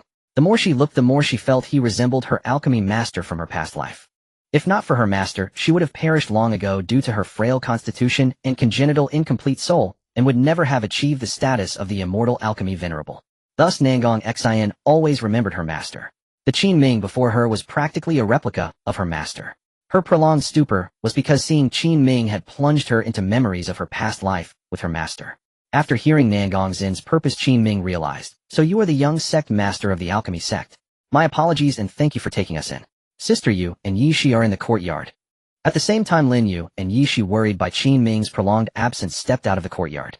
"Brother Qin Ming, why have you been gone so long? Senior brother, did it take this long to find Xiao Qi and Huang Linger?" Hearing Lin Yu and Yi Zai's calls, Qin Ming looked at them and explained, "I've already found them. I happened to meet the young sect master of the alchemy sect who came to visit us, so we chatted a bit longer." Upon hearing that Qin Ming had met the young sect master of the alchemy sect, Lin Yu and Yi Shi shifted their gaze from him to Nangong Xian. Nangong Xian also momentarily looked away from Qin Ming to meet Lin Yu and Yi Zai's eyes. As a reincarnated empress, she recognized them instantly. However, she had to pretend it was their first meeting given the presence of Qin Ming, who reminded her of her past life master. "You two must be Lin Yu and Yi Shi, Jiang Maqi's friends. It's a pleasure to meet you." Having been an empress in her past life, Nangong Xian quickly composed herself, the turmoil caused by Qin Ming subsiding. Lin Yu and Yi Shi also recognized Nangong Xian, immediately confirming their earlier speculation that the young sect master of the alchemy sect was a reincarnated empress. "I am Lin Yu. It's a pleasure to meet you. I am Yi Shi. Since you are Jiang Maqi's friend, I'm sure we can become..." Qin Ming watched the three of them pretending not to know each other and found it amusing. They thought they could hide the matters of the grand cosmos from him, little knowing that his system had seen through everything. After reuniting with Lin Yu and Yi Shi, Nangong Xian looked at Qin Ming again. "I am also very pleased to meet you. This man whom Jiang Maqiu only left a portrait of but never mentioned is young sect master. You can call me Qin Ming." Before Lin Yu or Yi Shi could introduce him, Qin Ming spoke his name. "Qin Ming. They'll remember that. It's a truly wonderful name. I hope you enjoy your life in the alchemy sect." Carefully noting his name, so different from her master's in this life, Nangong Xian cast him a few more glances. Lin Yu caught her unusually lingering gaze and pondered inwardly. Yi Shi, less observant than Lin Yu, said, "Young sect master Nangong Xian, we are very satisfied with the accommodations you arranged for us. We are truly grateful for your hospitality during our first visit to the central continent." Snapped back to reality by Yi Zai's grateful words, Nangong Xian quickly tried to hide her wandering gaze, which had once again lingered on Qin Ming. "I'm glad you like it. Jiang Maqi's friends are my friends. If you don't mind, you can call me Nangong Xian directly. The title young sect master feels a bit too formal." The more lively Yi Shi responded, "All right, Nangong Xian." Meanwhile, Lin Yu remained silent, once again catching the subtle attempt in Nangong Zin's eyes to conceal her thoughts. Eager to learn about Nangong Zin's experiences after her reincarnation, Yi, she said, "Senior brother, we need to discuss some girl talk. Could you give us some privacy?" "No problem, you go ahead." Qin Ming shrugged, accustomed to this. Every time these empresses met, they had to exchange little secrets he wasn't meant to know. Uninterested in their secrets, Qin Ming called out to Huang Linger and the blazing twin-headed hound and began strolling around the peak. Once Qin Ming was far away, the three empresses began to converse freely about their past and present lives, their discussions growing deeper until they turned to the future of the grand cosmos. Through their exchange, Nangong Xian learned about the past life connections between Qin Ming, Lin Yu, Yi Shi, and the absent Jiang Maqiu. This was something Nangong Xian hadn't anticipated before the conversation, and it was Lin Yu who had brought up the topic. But after learning this, Nangong Xian, who had felt from the first glance that Qin Ming resembled her master, began to harbor some subtle intentions. She wanted to use Lin Yu's reflection reincarnation technique to confirm whether Qin Ming was truly her master's reincarnation. "Lin Yu, I would like to borrow your reflection reincarnation technique." "I." Her voice trailed off as she struggled to articulate her suspicion that Qin Ming was her master. Hearing this, she finally understood why Lin Yu had mentioned Qin Ming's past life connections to them earlier. So she asked, "Nangong Xian, don't tell me you think you were also connected to senior brother in a past life?" Caught off guard by Yi Zai's question, Nangong Xian blushed slightly. He reminds me a lot of my alchemy master from my past life." "No way. Even you have a connection with senior brother in your past life. How many times has senior brother been reincarnated?" Yi Shi felt her mind was a bit overwhelmed. Her senior brother had already been linked to 4 empresses of the vast world in his previous life. Lin Yu thought to herself as expected. Nan Gongsun's gaze at Qin Ming earlier had made her suspicious. "I'm not sure, just suspecting. It doesn't seem like Lin Yu and Jiang Maqiu have their own techniques." Jiang Maqiu can only confirm that senior brother has a connection with her in her past life, but she can't understand senior brother's specific experiences in his past life, like Lin Yu can through the reflection of reincarnation. "That Jiang Maqiu. Forget it, I don't want to talk about her, she's too obsessive." Yi Shi couldn't help but feel a headache when mentioning Jiang Maqiu. Nan Gongxin immediately replied, "Next time I see her, I will talk to her alone. Perhaps she will be willing to use Lin Yu's reflection of reincarnation. I think it should be similar to what you all guessed, it should be a misunderstanding. Confirming that Nan Gongxin might also have a connection with her Qin Ming brother Lin Yu said, if you want to use the reflection of reincarnation I can agree, but it must be after Qin Ming brother falls asleep.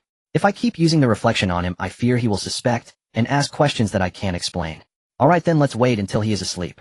After agreeing to use the reflection of reincarnation on Qin Ming, the three empresses ended their whispers. Nan Gongxin pretended to leave first while Lin Yu and Yi Shi found Qin Ming urging him to rest early tonight. Qin Ming didn't think much of it. Even if there was a rest on the way to Zhongzhou, it was in the wild. After finally being able to rest in a room, he planned to sleep soundly. Tonight Qin Ming fell asleep faster than usual actually because Lin Yu and Yi Shi used a fragrance that could help cultivators sleep peacefully. If Qin Ming knew, he would definitely think of the drowsy red tea from the world before his transmigration. These empresses are too wicked actually using this on a grown man. Senior brother is sleeping soundly. Lin Yu and Nan Gongxin come in. Yi Shi being the boldest went in to check the situation and called Lin Yu and Nan Gongxin inside. Arriving at the bedside of the soundly sleeping Qin Ming, Lin Yu extended her jade hand resting it on one of Qin Ming's palms. The technique of reflection reincarnation activated the rosy light enveloped them, and Qin Ming and the three empresses entered the river of time. A brand new third fate thread was drawn down from the upstream of the river of time, resonating with Nan Gongxin. It's truly master. Nan Gongxin stared blankly at that fate thread. Lin Yu and Yi Shi exchanged glances and said to Nan Gongxin, let's see your past life with him together. Nan Gongxin returned to her senses, and along with Lin Yu and Yi Shi swam upstream passing through the door of her past life, with Qin Ming. In the Jinwu Star within a deep mountain forest, the 3-year-old Nan Gongxin followed her father searching for a cultivator referred to as an immortal master in the mortal world. Seeing this scene, Nan Gongxin couldn't help but plunge into her memories of becoming Qin Ming's disciple in her past life. Lin Yu and Yi Shi also saw the 3-year-old Nan Gongxin. Moreover, they also learned about situations they were unaware of in their past lives, namely that the 3-year-old Nan Gongxin was a sickly mortal body with a congenital residual soul. As a mortal with such a premature death constitution, living to 3 years old was already a miracle. It was apparent that little Nan Gongxin's constitution was extremely weak. She could unexpectedly pass away at any moment. For such a Nan Gongxin to later attain the Tao and become an emperor was no less difficult than Lin Yu, who couldn't cultivate due to her constitution. Under the very gazes of the three empresses, little Nan Gongxin's congenital residual soul suddenly flared up, causing her to fall to the ground in pain. Her mortal father panicked, carrying the suffering Nan Gongxin and loudly calling for help in the deep mountain. Immortal Master, where are you? Please save my daughter, only you can save her now. Immortal Master, if you can hear me, please show yourself and have pity on my little girl. She is in too much pain. In response to this father's heartbreaking pleas, a drifting voice suddenly echoed through the deep mountain forest. With a congenital residual soul, living to 3 years is already very lucky. Go, you cannot be saved. Upon hearing the Immortal Master's response, Nan Gongxin's father showed a look of surprise. Immortal Master, I finally found you. Please save my daughter. You are the Immortal Master. You must have a way to save her. I said she cannot be saved. Go, do not waste your efforts. Seeing that the Immortal Master who only spoke said she could not be saved, Nan Gongxin's father remained undeterred. Immortal Master, you must have a way out. As long as you can save my daughter, I am willing to pay any price. Even if I can never see her again. The Immortal Master's words stunned Nan Gongxin's father, but he quickly came to his senses. Looking at little Nan Gongxin, who was suffering immensely before him, he resolutely declared, I can do it as long as you can save her. In view of your deep affection for your daughter, I will tell you, to save her only by embarking on the path of cultivation can one defy fate. So the Immortal Master's intention is for my little girl to follow you and become your disciple. Indeed, I cannot remain in the mortal world to watch over your daughter. Cultivators primarily focus on the short-lived cultivation away from the mundane, so to save your daughter, she can only follow me as my disciple. You can still have second thoughts now. To follow the Immortal Master and become an immortal is my daughter's fortune. Other mortal children have no access to cultivation. Immortal Master, please have pity on my little girl and take her as your disciple. As Immortal Nan Gongxin's father was extremely excited to hear that the Immortal Master wanted to take his daughter as a disciple. Their Nan Gong family was finally going to produce an immortal who defies age. From his mortal perspective, he only knew that in the eyes of mortals, Immortal Masters were immortal, and he did not understand that even those who attained Tao and became emperors would eventually die. Very well, since you are so eager to save your daughter, I will accept her as my disciple. You may leave your daughter here. Immortal and mortal are different. Once you leave, I will naturally take her as my disciple. Thank you, Immortal Master, for your kindness. Grateful that the Immortal Master was willing to take his daughter as a disciple, Nan Gongxin's father reluctantly reminded her before leaving. Her father is leaving. You must be obedient by the Immortal Master's side, be a good disciple, and never make the Immortal Master angry. You will become an immortal in the future, the pride of our Nan Gong family. You must cultivate well and be a good immortal who does good deeds. Perhaps due to the immortal master's promise to accept Nengongxin as a disciple, a faint immortal glow appeared around little Nengongxin, temporarily suppressing her flaring congenital residual soul. Seeing this, Nengongxin's father became even more determined to have her pay homage to the immortal master. Goodbye, my child. After one last embrace, he held back his tears of farewell and left. Little Nengongxin gazed at her father's retreating figure, tears welling up in her eyes. Just as she was about to chase after him, a large hand pressed on her shoulder. She looked up at the handsome youth with an ethereal demeanor standing before her. The parting in the mortal world is always painful. You must learn to adapt, Qin. Although little Nengongxin is only 3 years old, she is extremely wise due to her long suffering from illness. She rubbed her wet eyes and choked out, "You. Are you the immortal master?" The handsome youth smiled warmly. "Yes, Qin, from today on you are my disciple." The smile of the immortal master youth was infectious, warming Nengongxin's sorrowful heart due to her father's departure. "You look so young, only about 16 or 17 years old. Is this the benefit of cultivating?" "Yes, actually I am over 100 years old. So Qin, do you want to learn my cultivation methods?" "I wanna. If I learn, will I be able to live forever like the master?" Upon hearing little Nengongxin's innocent question, the immortal master youth shook his head. "Living forever? The master cannot achieve that, silly child. Aren't you the immortal master? Can't you live forever?" "No, Qin, the path of cultivation is long and arduous. Even the great emperors of old could not escape death." Little Nengongxin did not understand what the immortal master youth meant by great emperor, but she knew it must be a particularly powerful immortal master akin to the kings of the mortal realm. If even such powerful immortal masters cannot achieve immortality, little Nengongxin felt somewhat disappointed. So the immortal master cannot achieve immortality. Noticing her disappointment, the immortal master youth decided to give her a bit of motivation. "However, if you surpass the great emperors and attain true immortality, perhaps you can achieve true eternal life." Upon hearing the immortal master youth say that attaining true immortality was possible by surpassing the great emperors, little Nengongxin's eyes sparkled. "Then Qin will surpass the great emperors and attain true immortality, master." As little Nengongxin took the immortal master youth as her mentor, Lin Yu and the others in the heavens were also witnessing everything that was happening here. That handsome immortal master youth was none other than Qin Ming, whom they knew. Lin Yu murmured, "I didn't expect Qin Ming to have been an alchemist in another life." Looking at the warm scene of apprenticeship below, she couldn't help but ask, "Did senior brother have a good ending in this life?" Regarding whether Qin Ming had a good ending in this life, Nengongxin's expression dimmed. "It's all my fault. The master died to extend the life of the congenital residual soul that is me." Was Qin Ming's death in this life due to giving life to the innate remnant soul of Nengongxin?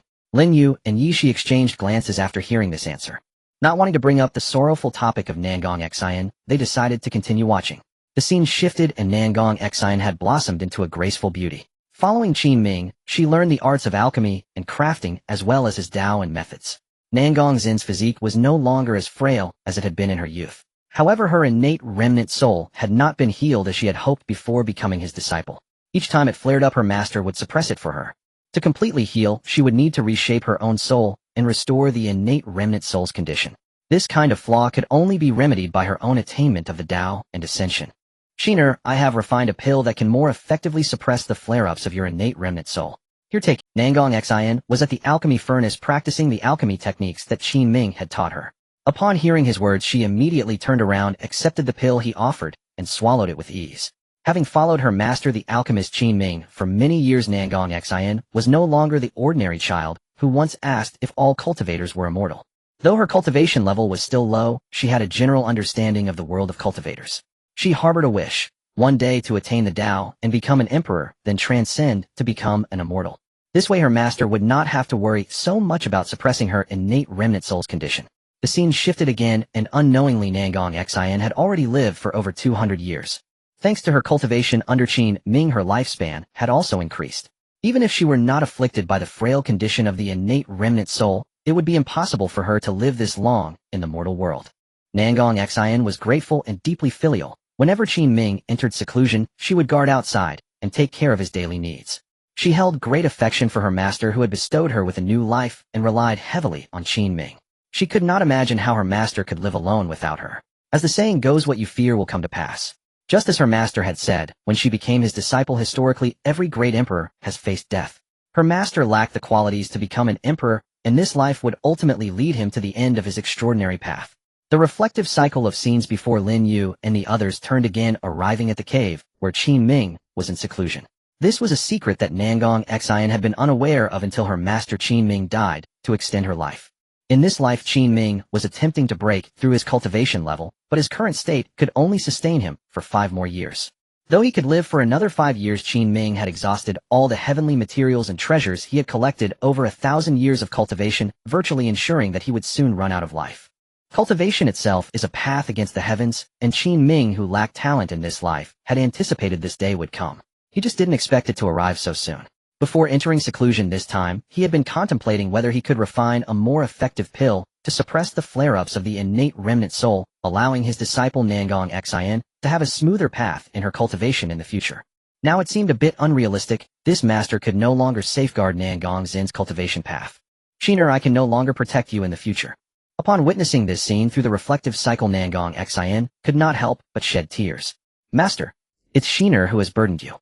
If you hadn't spent so much time on my innate remnant soul condition, you surely would have broken through the limits of your lifespan. Hearing Nangong Zin's sorrowful words, Lin Yu and Yi Shi also felt a pang of sadness. Unfortunately, in this life, Qin Ming could not see Lin Yu and the others using the reflective cycle, nor could he hear the time-crossing conversation between the reincarnated Nangong Xian and himself. I must resolve Xiner's innate remnant soul issue before my death. After deep contemplation, Qin Ming decided to abandon further attempts to break through and instead focus on finding a fundamental cure for Nangong Zin's innate remnant soul in the last years of his life.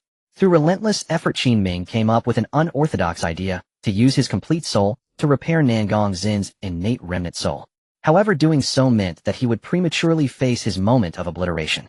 Since he had only a few years left to live, and with his heavenly materials and treasures spent rather than pursuing unrealistic dreams of breaking through, he would rather place the hope of longevity on his only disciple Nangong Xian. His disciple Nangong Xian had greater talent than him and inherited all his teachings. If it weren't for the sporadic flare-ups of her innate remnant soul, she would have surpassed her master long ago. Qin Ming, knowing his time was short, decided to fulfill the aspirations of his devoted disciple Nangong Xian, allowing her to walk further on the path of cultivation against the heavens in his stead. Just then Nangong Zin's innate remnant soul flared up again, and outside Qin Ming's cave her cries of pain echoed. Qin Ming rushed out from within the cave to feed Nangong Xian a pill to suppress the flare-up. However, this time Qin Ming's pill failed to temporarily suppress the flare-up of Nangong Zin's innate remnant soul. Upon inspecting her condition, he discovered a massive fissure had appeared in the already deficient remnant soul. This was a sign of impending collapse. In this state, it was no longer something that could be solved with pills, divine techniques, or even strong willpower. It would lead to the complete shattering of the remnant soul and death. Master Shiner, I'm so cold. I feel like my soul is splitting apart. Is this it for Shiner this time? Hearing Nangong Zin's weak voice in his arms, Qin Ming, as her master, was heartbroken. He never expected that he would be the one to hold on, while instead, it was his disciple who could no longer endure. He had just thought of using his own soul to complete Nangong Zin's remnant soul, but now even casting the technique couldn't guarantee that it would truly save his disciple. But with the situation critical, and with Nangong Xian unable to suppress the innate remnant soul's flare-up, it was time for Qin Ming to act. Shiner, I will not let you die. Qin Ming's gaze sharpened, determination set in his heart as he immediately enacted the technique, deciding to save his only beloved disciple Nangong Xian. This technique might leave a psychological scar on Nangong Xian, so Qin Ming temporarily put her into a deep sleep before starting his ritual. Burning his own body, he infused his soul along with heavenly materials into the alchemy furnace. Qin Ming was refining his own soul. This was a scene Nangong Xian had never witnessed before. As the reincarnated Empress, seeing this, she completely broke down in tears. So this was how her master extended her life. Lin Yu and Yi Shi couldn't help but cry as well while watching from the side. Though there were no great foes in this life, Qin Ming's later years were still tragic enough to break their hearts. Amidst the tears of the 3 empresses, the soul Qin Ming refined broke through the alchemy furnace and entered Nangong Zin's body. Not only did it fill the remnant soul that was on the verge of shattering, but it also completely repaired the previously missing parts, making it as sound as a normal person's soul. When Nangong Xian awakened again in this life, several days had passed. She sensed the repaired remnant soul, feeling her master's aura upon it, and began to understand something. Although there were clear signs of repair, as long as she didn't shatter the soul refined by her master during battle, she would no longer need to worry about the innate remnant soul flare-ups and could focus on her cultivation. Yet the thought of her master being gone made her want to cry, as she had never left Qin Ming since becoming his disciple. Trying to find traces of her master both inside and outside the cave, she ultimately found only a piece of fabric that Qin Ming hadn't completely burned. Clenching that remaining piece of fabric tightly in her hands, Nangong Xian cried bitterly. This was the story of Nangong Xin and Qin Ming in their past lives. The reflection of their cycle began to dissipate as Qin Ming's life came to an end. The three empresses had not fully regained their composure as they continued to weep for Qin Ming's act of refining his own soul to extend Nangong Xin's life upon returning to reality. Especially Nangong Xin, who lay on the sleeping Qin Ming, sobbing loudly. Master, Qiner will no longer let you suffer in this life. The next day, Qin Ming, who had slept until naturally waking up, was unaware that Lin Yu and the others had done some inappropriate things to him last night. However, Qin Ming had a dream where a woman was crying on him, wetting the front of his clothes with her tears. Upon waking, he instinctively touched his clothes, finding them dry with no signs of having been used to wipe tears. A dream is just a dream, what was I thinking? Shaking his head in self-mockery, as Qin Ming pushed open the door, he saw Lin Yue Yishi and Nangong Xin chatting and laughing in the courtyard. The three women immediately noticed the sound of Qin Ming opening the door and turned their gazes towards him. Lin Yu smiled gently at Qin Ming. Brother Qin Ming, you're awake. Before Qin Ming could respond, Yishi chimed in, teasing him. You sleep too much, senior brother. Qin Ming felt a bit embarrassed. He hadn't woken up that late. Not really, just a bit later than you. This is still quite early, he replied, walking towards Lin Yu and the others. In the courtyard, Huang Linger saw Qin Ming wake up and immediately flew to his shoulder, engaging in their daily dose of affectionate interaction. The double-head red flame dog also rushed over, eagerly flattering Qin Ming with its words, unable to shed its nature as a sycophant. When Qin Ming reached them, Nangong Xin smiled slightly. Brother Qin, are you getting used to staying at the Pils? Not bad. I made some pastries for you today, Lin Yu, and Yishi just had theirs. Here, this is yours. As she spoke, Nangong Xin opened her pastry box and offered Qin Ming the delicacies she had carefully prepared. Qin Ming stared at the exquisitely crafted pastries before him, somewhat surprised that Nangong Xin had such skills. The lively Yishi leaned in to take a look and found that hers and Lin Yu's pastries were not as finely made as Qin Ming's. She realized that ever since Nangong Xin confirmed Qin Ming's past life identity last night, she had developed a fondness for this life's Qin Ming. Yishi teased Nangong Xin intentionally. Nangong Xin, you're a bit biased. Why does brother have pastries that look so much more exquisite than what Lin Yu and I had? Faced with Yi Zai's statement, Nangong Xin's charming face turned slightly red, momentarily at a loss for words. Current Empress Nangong Xin favorability 100. At this moment, Qin Ming's system also updated the information, changing the favorability from unknown last night to 100. He was somewhat astonished. Hadn't he and Nangong Xin not had much interaction? How did her favorability suddenly skyrocket? While Qin Ming was puzzled, she stopped teasing Nangong Xin. Just kidding, Nangong Xin, let brother try your pastry skills. I'm sure he'll rave about it after tasting it. Nangong Xin nodded, slightly a hint of anticipation in her voice as she said to Qin Ming, Brother Qin, please try it, and see if it suits your taste. Thank you. Not thinking too much about why Nangong Xin's favorability had risen overnight, Qin Ming casually picked one pastry to taste. Watching him savor the pastry slowly, Nangong Xin felt somewhat nervous, her small hand gripping the pastry box tighter. She was observing Qin Ming, unaware that the taciturn Lin Yu was also watching her. From her expression, Lin Yu had already discerned Nangong Xin's special feelings for this life's Qin Ming. Lin Yu could understand Nangong Xin's feelings, just as she understood Yishi and Jiang Mo. After savoring the pastries made by Nangong Xin, Qin Ming couldn't help but comment, this is simply too delicious. It feels like it was specially made for my taste. Because this is the flavor master likes. Nangong Xin involuntarily blurted out her little secret. The pastries she made for Qin Ming this time were the ones he had liked in his past life. At that time, she was still Qin Ming's disciple, and to repay him for taking her as a disciple, she specifically practiced her cooking skills to take care of Qin Ming's meals during his seclusion. In his past life, Qin Ming loved the pastries she made, and in this life, he still enjoyed them, causing Nangong Xin to feel a mix of joy and tears. Even though her master had reincarnated, his taste remained unchanged. Hearing Nangong Xin's words, which left him baffled, Qin Ming furrowed his brows. Master. Just a slip of the tongue. I'm sorry, Brother Qin. Suppressing the urge to cry tears of joy, Nangong Xin quickly wiped the corners of her eyes and adjusted her emotions. By the way, Brother Qin, I have a big gift I want to give you as a little token of my appreciation. Upon hearing that Nangong Xin wanted to give him a big gift, Qin Ming couldn't help but feel a bit excited. However, he didn't want Lin Yue, his fiancée by betrothal, to misunderstand, so he kept his demeanor restrained. Is that really okay? We haven't known each other for long. I can't accept your big gift. Since it's a token of Nangong Xin's appreciation, Brother Qin, you should accept it. At that moment, Lin Yue, who had remained silent, suddenly said this, allowing Qin Ming to feel at ease about accepting Nangong Xin's big gift. Lin Yu's open-mindedness moved Qin Ming deeply. He stopped pretending. He admitted that he was coveting the treasures of the immortal emperor reincarnated as Nangong Xin. Alright, then Nangong Xian, what is this big gift you speak of? Shh. Brother Qin, you'll know as soon as you see it. Nangong Xian waved her right hand and various top-grade elixirs stored in her divine soul appeared before Qin Ming. The dazzling array of elixirs emanated their unique radiance, almost dazzling Qin Ming.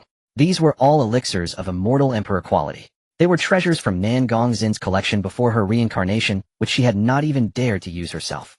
After confirming that Qin Ming was the reincarnation of her master, Nangong Xian unhesitatingly took out her collection from her immortal emperor days to gift it to this life's Qin Ming. In this life, she intended to use the best elixir resources to nurture Qin Ming as repayment for the favor he had shown in her past life by burning his soul to extend her life.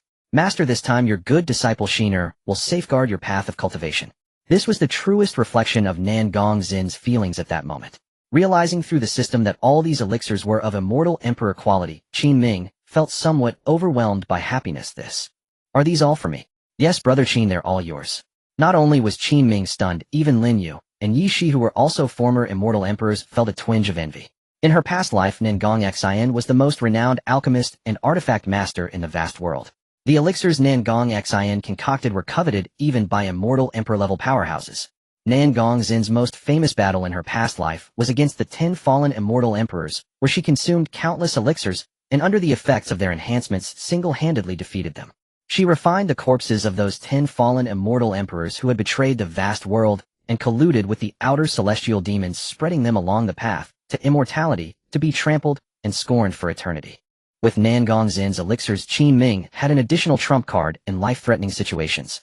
Lin Yu and Yi Shi were genuinely happy for Qin Ming, who had gained a new means of preserving his life. Qin Ming was not polite with Nangong Xian, either absorbing all the immortal emperor-level pills she gifted him into his divine soul, fearing that she might change her mind and take them back. Seeing Qin Ming accept the pill she had given Nangong Xian, said, Brother Qin, I hope you like this small gift. This is already quite a generous gift, thank you Nangong Xian. Having received so many pills from Nangong Xian, Qin Ming felt a bit embarrassed, yet he sincerely expressed his gratitude to her. He realized that her goodwill towards him likely stemmed from his betrothal to the Empress Lin Yue, as well as Yi Shi. It was probably because of Lin Yu and Yi Shi that she gifted him so many pills. He couldn't understand why that Jiang Mashue wanted to kill him right off the bat. Not wanting to dwell on the matter, Qin Ming decided it was too difficult to fathom Jiang Mashue. There are still plenty of pastries left, so consider it your breakfast, Brother Qin. As her words pulled him back to reality, Qin Ming smiled at Nangong Xian, who was presenting a box of pastries to him. Then I won't be polite.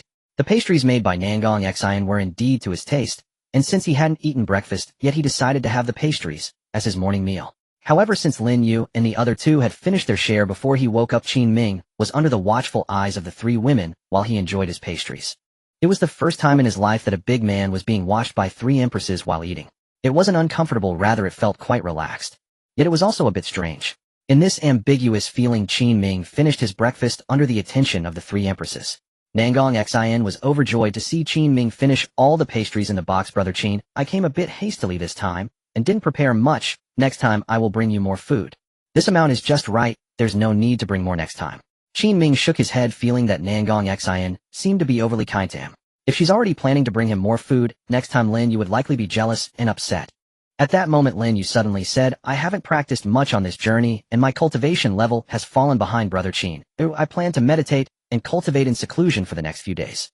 Upon hearing Lin Yu's words, Yi Shi, who also hadn't practiced during this time, felt a sense of urgency. I will also go into seclusion. I have indeed been a bit lax on this journey. Qin Ming was somewhat surprised, not expecting Lin Yu and Yi Shi to suddenly want to cultivate in seclusion. However, upon reflecting on their identities as empresses in their past lives, he understood. After all, as reincarnated empresses, they possessed a strong will to improve. The other 2 empresses, Jiang Mashue and Nangong Xian, whom they had encountered consecutively, had higher cultivation levels. Even Qin Ming was at the early stage of the spiritual emperor, so they certainly didn't want to fall further behind. Hearing that Lin Yu and Yi Shi wanted to enter seclusion, Nangong Xian also said, you can cultivate in peace, it's very safe at the Pill sect, and no one will disturb you. Lin Yu turned to Qin Ming and said, Brother Qin, I might not be able to accompany you for the next few days. After breaking through to the early stage of the spiritual emperor, I will come to find you. Qin Ming smiled and replied, it's alright, although I won't be going into seclusion, I will also continue to practice every day. Senior brother, you must be honest during this time. Hearing Yi Zai's words, Qin Ming couldn't help but chuckle. When have I ever been dishonest? No more chatter, I'm going to enter seclusion now. I can't let my cultivation fall behind, senior brother. I will also enter seclusion, Brother Qin. Yi Shi and Lin Yu exchanged glances before getting up to return to their respective rooms for cultivation. Watching them all go into seclusion, Qin Ming pondered whether he should also cultivate in seclusion. In fact, he didn't need to enter seclusion, as long as he maintained daily practice, it was sufficient. He wasn't currently facing a bottleneck that required seclusion to break through. Everyone has gone into seclusion, it's a bit hard to adapt all of a sudden. Qin Ming sighed, seemingly forgetting that Nangong Xin was still present. His words slightly hurt her feelings. However, Nangong Xin quickly adjusted her emotions and said, "Brother Qin, would you like me to show you around our..." Today the Pill Sect is hosting a martial arts competition to select a few disciples under 20 years old to represent the Pill Sect in the upcoming Central State Conference. Hearing Nangong Xin's words, Qin Ming suddenly remembered that she hadn't left yet. Moreover, he was intrigued by the competition. She mentioned wanting to see the cultivation levels of the young disciples at the Pill Sect. A martial arts competition in the Central State Conference, it seems I arrived just in time.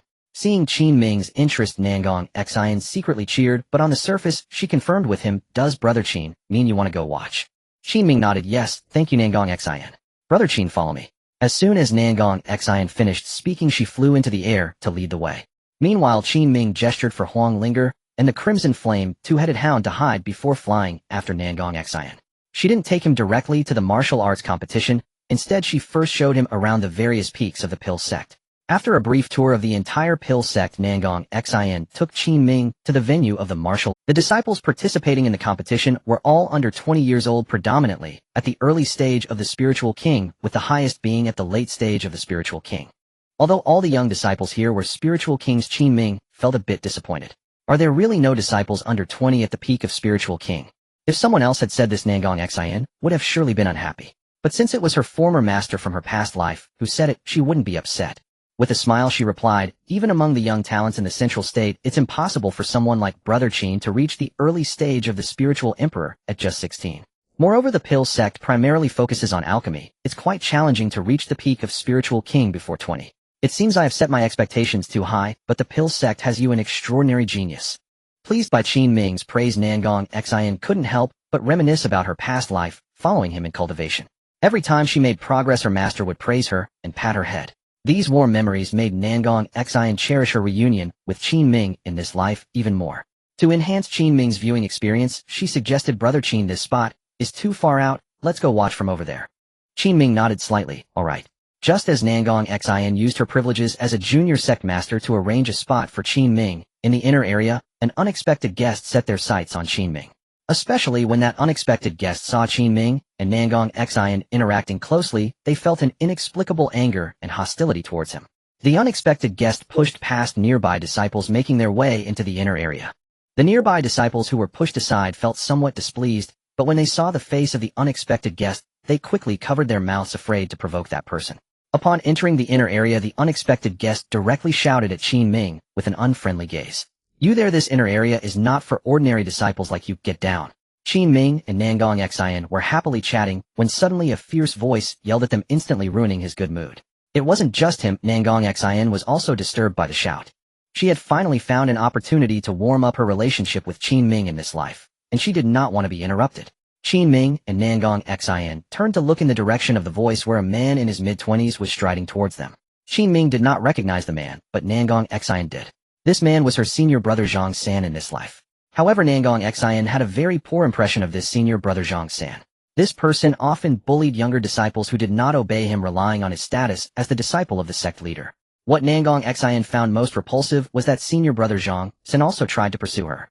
Nangong Xin despised such bullies who preyed on the weak and had no intention of accepting senior brother Zhang San's advances.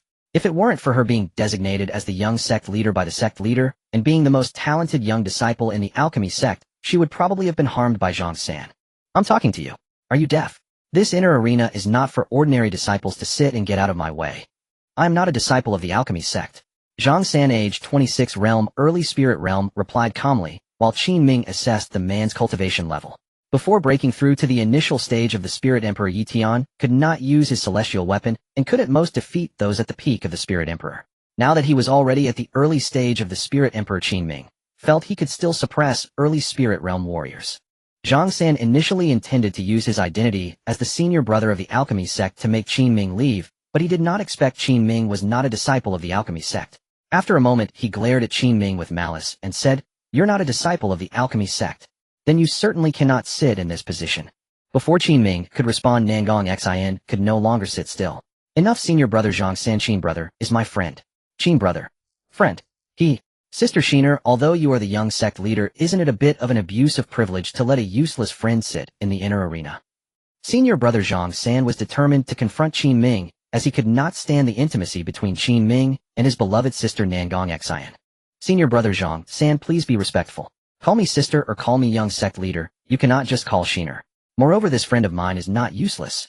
How dare he say that her mentor in her previous life was useless?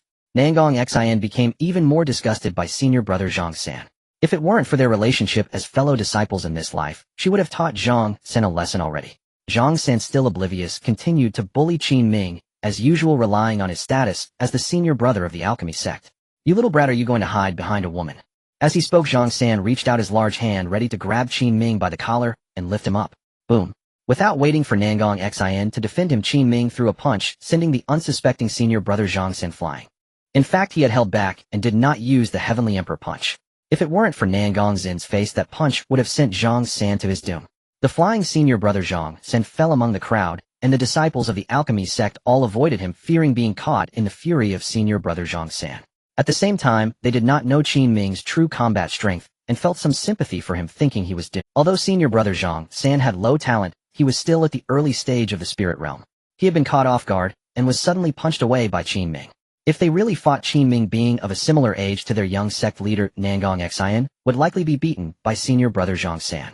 In the entire central state, apart from hidden families, even the most outstanding disciples of the 5 major sects did not have talents like Nangong Xin, who became a spirit emperor at the age of 16. It was even more impossible for anyone to match Nangong Xin's ability to fight early spirit realm cultivators without falling behind at the early stage of spirit emperor. No matter how gifted Qin Ming was, he could not compare to Nangong Xin, the #1 talent in Central State. However, seeing Zhang San, who usually acted like a bully in the sect, in such a humiliating state, some disciples could not help but chuckle. Struggling to get up from the ground, Zhang San patted the dust off his clothes and glared fiercely at the nearby disciples of the alchemy sect. What are you looking at? Want to get beaten up? With senior brother Zhang San's reprimand, the nearby disciples immediately scattered, losing interest in watching the duel on the arena. Qin, you've got guts. Dispelling the annoying disciples around him, senior brother Zhang San rolled up his sleeves, planning to teach Qin Ming a good lesson for daring to strike him. Previously, he had not found a good reason to attack Qin Ming, as Qin Ming was Nangong Xin's friend.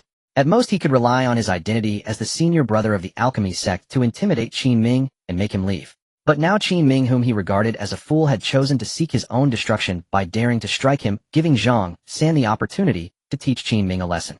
Thinking of this, senior brother Zhang San sneered coldly. You can only blame yourself for being impatient and daring to compete with me for a woman. Just wait and see how I will ruin you. After making up his mind, senior brother Zhang San flew back to the inner arena's watching platform, unabashedly releasing his pressure as an early spirit realm practitioner. Nangong Xin's expression turned cold as she witnessed this scene. Senior brother Zhang San, what do you intend to do? Zhang San laid his cards on the table, intending to beat Qin Ming, of course to teach this ignorant waste a lesson.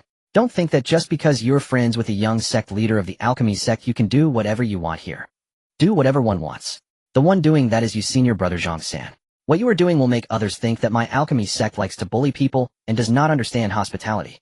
Hospitality. Respect is mutual. How can he as a guest dare to hit someone in the alchemy sect, especially when that person is me, the senior brother of the alchemy sect? If I don't teach him a lesson, it will only bring shame to our alchemy sect. What a good mutual respect. Why didn't he say this when he was provoking Qin Ming earlier, relying on his identity as the senior brother of the alchemy sect? What a flexible standard of respect. Qin Ming scoffed inwardly. If Zhang San really wanted to fight him, Qin Ming would not mind letting this so-called senior brother of the alchemy sect experience the pain of being beaten. At that time, he should not blame Qin Ming for not giving face to Nangong Xin and the alchemy sect. Nangong Xin was determined to protect Qin Ming. She had finally reunited with him and would not allow anyone to harm her. Qin Ming. Senior brother Zhang San, if you insist on attacking Qin brother, don't blame me for going against you. Upon hearing this, Zhang San trembled all over. Although Nangong Xin was only at the early stage of the Spirit Emperor, he being at the early stage of the Spirit Realm was absolutely no match for her. Nangong Xin's talent was exceptionally high. Not only was her cultivation speed fast, but she could also battle above her level. Previously, Zhang San had been arranged to fight against Nangong Xin, and he had been suppressed from beginning to end. He did not want to experience the feeling of being beaten by Nangong Xin again. Yet Zhang San was still unwilling to let go of Qin Ming, who had just ambushed him. So Zhang San fixed his gaze on Qin Ming. You waste, do you dare to face me like a man instead of hiding behind my sister? Let's have a proper duel between men. Just as Nangong Xian was about to angrily reprimand senior brother Zhang San, Qin Ming stopped her and accepted Zhang San's challenge. If we are to fight, then let's fight. Nan Gongxin never expected that Qin Ming would accept the challenge from her senior brother Zhang San. Although she knew through Lin Yu and Yi Shi that Qin Ming's combat power was on par with hers, she did not want him to engage in a fight with the master brother of the dance sect. After all, this was the dance sect. If Qin Ming were to seriously injure master brother Zhang San, the elders of the dance sect might make things difficult for him. This was also the real reason why Nan Gongxin had always protected Qin Ming, not allowing her senior brother Zhang San to lay a hand on him. Brother Qin, you really don't need to accept. With me around, master brother Zhang San wouldn't dare. Before Nan Gongxin could finish her words of protection, Qin Ming interrupted her. No need, I want to see just what skills the master brother of the dance sect has. While Qin Ming understood that Nan Gongxin was looking out for him, he had already made up his mind to teach master brother Zhang San a lesson, and he would not easily change it. Master brother Zhang San was overjoyed. Could this kid be a fool? To show off in front of his junior sister, he was digging his own grave.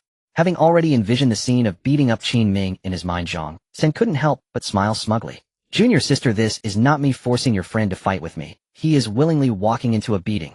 Nan Gongxin coldly distanced herself from Zhang San, saying, Master brother Zhang San, I wish you good luck. She could see that Qin Ming was angry and wanted to teach the constantly provocative master brother Zhang San a lesson, which was why he rejected her protection. Nan Gongxin did not stop him anymore, as she was certain that Qin Ming would not be harmed. If master brother Zhang San were to be beaten and attract the elders or the sect master, she could always step in later to defend Qin Ming, believing that the elders of the sect would give her, as a young master, some face. Finally convincing Nan Gongxin not to stop him from beating Qin Ming, Zhang San's smile grew even more smug. Qin, I will prove to junior sister that you are nothing but a waste. Only I am her suitable match. With malicious intent in his heart, Zhang San spoke, you brat, let's head over to that open area. I'm going to teach you a lesson for being a waste. Saying this, Zhang San led the way to the open area. Qin Ming followed with a cold expression. To him, Zhang San was already a cripple. For Nan Gongxin's sake, he would spare Zhang San's life. Noticing that Qin Ming had followed, Zhang San sneered, at least you're still a man. Since you are my junior sister's friend, I'll let you strike first, lest you accuse me of bullying the weak later. Qin Ming did not strike first, but calmly replied, you are too weak. I will give you 10 seconds to make your move. After 10 seconds I will take action. Zhang San, infuriated by Qin Ming's words, who already despised Qin Ming for getting too close to his junior sister, stopped pretending and directly attacked Qin Ming. You brat, you won't listen to advice, so let me educate you properly. Thinking that with his early-stage Ling sect strength it would be easy to teach Qin Ming a lesson, yet Zhang San's first attack was easily dodged by Qin Ming's techniques. 10. At this moment Qin Ming continued to count down, provoking him further. Zhang San's anger escalated. You brat, don't be so arrogant. With a loud roar, master brother Zhang San charged towards Qin Ming again. This time he missed again. Qin Ming, evading Zhang San's attacks with graceful movements, mockingly called out 9. Zhang San was no longer willing to accept that a 10-year younger Qin Ming could evade him. I'm not going easy on you because you're younger. Since you seek death, don't blame me. His aura surged to its peak at the early stage of Ling sect. Master brother Zhang San launched a fierce assault on Qin Ming. Various dazzling martial arts erupted with terrifying force under the astonished gaze of the onlooking disciples. Has master brother gone mad? How can we compete like this? Indeed, the combination of early-stage Ling sect power and high-level martial arts unleashed at full power will blow up the competition stage on this peak. It's over. The elders and the sect master said they were very relieved to let us young disciples hold the competition. This ruckus will definitely attract the elders soon. Anyway, I definitely can't represent the Dan sect to participate in the Central Continent Conference, so I'm leaving you. I don't want to be punished by the elders. Wait for me, I'm not watching anymore. A few young disciples from the Dan sect slipped away in fear of punishment, but most of the disciples still gathered around, wanting to see if Qin Ming could withstand the martial arts bombardment from master brother of the Dan sect. However, Qin Ming, who was at the center of the battlefield, remained very calm. Though these martial techniques seemed powerful to him, Zhang San's attack speed was simply too slow. While elegantly dodging the bombardment of Zhang San's martial techniques, he continued to count down. 8, 7, 6. Zhang San was infuriated by Qin Ming's countdown. While continuing to chase him down, he berated, always dodging, acting like a mouse. Can you only run? Hearing Zhang San's frustrated words as he chased him, Qin Ming was having a great time. He hadn't had enough fun teasing Zhang San, and he continued to evade Zhang San's repeated attacks with his agile movements. 5, 4, 3. Come down, you waste that can only run away. Zhang San was furious. He had never expected to be so toyed with by a boy 10 years younger than him. You forced my hand this time, you won't be able to escape. Zhang San was completely enraged. He intended to use the Dan sect's Earth-grade martial arts against Qin Ming. Is this aura? It's the Earth-grade low-level martial technique, Dan Hmph. Master Brother is really getting serious. This time I really have to run. If this Earth-grade low-level martial technique is unleashed by Master Brother, the entire peak will be set ablaze. The young disciples under 20 years old truly dared not to watch anymore. They didn't want to be burned alive. 2, 1. After the countdown, Qin Ming felt he had teased Zhang San enough. Looking at the Earth-grade low-level martial technique, Dan Hmph, that his opponent was unleashing Qin Ming's aura burst forth. You actually have the cultivation of early-stage Ling Emperor. So what, today I will burn you to death. After a brief shock, Master Brother unleashed Dan Hmph, enveloping Qin Ming in raging flames. Moreover, the flames were spreading outwards, threatening to ignite the entire peak. Qin Ming remained unfazed, playing with fire. Let him see whether his chaotic divine fire or Zhang San's Dan fire was superior. As he thought this, Qin Ming's body was instantly enveloped by chaotic divine fire. The increasingly fierce Dan fire around seemed to have encountered a nemesis, and the roaring flames diminished rapidly, being absorbed into Qin Ming's chaotic divine fire as nourishment. This scene not only shocked Master Brother Zhang San, but the Dan sect disciples who were originally ready to flee also halted in their tracks. The flames of Master Brother's Earth-grade low-level martial technique, Dan Hmph, were actually absorbed by Qin Ming's burning flames. This is simply unbelievable. Seeing Qin Ming surrounded by chaotic divine fire walking towards him leisurely, Master Brother Zhang San panicked. This is impossible. Dan Hmph. Again unleashing Dan Hmph, Zhang San found that his Dan fire was extinguished as soon as it appeared, as if it had encountered its father. Zhang San trembled. At this moment, Qin Ming surrounded by chaotic divine fire appeared to him as a monster. What martial technique is this? Why isn't my Dan Hmph effective? Qin Ming remained silent, continuing to walk step by step towards Zhang San. At this moment, Zhang San also understood why Qin Ming was his junior sister Nangongxin's friend. Because Qin Ming was also a monstrous genius. Clearly, Qin Ming only had the cultivation of early-stage Ling Emperor, yet his combat power was even more terrifying than that of a Ling sect early-stage warrior who mastered Earth-grade martial arts. Qin brother, let's talk it over. Now you know you regret it. Too late. As Qin Ming suddenly closed the distance and unleashed his power, Master Brother Zhang San's vision darkened, and he fell to the ground. Awakening from the burning pain, the senior brother Zhang San, who had played with fire, experienced firsthand what it felt. In addition to the burning pain, Zhang San's face was also bruised and battered, courtesy of Qin Ming. At this moment, in the eyes of Qin Ming and Nangong Xian, Zhang San looked like a charred pig's head, utterly hilarious. Not long after waking up, Zhang San rolled around on the ground, crying out in pain and making a fool of himself. Nearby disciples of the Dan sect couldn't help but secretly laugh at his pitiful state. It wasn't that the nearby disciples of the Dan sect lacked compassion, rather Zhang San had been too arrogant and oppressive towards his peers. Now that someone was able to punish him, they felt a sense of satisfaction. You wait. How dare you beat me up on the Dan sect's territory? The Dan sect will not let you off. At this moment, Zhang San still dared to make threats, which surprised Qin Ming. His expression turned cold. You provoked me first. If it weren't for Nangong Xian, you'd already be— Zhang San covered his pig-like face. Before he could finish, Nangong Xian interrupted. Senior brother Zhang San, you were indeed at fault this time. I hope you learned your lesson. Good. Very good. Even you, junior sister, are speaking up for this outsider. Let's see who Master supports when he arrives. Zhang San, who had been beaten, was furious. The more Nangong Xian defended Qin Ming, the more he hated. As the senior brother of the Dan sect, he couldn't even win the affection of Nangong Xian, while Qin Ming, who had no status in any sect, was so close to her. Although the Dan sect was not one of the 5 major sects of the Central Plains, it was still one of the top sects there. His identity as the senior brother of the Dan sect was of great prestige. While Zhang San deepened his hatred for Qin Ming, Nangong Xian revealed an apologetic expression toward Qin brother. I'm sorry. I originally invited you to watch the Dan sect's martial arts competition, but I didn't expect such an incident to occur, ruining your enjoyment. Hearing Nangong Zin's apologetic words, Qin Ming smiled and replied, It's not your fault. After all, no one could have predicted such an event would happen. That's good to hear. To apologize to you, why don't I take you to another place to relax? The scenery of the Dan sect is quite nice. Sure, I would love to appreciate the beautiful scenery of the various peaks of the Dan sect and change my mood. The two of them ignored the senior brother Zhang San, whose hatred and jealousy towards Qin Ming continued to escalate. Nangong Xian, you little vixen, just wait. You'll eventually be mine. Looking at Qin Ming and Nangong Zin's departing figures, Zhang San was filled with a desire for revenge against Nangong Xian, who had repeatedly rejected him. At this moment, a deafening roar echoed from afar, shaking everyone on this peak. What kind of commotion is this during a martial arts competition? Do you want to blow up the entire peak? Hearing this unfamiliar voice, Qin Ming didn't recognize it, but the disciples of the Dan sect were extremely familiar with it. It's the sect master. We're doomed. The sect master has arrived. Oh, we're all going to be scolded together. I should have known not to watch the show just now and run away with the group of disciples ahead. While the disciples of the Dan sect lamented the senior brother Zhang, San, who had been beaten into a red-braised pig's head, couldn't help but grin. You are finished, Qin. My master is coming. Qin Ming couldn't be bothered to respond to Zhang San's provocation.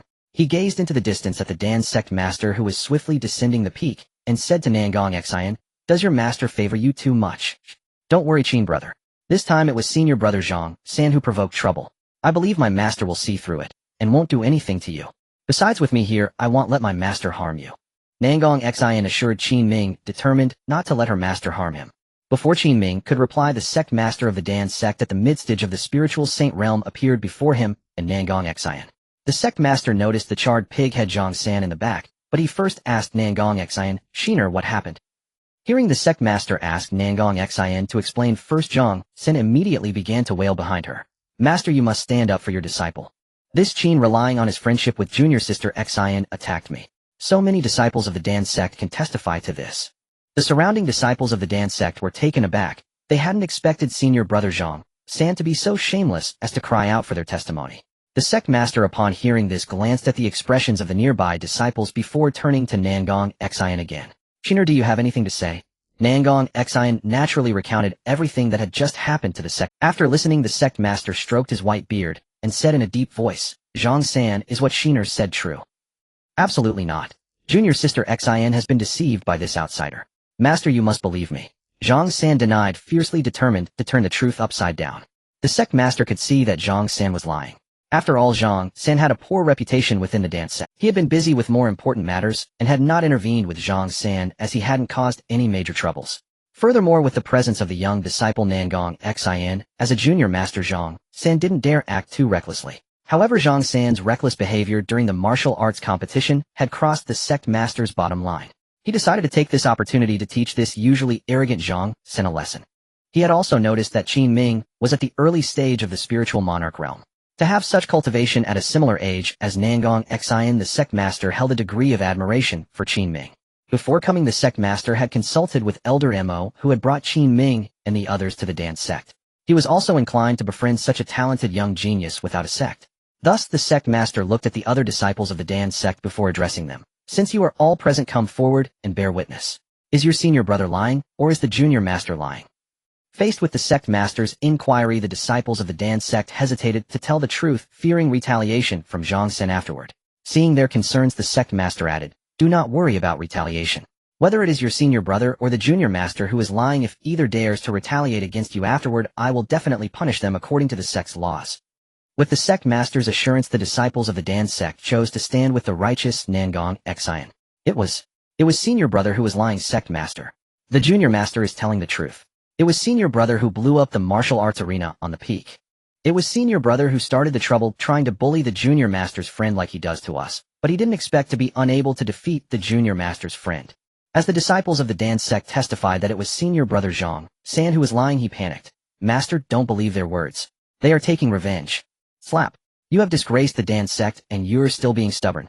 Do you want me to use the retrace technique before you admit to the truth, you ungrateful disciple? With everyone's astonished gazes, the sect master of the Dan sect slapped Zhang San, distorting his pig-like face. Angry, the sect master caused Zhang San to no longer dare to be stubborn. He fell to the ground and begged for mercy. Master, it's my fault.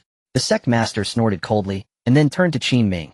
Qin, little brother, I apologize for the trouble.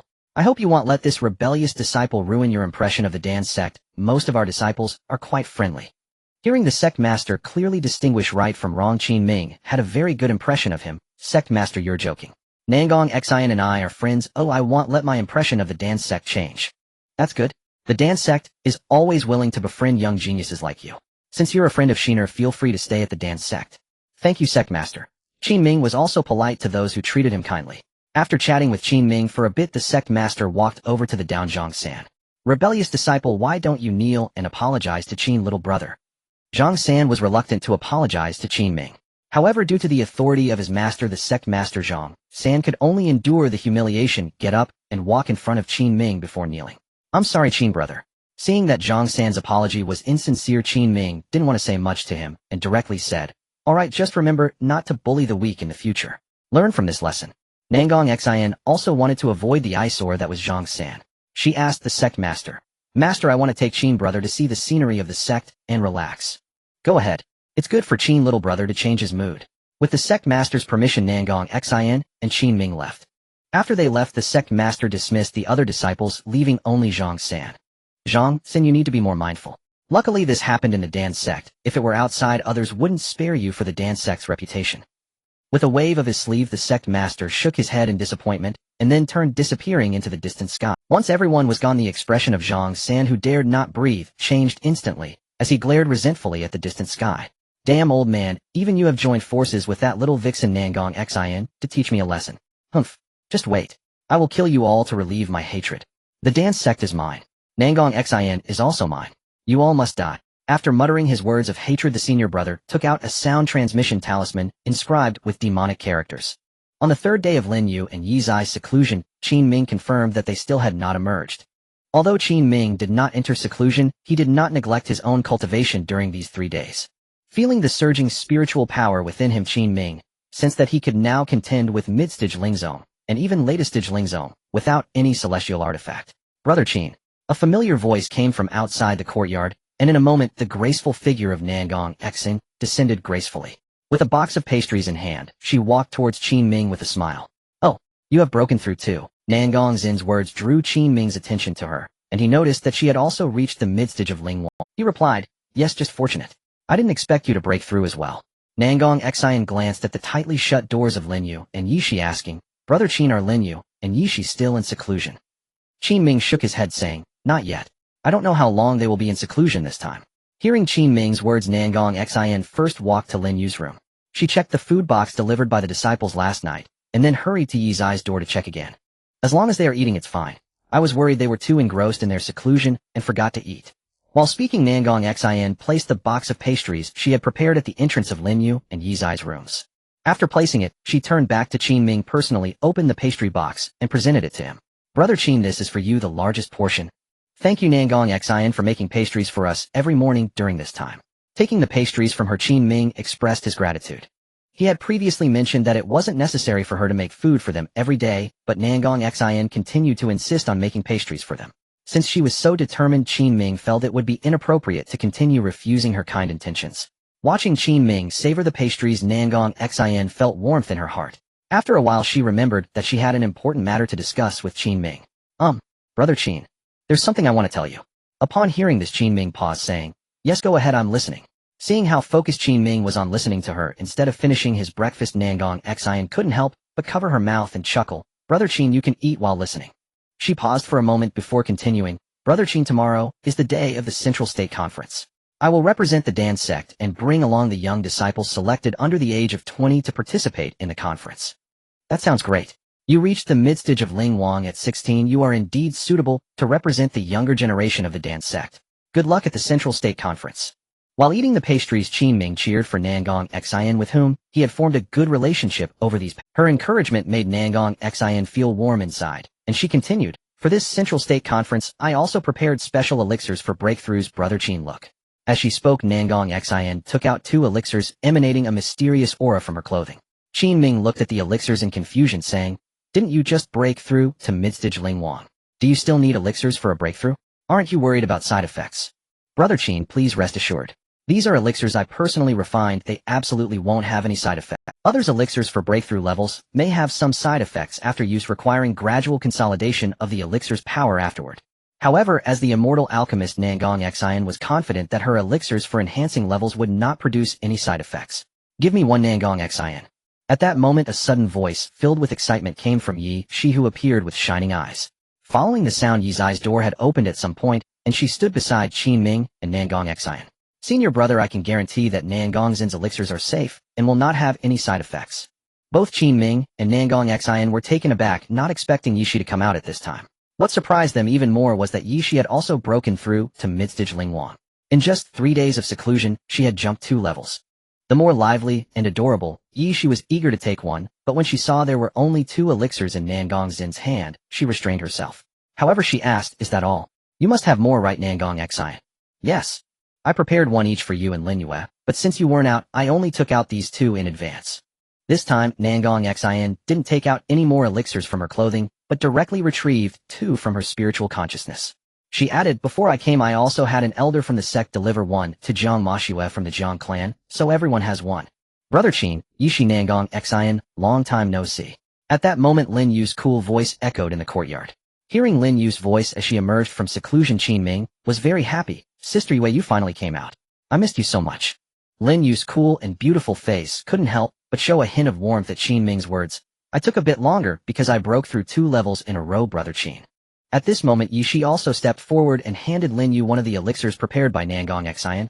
Lin Yue, this is the elixir made by Nangong Xian for breaking through levels. Nangong Xian also said, with this we can directly break through to latest stage Ling Wang today. Lin Yu took the elixir, but she was more concerned about whether Qin Ming had an elixir for his breakthrough. Is there one prepared for Brother Qin? Of course. Brother Qin has a share too. Nangong Xian nodded affirmatively, and then handed the elixir to Qin Ming. Brother Qin, let's break through to latest stage Ling Wang together. Seeing that Lin Yu and Yishi trusted Nangong Xian so much and were not worried about side effects, Qin Ming no longer had any doubts.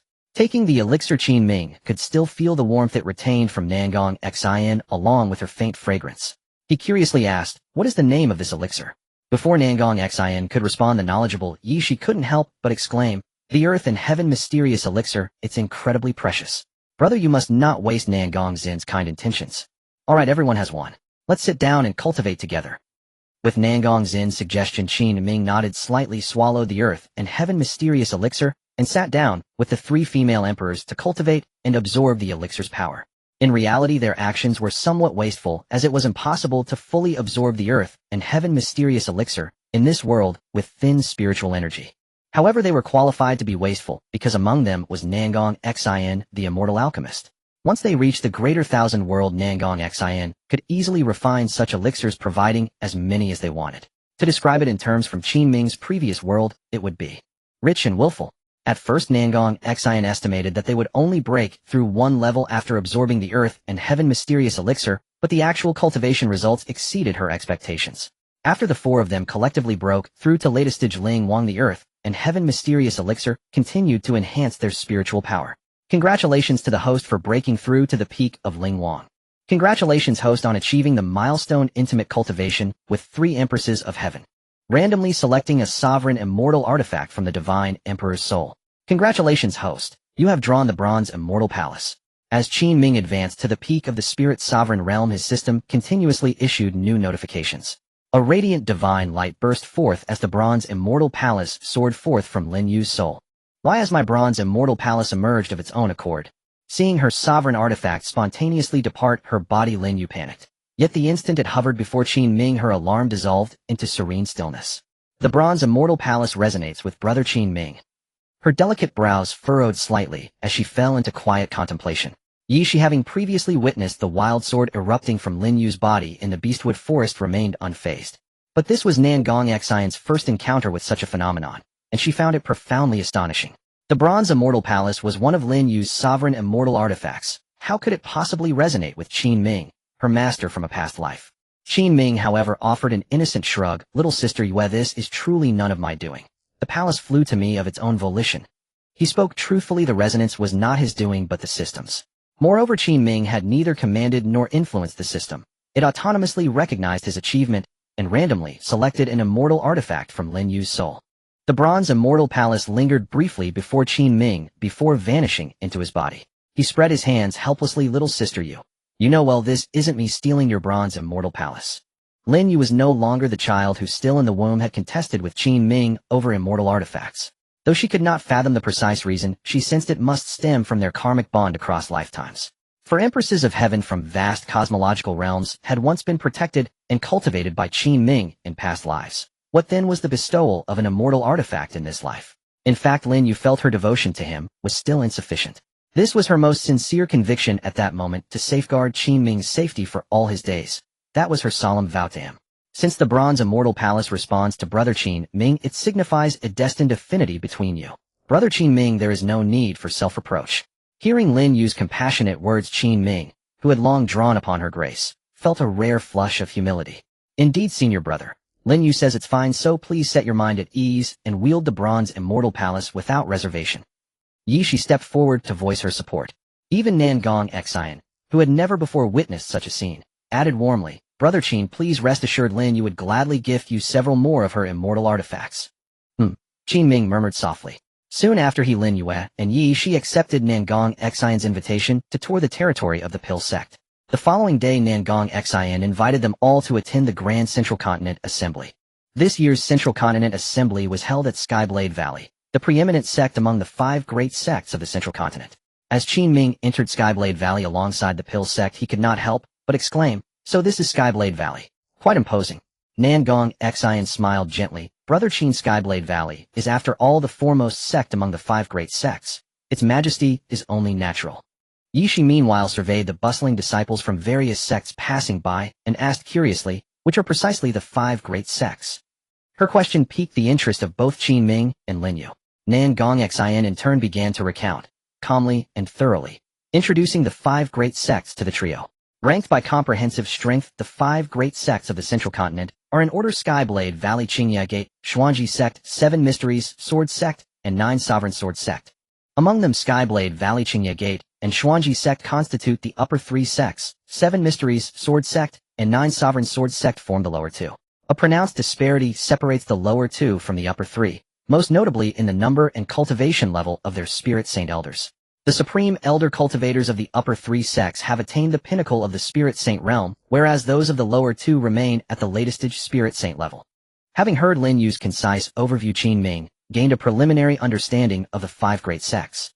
The Pill sect's strongest cultivator was its sect master, yet he stood only at the mid-stage Spirit Saint level. That was the gulf separating the Pill sect from the 5 great sects.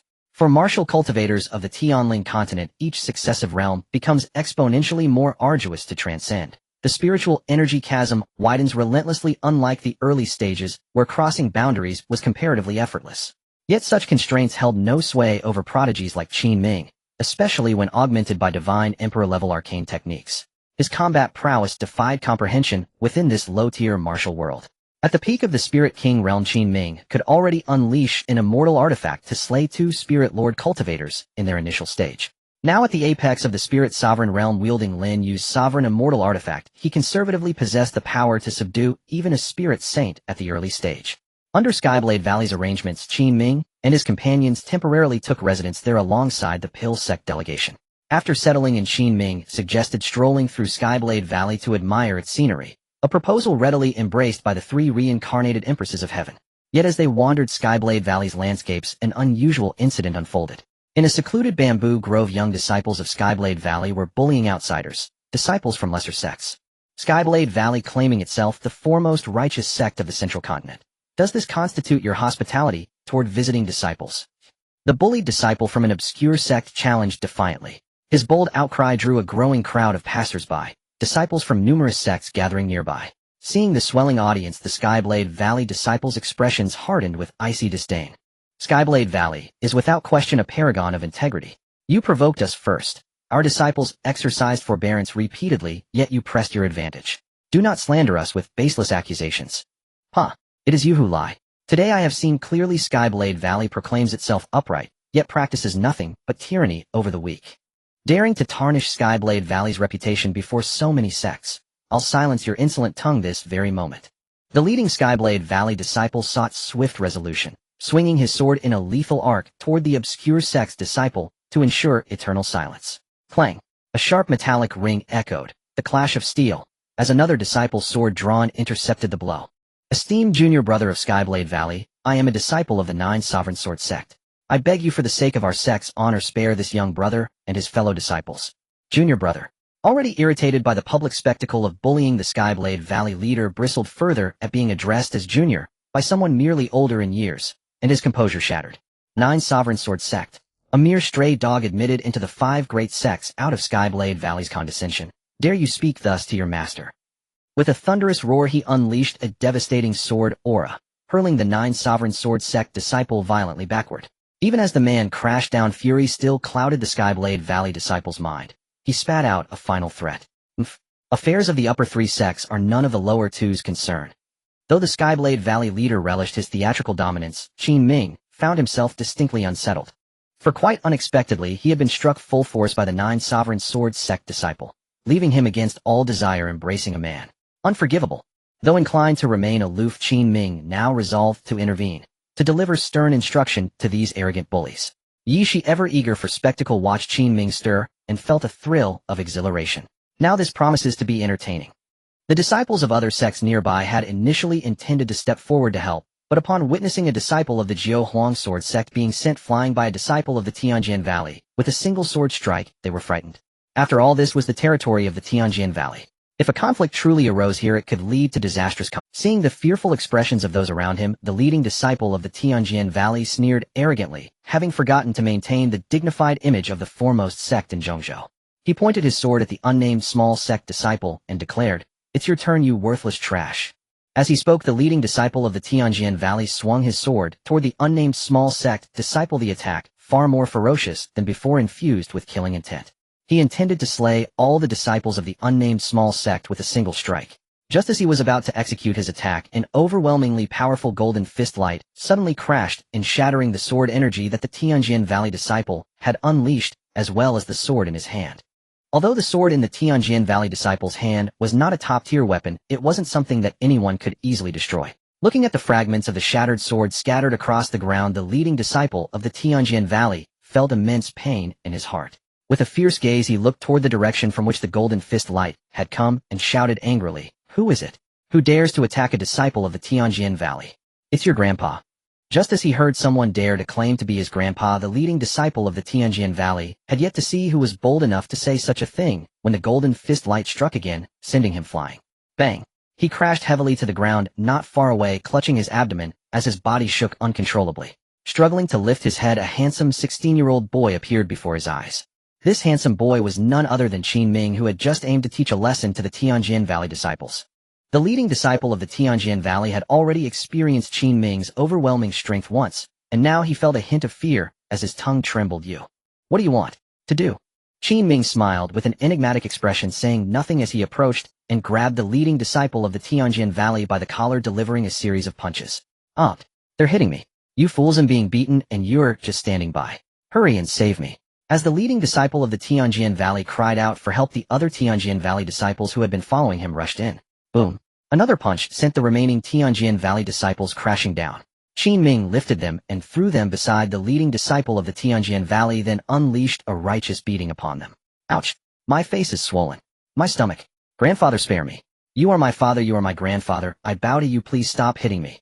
Qin Ming's heroic intervention drew cheers from the disciples of other nearby sects. These Tianjian Valley disciples were truly wicked, bullying others with their power, and it was right for someone like Qin Ming to teach them a lesson. Don't think that just because you bear the title of a Tianjian Valley disciple, you can bully the weak at will. The few disciples of the unnamed small sect who had been bullied earlier ran over to thank Qin Ming, who was currently beating up the Tianjian Valley disciples. The disciples of the Jiao Huang sword sect also came to express their gratitude, thanking Qin Ming for catching them earlier. Qin Ming paid little heed to their thanks, but kindly reminded them, "This is no longer your concern. Hurry and leave. It's best to stay close to your sect elders in the Tianjian Valley from now on." Leave? Where can we go? Do you think that just because you bullied a disciple of the Tianjian Valley here, you can simply walk away without consequence? Suddenly a deafening voice reverberated through the bamboo forest, making all the young disciples present except for Qin Ming, Lin Yue, Yi Shi, and Nangong Xian spit blood. "The sect leader has come to save us. Sect leader, you must stand up for us Tianjian Valley disciples." A Tianjian Valley disciple being beaten up in their own territory. "If I don't teach these people a lesson, Tianjian Valley will have a hard time holding its head up in Zhongzhou." Although the furious voice of the Tianjian Valley sect leader shocked them into spitting blood, the Tianjian Valley disciples felt a surge of joy upon hearing the sect leader's voice. Before long, the sect leader of the Tianjian Valley descended into the bamboo forest.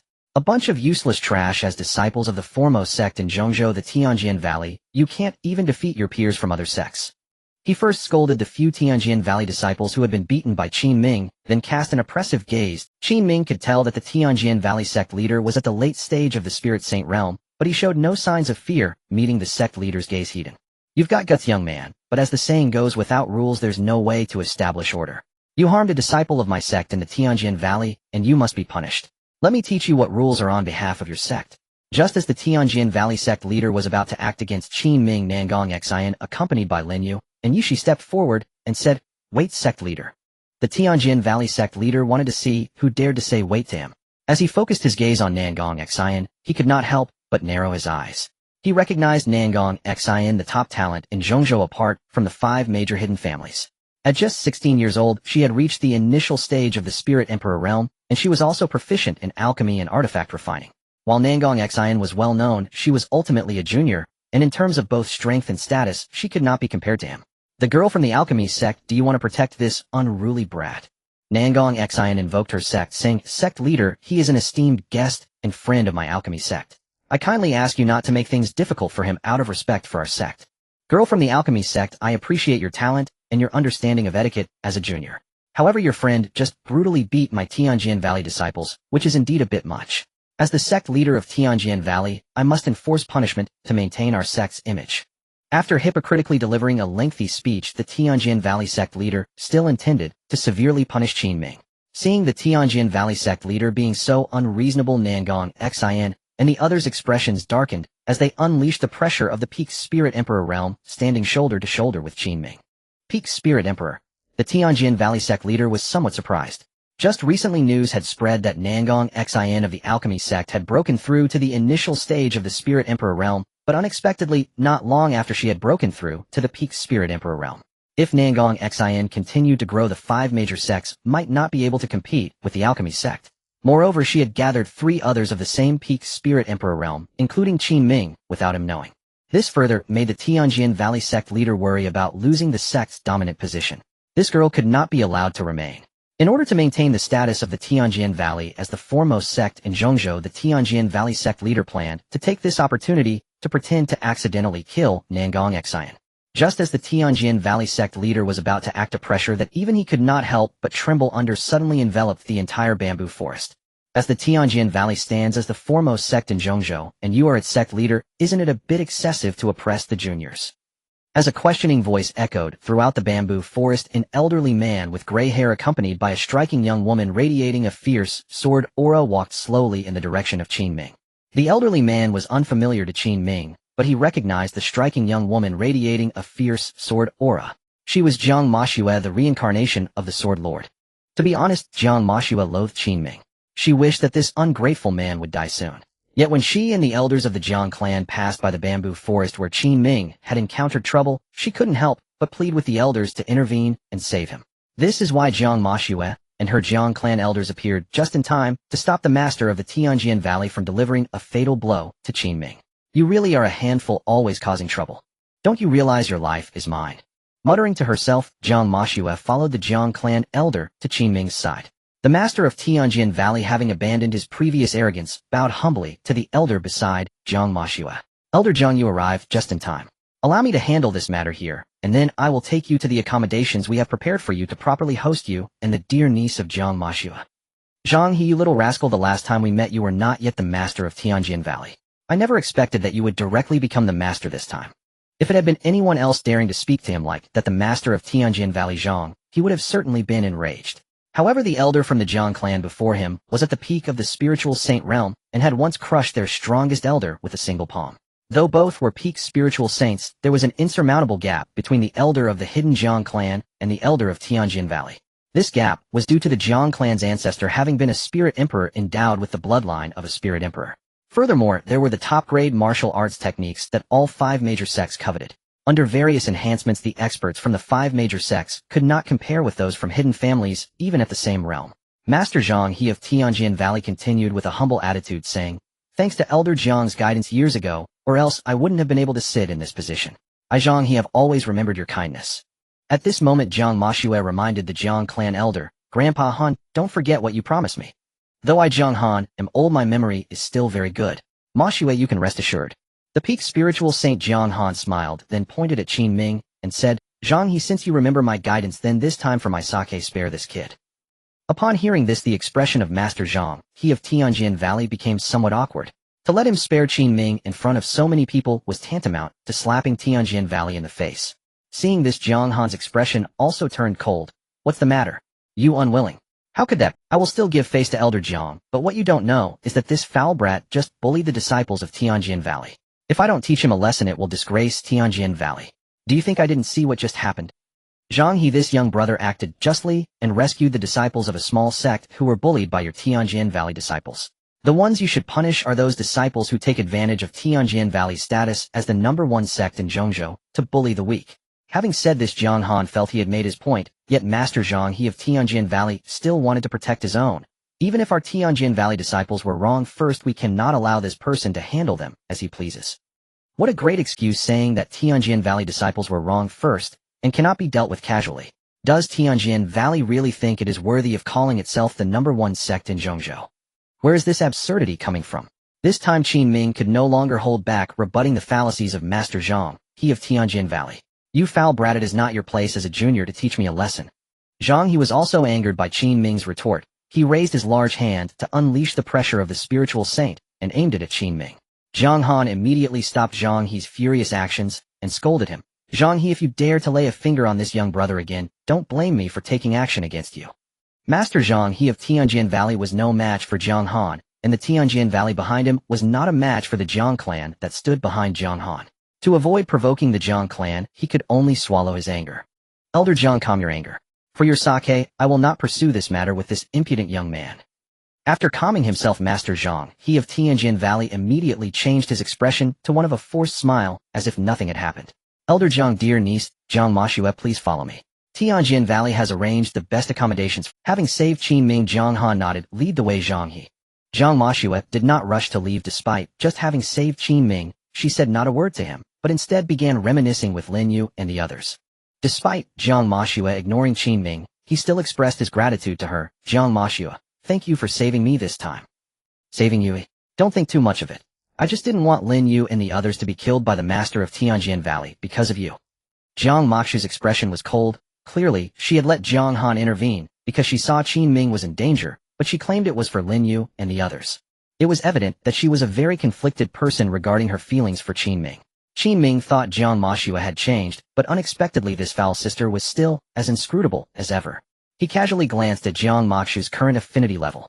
Affinity 100, affinity 0, affinity 100. Just like the last time he met her, it still fluctuated between -100 and 100, and Qin Ming had no hope of getting Zhang Mashue to speak kindly. Among the 4 empresses he had encountered consecutively, Zhang Mashu's affinity level was like this, and Qin Ming doubted whether he had done something to offend her. Confused about Zhang Mashue, Qin Ming simply decided not to think too much about it. He let Zhang Mashue and the other 3 connect with each other while he took a stroll nearby. However, he hadn't walked far when Zhang Mashue caught up with him. Wait a moment, I have something to say to you. Upon hearing this, Qin Ming looked at Zhang Mashue and asked, what is it? Don't be fooled by Master Zhang He of Tianjin Valley's agreement with Grandpa Han not to pursue your matter just now. In reality, with his domineering style, once I and Grandpa Han attend the opening ceremony of the Zhongzhou conference tomorrow and leave, he will most likely find an opportunity to make things difficult for you. Listening to Zhang Mashu's kind reminder, Qin Ming felt a sense of gratitude in his heart. This foul sister still knows how to speak like a human. He smiled and said, I understand, thank you for your reminder. Just knowing is not enough, you need to learn how to protect yourself. Do you still remember the warm jade token I gave? After I leave tomorrow, take my warm jade to find the people from Qingyu Pavilion. Even in Tianjin Valley, Zhang He and the others would not dare to make things difficult for the people from Qingyu Pavilion, because Qingyu Pavilion is the force that the Jiang clan controls in the outside world. Zhang Mashue was earnestly teaching him how to protect himself under the watchful eyes of Tianjin Valley, and Qin Ming naturally would not let her down. I understand. Tomorrow I will actively seek out the people from Qingyu Pavilion. Thank you for your concern, Zhang Mashue. Upon hearing Qin Ming say that she was concerned about him, Zhang Mashu's expression instantly turned cold. Concerned for you? I just don't want you to die at someone else's hands. Remember, your life is mine. Don't cause trouble and die early before I take your life. After leaving a sentence filled with anger, Zhang Mashue turned and flew away. Watching her retreating figure, Qin Ming shook his head. Foul sister, just when I praised you, you reverted to your true self. You can't take a compliment. The next day, at the venue of the Central State Conference, the peak spiritual saint of the reclusive Jiang family, Zhang Han, was invited by Zhang He, the master of the Tianjin Valley, to the stage to deliver a speech for the conference. Zhang Mashue, as the direct heir of the Jiang family, also stood on the stage. However, she maintained a cold expression throughout, exuding an air of unapproachability. Her beautiful eyes scanned the disciples of various sects below like a sharp sword. That Zhang Mashue from the Jiang family doesn't seem very friendly. Having her cold glare sweeping over feels like being sliced by a sharp blade. Perhaps this is the demeanor of the reclusive family. The innate pride even surpasses that of the Tianjin Valley. Before the reclusive family, the Tianjin Valley, the foremost sect in Central State, can only bow its head. The disciples of various sects below whispered among themselves. Qin Ming and his companions were with the... When Jiang Moxu's gaze landed on Qin Ming, her sharp sword-like eyes immediately ceased their scrutiny of the crowd and turned to observe an empty area. Senior brother, you scared Jiang Moxue to the point where she won't even look our way. She couldn't help but tease Qin Ming, who shot her an annoyed glance. Jiang Moxu's cold and sharp demeanor indeed imposed a sense of pressure, and Qin Ming had been listening to the whispers of the nearby disciples. Lin Yu's nature was also quite cold, but unlike Jiang Moxue, her coldness leaned more towards a tranquil coolness, lacking the feeling of a sword being drawn. Speaking of which, I sought out Jiang Moxue last night to discuss matters concerning Brother Qin with her. Suddenly Nangong Xian interjected as Qin Ming analyzed the personalities of Jiang Moxue and Lin Yu. Curious, Qin Ming inquired, about me. What about it? Lin Yu maintained her cold expression, but had perked up her ears to listen. Nangong Xian answered slowly. It's nothing much, just encouraging her to get along well with Brother Qin. If only we could get along well, it would be great. I don't understand why she harbors such deep hatred towards me after just 2 meetings, but I am still very grateful for her help yesterday. On stage, after Zhang Han delivered the opening speech for the Central State Conference, Zhang, he the master of Tianjin Valley, took over. We are very grateful to Elder Jiang for representing the reclusive family to deliver the opening speech for this Central State Conference. Before the official matches begin, there will be a demonstration match. We are honored to have Jiang Moxue, the direct heir of the Jiang family, representing the younger generation of the Jiang family, accept challenges from the young disciples of various sects in Central State for this demonstration match. Any disciple wishing to challenge can step forward, and Jiang Moxue will decide whether to spar with you. With Zhang He's continuous announcements, the disciples of the various sects below were eager to try. To spar with the younger generation of a reclusive family was an opportunity that many would strive for their entire lives. Now that they could face Jiang Moxue, how could they not be excited? A disciple from the Qingye sect stepped forward first, eager to challenge Jiang Moxue. He'll go first. He was just 20 years old, a disciple from one of the 5 major sects, the Qingye sect, with early-stage Lingzong cultivation. Jiang Moxue merely shot him a cold glance and coldly snorted, "You are not capable." The Qingye sect disciple felt a bit reluctant at the rejection. How could he, as a Lingzong, not be given the chance to challenge? Soon other young disciples from the 5 major sects who considered themselves exceptionally talented expressed their desire to duel with Jiang Moxue. However, they were all rejected by Jiang Moxue. Besides the disciples of the 5 major sects, other sects present at the conference also had disciples wanting to challenge Jiang Moxue. But without exception, they were all turned down. In their own sects, they were considered geniuses of this era. Yet in Jiang Moxue's eyes, they were all not even worthy of her attention. Seeing so many being rejected, she turned to Qin Ming and said, "Senior brother, do you want to give it a try?" Qin Ming felt defeated by Yi Zai's suggestion and replied helplessly, "Are you trying to make my relationship with her even worse?" Upon hearing this, she stuck her tongue out at him and stopped bringing up the matter. Nangong Xian certainly wouldn't go up either, as she was friends with Jiang Moxue. If we exclude Qin Ming and the 3 reincarnated female emperors, it would be hard to find any young disciples under 20 in this venue who could pique Jiang Moxue's interest. Eventually, Jiang Moxue became tired of the constant rejections. That's enough. She coldly signaled the young disciples of the various sects below to stop challenging her, and then turned her gaze to Zhang, he the master of Tianjin Valley. Master, bring a young disciple of early-stage Lingzong from Tianjin Valley. Upon hearing this, the young disciples under 20 below were all dumbfounded, seriously questioning whether they had misheard. Qin Ming couldn't help but remark about Jiang Moxue, "This Jiang Moxue dares to challenge a Lingzong." Lin Yu responded softly, "Brother Qin, you could do it without using your celestial artifact at this point." On stage, Zhang, he the master of Tianjin Valley, also questioned if he had misheard. He looked over at Zhang Han, saying, "Elder Zhang, your grandniece. Just do as she says. You Tianjin Valley won't be unable to find a young Lingzong over 20, right?" Before Zhang he could finish, Zhang Han interrupted him. Seeing Zhang Han say this, Zhang he immediately instructed someone to find a young Lingzong from Tianjin Valley over 20. Before long, 8 young early-stage Lingzong disciples from Tianjin Valley arrived at the venue of the Central State Conference. Zhang he called so many young Lingzong to showcase the foundation of Tianjin Valley.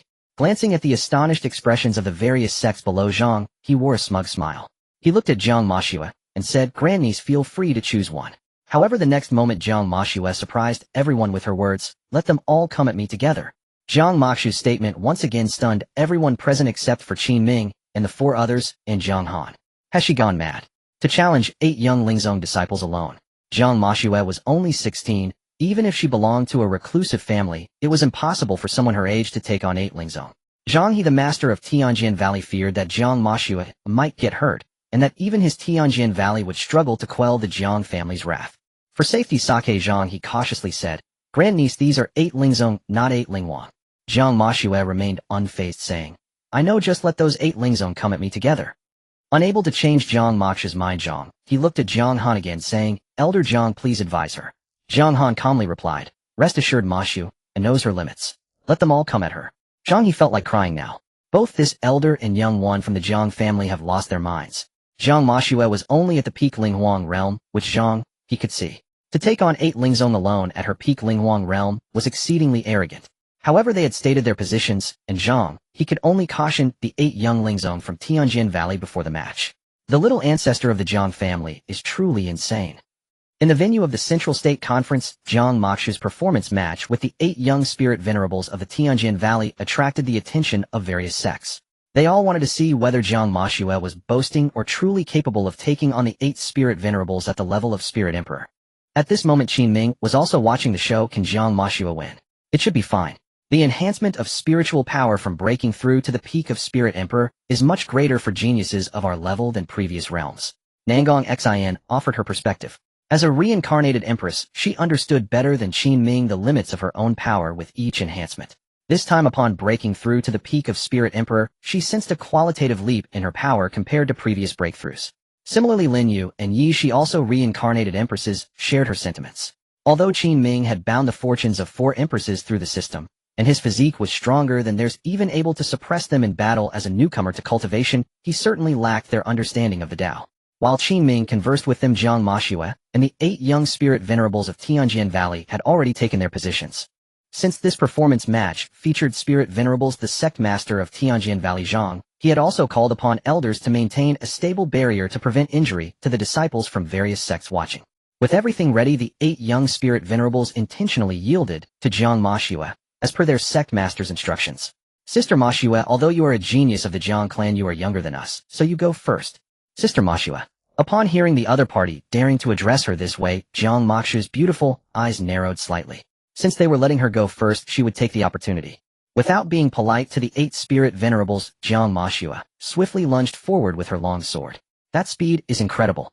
The 8 spirit venerables were astonished, completely unprepared for Zhang Maxue, who only possessed the cultivation of Spirit Emperor, to unleash a speed that left them all unable to react.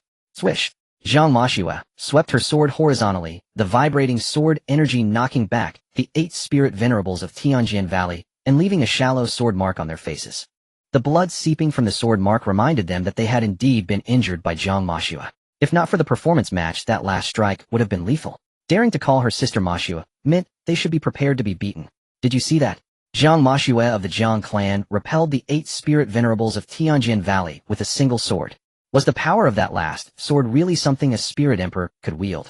Why do I feel she possesses strength beyond that of a Spirit Venerable? It must be the Zhang clan's inheritance of high-tier martial skills that allows a Spirit Emperor to battle a Spirit Venerable. Is this the foundation of a hidden family? The spectators from various sects were all shocked by the might of Zhang Maxue's last sword. Now they believed it. Zhang Maxue was not boasting if she truly could take on the 8 Spirit Venerables. The 8 Spirit Venerables also had grave expressions, realizing that they had underestimated Zhang Maxue. Fiery flames enveloped the sword, transforming Zhang Maxue's long sword into a magnificent flaming blade. She had previously used this move in her battle against Qin Ming. "Are you ready to take a beating?" Zhang Maxue's cold and indifferent taunt ignited the competitive spirit and anger of the 8 Spirit Venerables. As disciples of Tianjin Valley, they were also masters of the sword. Tianjin 9 styles. Utilizing the strongest swordsmanship of Tianjin Valley, the 8 Spirit Venerables sought to defend the honor of their sect. They could not believe that they as 8 Spirit Venerables would lose to a mere 16-year-old Spirit Emperor. Tianjin 9 styles. How can this even be called a Tianjin? With the flaming blade in hand, Zhang Maxue unleashed a phoenix-shaped fiery sword energy, shattering the strongest skill of the 8 Spirit Venerables from Tianjin Valley.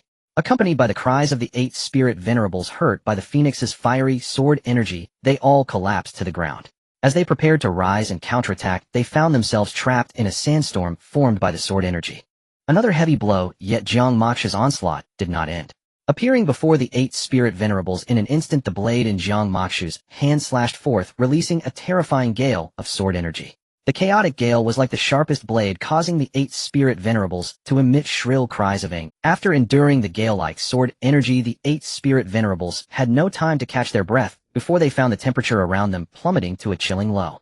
Within the barrier, a blizzard swept through the arena. With a single swing of her sword, Jiang Mashue froze the 8 spirit venerables in place with the icy sword energy. This move was something Qin Ming had never seen during their previous encounters, and he couldn't help but feel surprised. Lin Yu and the others began to communicate using secret sound techniques.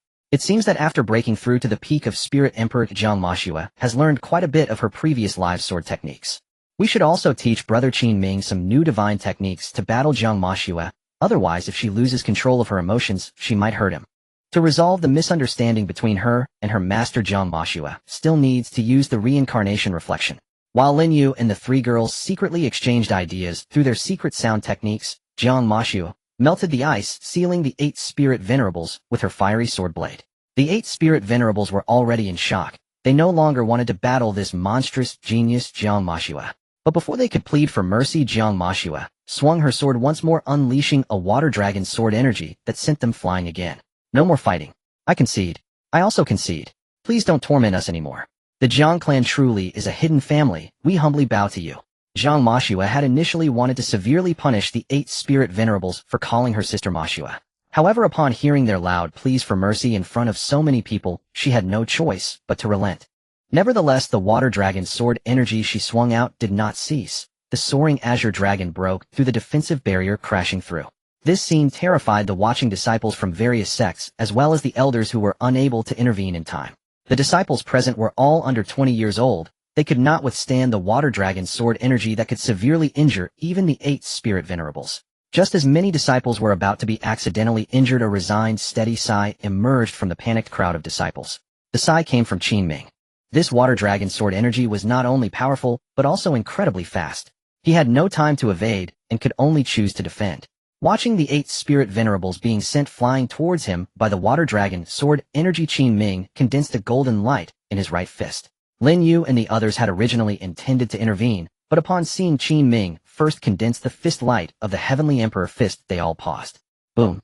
The imposing fist light exploded forth, and Qin Ming's Heavenly Emperor fist clashed with Jiang Mashue's water dragon sword energy, leading to a brief standoff. The 8 spirit venerables caught in the middle were in dire straits. With the water dragon sword energy in front and the Heavenly Emperor fist behind, they all let out even more anguished cries. Boom! The colliding fist light of the Heavenly Emperor fist and the water dragon sword energy finally exploded with a thunderous roar in midair.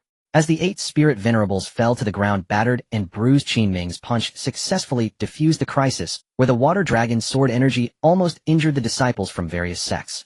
At this moment, the originally low-key Qin Ming was regarded as a deity by the surrounding disciples from various sects.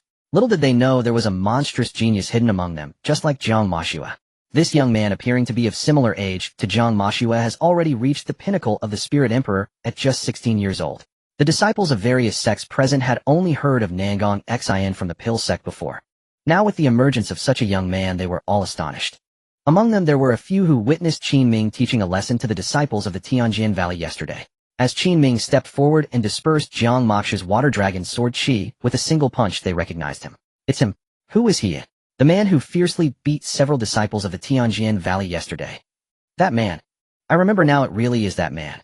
He was already terrifying when he defeated the disciples of the Tianjin Valley yesterday. Oh, I didn't expect. He also has the ability to contend with a spirit sovereign. Why do I feel like he is even more of a genius than Jiang Mashue from the Jiang clan? Jiang Mashue has the bloodline of a spirit emperor from a hidden family, yet he has none and still reached this level at such a young age. He wouldn't be participating in the Central State Conference, would he? Any young disciple under 20 who encounters him should just surrender and not waste time. I certainly don't want to take a beating from him. After all, he is a monstrous genius who can stand shoulder to shoulder with Jiang Mashue without the resources of a hidden family. At this point, Qin Ming truly could not keep a low profile. His deeds had already spread among all the disciples present. At this moment, Jiang Mashue, who had just defeated the 8 young spirit sovereigns, returned to Jiang Han's side. That young man, no wonder you asked me to help you yesterday. You have a good eye? He might be worth considering as a member of our... Jiang Han's sudden remark left Jiang Mashue astonished. A good eye? Become a member of the Jiang clan. Her grandfather Han wouldn't think she has feelings for Qin Ming, would he? What a joke. Qin Ming is the man who abandoned her and their child. How could she possibly develop feelings for the man who once cast her aside?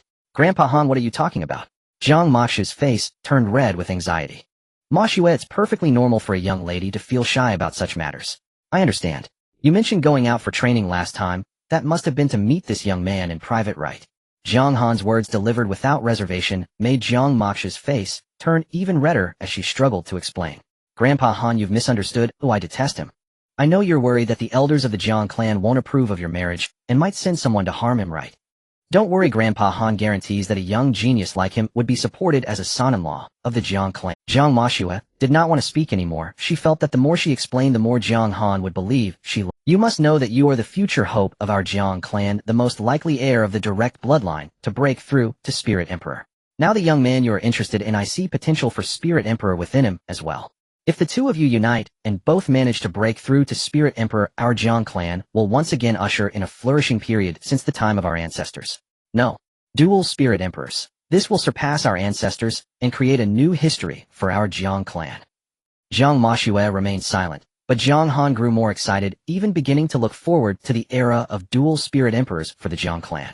Jiang Moshua rubbed her forehead, trying to stop Jiang Han's fantasizing. Grandpa Han, it's really impossible between me and Qin Ming. In her past life, having been abandoned by Qin Ming, she would not repeat that mistake and marry this heartless man. Indeed, the clan members have a strong aversion to outsiders, looking down on those without Spirit Emperor bloodlines. When we return, I will have a good talk with them. As long as they hear that the Jiang clan son-in-law has the potential of a Spirit Emperor, they will probably rush to take your beloved to the Jiang clan. Jiang Moshua was at a loss for words. She had given up hope of correcting his belief that she liked Qin Ming. By the way, what is the name of that young man you like? Grandpa Han, I still don't know his name. Jiang Moshua replied, stifling her resentment. Qin Ming. Qin Ming, that's a good name. Grandpa Han increasingly likes this son-in-law. Moshua, rest assured I will do everything possible to persuade the clan members when I return. Throughout the conversation between Jiang Han and Jiang Moshua, they did not consider the presence of Zhang, he the sect master of Tianjin Valley. He too heard about Qin Ming possibly marrying into the Jiang clan. This was not good news for him, as he had been planning to settle scores with Qin Ming after Jiang Han and Jiang Moshua left, leveraging the reputation of Tianjin Valley. Despite his desire to teach Qin Ming a harsh lesson for daring to lay hands on the disciples of Tianjin Valley, Zhang, he as the sect master managed his expressions well and did not reveal any of his thoughts. After Jiang Mokshu's performance in defeating the 8 spirit sovereigns Zhang, he continued to preside over the Central State Conference. With Zhang He's speech concluded, the Central State Conference officially began.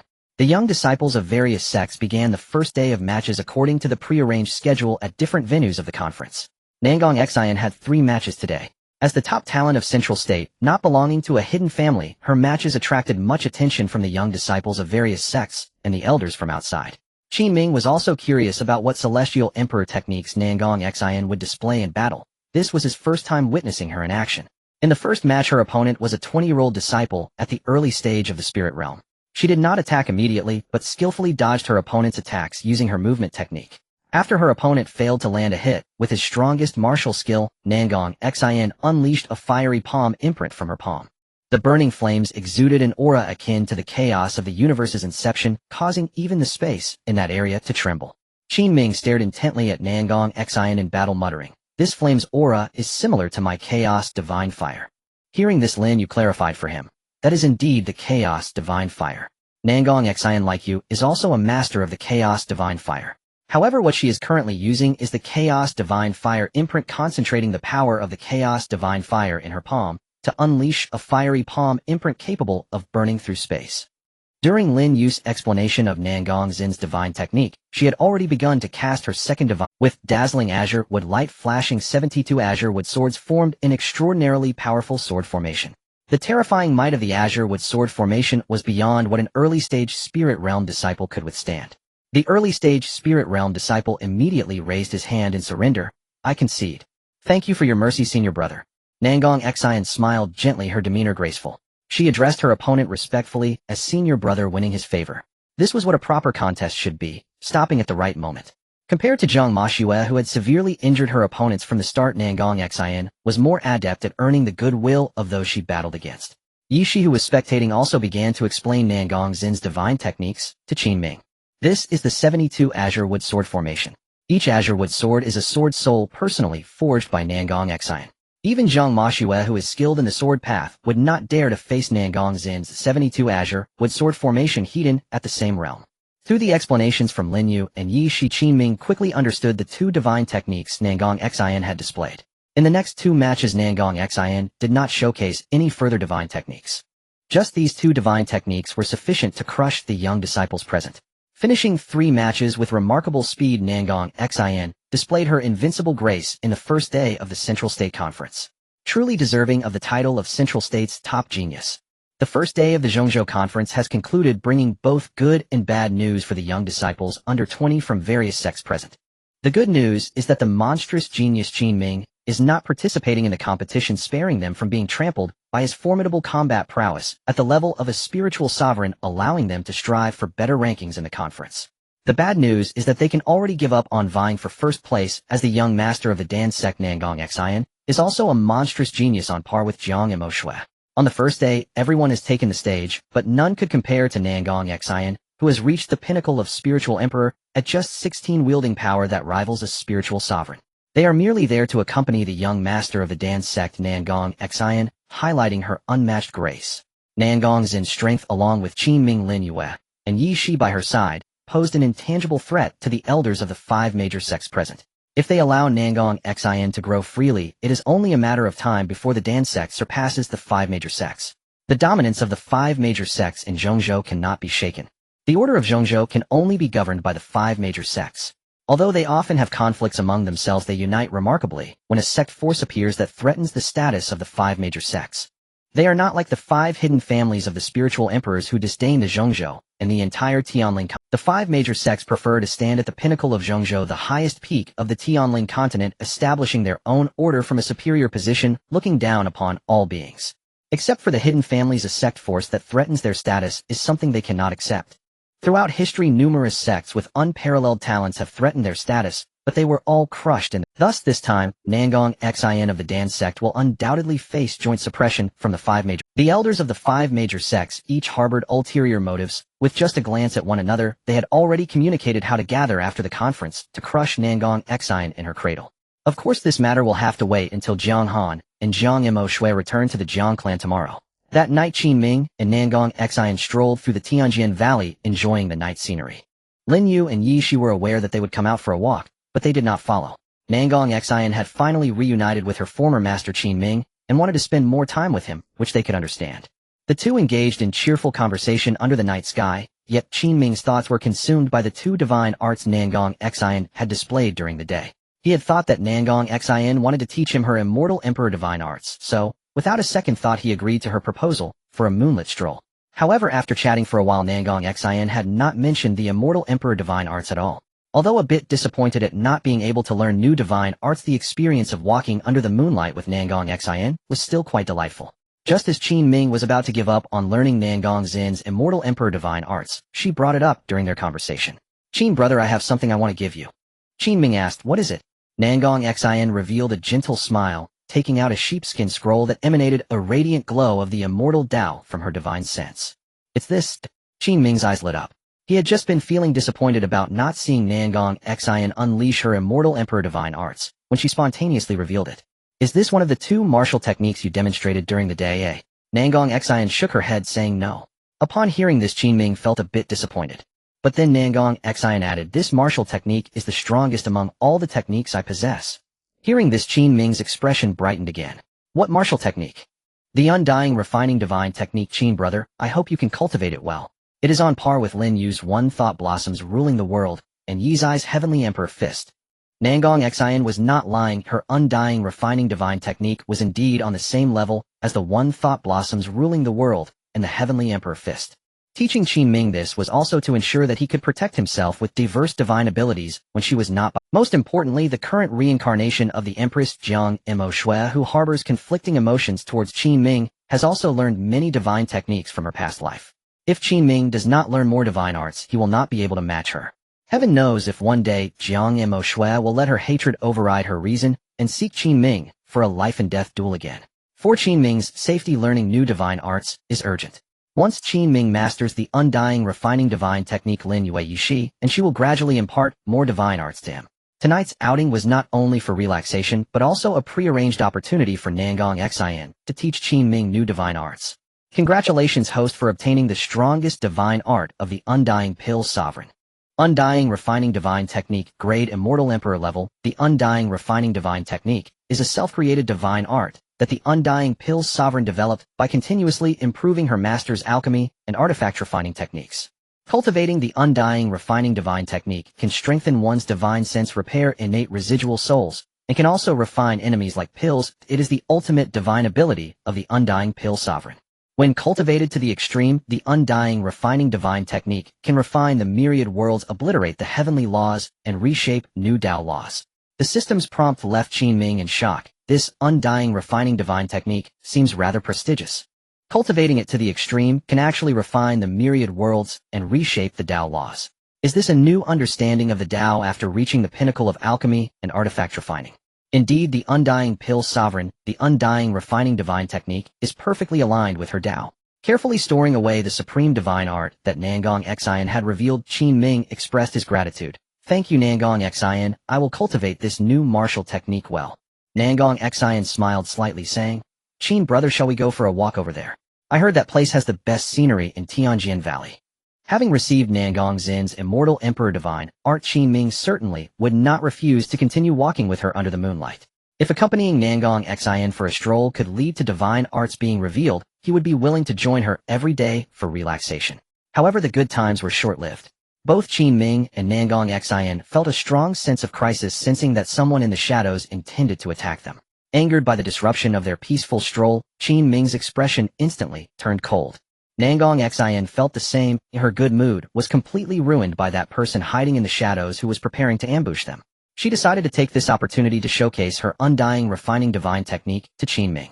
Without waiting for Qin Ming to take action to expose the assailant, she declared, Qin brother, let me handle this. It's a perfect chance to demonstrate the undying refining divine technique.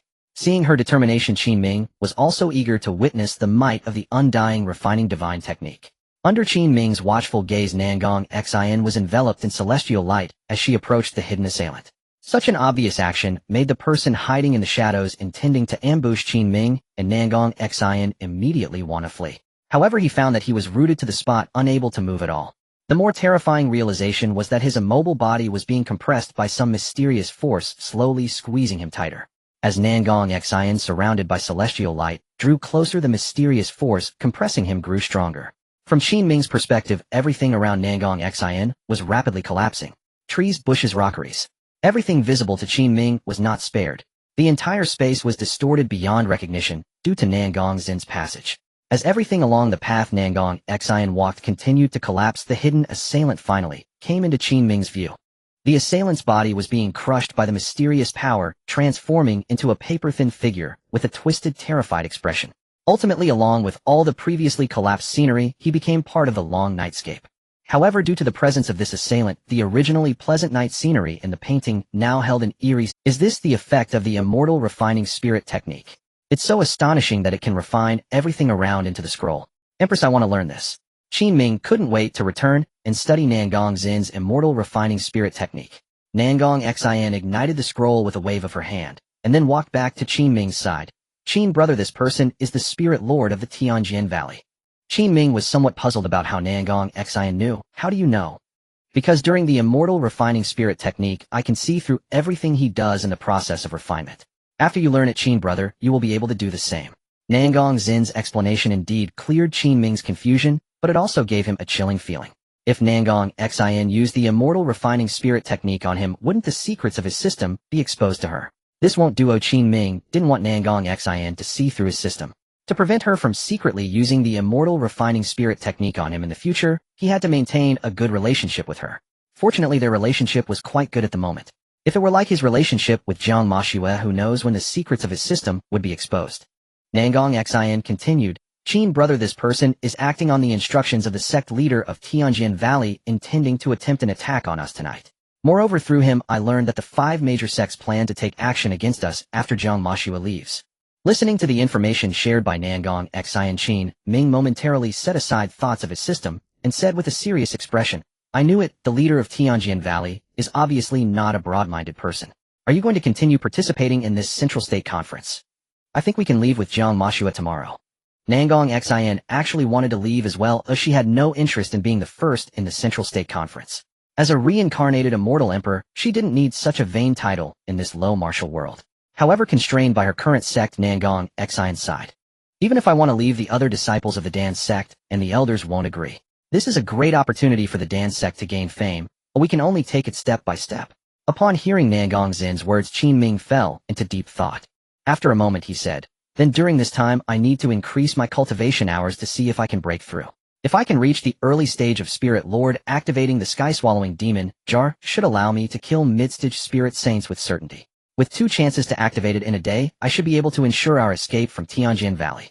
Qin Ming's serious consideration of strategies for her made Nangong Xian feel deeply moved. Even though her master after reincarnation could not remember things from his past life, he always tried his best to give her advice whenever she was in trouble. With a slight sting in her nose, the memories of her past and present intertwined, and Nangong Xian silently vowed in her heart. In this life, no matter how difficult it got, she would not let Qin Ming die for her. She also learned from Lin Yu and Yi Shi that Qin Ming had died tragically in 2 other lives. In this life, Qin Ming deserved to enjoy blessings. He had protected so many empresses to grow. In this life, he should receive the best cultivation resources and their protection.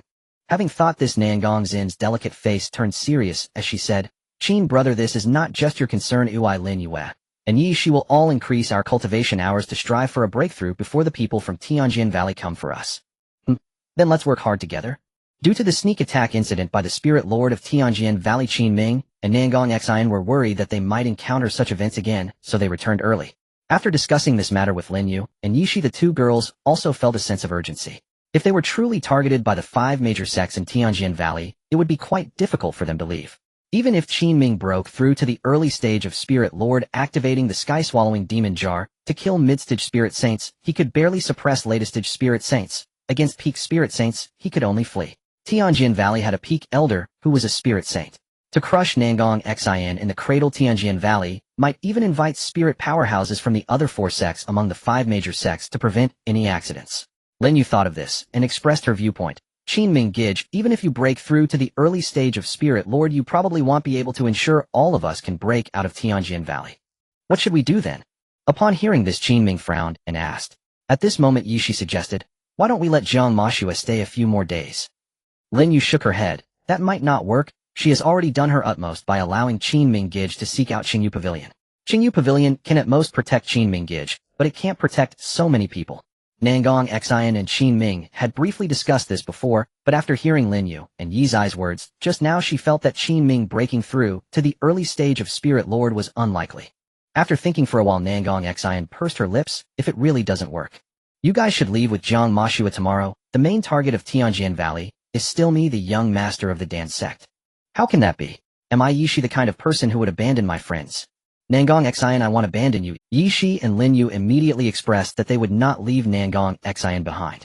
Having received so many immortal emperor pills from Nangong Xian along with her powerful divine technique, Qin Ming naturally wouldn't just abandon her. Qin Ming was not the kind of person who would take everything and run when trouble arose. "I won't leave you behind, Nangong Xian. Here I am, the only one who can activate the sky-swallowing demon jar and confront spirit saints. If I leave, you won't be able to escape." Hearing Qin Ming's determination to stay and protect her, Nangong Xian took a deep breath. "Qin brother, we do have ways to withstand the pressure of the 5 major sects and leave here after the Central State Conference. Do you remember those pills I gave you before?" Qin Ming nodded. "I remember." Nangong Xian slowly explained, "Those pills can temporarily boost your combat power. If you can break through to the early stage of Spirit Lord within these few days and consume those pills while activating the sky-swallowing demon jar, stacking the effects of the pills, you will definitely be able to kill peak spirit saints." Upon hearing Nangong Zin's words, Qin Ming was overjoyed. "Why didn't you say this earlier? You made the atmosphere so emotional just now, as if we were about to part forever." Feeling a bit wronged by Qin Ming's complaint, Nangong Xian didn't know why she hadn't thought of it before. Perhaps being with Qin Ming made her focus on how to get along with him and enhance their relationship in this life. Nangong Xian blushed a bit. "I forgot." Lin Yu blinked. In fact, she also forgot that Nangong Xian had various pills to temporarily boost combat power.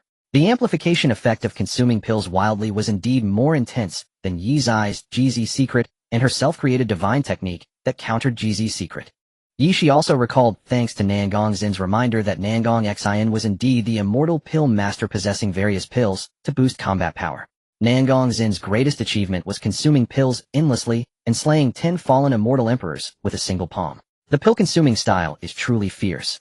Even Yi Shi couldn't help but marvel at Nangong Zin's endless means.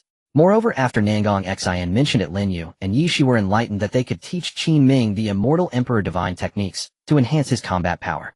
If Qin Ming learned the divine techniques from the two of them to enhance his combat power, and then wildly consumed Nangong Xian's pills, his combat power would definitely increase more than simply using divine techniques or just consuming pills. Thinking of this, Lin Yu and Yi Shi almost simultaneously took out the immortal emperor divine techniques to enhance combat power from their souls. Qin Ming Gij, this is a martial skill corresponding to the GZ secret, which can enhance your combat power. Senior brother, this is my GZ secret. Learn it, and then consume Nangong Xian's pills that will be even more powerful. Lin Yu and Yi Shi simultaneously unleashed their immortal emperor divine arts, which was something Qin Ming had not anticipated. Looking at the two scrolls glowing with celestial light before him, he rested his chin on his hand, pondering, which one should I choose? Of course I want them all, senior brother.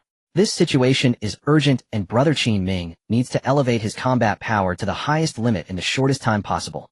Before Qin Ming could make a choice, Yi Shi and Lin Yu had already decided for him. He had thought that they could only allow him to learn from one of them, as they both unleashed their power to enhance his strength. To his surprise, they were more generous than he had imagined, opting for the choice of wanting them all. Since Lin Yu and Yi Shi didn't mind, Qin Ming was certainly going to take everything. Alright, then I'll accept them for now. He'll make sure to train well when I have the time. I've just received Nangong Xian's undying refining art, so I'll need to spend time learning that tonight. As Qin Ming spoke, he took the scrolls from Lin Yu and Yi Shi. Lin Yu slightly nodded, indicating her agreement with Qin Ming's decision. However, Yi Shi felt that Qin Ming's training was too slow, especially given the threats posed by the five major. She continued, treating the divine arts as martial skills. No, senior brother, you can't take your time like before. You must learn all three of our techniques tonight, and then start seclusion to elevate your realm tomorrow. Qin Ming knew the situation was critical, and he too wished to learn all the divine arts in one night, even hoping to break through to the early stages of the spirit sect tonight. But time was not on his side. He wasn't Lin Yu, Yi Shi, or Nangong Xian. These divine arts were self-created by them in their past lives, which meant they faced no pressure in learning them this time. As a first-time learner, he definitely needed time to comprehend and digest the techniques. Yi Shi, I want to learn them all tonight, but understanding martial skills can't be rushed. Nangong Xian shared the same view as Qin Ming, and raised an eyebrow slightly. Brother Qin is right, rushing won't help with this sort of thing. Yi Shi, let him take his time. Yet Yi Shi immediately countered. He must learn everything tonight, plus 3 additional martial skills: my walking character secret and fighting character secret, as well as Lin Yu's speed-enhancing martial skill. Since senior brother has already learned the flying immortal decision corresponding to the fighting character secret, he doesn't need to learn it again. Qin Ming felt a bead of sweat forming. Was Yi Shi going mad? Adding 3 more martial skills on top of everything else for tonight's learning was going to exhaust him. This time Qin Ming didn't even need to speak. His fiancée Lin Yu couldn't maintain her image of being quiet any longer. Adding 3 more martial skills and expecting him to learn them all tonight. Yi Shi, are you trying to wear brother Qin Ming out? Lin Yu was great, always concerned for him. Learning so many profound immortal emperor divine arts in one night could truly be overwhelming. He was tempted by the treasures of the 3 female emperors, but he couldn't be greedy and expect to learn so much at once. Qin Ming was almost moved to tears. Lin Yu was indeed the perfect fiancé. Nangong Xian was so anxious she forgot to refer to the divine arts as martial skills in front of Qin Ming. In his heart, Nangong Xian was so anxious she forgot to refer to the divine arts as martial skills in front of Qin Ming.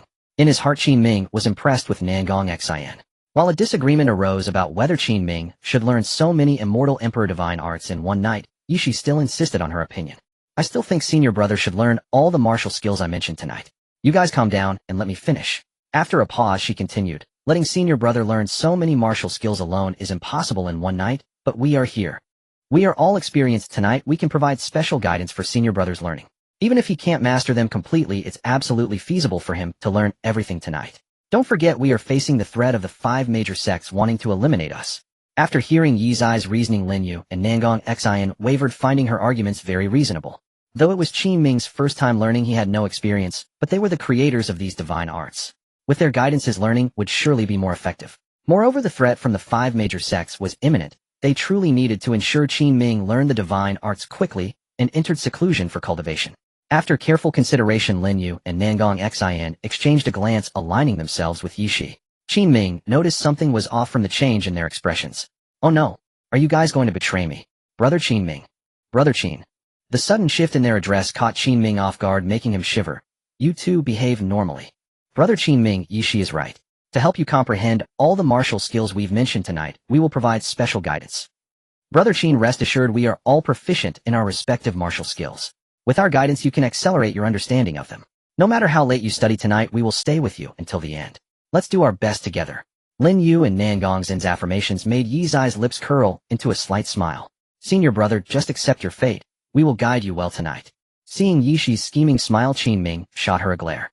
Learning so many immortal emperor divine arts in one night, even with the guidance of the female emperors, would surely exhaust him. By the end, if he managed to learn everything he feared, he would be utterly worn out the next day. This is a special time, senior brother. We want to share your burdens, but we can't.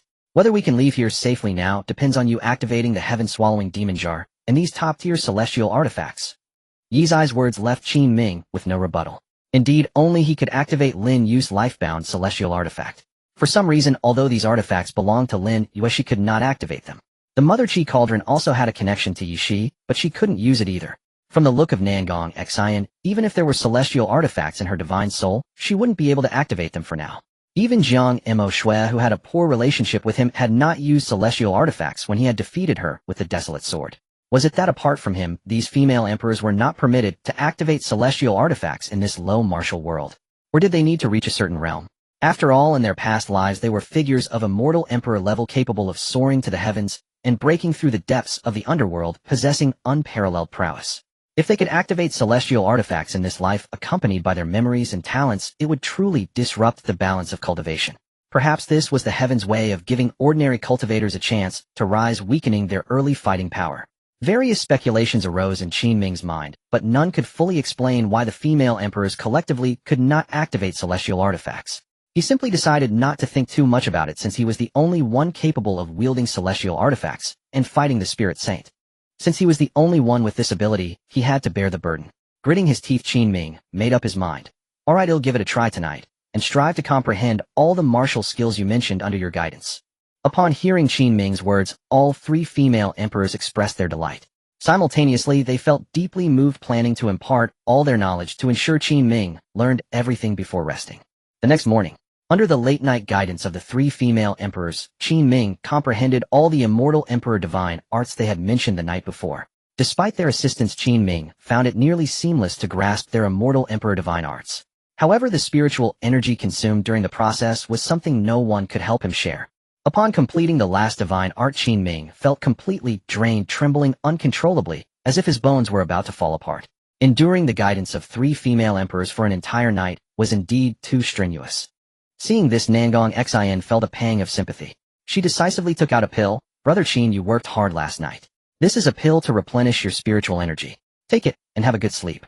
After enduring the exhausting guidance from the three female emperors, Qin Ming genuinely needed to replenish his spiritual energy. Without a second thought, he took the pill and went straight to bed. The three female emperors were left stunned by this scene. They still had some things they wanted to say to him. However, considering how exhausted Qin Ming was because of them, they showed understanding and quietly left his room, allowing him to rest. By the time Qin Ming woke up from last night's exhaustion, it was already night. After confirming that he had fully recovered his drained spiritual energy, he couldn't help but feel refreshed. The pills from Nangong Xian are indeed top-notch. They have replenished him. Qin, brother, have you rested well? Coincidentally, just as he thought of Nangong Xian, her concerned voice came from outside the door. Assuming the competition had ended today, he said, I have rested well, come in. Hee, then I'm coming in, senior brother. Qin Ming was surprised, wondering why it was Yi Shi responding to him. The moment he heard her voice, he remembered that he had been so exhausted last night because of her bad idea. She had made him endure the guidance of three female emperors throughout the night, which had completely drained him. Would she want to do it again tonight? Feeling a shiver, Qin Ming looked towards the door, where Yi Shi rushed in first. Behind her, Nangong Xian and Lin Yu followed in sequence. No wonder Yi Shi responded after Nangong Xian asked they had come together. Senior brother, what kind of look is that? You seem as if I would eat you or something. Why are you so wary? Yi Zai's words nearly made Qin Ming spit blood. She had the audacity to ask. Lin Yu timely interjected, alright Yi Shi. Got it, I was just joking with senior brother. Yi Shi stuck out her little tongue playfully and winked at Qin Ming. Nangong Xian walked up to Qin Ming's side and presented the food container she was holding, saying, Qin brother, look at what we brought you. Upon seeing the food container in Nangong Zin's hand, Qin Ming's eyes lit up. You're so considerate, Nangong Xian. Previously, Yi Shi always claimed she would be his caring little cotton-padded jacket, but Qin Ming had never seen any evidence of her thoughtfulness. She was just a spoiled little sister. It's still the newly acquainted Empress Nangong Xian who fits this title. Hearing Qin Ming's praise, Nangong Xian happily replied, You haven't eaten anything all day, we have all eaten, so bringing you food is the least we could do. Unfortunately, we can't cook for you here in Tianjin Valley. It's fine, having food is good enough. Qin Ming didn't mind much and opened the layers of the food container, diving right in. It was not the first time he ate in front of 3 female emperors. He was quite relaxed and enjoyed his meal immensely. Lin Yu and the other 2 quietly watched him eat from the side. After finishing, Qin Ming also inquired about his concerns. The people from Tianjin Valley didn't trouble you during the day, did they? Regarding this matter, Lin Yu and the others exchanged glances with Nangong Xian, speaking up. No, it was more peaceful than we expected. Although they sent someone to attack us last night, they haven't troubled us since Jiang Mashua left today. Such calmness actually makes it easier for things to go wrong. They might be planning something big for the last day of the term. Nangong Xian nodded slightly. You're right, Qin brother. They are very likely to not let us leave on the last day. But that's fine. You can focus on your seclusion during this time, and we can also cultivate with peace of mind, giving them a surprise at the end. When does the tournament end? In 3 days, Qin brother. I will start my seclusion tonight. If they don't cause any trouble during this time, please don't disturb me for now. Qin Ming made up his mind to strive for a breakthrough to the early stage of Lingzong during these 3 days of seclusion. He still had some leftover medicinal power from Nangong Zin's pills when he broke through the peak of Linghuang. The leftover medicinal power had already allowed him to vaguely touch the threshold of the early stage of Lingzong. If he secluded himself again this time, it should be much easier than breaking through to the peak of Linghuang and then to the early stage of Lingzong. Seeing Qin Ming say this, Lin Yu and the others exchanged glances again, with Nangong Xian continuing. Alright, Qin brother, you can rest assured to enter seclusion. During this time, we won't let anyone disturb you. Qin Ming, good, do your best. Senior brother, we will also attempt to break through to the early stage of Lingzong. Let's work hard together. Before leaving, Lin Yu and Yi Shi cheered Qin Ming on, and then left his room together with Nangong Xian. Once they left, Qin Ming, who had finally rested well, took a deep breath, sat cross-legged, and entered a meditative state for cultivation. This seclusion would last for 3 days. On the final day of the Central State Conference, although it was known that none of the disciples under 20 years old could match Nangong Xian, the normal competition process still had to be completed. In the last match, she easily defeated a young disciple from Tianjin Valley, successfully becoming the champion of this Central State Conference. This solidified her title as the #1 genius in Central State. Moreover, today, Shi Lin Yue and Yi Shi all broke through to the early stage of Lingzong. Now they just awaited Qin Ming.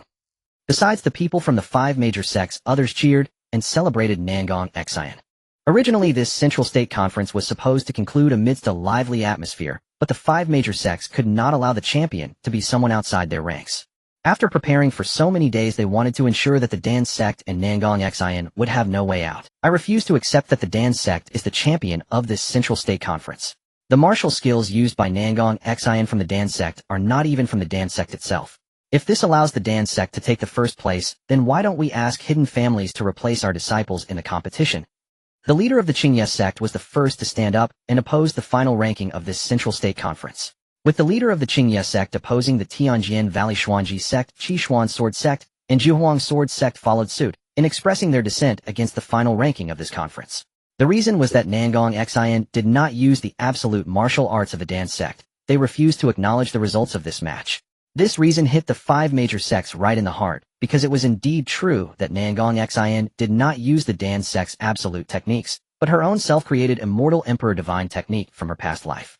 However, Nangong Xian had a way to counter it. She calmly looked at the 5 major sects standing high on the platform. Then I will compete again with the brother from Tianjin Valley, this time using the Dan sect's martial arts. As she spoke, Nangong Xian casually performed the martial arts of the Dan sect, which had been improved by her effortlessly subduing the Tianjin Valley disciple who had fought against her before. Now you should admit that the Dan sect is the champion of this Central State Conference, right? I am now using the orthodox martial arts of the Dan sect. As these words left her mouth, the elders and leaders of the 5 major sects were instantly rendered speechless. As the 5 major sects, the most powerful forces in Central State, only needed a suitable reason to suppress Nangong Xian, they could not afford to let the Dan sect threaten their positions. Let's go, Shiner. I didn't expect the 5 major sects to be so hypocritical. You are the young master of our Dan sect, winning yet cannot represent the Dan sect. It's truly ridiculous. The leader of the Dan sect realized that the 5 major sects intended to eliminate Nangong Xian, and for her safety, he planned to immediately take her and the Dan sect disciples away. The Central State Conference is the most sacred tournament in Central State. You Dan sect obtained the first place through foul play and expect to leave without punishment. Don't you think you're looking down on the 5 major sects? Unable to think of a legitimate reason, the 5 major sects directly accused the Dan sect and Nangong Xian of crimes, insisting on keeping them there. As for what the other sects would say, they could no longer care. Perhaps when Nangong Xian was just eliminated, there might be all sorts of rumors in Central State. But the voice of authority in Central State and Tianling continent remained in the hands of the 5 major sects, as long as they took some time to slowly reshape their image who would speak up for a Nangong Xian who had already disappeared. The 5 major sects still represented the righteous path of Central State, embodying order, while Nangong Xian was merely a forgotten dead rat. The leader of the Dan sect's eyes turned cold. The 5 major sects pride themselves on being orthodox sects, yet in front of so many sects they impose accusations on my Dan sect. Do they not fear being laughed at by the people of Central State? The elders and leaders of the 5 major sects remained unflustered, as if what they were doing was not against them. Zhang He, the leader of Tianjin Valley, loudly declared, "The Central State Conference has ended. Other sects must leave Tianjin Valley quickly. My 5 major sects must properly discuss this cheating incident regarding the first place with the Dan sect." Xuanji sect's leader also said, "Come capture the young master of the Dan sect, Nangong Xian. Don't let go of those 2 girls beside Nangong Xian. Where are the elders of my Qihuan sword sect? Quickly apprehend them." Elders of Jihuang sword sect maintain order during the conference. Anyone who aids the cheating Dan sect will be killed without mercy. The elders of Qinye sect are responsible for assisting the personnel of the other 4 major sects. No one from the Dan sect can escape. Besides, Nangong Xian and her 2 girls must be captured alive, while any other Dan sect members who resist excessively may be killed.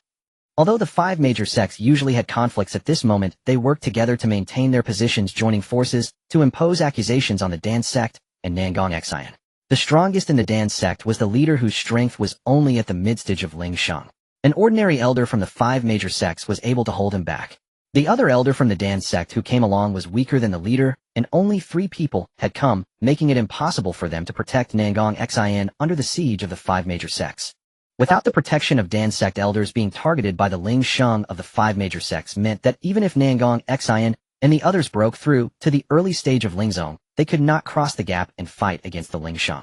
Just as Nangong Xian was about to be captured, an ancient sword exuding a desolate aura flew from afar, directly stabbing at the Ling Sheng elder, who was trying to seize her. That ancient sword pierced through the body of the Ling Sheng elder, visibly causing his body to age and wither until he turned to ashes and scattered in the world. Everyone present who had not retreated, including those from the 5 major sects, witnessed this horrifying scene. A Ling Sheng elder was killed in an instant by that ancient sword exuding a desolate aura, leaving not even a trace of ash. At the same time, a chilling voice echoed in the arena of the Central State Conference. "Who dares to touch her, I will." Hearing the voice laced with murderous intent, Zhang He, the master of the Tianjin Valley, shouted angrily, "Who dares to trespass into my Tianjin Valley and kill the elders of our 5 sects at the Central State Conference? Your grandfather, it's Qin Ming."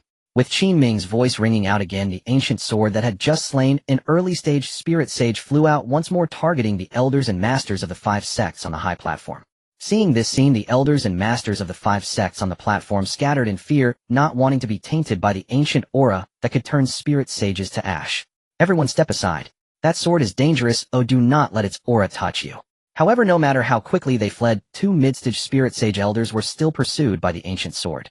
A single strike pierced their hearts. In mere moments, those 2 mid-stage spirit sage elders aged rapidly and turned to dust in the world. If even mid-stage spirit sages could be slain in an instant, could this sword be a spirit emperor artifact? Even though the people of the 5 sects stood at the pinnacle of the Tianling continent, their perspectives were still constrained by the lower martial world, mistaking a celestial artifact for a spirit emperor artifact. However, for them, both celestial artifacts and spirit emperor artifacts could instantly kill spirit sages, making it hard to discern any difference. After remotely controlling the ancient sword to kill 2 mid-stage spirit sages, Qin Ming arrived in time at the side of Nangong Xian and the others. "Brother Qin Ming. Senior brother, you arrived just in time. Brother Qin, thanks to you, or I would have been captured just now." Hearing the words of the 3 women, Qin Ming extended his right hand, and the ancient sword returned to him. This scene again astonished everyone present except for Lin Yu and the other 2. The master of the ancient sword, who had continuously slain early and mid-stage spirit sages, turned out to be a 16-year-old boy. "It's him. I said it seemed like someone was missing from Nangong's inside these days. It turned out to be this little brat. He has broken through to the early stage of the spirit realm. Killing mid-stage spirit sage elders with early-stage spirit realm power is terrifying. Give me a spirit emperor artifact, and I can do it too." "You really can't. You might drain your spiritual energy and still be unable to activate the spirit emperor artifact. How did this young man manage to use a Spirit Emperor artifact with early-stage spirit realm cultivation? Aside from the elders and masters of the 5 sects who feared Qin Ming, the other sects that had not left were also whispering among themselves. Their opinions on Qin Ming's slaying of mid-stage spirit sages varied. In front of all the sects in Central State, a 16-year-old boy from the early stage of the spirit realm continuously killed 3 spirit sages, making the 5 sects lose face. Everyone calmed down. He is just a spirit realm cultivator using a Spirit Emperor artifact. He cannot maintain it for long. We must do everything we can to capture everyone from the dance sect. As long as we kill that boy, the Spirit Emperor artifact will belong to our 5 sects, and then we can stand against the hidden families. Haha, that's right. With this Spirit Emperor artifact, even the hidden families of the Spirit Emperor bloodline will have to take us seriously. Kill. Acquiring the Spirit Emperor artifact will make those hidden families who look down on us submit to our dominance. Our 5 sects will truly be the rulers of the Tianling continent. From the initial shock and fear to later being blinded by greed, it took only a short time. The 5 sects had long desired to trample the hidden families. Although the hidden families kept to themselves and did not participate in worldly disputes, the people of the 5 sects always felt that they could not control the hidden families. No matter how many they dominated in the Tianling continent, something was always missing. Moreover, they knew that the hidden families looked down on their 5 sects. They believed that no matter how many territories the 5 sects controlled, as long as a hidden family intervened, they could easily annihilate the 5 sects. Now an opportunity to stand on equal footing with the hidden families had emerged, and they were determined to seize it. With their control over Central State and their dominance over all territories in the Tianling continent, they felt that they were more powerful than the indifferent hidden families. With both status and strength, the hidden families would have to obey them. As they fantasized about dominating the Tianling continent and controlling all living beings, the masters and elders of the 5 sects launched a fierce attack on Qin Ming. However, as one spirit sage after another fell, they gradually awakened to the realization that they were no match for Qin Ming, who wielded the ancient sword. Has this little brat's spiritual energy not been drained by the Spirit Emperor artifact? How can he still have the strength to wield that sword? Everyone calm down. Don't rush in her. As long as we have enough patience, we can wear that little brat down. At this moment, Qin Ming, who had continuously used the ancient sword to kill so many spirit sages, was already at his limit. Lin Yu also noticed. Brother Qin Ming, we must leave. There are too many of them to kill. I know. You all go with the people from the Dan sect first. Oh, I will hold them off. Qin Ming took out a pill to restore his spiritual energy from his soul, forcibly recovering after reaching exhaustion. Although he could temporarily restore his spiritual energy with the pills Nangong Xian had given him earlier, he could not continue relying on pills to recover after this exhaustion, because his body was already overdrawn. Even without side effects from the pills, his body would not withstand the forceful activation of a celestial artifact a second time in such a short period. Brother Qin, be mindful of your spiritual energy consumption. Once we return to the Dan sect, I will prepare a great formation for defense, allowing you plenty of time to rest and recover your spiritual energy. Nangong Xian instructed Qin Ming, then followed his words and left with the Dan sect people. Lin Yu and Yi Shi also knew that staying behind would only be a burden, so they left with Nangong Xian. None of you are allowed to leave. Tianjin Valley is not a place you can come and go as you please.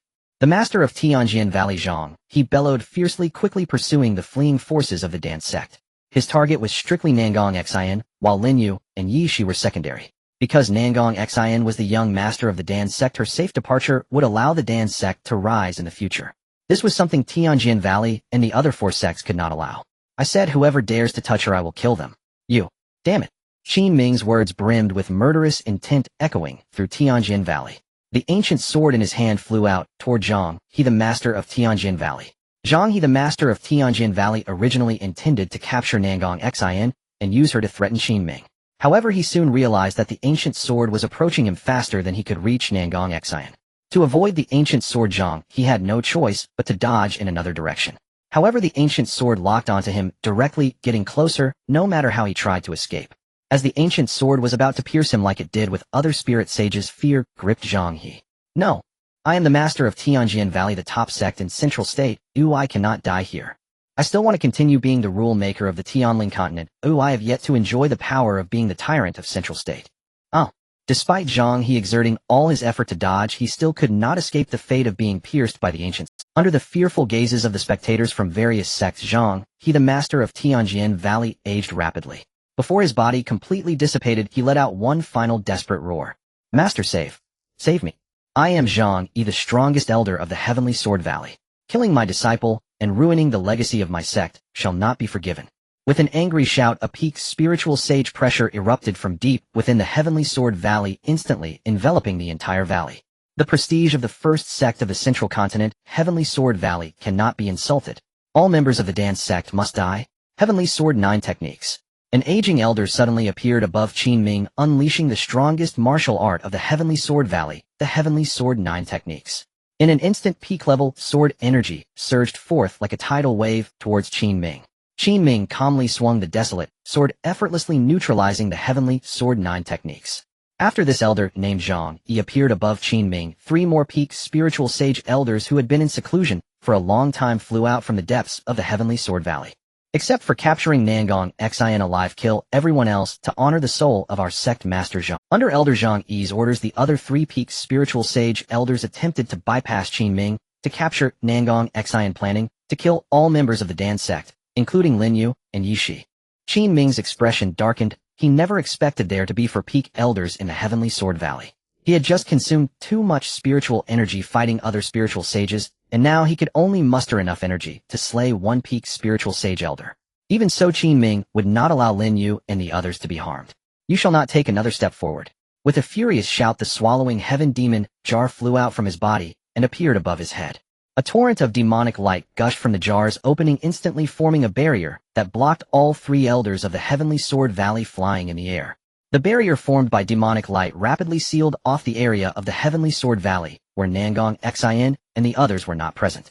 In just a moment, the valley was divided into 2 parts by the demonic light spewing from the swallowing heaven demon jar.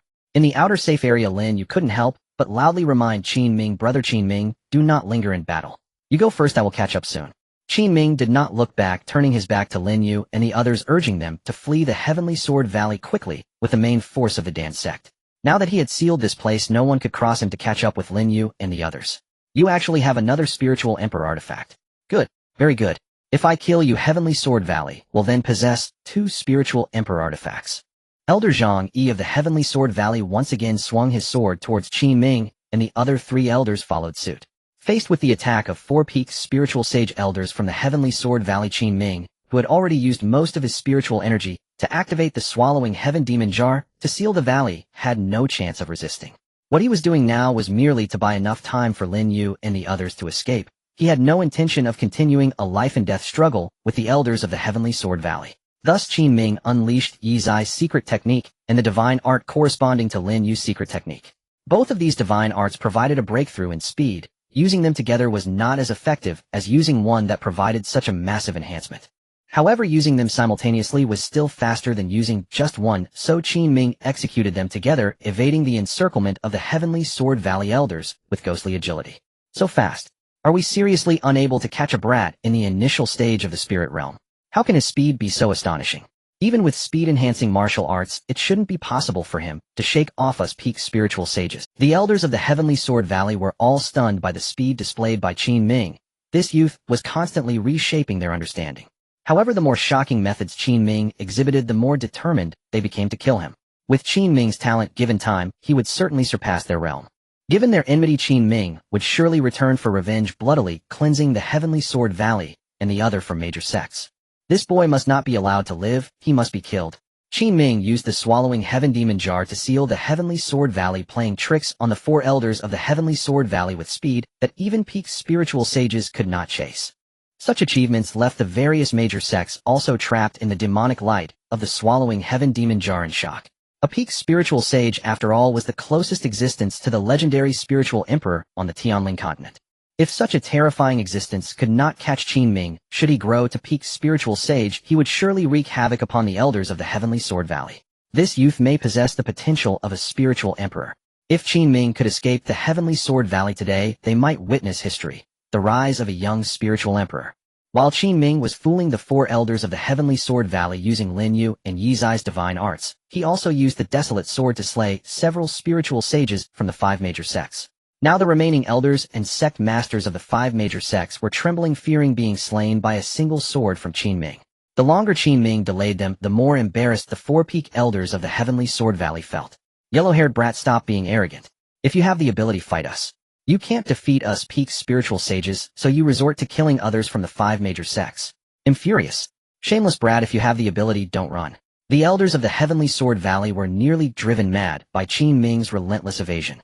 Qin Ming ignored the impotent rage of the Heavenly Sword Valley elders, silently calculating the time and estimating where Lin Yu and the others had escaped to. When he felt he had delayed long enough and had enough spiritual energy to support his escape, Qin Ming halted his dreamlike swift movements. Can you finally not run anymore? Die. Blood for blood. I will hang your head on a flag to honor the soul of our sect master Hmph. After killing him, we will move on to the Dan sect, eradicating them completely, to relieve my hatred. The elders of the Heavenly Sword Valley, seeing Qin Ming suddenly stop running, all coldly smiled, and charged at him intent on slaying him. Little did they know Qin Ming still had a bit of spiritual energy left, enough to activate a celestial artifact to slay a peak spiritual sage. Qin Ming focused on the foremost Zhang Yi, who was the master uncle of the sect master Hmph. Let him send their disciple to reunite in the underworld. Taking out the pills gifted to him by Nangong Xian, Qin Ming consumed several to temporarily boost his combat power. As he continuously consumed the pills, the spiritual energy around him surged at an unbelievable speed, making it hard for the Heavenly Sword Valley elders to believe. Qin Ming's eyes sparkled with celestial light as he consumed different combat-enhancing pills. The desolate sword in his hand erupted with even more powerful desolate sword energy, suddenly slashing towards Zhang Yi. Boom. The desolate sword energy, capable of shattering peak spiritual sages, instantly cleaved Elder Zhang Yi of the Heavenly Sword Valley in two, reducing his already fragile body to ashes. Due to the rapid demise, Zhang Yi did not even have time to let out a scream before dissipating into smoke, leaving this world forever. The desolate sword energy also carved a massive chasm across the entire Heavenly Sword Valley.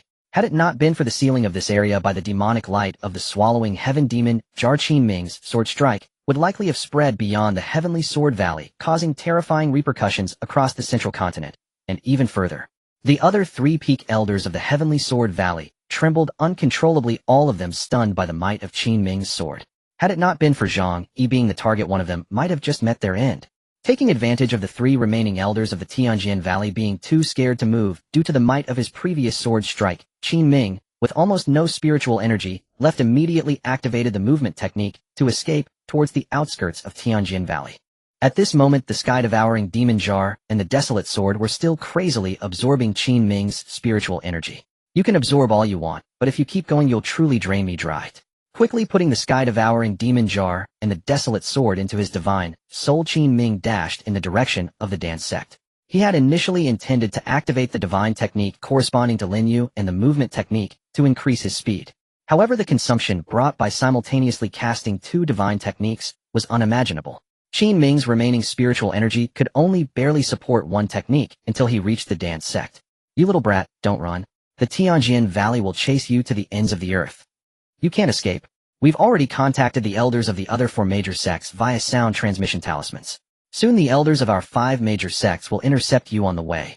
Hearing the furious shouts from behind, Qin Ming realized that the remaining 3 elders of Tianjin Valley were in pursuit. They had figured out that he could no longer activate any immortal artifacts, and would certainly not let him escape so easily. Qin Ming also heard some bad news. Other elders from the 4 major sects would soon arrive. He recalled that Nan Gongxin had mentioned that the strongest elders of the top 3 sects were at the peak of Spirit Saint. The strongest elders of the bottom 2 sects were also in the late stage of Spirit Saint. Now, with his scant spiritual energy, he could not activate any immortal artifacts, making the journey back to the Dan sect extremely perilous. Moreover, now that he was only using the movement technique, his speed could at best match that of the peak Spirit Saints. Even so, Qin Ming refrained from forcefully activating the divine technique corresponding to Lin Yu and the movement technique. He retrieved a pill to restore spiritual energy from his divine soul, in advance planning to use it in case of an emergency. However, he wondered if taking another restoring pill while using an immortal artifact would be too much for his early-stage spiritual body to handle. He could already feel his body reaching its limit, fearing that if he forced the activation of the immortal artifact one more time, he might split apart. During his escape, Qin Ming quickly encountered the blockade set by the elders of the other 4 major sects. The elders of the top 3 sects were all at the peak of Spirit Saint, and the elders of the bottom 2 sects were also in the late stage of Spirit Saint. Several times Qin Ming barely managed to evade capture. Stop running, you brat. Quickly hand over the Spirit Emperor artifact. I want to see where else you can escape. Yet ultimately Qin Ming was blocked by the newly arrived elders of the 5 major sects. He was now caught in a dilemma. Continuing to use the immortal artifact would cause his body to fracture, while not using it would lead to his death. Qin Ming decisively chose the former, swallowing the restoring pill and forcing the activation of the Bronze Immortal Palace. The decaying, ruined aura of the bronze immortal palace loomed above Qin Ming's head. The nearby elders of the 5 major sects, merely coming into contact with the decayed aura of the bronze immortal palace, began to sprout ominous red hairs. It seemed as if some incomprehensible creature had set its sights on them, gnawing at their bodies. Another Spirit Emperor artifact. What is this thing? Why do I have red hairs growing on me? The areas where the red hairs grew are starting to rot. Quickly cut away the parts with the red hairs, or that decaying aura will spread all over. One elder had already noticed that the red hairs would spread throughout his body. He decisively cut away the decaying flesh and blood and distanced himself from Qin Ming's bronze immortal palace. The other elders of the 5 major sects, alerted by his warning, quickly dispersed, not daring to hinder Qin. Although the bronze immortal palace caused the surrounding elders of the 5 major sects to sprout ominous red hairs, Qin Ming did not linger for a fight, but decisively fled the scene. During his escape, Qin Ming had already retracted the bronze immortal palace, but having used an immortal artifact for the 3rd time today, his body began to fracture.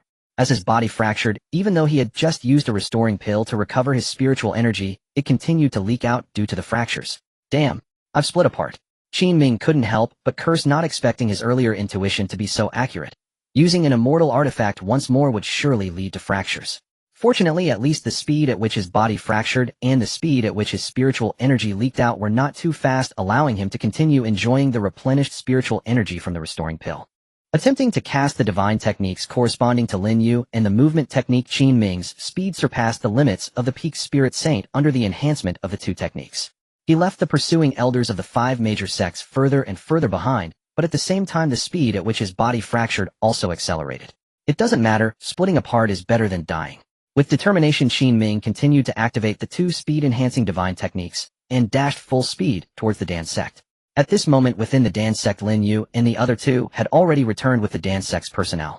Upon returning to the Dan sect, Nan Gongxin communicated with her master, the sect leader, and along with Lin Yu and Yishi began setting up a sword formation that could cover the entire Dan sect. Although it could not unleash the full celestial might of the sword formation like in the vast world, it was more than sufficient to fend off the spirit saints of this low martial world. Done.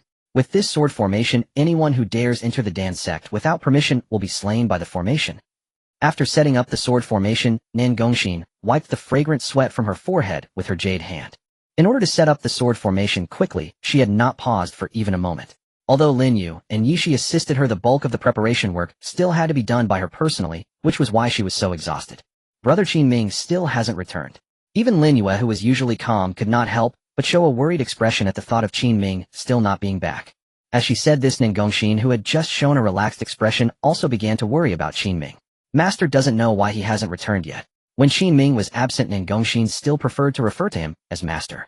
The usually lively Yishi was also influenced. If he doesn't come back soon, I want to go look for him.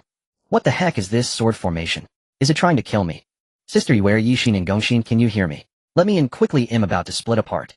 Unknowingly, perhaps due to their longing for Qin Ming, just as they were worried about why he hadn't returned, they heard Qin Ming's loud shout, infused with spiritual energy.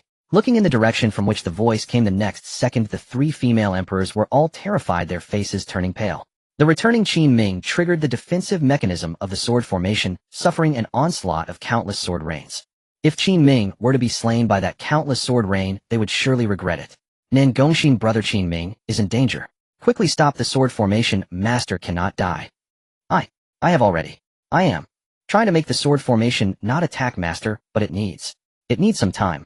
Meanwhile, deep within the sword rain of the sword formation, Qin Ming was going crazy. He had finally returned, while barely holding his fracturing body, only to encounter this situation. This sword rain was clearly not an ordinary object. It must have been a defensive array hastily set up by Lin Yu and the others. He truly wanted to curse. They set up a defensive array without even considering to recognize him in advance. What a bunch of useless teammates. Always causing friendly fire. If he were to die under this sword rain, they would be committing murder against their own husband. His body was still fracturing, and now Qin Ming's form resembled a statue on the verge of shattering, covered in cracks. At this moment, he had to endure the onslaught of the sword rain from the extermination sword formation. The fracturing body was continuously leaking spiritual power.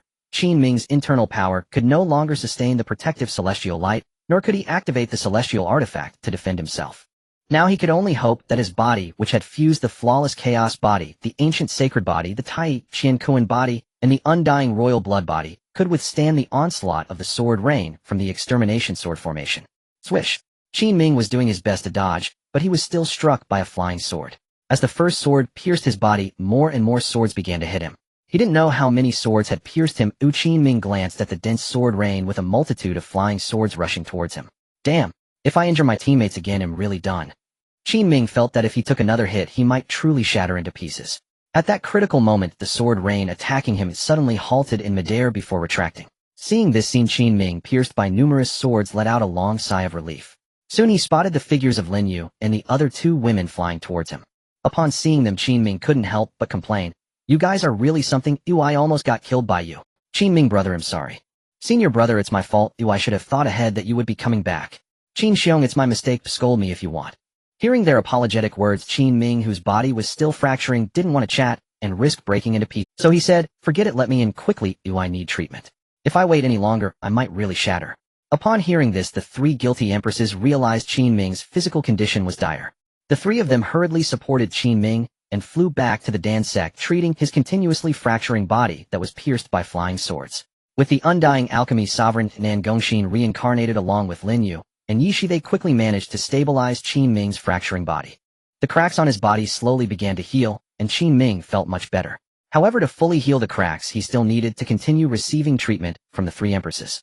Brother Qin Ming, do you feel any better? Hearing Lin Yu's concerned words, Qin Ming replied, much better, few. Several times on the way I thought I was going to shatter, but thankfully I held on. Brother Qin Ming, you used the celestial artifact 3 times, didn't you? Lin Yu understood her innate celestial artifact, and guessed why Qin Ming's body was fracturing based on his symptoms. Qin Ming did not hide it. Yes, I had no choice. The grand elders of the 5 major sects all gathered to intercept me, and I had to activate it for the 3rd time. Nan Gongxin thought of something. If Brother Qin wants to activate it for the 3rd time, he must have consumed the 2nd recovery pill for spiritual power. Yes, otherwise I wouldn't have enough spiritual power to use it. Hearing Qin Ming's confirmation, she said with concern, Senior brother, you're doing this to cover for us. If we could also activate the celestial artifact, you wouldn't have to. Nan Gongxin added with guilt. And you were also injured by my extermination sword formation when you came back. Seeing them all feeling guilty, Qin Ming felt uncomfortable blaming them for the earlier mishap. Alright, let's not talk about the earlier injuries. Oh, just focus on treating me, don't stop. With Qin Ming's reminder, the 3 empresses snapped out of their self-reproach. Healing the cracks on Qin Ming's body was the most important thing right now. The 3 continued to provide treatment, ensuring he could recover as soon as possible. Qin Xiong, take this pill. It will accelerate the healing of your cracks under our treatment. Nan Gongxin promptly took out a pill from her spiritual essence. The reason she hadn't taken it out earlier was that Qin Ming's body was fracturing too severely, and he couldn't fully absorb the pill's effects. Noticing that Qin Ming's hands couldn't move, Nan Gongxin quickly said, Qin Xiong, open your mouth, it'll feed you. Okay. After taking the pill that Nan Gongxin fed him, Qin Ming could clearly feel that the speed of their healing had increased. After another period of treatment from the 3 empresses, all the cracks on Qin Ming's body finally healed completely. Phew. I'm finally restored. The cracks on his body had healed, but Qin Ming's spiritual power had yet to fully recover. He had already consumed 2 recovery pills, and the best method at this stage was still to rely on his own slow recovery rather than continuing to depend on pills. Nan Gongxin also said, Qin Xiong, your body has reached its limit. You can't take any more pills. Just rest well. With the extermination sword formation in place, no matter how many spiritual saints there are, they won't be able to break through. Yes, I know. Let me recover my spiritual power slowly. Qin Ming nodded. He was well aware that he had. Lin Yu suggested, Brother Qin Ming, you worked hard to hold back and protect us earlier. Let me help you to bed to rest. Qin Ming nodded just as he was about to go to his room to rest under Lin Yu's support when he heard an angry roar from outside the Dan sect. Listen up, people of the Dan sect. You have committed grave offenses by cheating at the Central State Conference and killing so many spiritual saints from the 5 major sects. You have committed unforgivable crimes. We, the 5 major sects, hereby declare that in order to uphold the righteous order of the Central State today, we will eliminate the Dan sect, the tumor of the Central State, and seek justice for the sect masters and elders who died in battle. I, the Tianjin Valley, declare war on the Dan sect. I, the Qingye sect, declare war on the Dan sect. I, the Xuanji sect, declare war on the Dan sect. I, the Jiuhuang sword sect, declare war on the Dan sect. I, the Qixin sword sect, declare war on the Dan sect. All members of the 5 major sects heed my command, attack the hypocritical Dan sect, and restore a clear world to the Central State. Upon hearing the declaration of the 5 major sects attacking the Dan sect, Qin Ming instantly lost the desire to sleep. Lin Yu, seeing that Qin Ming had stopped, asked in confusion as she tried to help him rest, Brother Qin Ming, why aren't you leaving? Qin Ming replied, not sleeping for now. Didn't you hear that the 5 major sects are going to attack the Dan sect? Hearing Qin Ming's words, Lin Yu thought he was about to go out to shoulder the responsibility again. To let him rest assured, Lin Yu said, "Don't worry, with Nan Gongsun's extermination sword formation, they won't be able to break in no matter how many of them there are. Just take a good rest." Qin Ming understood that Lin Yu was worried he would force himself to fight, damaging his still-recovering body. However, he did not intend to fight. He wanted to witness the extermination sword formation in action, turning the members of the 5 major sects into a sieve. Having experienced the terror of the extermination sword formation when he was mistakenly injured earlier, he certainly wanted to see others experience its power. He couldn't be the only one getting hurt. At least let him enjoy it a little. With this thought in mind, Qin Ming said, "You better let me watch the extermination sword formation's power before I go back to rest." His words moved Lin Yu. She thought he was worried about not seeing the extermination sword formation hold off the attack of the 5 major sects, making him uneasy about their safety. Lin Yu was on the verge of tears. Yi Shi and Nan Gongxin also mistakenly believed Qin Ming felt this way, and they were all deeply moved. Because of Qin Ming's unintentional words, the 3 self-touching empresses became even more determined to protect his peace for a lifetime. Kill. With the order from the Grand Elder of Tianjin Valley, all the sect leaders and Grand Elders from the 5 major sects launched an assault on the Dan sect. At every direction of the Dan sect's territory, there was at least one Grand Elder from the 5 major sects completely surrounding the Dan sect. Faced with such a siege, the peaks within the Dan sect were already filled with disciples and elders. They had heard the Dan sect's leader mention that defensive formations were already set up, but whether they could withstand the 5 major sects still filled them with worry. Once the defensive formation was breached, the Dan sect would not stand a chance against the 5 major sects. At this moment, one of the Grand Elders from the 5 major sects had already charged into the range of the Zhuxian sword formation. The defense mechanism of the Zhuxian sword formation was triggered, and in an instant a torrent of sword rain surged from all directions, completely enveloping the Grand Elder in a storm of blades. This scene caused the Grand Elder's expression to change dramatically. Not good, there's a defensive formation. But soon other Grand Elders from the 5 major sects looked down on the Zhuxian sword formation. What are we afraid of? With so many spirit saints among us, at least in the late stage, breaking a Dan sect formation is a piece of cake. Charge in and break this formation. Quickly, all the Grand Elders calmed down and flew into the Dan sect. They soon encountered the sword rain of the Zhuxian sword formation. Don't panic, let's all unleash our strongest martial techniques to break this formation. The Grand Elders from the 5 major sects were very confident. They each displayed their most powerful techniques, joining forces with the intent to break the Zhuxian sword formation set by Nangong Xian. The ground-shaking, earth-level martial techniques were unleashed by these latest-stage spirit saints, simultaneously releasing a terrifying aura above the Dan sect's periphery. The earth trembled, and other residents of the central continent nearby were drawn to the spectacle. However, no matter how dazzling and powerful the martial techniques of the Grand Elders were, they still failed to shake the sword rain of the Zhuxian sword formation. The sword rain of the Zhuxian sword formation crashed through their defenses like a hot knife through butter as the overwhelming martial pressure that shook the entire central continent crumbled rapidly. How is this possible? Our combined power of spirit saint martial techniques can't break this formation, and we are being defeated by the sword rain of this formation. Damn, we were deceived. Which idiot just said we could easily break this formation? This is going to get us all killed. It's pointless to complain now. Let's exert all our strength to withstand the sword rain. I refuse to believe that the sword rain can harm me after the power of the previous martial techniques has been weakened. Whoosh whoosh whoosh. Just as a Grand Elder finished declaring that the sword rain could not harm him, the sword rain of the Zhuxian sword formation easily shattered his spirit saint-level protective aura. In an instant, he was shot to pieces by the sword rain, losing all signs of life and plummeting from the sky. Meanwhile, other Grand Elders from the 5 major sects were also struck down by the sword rain of the Zhuxian sword formation. I feel so resentful. I never expected to meet my end here, tricked by the Dan sect. I can't die here, I am the leader of the Xuanji sect. If I die, the Qingye sect will have no leader. If I, the leader, and all the Grand Elders of the Qishuan sword sect perish here, the 5 major sects will be unstable. This battle will lead to the downfall of the Jiuhuang sword sect. I won't accept this. One by one, the spirit saints of the 5 major sects fell under the Zhuxian sword formation, leaving everyone, including the leader of the Dan sect, stunned. But soon as they realized that the 5 major sects would no longer pose a threat to them, the members of the Dan sect became invigorated, their eyes filled with hope for the future of the Dan sect. Today's battle will mark the rise of the Dan sect. Without the threat of the 5 major sects, and with the Zhuxian sword formation, the Dan sect can surely establish a brand new era under the leadership of the young master Nangong Xian. Everyone in the central continent was stunned by the sight of the Zhuxian sword formation slaying the spirit saints of the 5 major sects. They only dared to watch from a distance, not daring to approach. At first they felt some sympathy for the dance sect. It was hard to come by a peerless genius like Nangong Xian only to be oppressed by the 5 major sects with false accusations. But they did not expect that the Zhuxian sword formation from the dance sect could withstand the attacks of the Grand Elders from the 5 major sects, and even counterattack.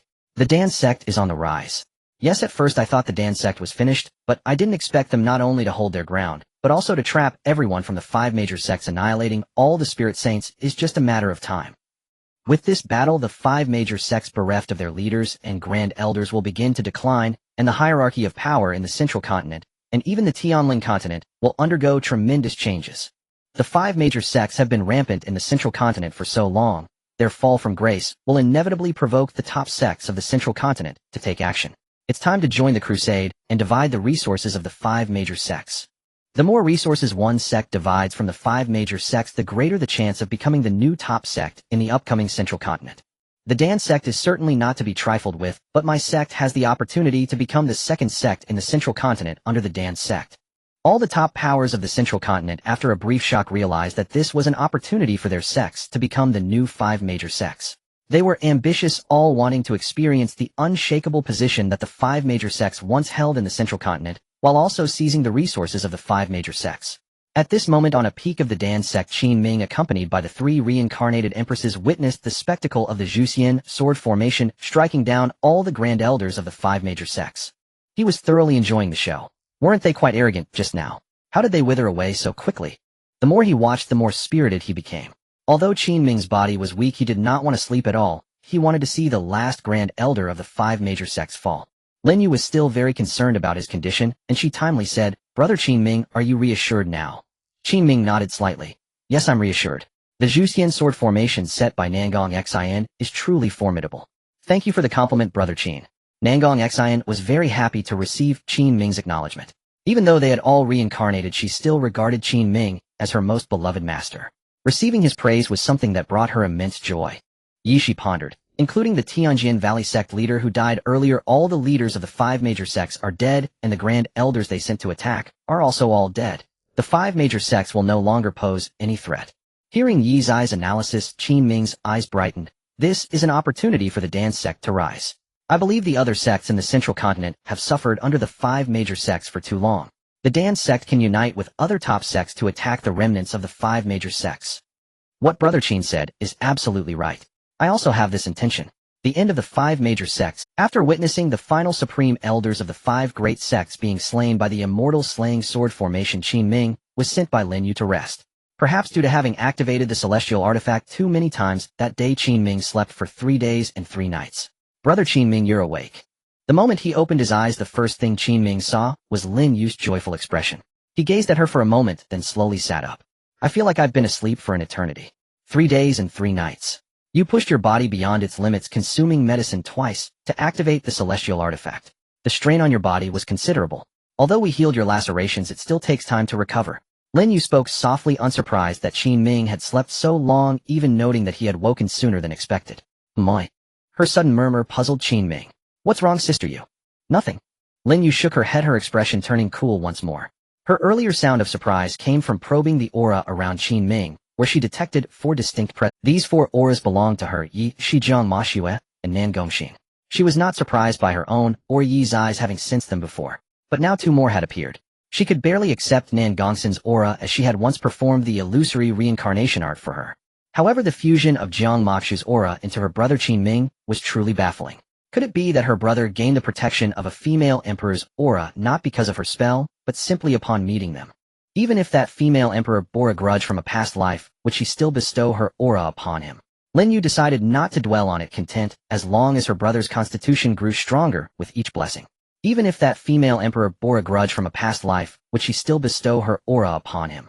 Lin Yu decided not to dwell on it, content as long as her brother's constitution grew Yes, an outer disciple from the alchemy sect just delivered meals. You woke up just in time. As she spoke, Lin Yu fetched the food for Qin Ming. While enjoying the long-missed meal, Qin Ming noticed that Yi Shi and Nan Gongxin were absent. He asked, "Sister Yue, where are Yi Shi and Nan Gongxin?" "Jiang Mashua visited the alchemy sect recently and invited us to the Jiang clan." Yi Shi went there. Nan Gongxin joined the allied forces from the major sects of the Central Continent to hunt down remnants of the 5 great sects. She accompanied her master, the alchemy sect leader, who commands the expedition. She's not here either. Hearing Lin Yu's reply, Qin Ming looked at her. Why didn't you go with Yi Shi to the Jiang clan? Lin Yu glanced at him. If I went, who would take care of you, brother Qin Ming? Sister Yu cares for me the most, haha. Qin Ming laughed and wolfed down his meal. After eating fully recovered, he and Lin Yu strolled through the alchemy sect grounds. Qin Ming was now a celebrity in the central continent. Disciples and elders greeted him warmly. In their eyes, though he was only at the early spirit sect realm, he was the strongest in the central continent. Even a peak spirit saint was no match for him at full strength. Truly no one dared to challenge him here. Most importantly, Qin Ming shared an excellent bond with their young mistress Nengongxin. Though not a member of the alchemy sect, he was a loyal friend who stood by them in times of danger. Having such a youthful spirit emperor in their sect elevated the alchemy sect's potential to rival hidden families. The sect leader had decreed that Qin Ming be treated with the highest ceremony, like the young mistress herself. Among gossipy young disciples, rumors circulated about a possible union between Qin Ming and Nengongxin, a match made in heaven. Unaware of these rumors, Qin Ming asked Lin Yu during their walk, Sister Yue, which sect are the allied forces attacking now? Only the Heavenly Sword Valley remains the strongest. They've set up a formation, and Nengongxin went to study how to break it. Surprised, Qin Ming said, Nengongxin knows formations. Of course, brother Qin Ming. Have you forgotten she designed the immortal slaying sword formation? She excels in alchemy, artifact forging, and formations. Qin Ming marveled. She's quite versatile. Lin Yu agreed. Indeed. Among us, she's learned the most. I'm the one who loves collecting treasures. Catching her odd phrasing, Qin Ming frowned. Among you. Realizing she had slipped, Lin Yu quickly covered up, as it wasn't yet time to tell Qin Ming about the greater world. I mean me, Yi Shi, Nengongxin, and Jiang Mashua. In truth, she referred to the 10 female emperors of the greater world. Qin Ming didn't think much of it. After a while, he felt a sudden urge to visit the Heavenly Sword Valley. Sister Yue, I want to go there. Lin Yu looked at him. Are you worried about Nengongxin? Qin Ming shook his head. Not entirely. I just want to see. If something goes wrong, I can use your celestial artifact as a fallback. Since Qin Ming wanted to go, Lin Yu wouldn't stop him. Then let's go together, brother Qin Ming. Meanwhile, the Heavenly Sword Valley was in ruins. With Nengongxin easily dismantling the valley's formation, the allied forces had breached the valley, slaughtering its members. Though the valley still had ordinary spirit saint elders, without its sect leader and supreme elders, it couldn't withstand the allied army. Our Heavenly Sword Valley is doomed. We've dominated the central continent and the Tianling continent for so long, only to meet this end.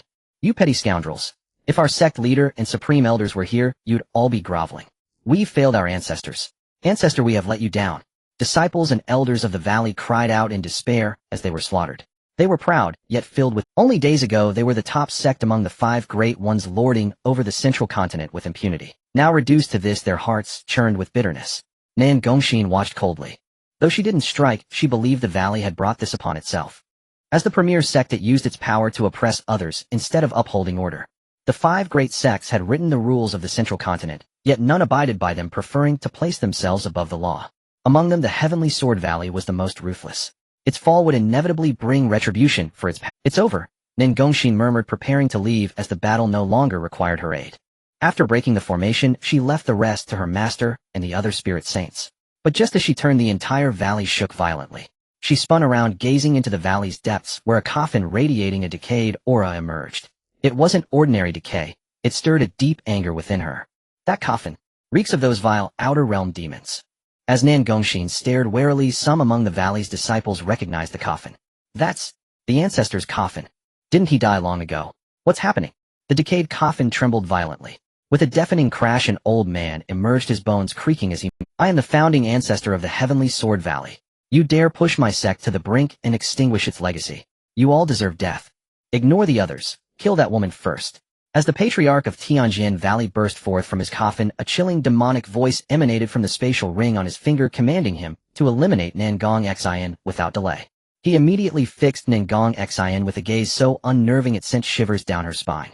Though only 16 years old, she had already attained the initial realm of Spirit Master. Yet such cultivation was still insufficient to earn his regard. His paramount concern now was preserving the disciples and successors of Tianjin Valley. Had it not been for this sacred duty, to safeguard the lineage from extinction, he would never have emerged from his coffin, having lingered in suspended decay solely to prolong his fading existence.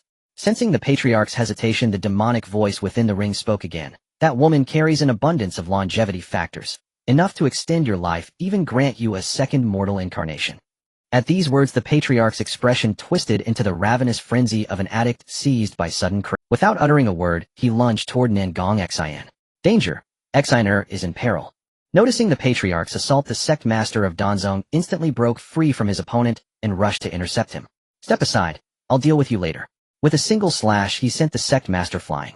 Then sword in hand, he charged toward Nangong Xine, each step echoing with the brittle, grinding crackle of bones on the verge of disintegration. This was the hallmark of one whose lifespan had nearly expired, clinging to life through desperate, unnatural means. Yet this was not what ignited Nangong Xine's fury. What truly incensed her was the patriarch's pact with the extraplanar demon lords of the outer realms, a foul decaying stench she could detect from afar, unmistakably alien and corrupt. As a native of the grand cosmos, the 9 heavens and 10 realms, even those dwelling in lower martial realms were forbidden from trafficking with such entities. Such treachery endangered far more than a single low-tier plane. It risked seeping like poison into the grand cosmos itself. It was precisely for this reason that Nangong Xian, despite the grave cost to the grand cosmos' strongest warriors, had personally sealed away the 10 fallen immortal sovereigns who betrayed their realm. If even immortal sovereigns could not contain the catastrophic fallout of such pacts, how much less could a mere spirit saint from a low-tier martial world? Die! Brandishing his treasure sword, the patriarch unleashed Tianjian Valley's supreme technique, the 9 heaven sword art, against Nangong Xian. Yet this ancient art was now tainted with a miasma of decay, its power surging beyond the limits of low-tier martial techniques, barely ascending to the rank of divine sorcery. Should this strike land, Nangong Xian would perish utterly, her rebirth stripped of both immortal sovereign heritage and innate celestial talent. Her next life might yield but a mediocre cultivator, or worse, an ordinary mortal devoid of any spiritual affinity. For the grand cosmos poised for its ultimate war against the outer demon lords, such a loss would be catastrophic. Boom. Nangong Xian's body was cleaved in two by the 9 heaven sword art. At once the demonic voice within the patriarch's ring erupted in maniacal laughter. So this is how a grand cosmos immortal sovereign reincarnates. Helpless before me until she ascends beyond her infant cultivation. What a pitiful spectacle. Behold, my lord, your servant has eradicated a dire enemy of our realm. Grant me the greatest reward upon my return. The patriarch heard only the demon's triumphant cackle, not its inner thoughts. Having split Nangong Xian in two, he moved to absorb her longevity factors. Yet behind him, Nangong Xian's voice rang out cold and unyielding. Is servitude to the outer demon lords truly so comfortable? Her words pierced his deepest secret. Instinctively, he swept his blade sideways in a furious arc. Nangong Xian was severed once more. Yet from another direction her voice echoed again. You crave those longevity factors, don't you? Struck raw once more, the patriarch's face contorted into grotesque rage as he surged forward. While dismantling Tianjian Valley's formation array, I sensed residual demonic aura, an abomination from the outer realms. You, a denizen of this low-tier martial world beneath the grand cosmos, have dared conspire with them merely to cling to life. Silence. A mere girl of 15 dares lecture me on my affairs. Another slash shattered Nangong Xian's illusion. Humiliated and enraged, the patriarch roared. Foolish. Do you truly believe the longevity factors they granted you are pure? No traitor of the 9 heavens and 10 realms who traffics with demons shall escape my judgment. Heavenly Gang, an earthly Sha, demon-subduing formation activate. From yet another angle, Nangong Xian reappeared. Her icy command triggering the valley's formation array, now subtly reforged under her will. It was no longer Tianjian Valley's array, but her own Heavenly Gang, an earthly Sha, demon-subduing formation. Instantly, chains forged from cosmic order surged from all directions, binding the patriarch in unbreakable shackles.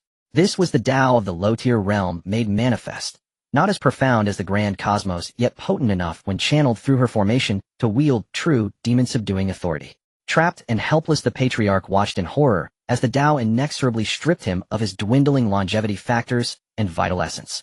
I amassed these fragments of longevity with such agony. You cannot take them from me.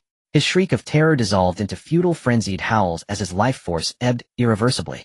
As his vitality drained, his frail, creaking body exuded an increasingly nauseating stench of rot, decay so profound it defied mortality. The sight struck terror into every soul within Tianjian Valley. Beyond the cryptic exchange between Nangong Xian and the patriarch, his deranged demeanor and that unnatural putrid odor alone evoked visceral dread. It was the primal fear of confronting something profane, something that ought never exist. Though the patriarch, now exposed as a demon-packed traitor, had been subdued, Nangong Xian remained vigilant. Her true adversary loomed behind him, the outer demon lord himself. She had ensnared him through cunning manipulation of the formation, not raw strength. In open combat, she could barely contend with a spirit sovereign. Worthless fool, I must intervene myself. A demonic resonance thundered across Tianjin Valley, instantly rupturing the internal organs of everyone present, including Ningong Xian, causing them to spew blood. No, grant me one more chance. You cannot seize my body, ARGH. Though residual vitality still pulsed within him, his body withered at terrifying speed, racked by convulsive spasms of final dissolution. Ashen smoke, signifying the annihilation of soul, rose from his crumbling form. In an instant he was utterly irrevocably dead.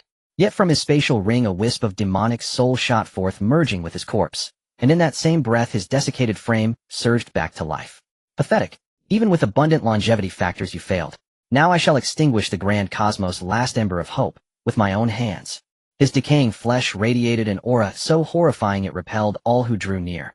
Yet under that infernal power his body rejuvenated, wrinkles vanished, stooped posture straightened, and aged flesh hardened into youthful vigor.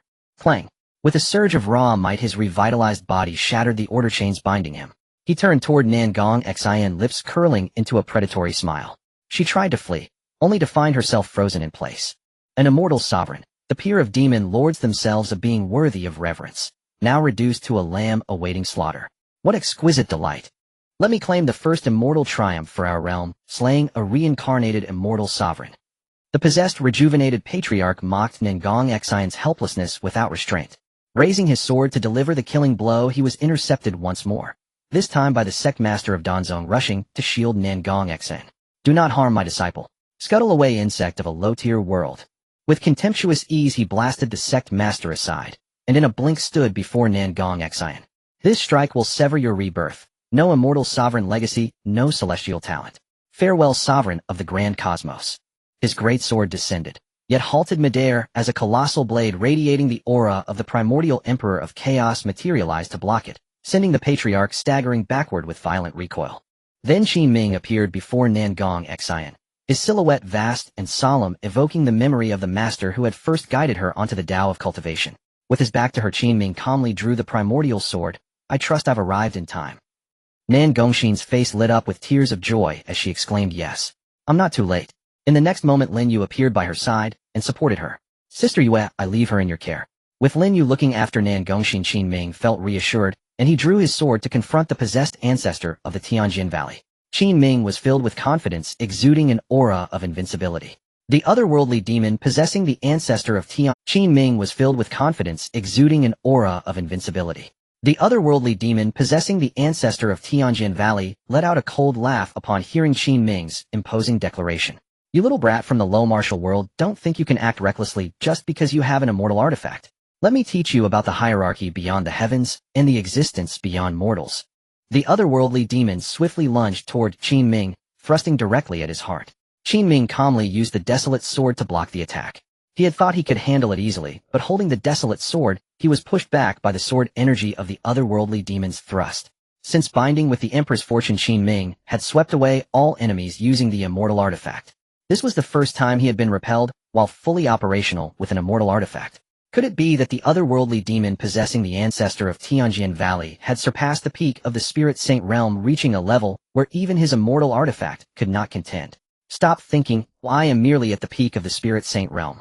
The otherworldly demon saw through Qin Ming's thoughts and appeared behind him, striking with a decaying sword energy. Qin Ming hurriedly defended himself, once again being pushed back by the otherworldly demon's sword energy.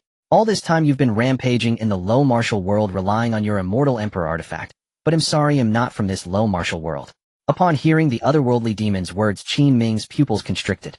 He had thought the otherworldly demon was just another inhabitant of this low martial world, as Lin Yu had warned him to be cautious. Hearing the other party reveal his thoughts, and that he wasn't from the low martial world, Qin Ming instantly understood why Lin Yu had advised him to be careful. This being had techniques that far exceeded those of high-grade martial arts. The ants of the low martial world will always be ants, thinking they can become invincible by obtaining immortal artifacts. Little do they know that your immortal emperor was shattered and reincarnated by my kind. In the midst of battling the otherworldly demon, Qin Ming was confronted with a shocking secret he had been unaware of, completely overturning his worldview. The immortal emperor, a supreme existence in the grand world. Lin Yu and the others were actually shattered and reincarnated by the kin of this otherworldly demon. What was the origin of this otherworldly demon? As he delved into territories he had never encountered before, Qin Ming found himself in a state of confusion. In the depths of darkness it seemed as if a pair of eyes opened, fixating on him. Those eyes conveyed endless thirst and greedy desire glaring down at his frailty. Brother Qin, he is using the sound of the demon to intentionally distract you. Quickly use the immortal light to protect your soul, and pour all your strength into the immortal artifact. You can still battle him. Nan Gongxin's reminder pulled Qin Ming back from the abyss of darkness, and he immediately regained clarity, swinging his sword to send the otherworldly demon flying. The otherworldly demon being knocked back cast an angry glare at the talkative Nan Gongxin. He had almost killed Qin Ming. If it came to a direct confrontation, he truly was not Qin Ming's opponent. Even if this low-tier otherworldly demon possessed techniques superior to those of the low martial world's Tianjia, it would still not hold the power of an immortal emperor's techniques. Not to mention contending against immortal artifacts that represented the Tao and laws of the immortal emperor. His only advantage was to use the sound of the demon to confuse Qin Ming, seizing the opportunity to kill him. The longer he dragged it out, the more unfavorable it became for him. Now that his only advantage was revealed by Nan Gongxin, the otherworldly demon decided to first capture Nan Gongxin and Lin Yu to force Qin Ming to submit. Qin Ming also noticed the otherworldly demon's intention to capture Lin Yu and Nan Gongxin, and he immediately activated the movement technique, blocking the otherworldly demon in an instant. Your opponent is me. Boom. One sword strike knocked the otherworldly demon down. Qin Ming did not give him a chance to catch his breath, and swung the desolate sword to pursue the plummeting otherworldly demon. Zila. Under Yi Tian's control, the desolate sword pierced through the body of the possessed ancestor of Tianjin Valley, causing the otherworldly demon to emit a piercing shriek. You cannot kill me, foolish ant of the low martial world. The close-range sonic attack of the shriek shook Qin Ming's soul, but he still thrust the desolate sword through the otherworldly demon, plummeting at an ever-increasing speed. Feeling his life force being drained by the desolate sword imbued with the aura of the desolate heavenly emperor, the otherworldly demon coughed up blood repeatedly. There's no choice. It seems I must use that move. Under Qin Ming's incredulous gaze, blood from the disciples and elders of Tianjin Valley surged from all directions. The valley echoed with the heart-wrenching wails of its disciples and elders. Ancestor, what are you doing? I don't want to die. Ancestor, don't kill me. Someone save me, the ancestor has gone mad. Hearing the cries, Qin Ming said solemnly, what are you doing? Since they are to be exterminated by you, why not let them contribute before dying? Do you think the Tianjin 9 styles of their ancestor came from nowhere? I taught their ancestor that, and I secretly tampered with it. Now it's time to pay back the debt. The otherworldly demon was struck into the chasm Qin Ming had carved days earlier, yet he laughed maniacally. Absorbing the life force of all the disciples and elders of Tianjin Valley, even though his body was pierced by the desolate sword, the otherworldly demon's power continued to rise. Feel the power that makes even your low martial world tremble, insignificant ants. Qin Ming was not intimidated by the rapidly escalating power of the otherworldly demon. He continued to grip the desolate sword tightly. Finished talking. If you're done talking, time to send you on your way. The character's secret technique and Lin Yu's power-enhancing divine art activated simultaneously, causing Qin Ming's strength to surge in an instant, even more terrifyingly than that of the otherworldly demon. Had it not been for the fact that the power-enhancing pills Nan Gongxin had given him were all consumed, he would have wanted to take another of Nan Gongxin's immortal emperor pills. Seeing that Qin Ming could also enhance his strength, and even faster and stronger than him, the otherworldly demon's arrogant smile gradually froze. How is this possible? You, a filthy brat from the low martial world, are lucky to have obtained an immortal artifact. How can you possess such a powerful strength-enhancing technique? Qin Ming did not respond, his expression cold, gazing at the otherworldly demon as one would at a dead fish. As his power soared, the desolate sword in his hand erupted with an even more terrifying immortal might, delivering a devastating blow to the otherworldly demon. Wait a moment, ant of the low martial world. I can teach you the secret techniques of my clan, which can easily shatter your immortal emperor. You little brat, why are you hitting harder? Damn it. I will kill you, ant. Brother. I will no longer call you an ant of the low martial world. I can really teach you the secret techniques of my clan. Grandfather. You are my grandfather. If this continues, I will really die, grandfather. I have a way to help you surpass the immortal emperor. The reason those 2 immortal emperors reincarnated is that they were shattered by the techniques of my clan. Don't you want to know what realm is above the immortal emperor? I can answer you. The otherworldly demon falling in the chasm howled for a long time, finally earning a brief moment of respite. What realm is above the immortal emperor? Hearing Qin Ming's question, he began to entertain the idea of trading with Qin Ming. Want to know? Then put away the immortal artifact in your hand. Qin Ming's attitude shifted. Then you might as well go die. The otherworldly demon instantly became obedient. Don't, grandfather. I will tell you that the realm above the immortal emperor is the sacrifice Tao realm that no one in your grand world has ever reached. The sacrifice Tao means to sacrifice the great Tao, which means that once you reach the sacrifice Tao realm, you can obliterate the heavenly Tao with a wave of your hand, easily, subduing the immortal emperor, who has comprehended all laws. The sacrifice Dao realm. Qin Ming murmured the realm reached after sacrificing the great Dao, a realm capable of annihilating even the immortal emperor. Is this the realm above the immortal emperor? Hearing Qin Ming's words filled with yearning, the otherworldly demon knew his chance for survival had come. What do you think? Isn't it tempting? Join my clan, and we can help you reach the sacrifice Dao realm that no one in the grand world has ever reached. You will become the first person in the grand world throughout history. At that time my clan will unify the grand world, and you will become the greatest contributor. It is indeed. Hearing Qin Ming express his temptation, the otherworldly demon had yet to continue persuading him when he felt the power of the desolate sword growing stronger again. Life force accelerated its ebb, and the otherworldly demon said in horror, "What are you doing? Don't you want to see what the higher sacrifice Dao realm looks like?" "Of course I do, but compared to trading with you otherworldly demons, I want to rely on myself to reach the top of the sacrifice Dao." Having learned that the realm above the immortal emperor was the sacrifice Dao realm, Qin Ming's eyes filled with killing intent, intending to eliminate the otherworldly demon, who no longer held any value for information. Foolish. You will only reincarnate along with those two immortal emperors. At most you can only be an immortal emperor. You will eventually reach a dead end. Ants will always be ants, unable to comprehend the greatness of my clan. My clan possesses a supreme existence even more terrifying than the sacrifice Dao. You will pay for your choice today. Is there a realm beyond the realm of ritual path? Qin Ming originally thought that the realm of ritual path was the ultimate realm of cultivation, but unexpectedly, before the foreign celestial demon perished, it revealed that there exists a supreme existence even more terrifying than the practitioners of the ritual path. Why didn't you say it earlier? If you had, I could have let you live a bit longer. Alas, I cannot know what the realm beyond the ritual path is called. Sighing, he felt frustrated for not knowing the name of the realm beyond the ritual path, and he blamed the foreign celestial demon for not speaking quickly enough. If the foreign celestial demon could hear him, it would probably be infuriated. "Brother Qin Ming, where are you? Are you okay, Qin Xiong?" The concerned voices of Lin Yu and Nangong Xin came from above. Qin Ming looked up and saw the two empresses surrounded by celestial light flying towards him. To ease their worries, Qin Ming immediately activated his celestial light to protect himself and responded, "I have already killed the foreign celestial demon, so there's no need to worry about me." He flew upwards and quickly met with Lin Yu and the other empress. The two empresses, seeing him approach, anxiously circled around him, checking to see if he was injured. Seeing them like this, Qin Ming felt somewhat helpless, but could only allow them to inspect his body. He knew that if he didn't let them check carefully, even if he wasn't injured, they would still think he was. It would be better to let them check thoroughly, and then return to the Dan sect to rest together.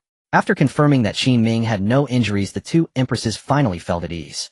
"It's good that you're fine. You scared me to death, Qin Xiong. Brother Qin Ming, let's go up together." Accompanied by the two empresses, Qin Ming returned to the ground. Inside the Sky Sword Valley, all major sects from the central state that participated in the siege looked at Qin Ming with awe. Now only the sect master of the Dan sect dared to approach and speak to him. "Little brother Qin, have you dealt with the ancestor of the Sky Sword Valley?" Facing the sect master's question, Qin Ming smiled and said, "Rest assured, sect master, I have slain it to the point that not even ashes remain. Thanks to your timely arrival, otherwise the young master of our Dan sect would have been in danger. On behalf of the entire Dan sect, I express my gratitude to you." "There's no need for such formality, sect master. Nangong Xin and I are good friends. Saving her is something I should do. Your excessive gratitude makes it seem distant." Qin Ming's words made the sect master even more grateful for his assistance.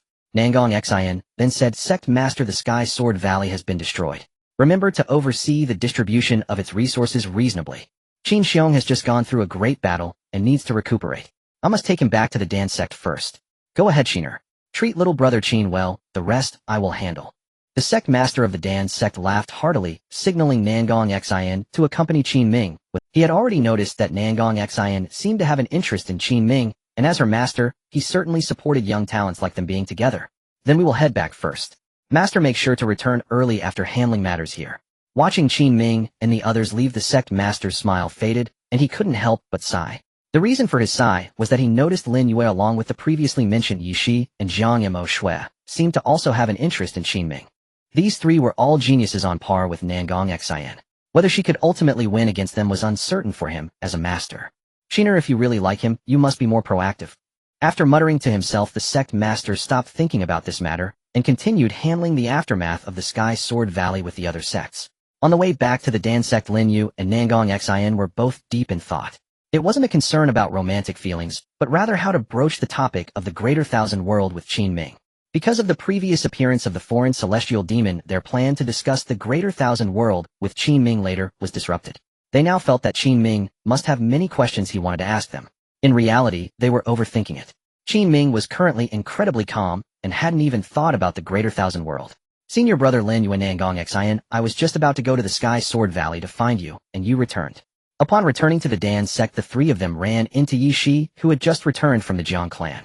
Qin Ming was in a good mood, and instinctively said, Junior Sister Shi. Wow. Senior brother finally calls me Junior Sister Shi. It seems that a few days apart has created some distance. This way senior brother can miss me. Yi Shi was overjoyed, oh she never expected Qin Ming would call her Junior Sister Shi. The fact that he was willing to be her senior brother made her extremely happy, and now their relationship had progressed further. It truly felt like returning to her past life, when she enjoyed the happy days of being spoiled by her senior brother. Qin Ming was somewhat speechless. He had just given Yi Shi a good face, and now she was climbing onto his head. Meeting his speechless expression, Yi Shi playfully winked. Lin Yu timely interrupted her attempt to continue being spoiled, saying, Yi Shi, this is not the time for that. Yi Shi upon hearing this asked in confusion, what's wrong Lin Yu? Nangong Xian took over the conversation, her expression serious. We just encountered a foreign celestial demon. Upon hearing this, Yi Shi immediately put aside her playful thoughts with Qin Ming. Lin Yu continued, we three need to discuss something privately first. Brother Qin Ming, sorry, but we need you to step aside again. It's fine, you all have been mysteriously whispering to each other, so it's not the first time. Go ahead. Qin Ming played dumb and told them not to mind him. The three empresses nodded and distanced themselves from Qin Ming to discuss the matter of the foreign celestial demon. Not only that, they also discussed whether to reveal the greater thousand world to Qin Ming in advance. After their discussion, they ultimately decided to disclose the matters of the greater thousand world to Qin Ming. After all, an ancient divine phoenix had mentioned the greater thousand world before, and the foreign celestial demon had brought it up again today. It was time to tell Qin Ming more secrets about the greater thousand world. After coming to this conclusion, the three of them called Qin Ming over and shared some secrets about the greater thousand world with him, as well as the crisis it currently faced and the ambitions of the foreign celestial demon clan. At the same time, they also revealed their identities as reincarnated celestial emperors. Understanding the plight that the greater thousand world faced, Qin Ming was deeply shocked, even though he had learned from the foreign celestial demon that the foreign celestial demon clan was strong. The 10 fallen celestial emperors, who were even older than the 10 greatest empresses, had been tainted by the foreign celestial demon clan due to their contact with them, becoming fallen celestial emperors, and colluding with the foreign celestial demon clan to attempt to overturn the greater thousand world. Although the 10 fallen celestial emperors were suppressed by Nangong Zin's previous life, the immortal pill master, this also meant that the greater thousand world was lacking the combat power of 10 top celestial emperors. In the face of a massive invasion by the foreign celestial demons, the 10 greatest empresses could only temporarily stop the invasion by sacrificing their own Tao. However, they did not disclose to Qin Ming about his previous lives and their connection to them. In summary, brother, if we are to protect the greater thousand world, we must have more top-tier combat power, and ideally we should break through to the realm above celestial emperors. We see the potential in you to become our comrade in the ultimate battle to come, which is why we will teach you our divine abilities. Listening to Yi Zai's words, Qin Ming recalled that the foreign celestial demon mentioned that the realm above the celestial emperor is called the realm of ritual path. Concerning the life and death of the greater thousand world, he also shared the information he had received from the foreign celestial demon, revealing both the realm of ritual path and the realm beyond it to the three reincarnated empresses. Ritual annihilation path. Indeed, there is a new realm beyond the celestial emperor. I had a vague feeling before, but unfortunately there wasn't enough time for me to break through. We can achieve the ritual annihilation path at our utmost elevation, but it is our last resort for survival. I didn't expect that after achieving the ritual annihilation path, one would not die as long as they can reach the realm of ritual path. There is even a realm above the ritual path that we hadn't guessed before. Thank you, Qin. Showing this information is very useful to us. Senior brother, just grasp the current predicament of the great thousand world. Once you reach the spirit emperor realm and shatter the void to journey there, you will naturally come to understand its full scope. Having finally revealed the hidden truths of the great thousand world that had been concealed from Qin Ming, Yi Shi and the other two breathed a sigh of relief, their burdens lifted. Since all cards were on the table, Qin Ming could now ask the questions he sought answers to. Yi Shi, I've learned your Do Jie and Xing techniques. Are there other similar mystic arts? Through his system, Qin Ming knew there were 9 such mystic arts, and that Yi Shi was the master who had gathered them all. He asked this to learn the remaining 9 secrets. Yi Shi replied without reservation, there are 9 mystic arts in total. Does senior brother wish to learn the remaining ones? Qin Ming dropped all pretense. Yes, I do. I would gladly teach you directly, but for now I can only master these few. The spiritual energy in this low martial world is too sparse. I must advance further to gradually retrieve the other secrets from my soul to pass on to you. Yishi wished to impart all her knowledge to Qin Ming, but the thin spiritual energy of this low martial world bound her, leaving her helpless. It's not just Yishi.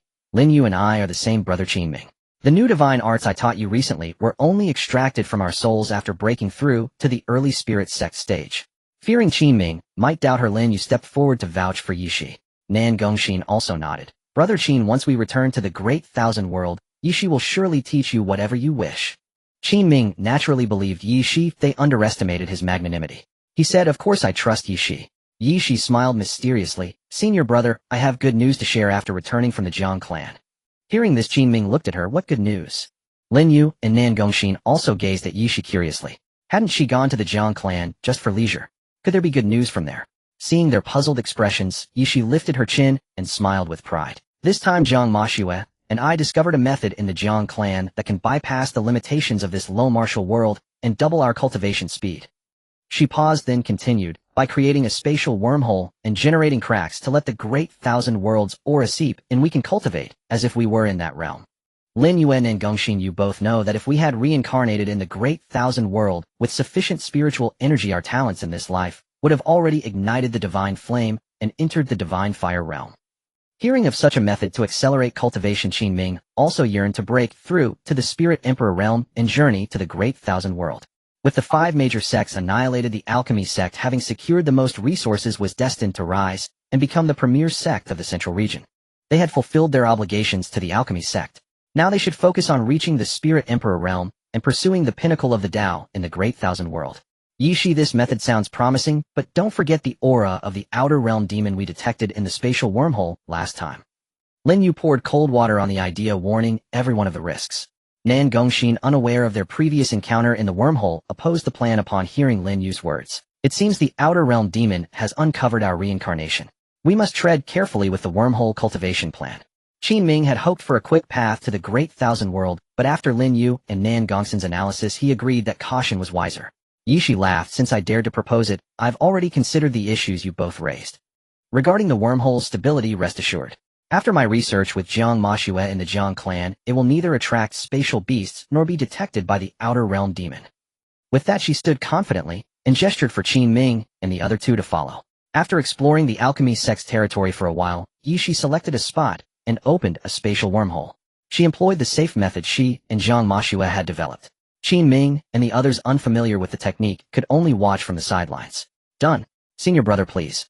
I go first. Qin Ming eyed the grinning Yishi warily, suspecting she might be using him as a guinea pig.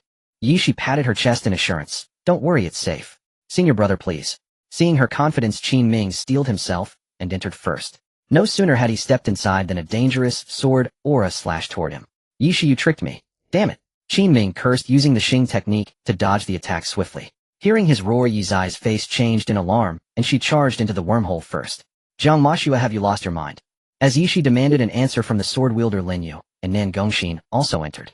Under everyone's gaze, a figure slowly emerged from the depths of the dark wormhole. It was Jiang Mashue, the very person Yishi had mentioned. Jiang Mashue, we agreed. You can't attack senior brother arbitrarily, and you promised to let him cultivate here with us. In response to Yizai's accusation, Jiang Mashue glanced at Qin Ming and said coldly, we did agree, but when I saw him enter, I couldn't resist. I struck. Yishi pressed on, are you calm now? Yes. He'll meditate and cultivate. Keep him away from me. I don't want to see him. With that frigid remark, Jiang Mashue retreated into the shadows. Because of Qin Ming's presence, she chose not to cultivate alongside Yishi and the others.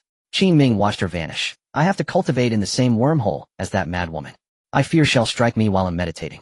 Yishi reassured him. No, senior brother, that was an accident. First, sense the spiritual energy here. Qin Ming nodded slightly, pushing thoughts of Jiang Mashue aside to focus on the spiritual energy within the wormhole, abundant with spatial cracks. Just like during the earlier spatial fluctuations in the wormhole to the central region, the spiritual energy here was unimaginably rich. The only difference was the absence of the outer realm demon's eerie aura and the threat of spatial beasts.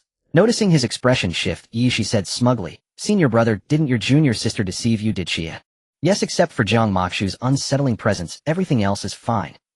Hearing Qin Ming mention Jiang Mashue again, Yishi and the others couldn't help but laugh. Had her sword strike left him traumatized? To ease his mind, Yishi assured him once more, senior brother, cultivate with us three, and she won't cause trouble. Good.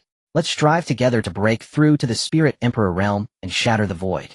Not wanting to dwell on the unpredictable mad Empress Jiang Mashua, Qin Ming sat cross-legged and began to meditate.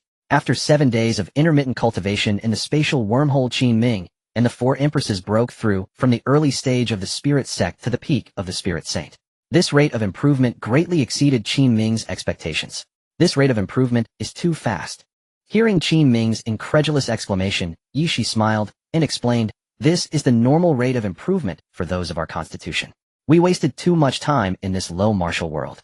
Now that we are cultivating rapidly, part of the reason is that we were previously restricted by the thin spiritual energy in this low martial world.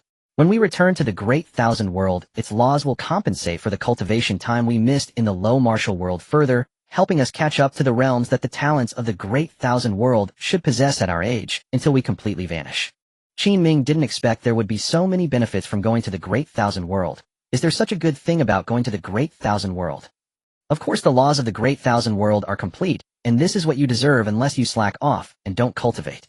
After learning more about the Great Thousand World from Yi, Qin Ming looked forward to the upcoming journey to the Great Thousand World.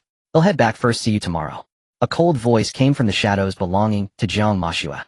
Yishi quickly responded, "Yes, unless something unexpected happens, we should break through to the Spirit Emperor tomorrow, and then we can head to the Great Thousand World together." Lin Yu suggested, "Let's return to the dance sect, brother Qin Ming." Qin Ming nodded slightly, as reaching the peak of the Spirit Saint today was about enough. After leaving the spatial wormhole and returning to the Dan sect, Qin Ming and the others originally planned to rest, but were notified by the sect master of an urgent matter that required their attention. Qin Ming exchanged glances with Lin Yu and the others before heading to the Dan sect master peak with the sect master. On the way, an unusual aura rapidly intensified from a weak state. Nan Gongxin's eyes sharpened with vigilance. Is this the aura of an outer celestial demon? Lin Yu frowned slightly. It can't be wrong. How could the Dan sect have the aura of an outer celestial demon? The sect master also said on the way. Just now a spatial rift suddenly tore open at the Dan sect master peak, and a terrifying aura similar to that of the old ancestor of the Heavenly Sword Valley seeped out, spreading throughout the entire Dan sect master peak. As Qin Ming listened to the sect master's account, he flew towards the Dan sect master peak. Soon the sight of the Dan sect master peak, shrouded in a foul and ominous aura, entered Qin Ming's view. A sinister black mist enveloped the area, entirely different from the demonic aura of the devouring sky demon Can. The decaying and rotten aura emitted a nauseating stench and was rapidly spreading outward. "I am unable to stop the spread of this corrupt mist, which is why I came to seek your help." Hearing the sect master's words, Nan Gongxin replied, "Master sect leader, please rest assured we will not allow the aura of the outer celestial demon to threaten the safety of the dance sect." Promising the sect master that they would resolve the threat of the outer celestial demons, aura, Nan Gongxin turned to Qin Ming. "Brother Qin, if we work together using the chaos divine fire, we can dispel the aura of the outer celestial demons spreading through the Dan sect master peak." Upon hearing this, Qin Ming immediately activated the chaos divine fire. Nan Gongxin then activated the chaos divine fire. At this moment, both of them were at the peak of the Spirit Saint realm, and their chaos divine fires merged together, instantly isolating the Dan sect master peak from other areas. The wall of size formed by the chaos divine fire resembled a closed flame lotus, shifting from blooming to closing until it completely sealed off the entire Dan sect master peak. The disciples of the Dan sect on the master peak had long since been evacuated by the sect master, allowing Qin Ming and Nan Gongxin to safely use the chaos divine fire to purify the aura of the outer celestial demon. "Brother Qin, we need to go back in and find that spatial rift to completely eliminate this outer celestial demon's aura invasion." Hearing Nan Gongxin's gentle reminder, Qin Ming nodded slightly and entered the closed flame lotus formed by the chaos divine fire with her. Inside the flame lotus, the Dan sect master peak no longer smelled of the corrupt aura of the outer celestial demon as it had before. Nan Gongxin was more adept at tracking the aura of the outer celestial demon. She quickly led Qin Ming to the spatial rift mentioned by the sect master earlier. The opening of the spatial rift was larger than Qin Ming and Nan Gongxin had imagined, and the ghastly corrupt aura seeped out from this opening. "Brother Qin, keep an eye out for me while I repair the spatial rift." "No problem." Qin Ming stood guard beside Nan Gongxin, ensuring her safety, while she repaired the spatial rift connected to the aura of the outer celestial demon. During the repair process, Qin Ming quickly sensed a dangerous aura targeting Nan Gongxin. She said, without knowing when Qin Ming's right hand had already gripped the desolate sword, and he assured Nan Gongxin with a steady voice, "You focus on the repair with me here, no one can harm you." With Qin Ming's firm promise of protection, Nan Gongxin no longer felt distracted and continued to focus on repairing the spatial rift. Qin Ming turned around, gripping the desolate sword as he moved towards the rear. Stop hiding it, you think I wouldn't notice you. With a swing of his sword, he shattered a nearby rockery, revealing a gaunt humanoid creature enveloped in corrupt aura within Qin Ming's sight. Exposed to Qin Ming's gaze, the humanoid creature let out a strange roar and lunged at him. So it's a mutant. Qin Ming was not afraid of the humanoid creature at all. With a swing of the desolate sword in his hand, the desolate sword aura instantly shattered the creature. Now at the peak of the Spirit Saint realm, the time he could activate the immortal weapon had greatly increased. Holding the desolate sword with his eyes closed beside Nangongxin, Qin Ming now resembled an immovable war god. His divine sense penetrated the chaos divine fire covering the entire Dan sect, as Qin Ming searched for any remaining suspected outer celestial demon creatures. Not finding any within the Dan sect, his divine sense continued to expand outward, quickly covering the entire Central State. At this moment, the major top sects in Central State were all in a state of panic. Which top powerhouse from the Tianling continent was gazing down at them? Could it be a powerful figure from the 5 great hidden families? They dared not move at all, fearing that Qin Ming's mere thought would obliterate them. Some timid disciples of the major sects were even scared to the point of wetting their pants by the divine sense that Qin Ming had cast. After confirming that there were no suspicious outer celestial demon auras throughout the entire Central State, Qin Ming retracted his divine sense. The major sects of Central State collectively breathed a sigh of relief as Qin Ming withdrew his divine sense. They had truly feared that the master of that divine sense would decide to slay them with a single thought. Meanwhile, Nangongxin repaired the spatial rift. Just as Qin Ming and Nangongxin were about to exchange words, 5 pillars of corrupt aura shooting straight into the clouds burst forth from a hidden small world in Central State that was unknown to outsiders. Qin Ming looked at the 5 corrupt pillars in disbelief, murmuring, "I clearly covered the entire Central State with my divine sense just now, and did not sense the presence of any outer celestial demons. What is going on?" Beside him, Nangongxin immediately clarified, "Brother Qin, the 5 corrupt pillars are not in the external world of Central State, but in the small world of Central State opened up by the 5 great hidden families. If not dealt with promptly, Central State, and even the Tianling continent, will become a paradise for the outer celestial demons. The entire Tianling continent will become a paradise for the outer celestial demons. Is it really that serious?" Qin Ming took a deep breath, not expecting the 5 corrupt light pillars emerging from hidden aristocratic families to have such a terrifying impact. Nangongxin nodded affirmatively. Indeed, the urgent task is to quickly purify the 5 sources of the corrupt light pillars. Qin Ming pondered for a moment, and said, "Then let's first meet up with Sister Yuer and Yishi." As his words fell, he withdrew the chaos divine fire. Nangongxin also tacitly extinguished the chaos divine fire, and the two immediately returned to Lin Yu and Yi Zai's side. Lin Yu and Yi Shi, without needing a reminder from the two of them, could already see the terrifying consequences that the 5 corrupt light pillars would cause. "Senior brother, we must split up to curb the sources of corruption from those 5 light pillars." Hearing Yi Zai's words, Qin Ming replied, "There are a total of 5 light pillars, yet we only have 4 people." Lin Yu quickly added, "Leave the Jiang clan to Jiang Maxue, who just returned." Qin Ming go. With Lin Yu's reminder, Qin Ming finally realized he had overlooked the madwoman Jiang Maxue in his eyes. "Hand over the source of corruption from the Jiang clan to Jiang Maxue. Each of us will handle one, just right for 5. No time to delay, let's act now." As soon as his words fell, Qin Ming was about to be the first to head towards one of the hidden aristocratic family's small worlds, but he was stopped by Lin Yu. "Wait a moment, Qin Ming, go." Qin Ming halted his steps and looked towards Lin Yu. Under his puzzled gaze, Lin Yu extended her delicate hand forward, and the desolate sword in his hand flew towards Lin Yu. This scene left Qin Ming dumbfounded. Lin Yu could wield the desolate sword now. Does that mean he had to return all the celestial artifacts to Lin Yu? Just thinking about this, Qin Ming suddenly felt a pang of heartache. As the saying goes, affection grows over time. He was now filled with feelings for Lin Yu's celestial emperor's innate artifact. But if Lin Yu wanted it, he would return it no matter how much it hurt. As Qin Ming's childhood betrothed, Lin Yu saw through his little thoughts at a glance. "Don't worry, Qin Ming, go. I won't take back the celestial artifact that has already returned to you. I just want to borrow the desolate sword to ensure a solid win in the upcoming battle." After hearing this, she also wanted to borrow a celestial artifact from Qin Ming. "Senior brother, I want to use the primordial Mother Qi cauldron." Qin Ming also felt that this crisis with the light pillars was somewhat unusual. Moreover, they were in different locations. If something really happened, he wouldn't be able to support them immediately. To ensure their safety, Qin Ming took out the primordial Mother Qi cauldron. "Sister, the primordial Mother Qi cauldron. How nostalgic, the primordial Mother Qi cauldron. We haven't fought side by side for a long time." Yi Shi stroked the primordial Mother Qi cauldron before giving it to Lin Yu.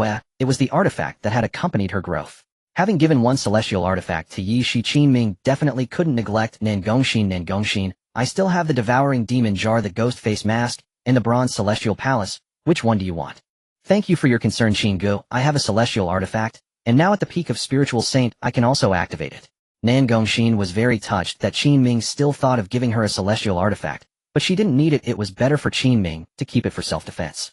She extended her right hand, and a jade-green dragon measuring ruler, which seemed capable of measuring the myriad worlds, appeared in her hand. Congratulations to the host for discovering the innate celestial artifact, the measuring ruler of the immortal pill sovereign. Measuring ruler origin, a celestial artifact personally crafted by the strongest artifact master of the 9 heavens and 10 earths, the immortal pill sovereign, possessing the celestial might to measure the myriad worlds, and being indestructible, a ruler of the green dragon can break all laws. Qin Ming never expected that his system could even sound a notification. He was truly afraid that the measuring ruler would suddenly fly towards him, and he wouldn't know how to explain it to Nan Gongxin. Fortunately, the system only introduced the measuring ruler to him, and did not make it fly towards him. Qin Ming felt relieved. Since everyone had a celestial artifact, it was time for them to set off and resolve the sources of corruption from the 5 hidden aristocratic families. Let's go. Those who are resolving the sources of corruption, remember to meet up with the others.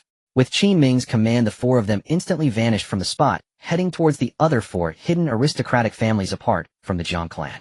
Because that towering corrupt light pillar, the small worlds opened by the 5 hidden aristocratic families, had already connected to the outside world's Zhongzhou.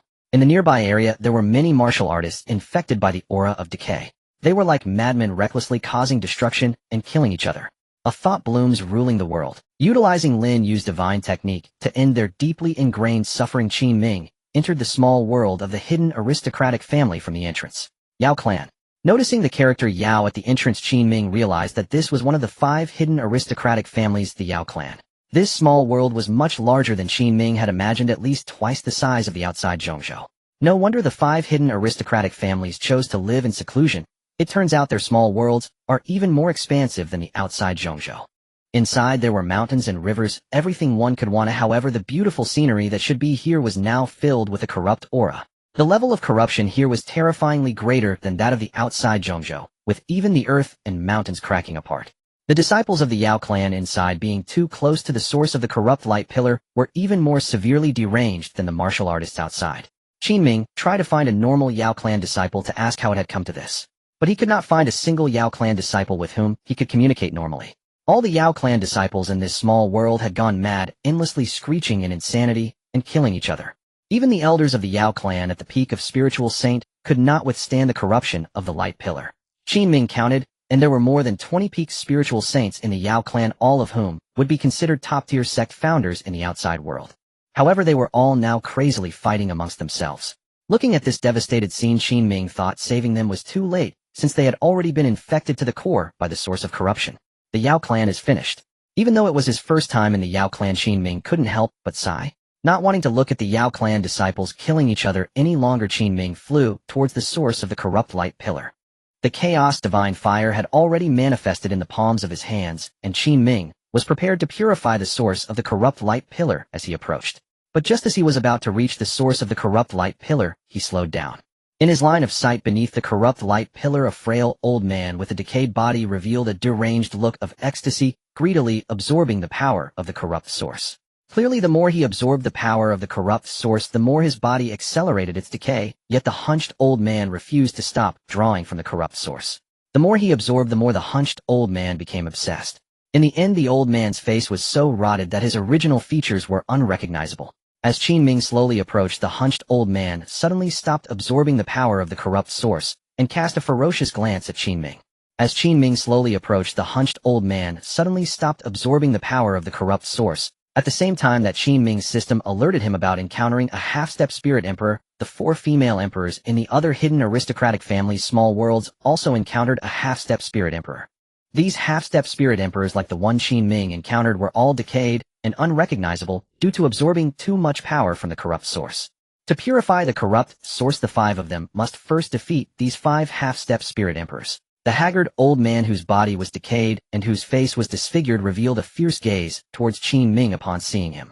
The old man's ability to think rationally had deteriorated. Anyone approaching the source of decay would be automatically tagged by him as a threat to seize it as madness, rendering him utterly irrational. Although he was human, he emitted a bizarre, beast-like, guttural roar, and the old man was the first to launch an attack against Qin Ming. Qin Ming narrowed his eyes, slightly merging the chaotic divine fire in the palms of his hands into a triangular pillar of blazing flames that struck towards the old man. Boom. Under the violent explosion of flames, the old man was sent flying. Although it was Qin Ming's first encounter with a half-step spirit emperor, he was confident he could kill him without using a celestial artifact. There was only a small gap in their realms. Previously, Qin Ming had battled across a whole major realm without using celestial artifacts. Moreover, if it were Qin Ming, he surely would not fail to break through to Spirit Emperor, getting stuck at the awkward half-step Spirit Emperor stage. Indeed, not far away, the old man's body was ignited by chaotic divine fire, emitting a tragic and eerie scream. He tried to extinguish the fire consuming him, but found it impossible to dispel it. As the flames spread, the old man's body decayed to the core, was gradually purified, as if it had encountered it. Feeling the decay on his body diminishing, the old man frantically rushed towards the source of decay, attempting to alleviate his pain by absorbing its power. While the pain from the purification caused by the chaotic divine fire was alleviated, the excessive absorption of the source's power accelerated his physical deterioration. Though this would cause the old man to die faster than being burned by the chaotic divine fire, the illusory pleasure it brought led him to exhaust the last of his life force to absorb the source's power. There's no saving him. Qin Ming sighed, summoning the chaotic divine fire in his palm to guide this deranged half-step spirit emperor towards his demise. At the same time, he experienced firsthand the terrifying power of the source of decay, capable of driving a martial artist at the top of the pyramid in a low martial world to madness. Previously, he had doubted that the celestial emperors of the vast world could fall into degeneration due to trading with extraterritorial demons. Now it seemed this was indeed a terrifying power beyond the control of even the most elite celestial emperors of the vast world. It was perfectly normal for a mere half-step spirit emperor in a low martial world to go mad. Glancing at the frenzied disciples of the Yao clan, Qin Ming decided to put an end to their suffering. The chaotic divine fire quickly spread from him, turning the Yao clan's small world into a sea of flames. Despite the continuous screams of the Yao clan's disciples, Qin Ming knew this was a form of liberation for those who had decayed to their very core. What remained was the purification of the light column from the source of decay. Qin Ming attempted to activate the chaotic divine fire to purify it, but he found that his peak spirit saint chaotic divine fire could not shake the massive light column of the source. After a moment of contemplation, Qin Ming took out the sky-swallowing demon jar. Hovering it above his head, he tried to activate it to extinguish the power of the source of decay. A torrent of black light surged forth, emanating a chilling demonic aura, but also possessing a hint of divinity, unlike the foul stench emitted by the source of decay. As the pitch-black devouring force activated, the light column of the source of decay was instantly distorted by the swallowing power of the sky-swallowing demon jar. The light column of the source of decay irreversibly surged towards the sky-swallowing demon jar, being ground down and extinguishing the aura of decay under the jar's demonic light. Seeing this, Qin Ming couldn't help but smile. It really works. Sister Yuer's innate celestial artifact is indeed powerful. The swallowing power of the sky-swallowing demon jar exceeded Qin Ming's expectations. In no time, the towering light column of the source of decay was completely consumed, vanishing completely. Done. The purification of the source of decay was far easier than Qin Ming had imagined. He had initially thought he would face a fierce battle that required the use of celestial artifacts, but it turned out he only slightly relied on them during the final purification. He turned around to look towards the other 4 light columns of decay outside the burning small world. The 4 similarly ominous light columns had all vanished. It seems Sister Yuer and the others are handling things quite smoothly as well. Is this the power of standing at the top of the pyramid in the Tianling continent? Qin Ming sighed, now only one step away from breaking through to Spirit Emperor, then he could shatter the void and head to the vast world. In this Tianling continent, indeed, he could not find anyone who posed a threat to him. Once he breaks through to Spirit Emperor, he plans to return to his parents from this life, leave them something, and then head to the vast world. Just as he thought there were no martial artists in this low martial world that could pose a threat, a strong sense of crisis suddenly rose in Qin Ming's heart. It felt as if a pair of sharp sword-like eyes were fixated on him. Qin Ming immediately looked towards the direction he sensed danger. Amidst the sea of flames engulfing the Yao clan's small world, a figure holding a long sword caught his eye. As the figure emerged from the sea of chaotic divine fire, a striking young woman radiating a chilling sword aura entered his vision. This woman was extremely familiar to Qin Ming. It was Jiang Mashue, who had returned early from the Jiang clan after finishing her training in the spatial wormhole. This woman. Has she gone mad again? From Jiang Mashue's eyes, Qin Ming could see the intent to kill him, reminiscent of their first encounter in the... However, Qin Ming also noticed something unusual about Jiang Mashue. That was the faint aura of decay that had stained her. Jiang Mashue had been infected by the aura of the extraterritorial demon. This mad empress was being far too careless. Jiang Mashue's slowly approaching figure suddenly closed the distance to Qin Ming, whose eyes flashed as golden fist light instantly knocked her back. Blood trickled from the corner of Jiang Makshu's mouth. However, Qin Ming also found blood seeping from his own mouth. In their brief clash, Qin Ming recognized that Jiang Makshu was truly serious this time. He and Jiang Makshu were bound to clash today. Before their encounter, Jiang Makshu was the fastest among the five to eliminate the threat of the source of decay. Although the Jiang clans suffered casualties, they retained a significant number of uninfected disciples, making them the luckiest among the 5 hidden families. However, Jiang Makshu faced the only extraterritorial demon. This extraterritorial demon was not one of the lower-ranked demons, but had reached the level of Spirit Emperor. To slay this demon, Jiang Makshu unfortunately became infected with a hint of decay. Strangely, this aura of decay lifted all restrictions imposed on her by the low martial world, allowing her to fully utilize her divine abilities that had previously been temporarily inaccessible. However, influenced by this aura of decay, her inner hatred was being magnified infinitely. Already harboring resentment towards Qin Ming, the amplification caused Jiang Makshu to struggle to control her emotions. A voice inside her urged her to kill Qin Ming, the heartless man who had abandoned his wife. However, before seeking out Qin Ming affected by the decay, Jiang Makshu decided to find Lin Yu and the others first. She aimed to defeat the 3 of them to prevent them from interfering during her battle with Qin Ming.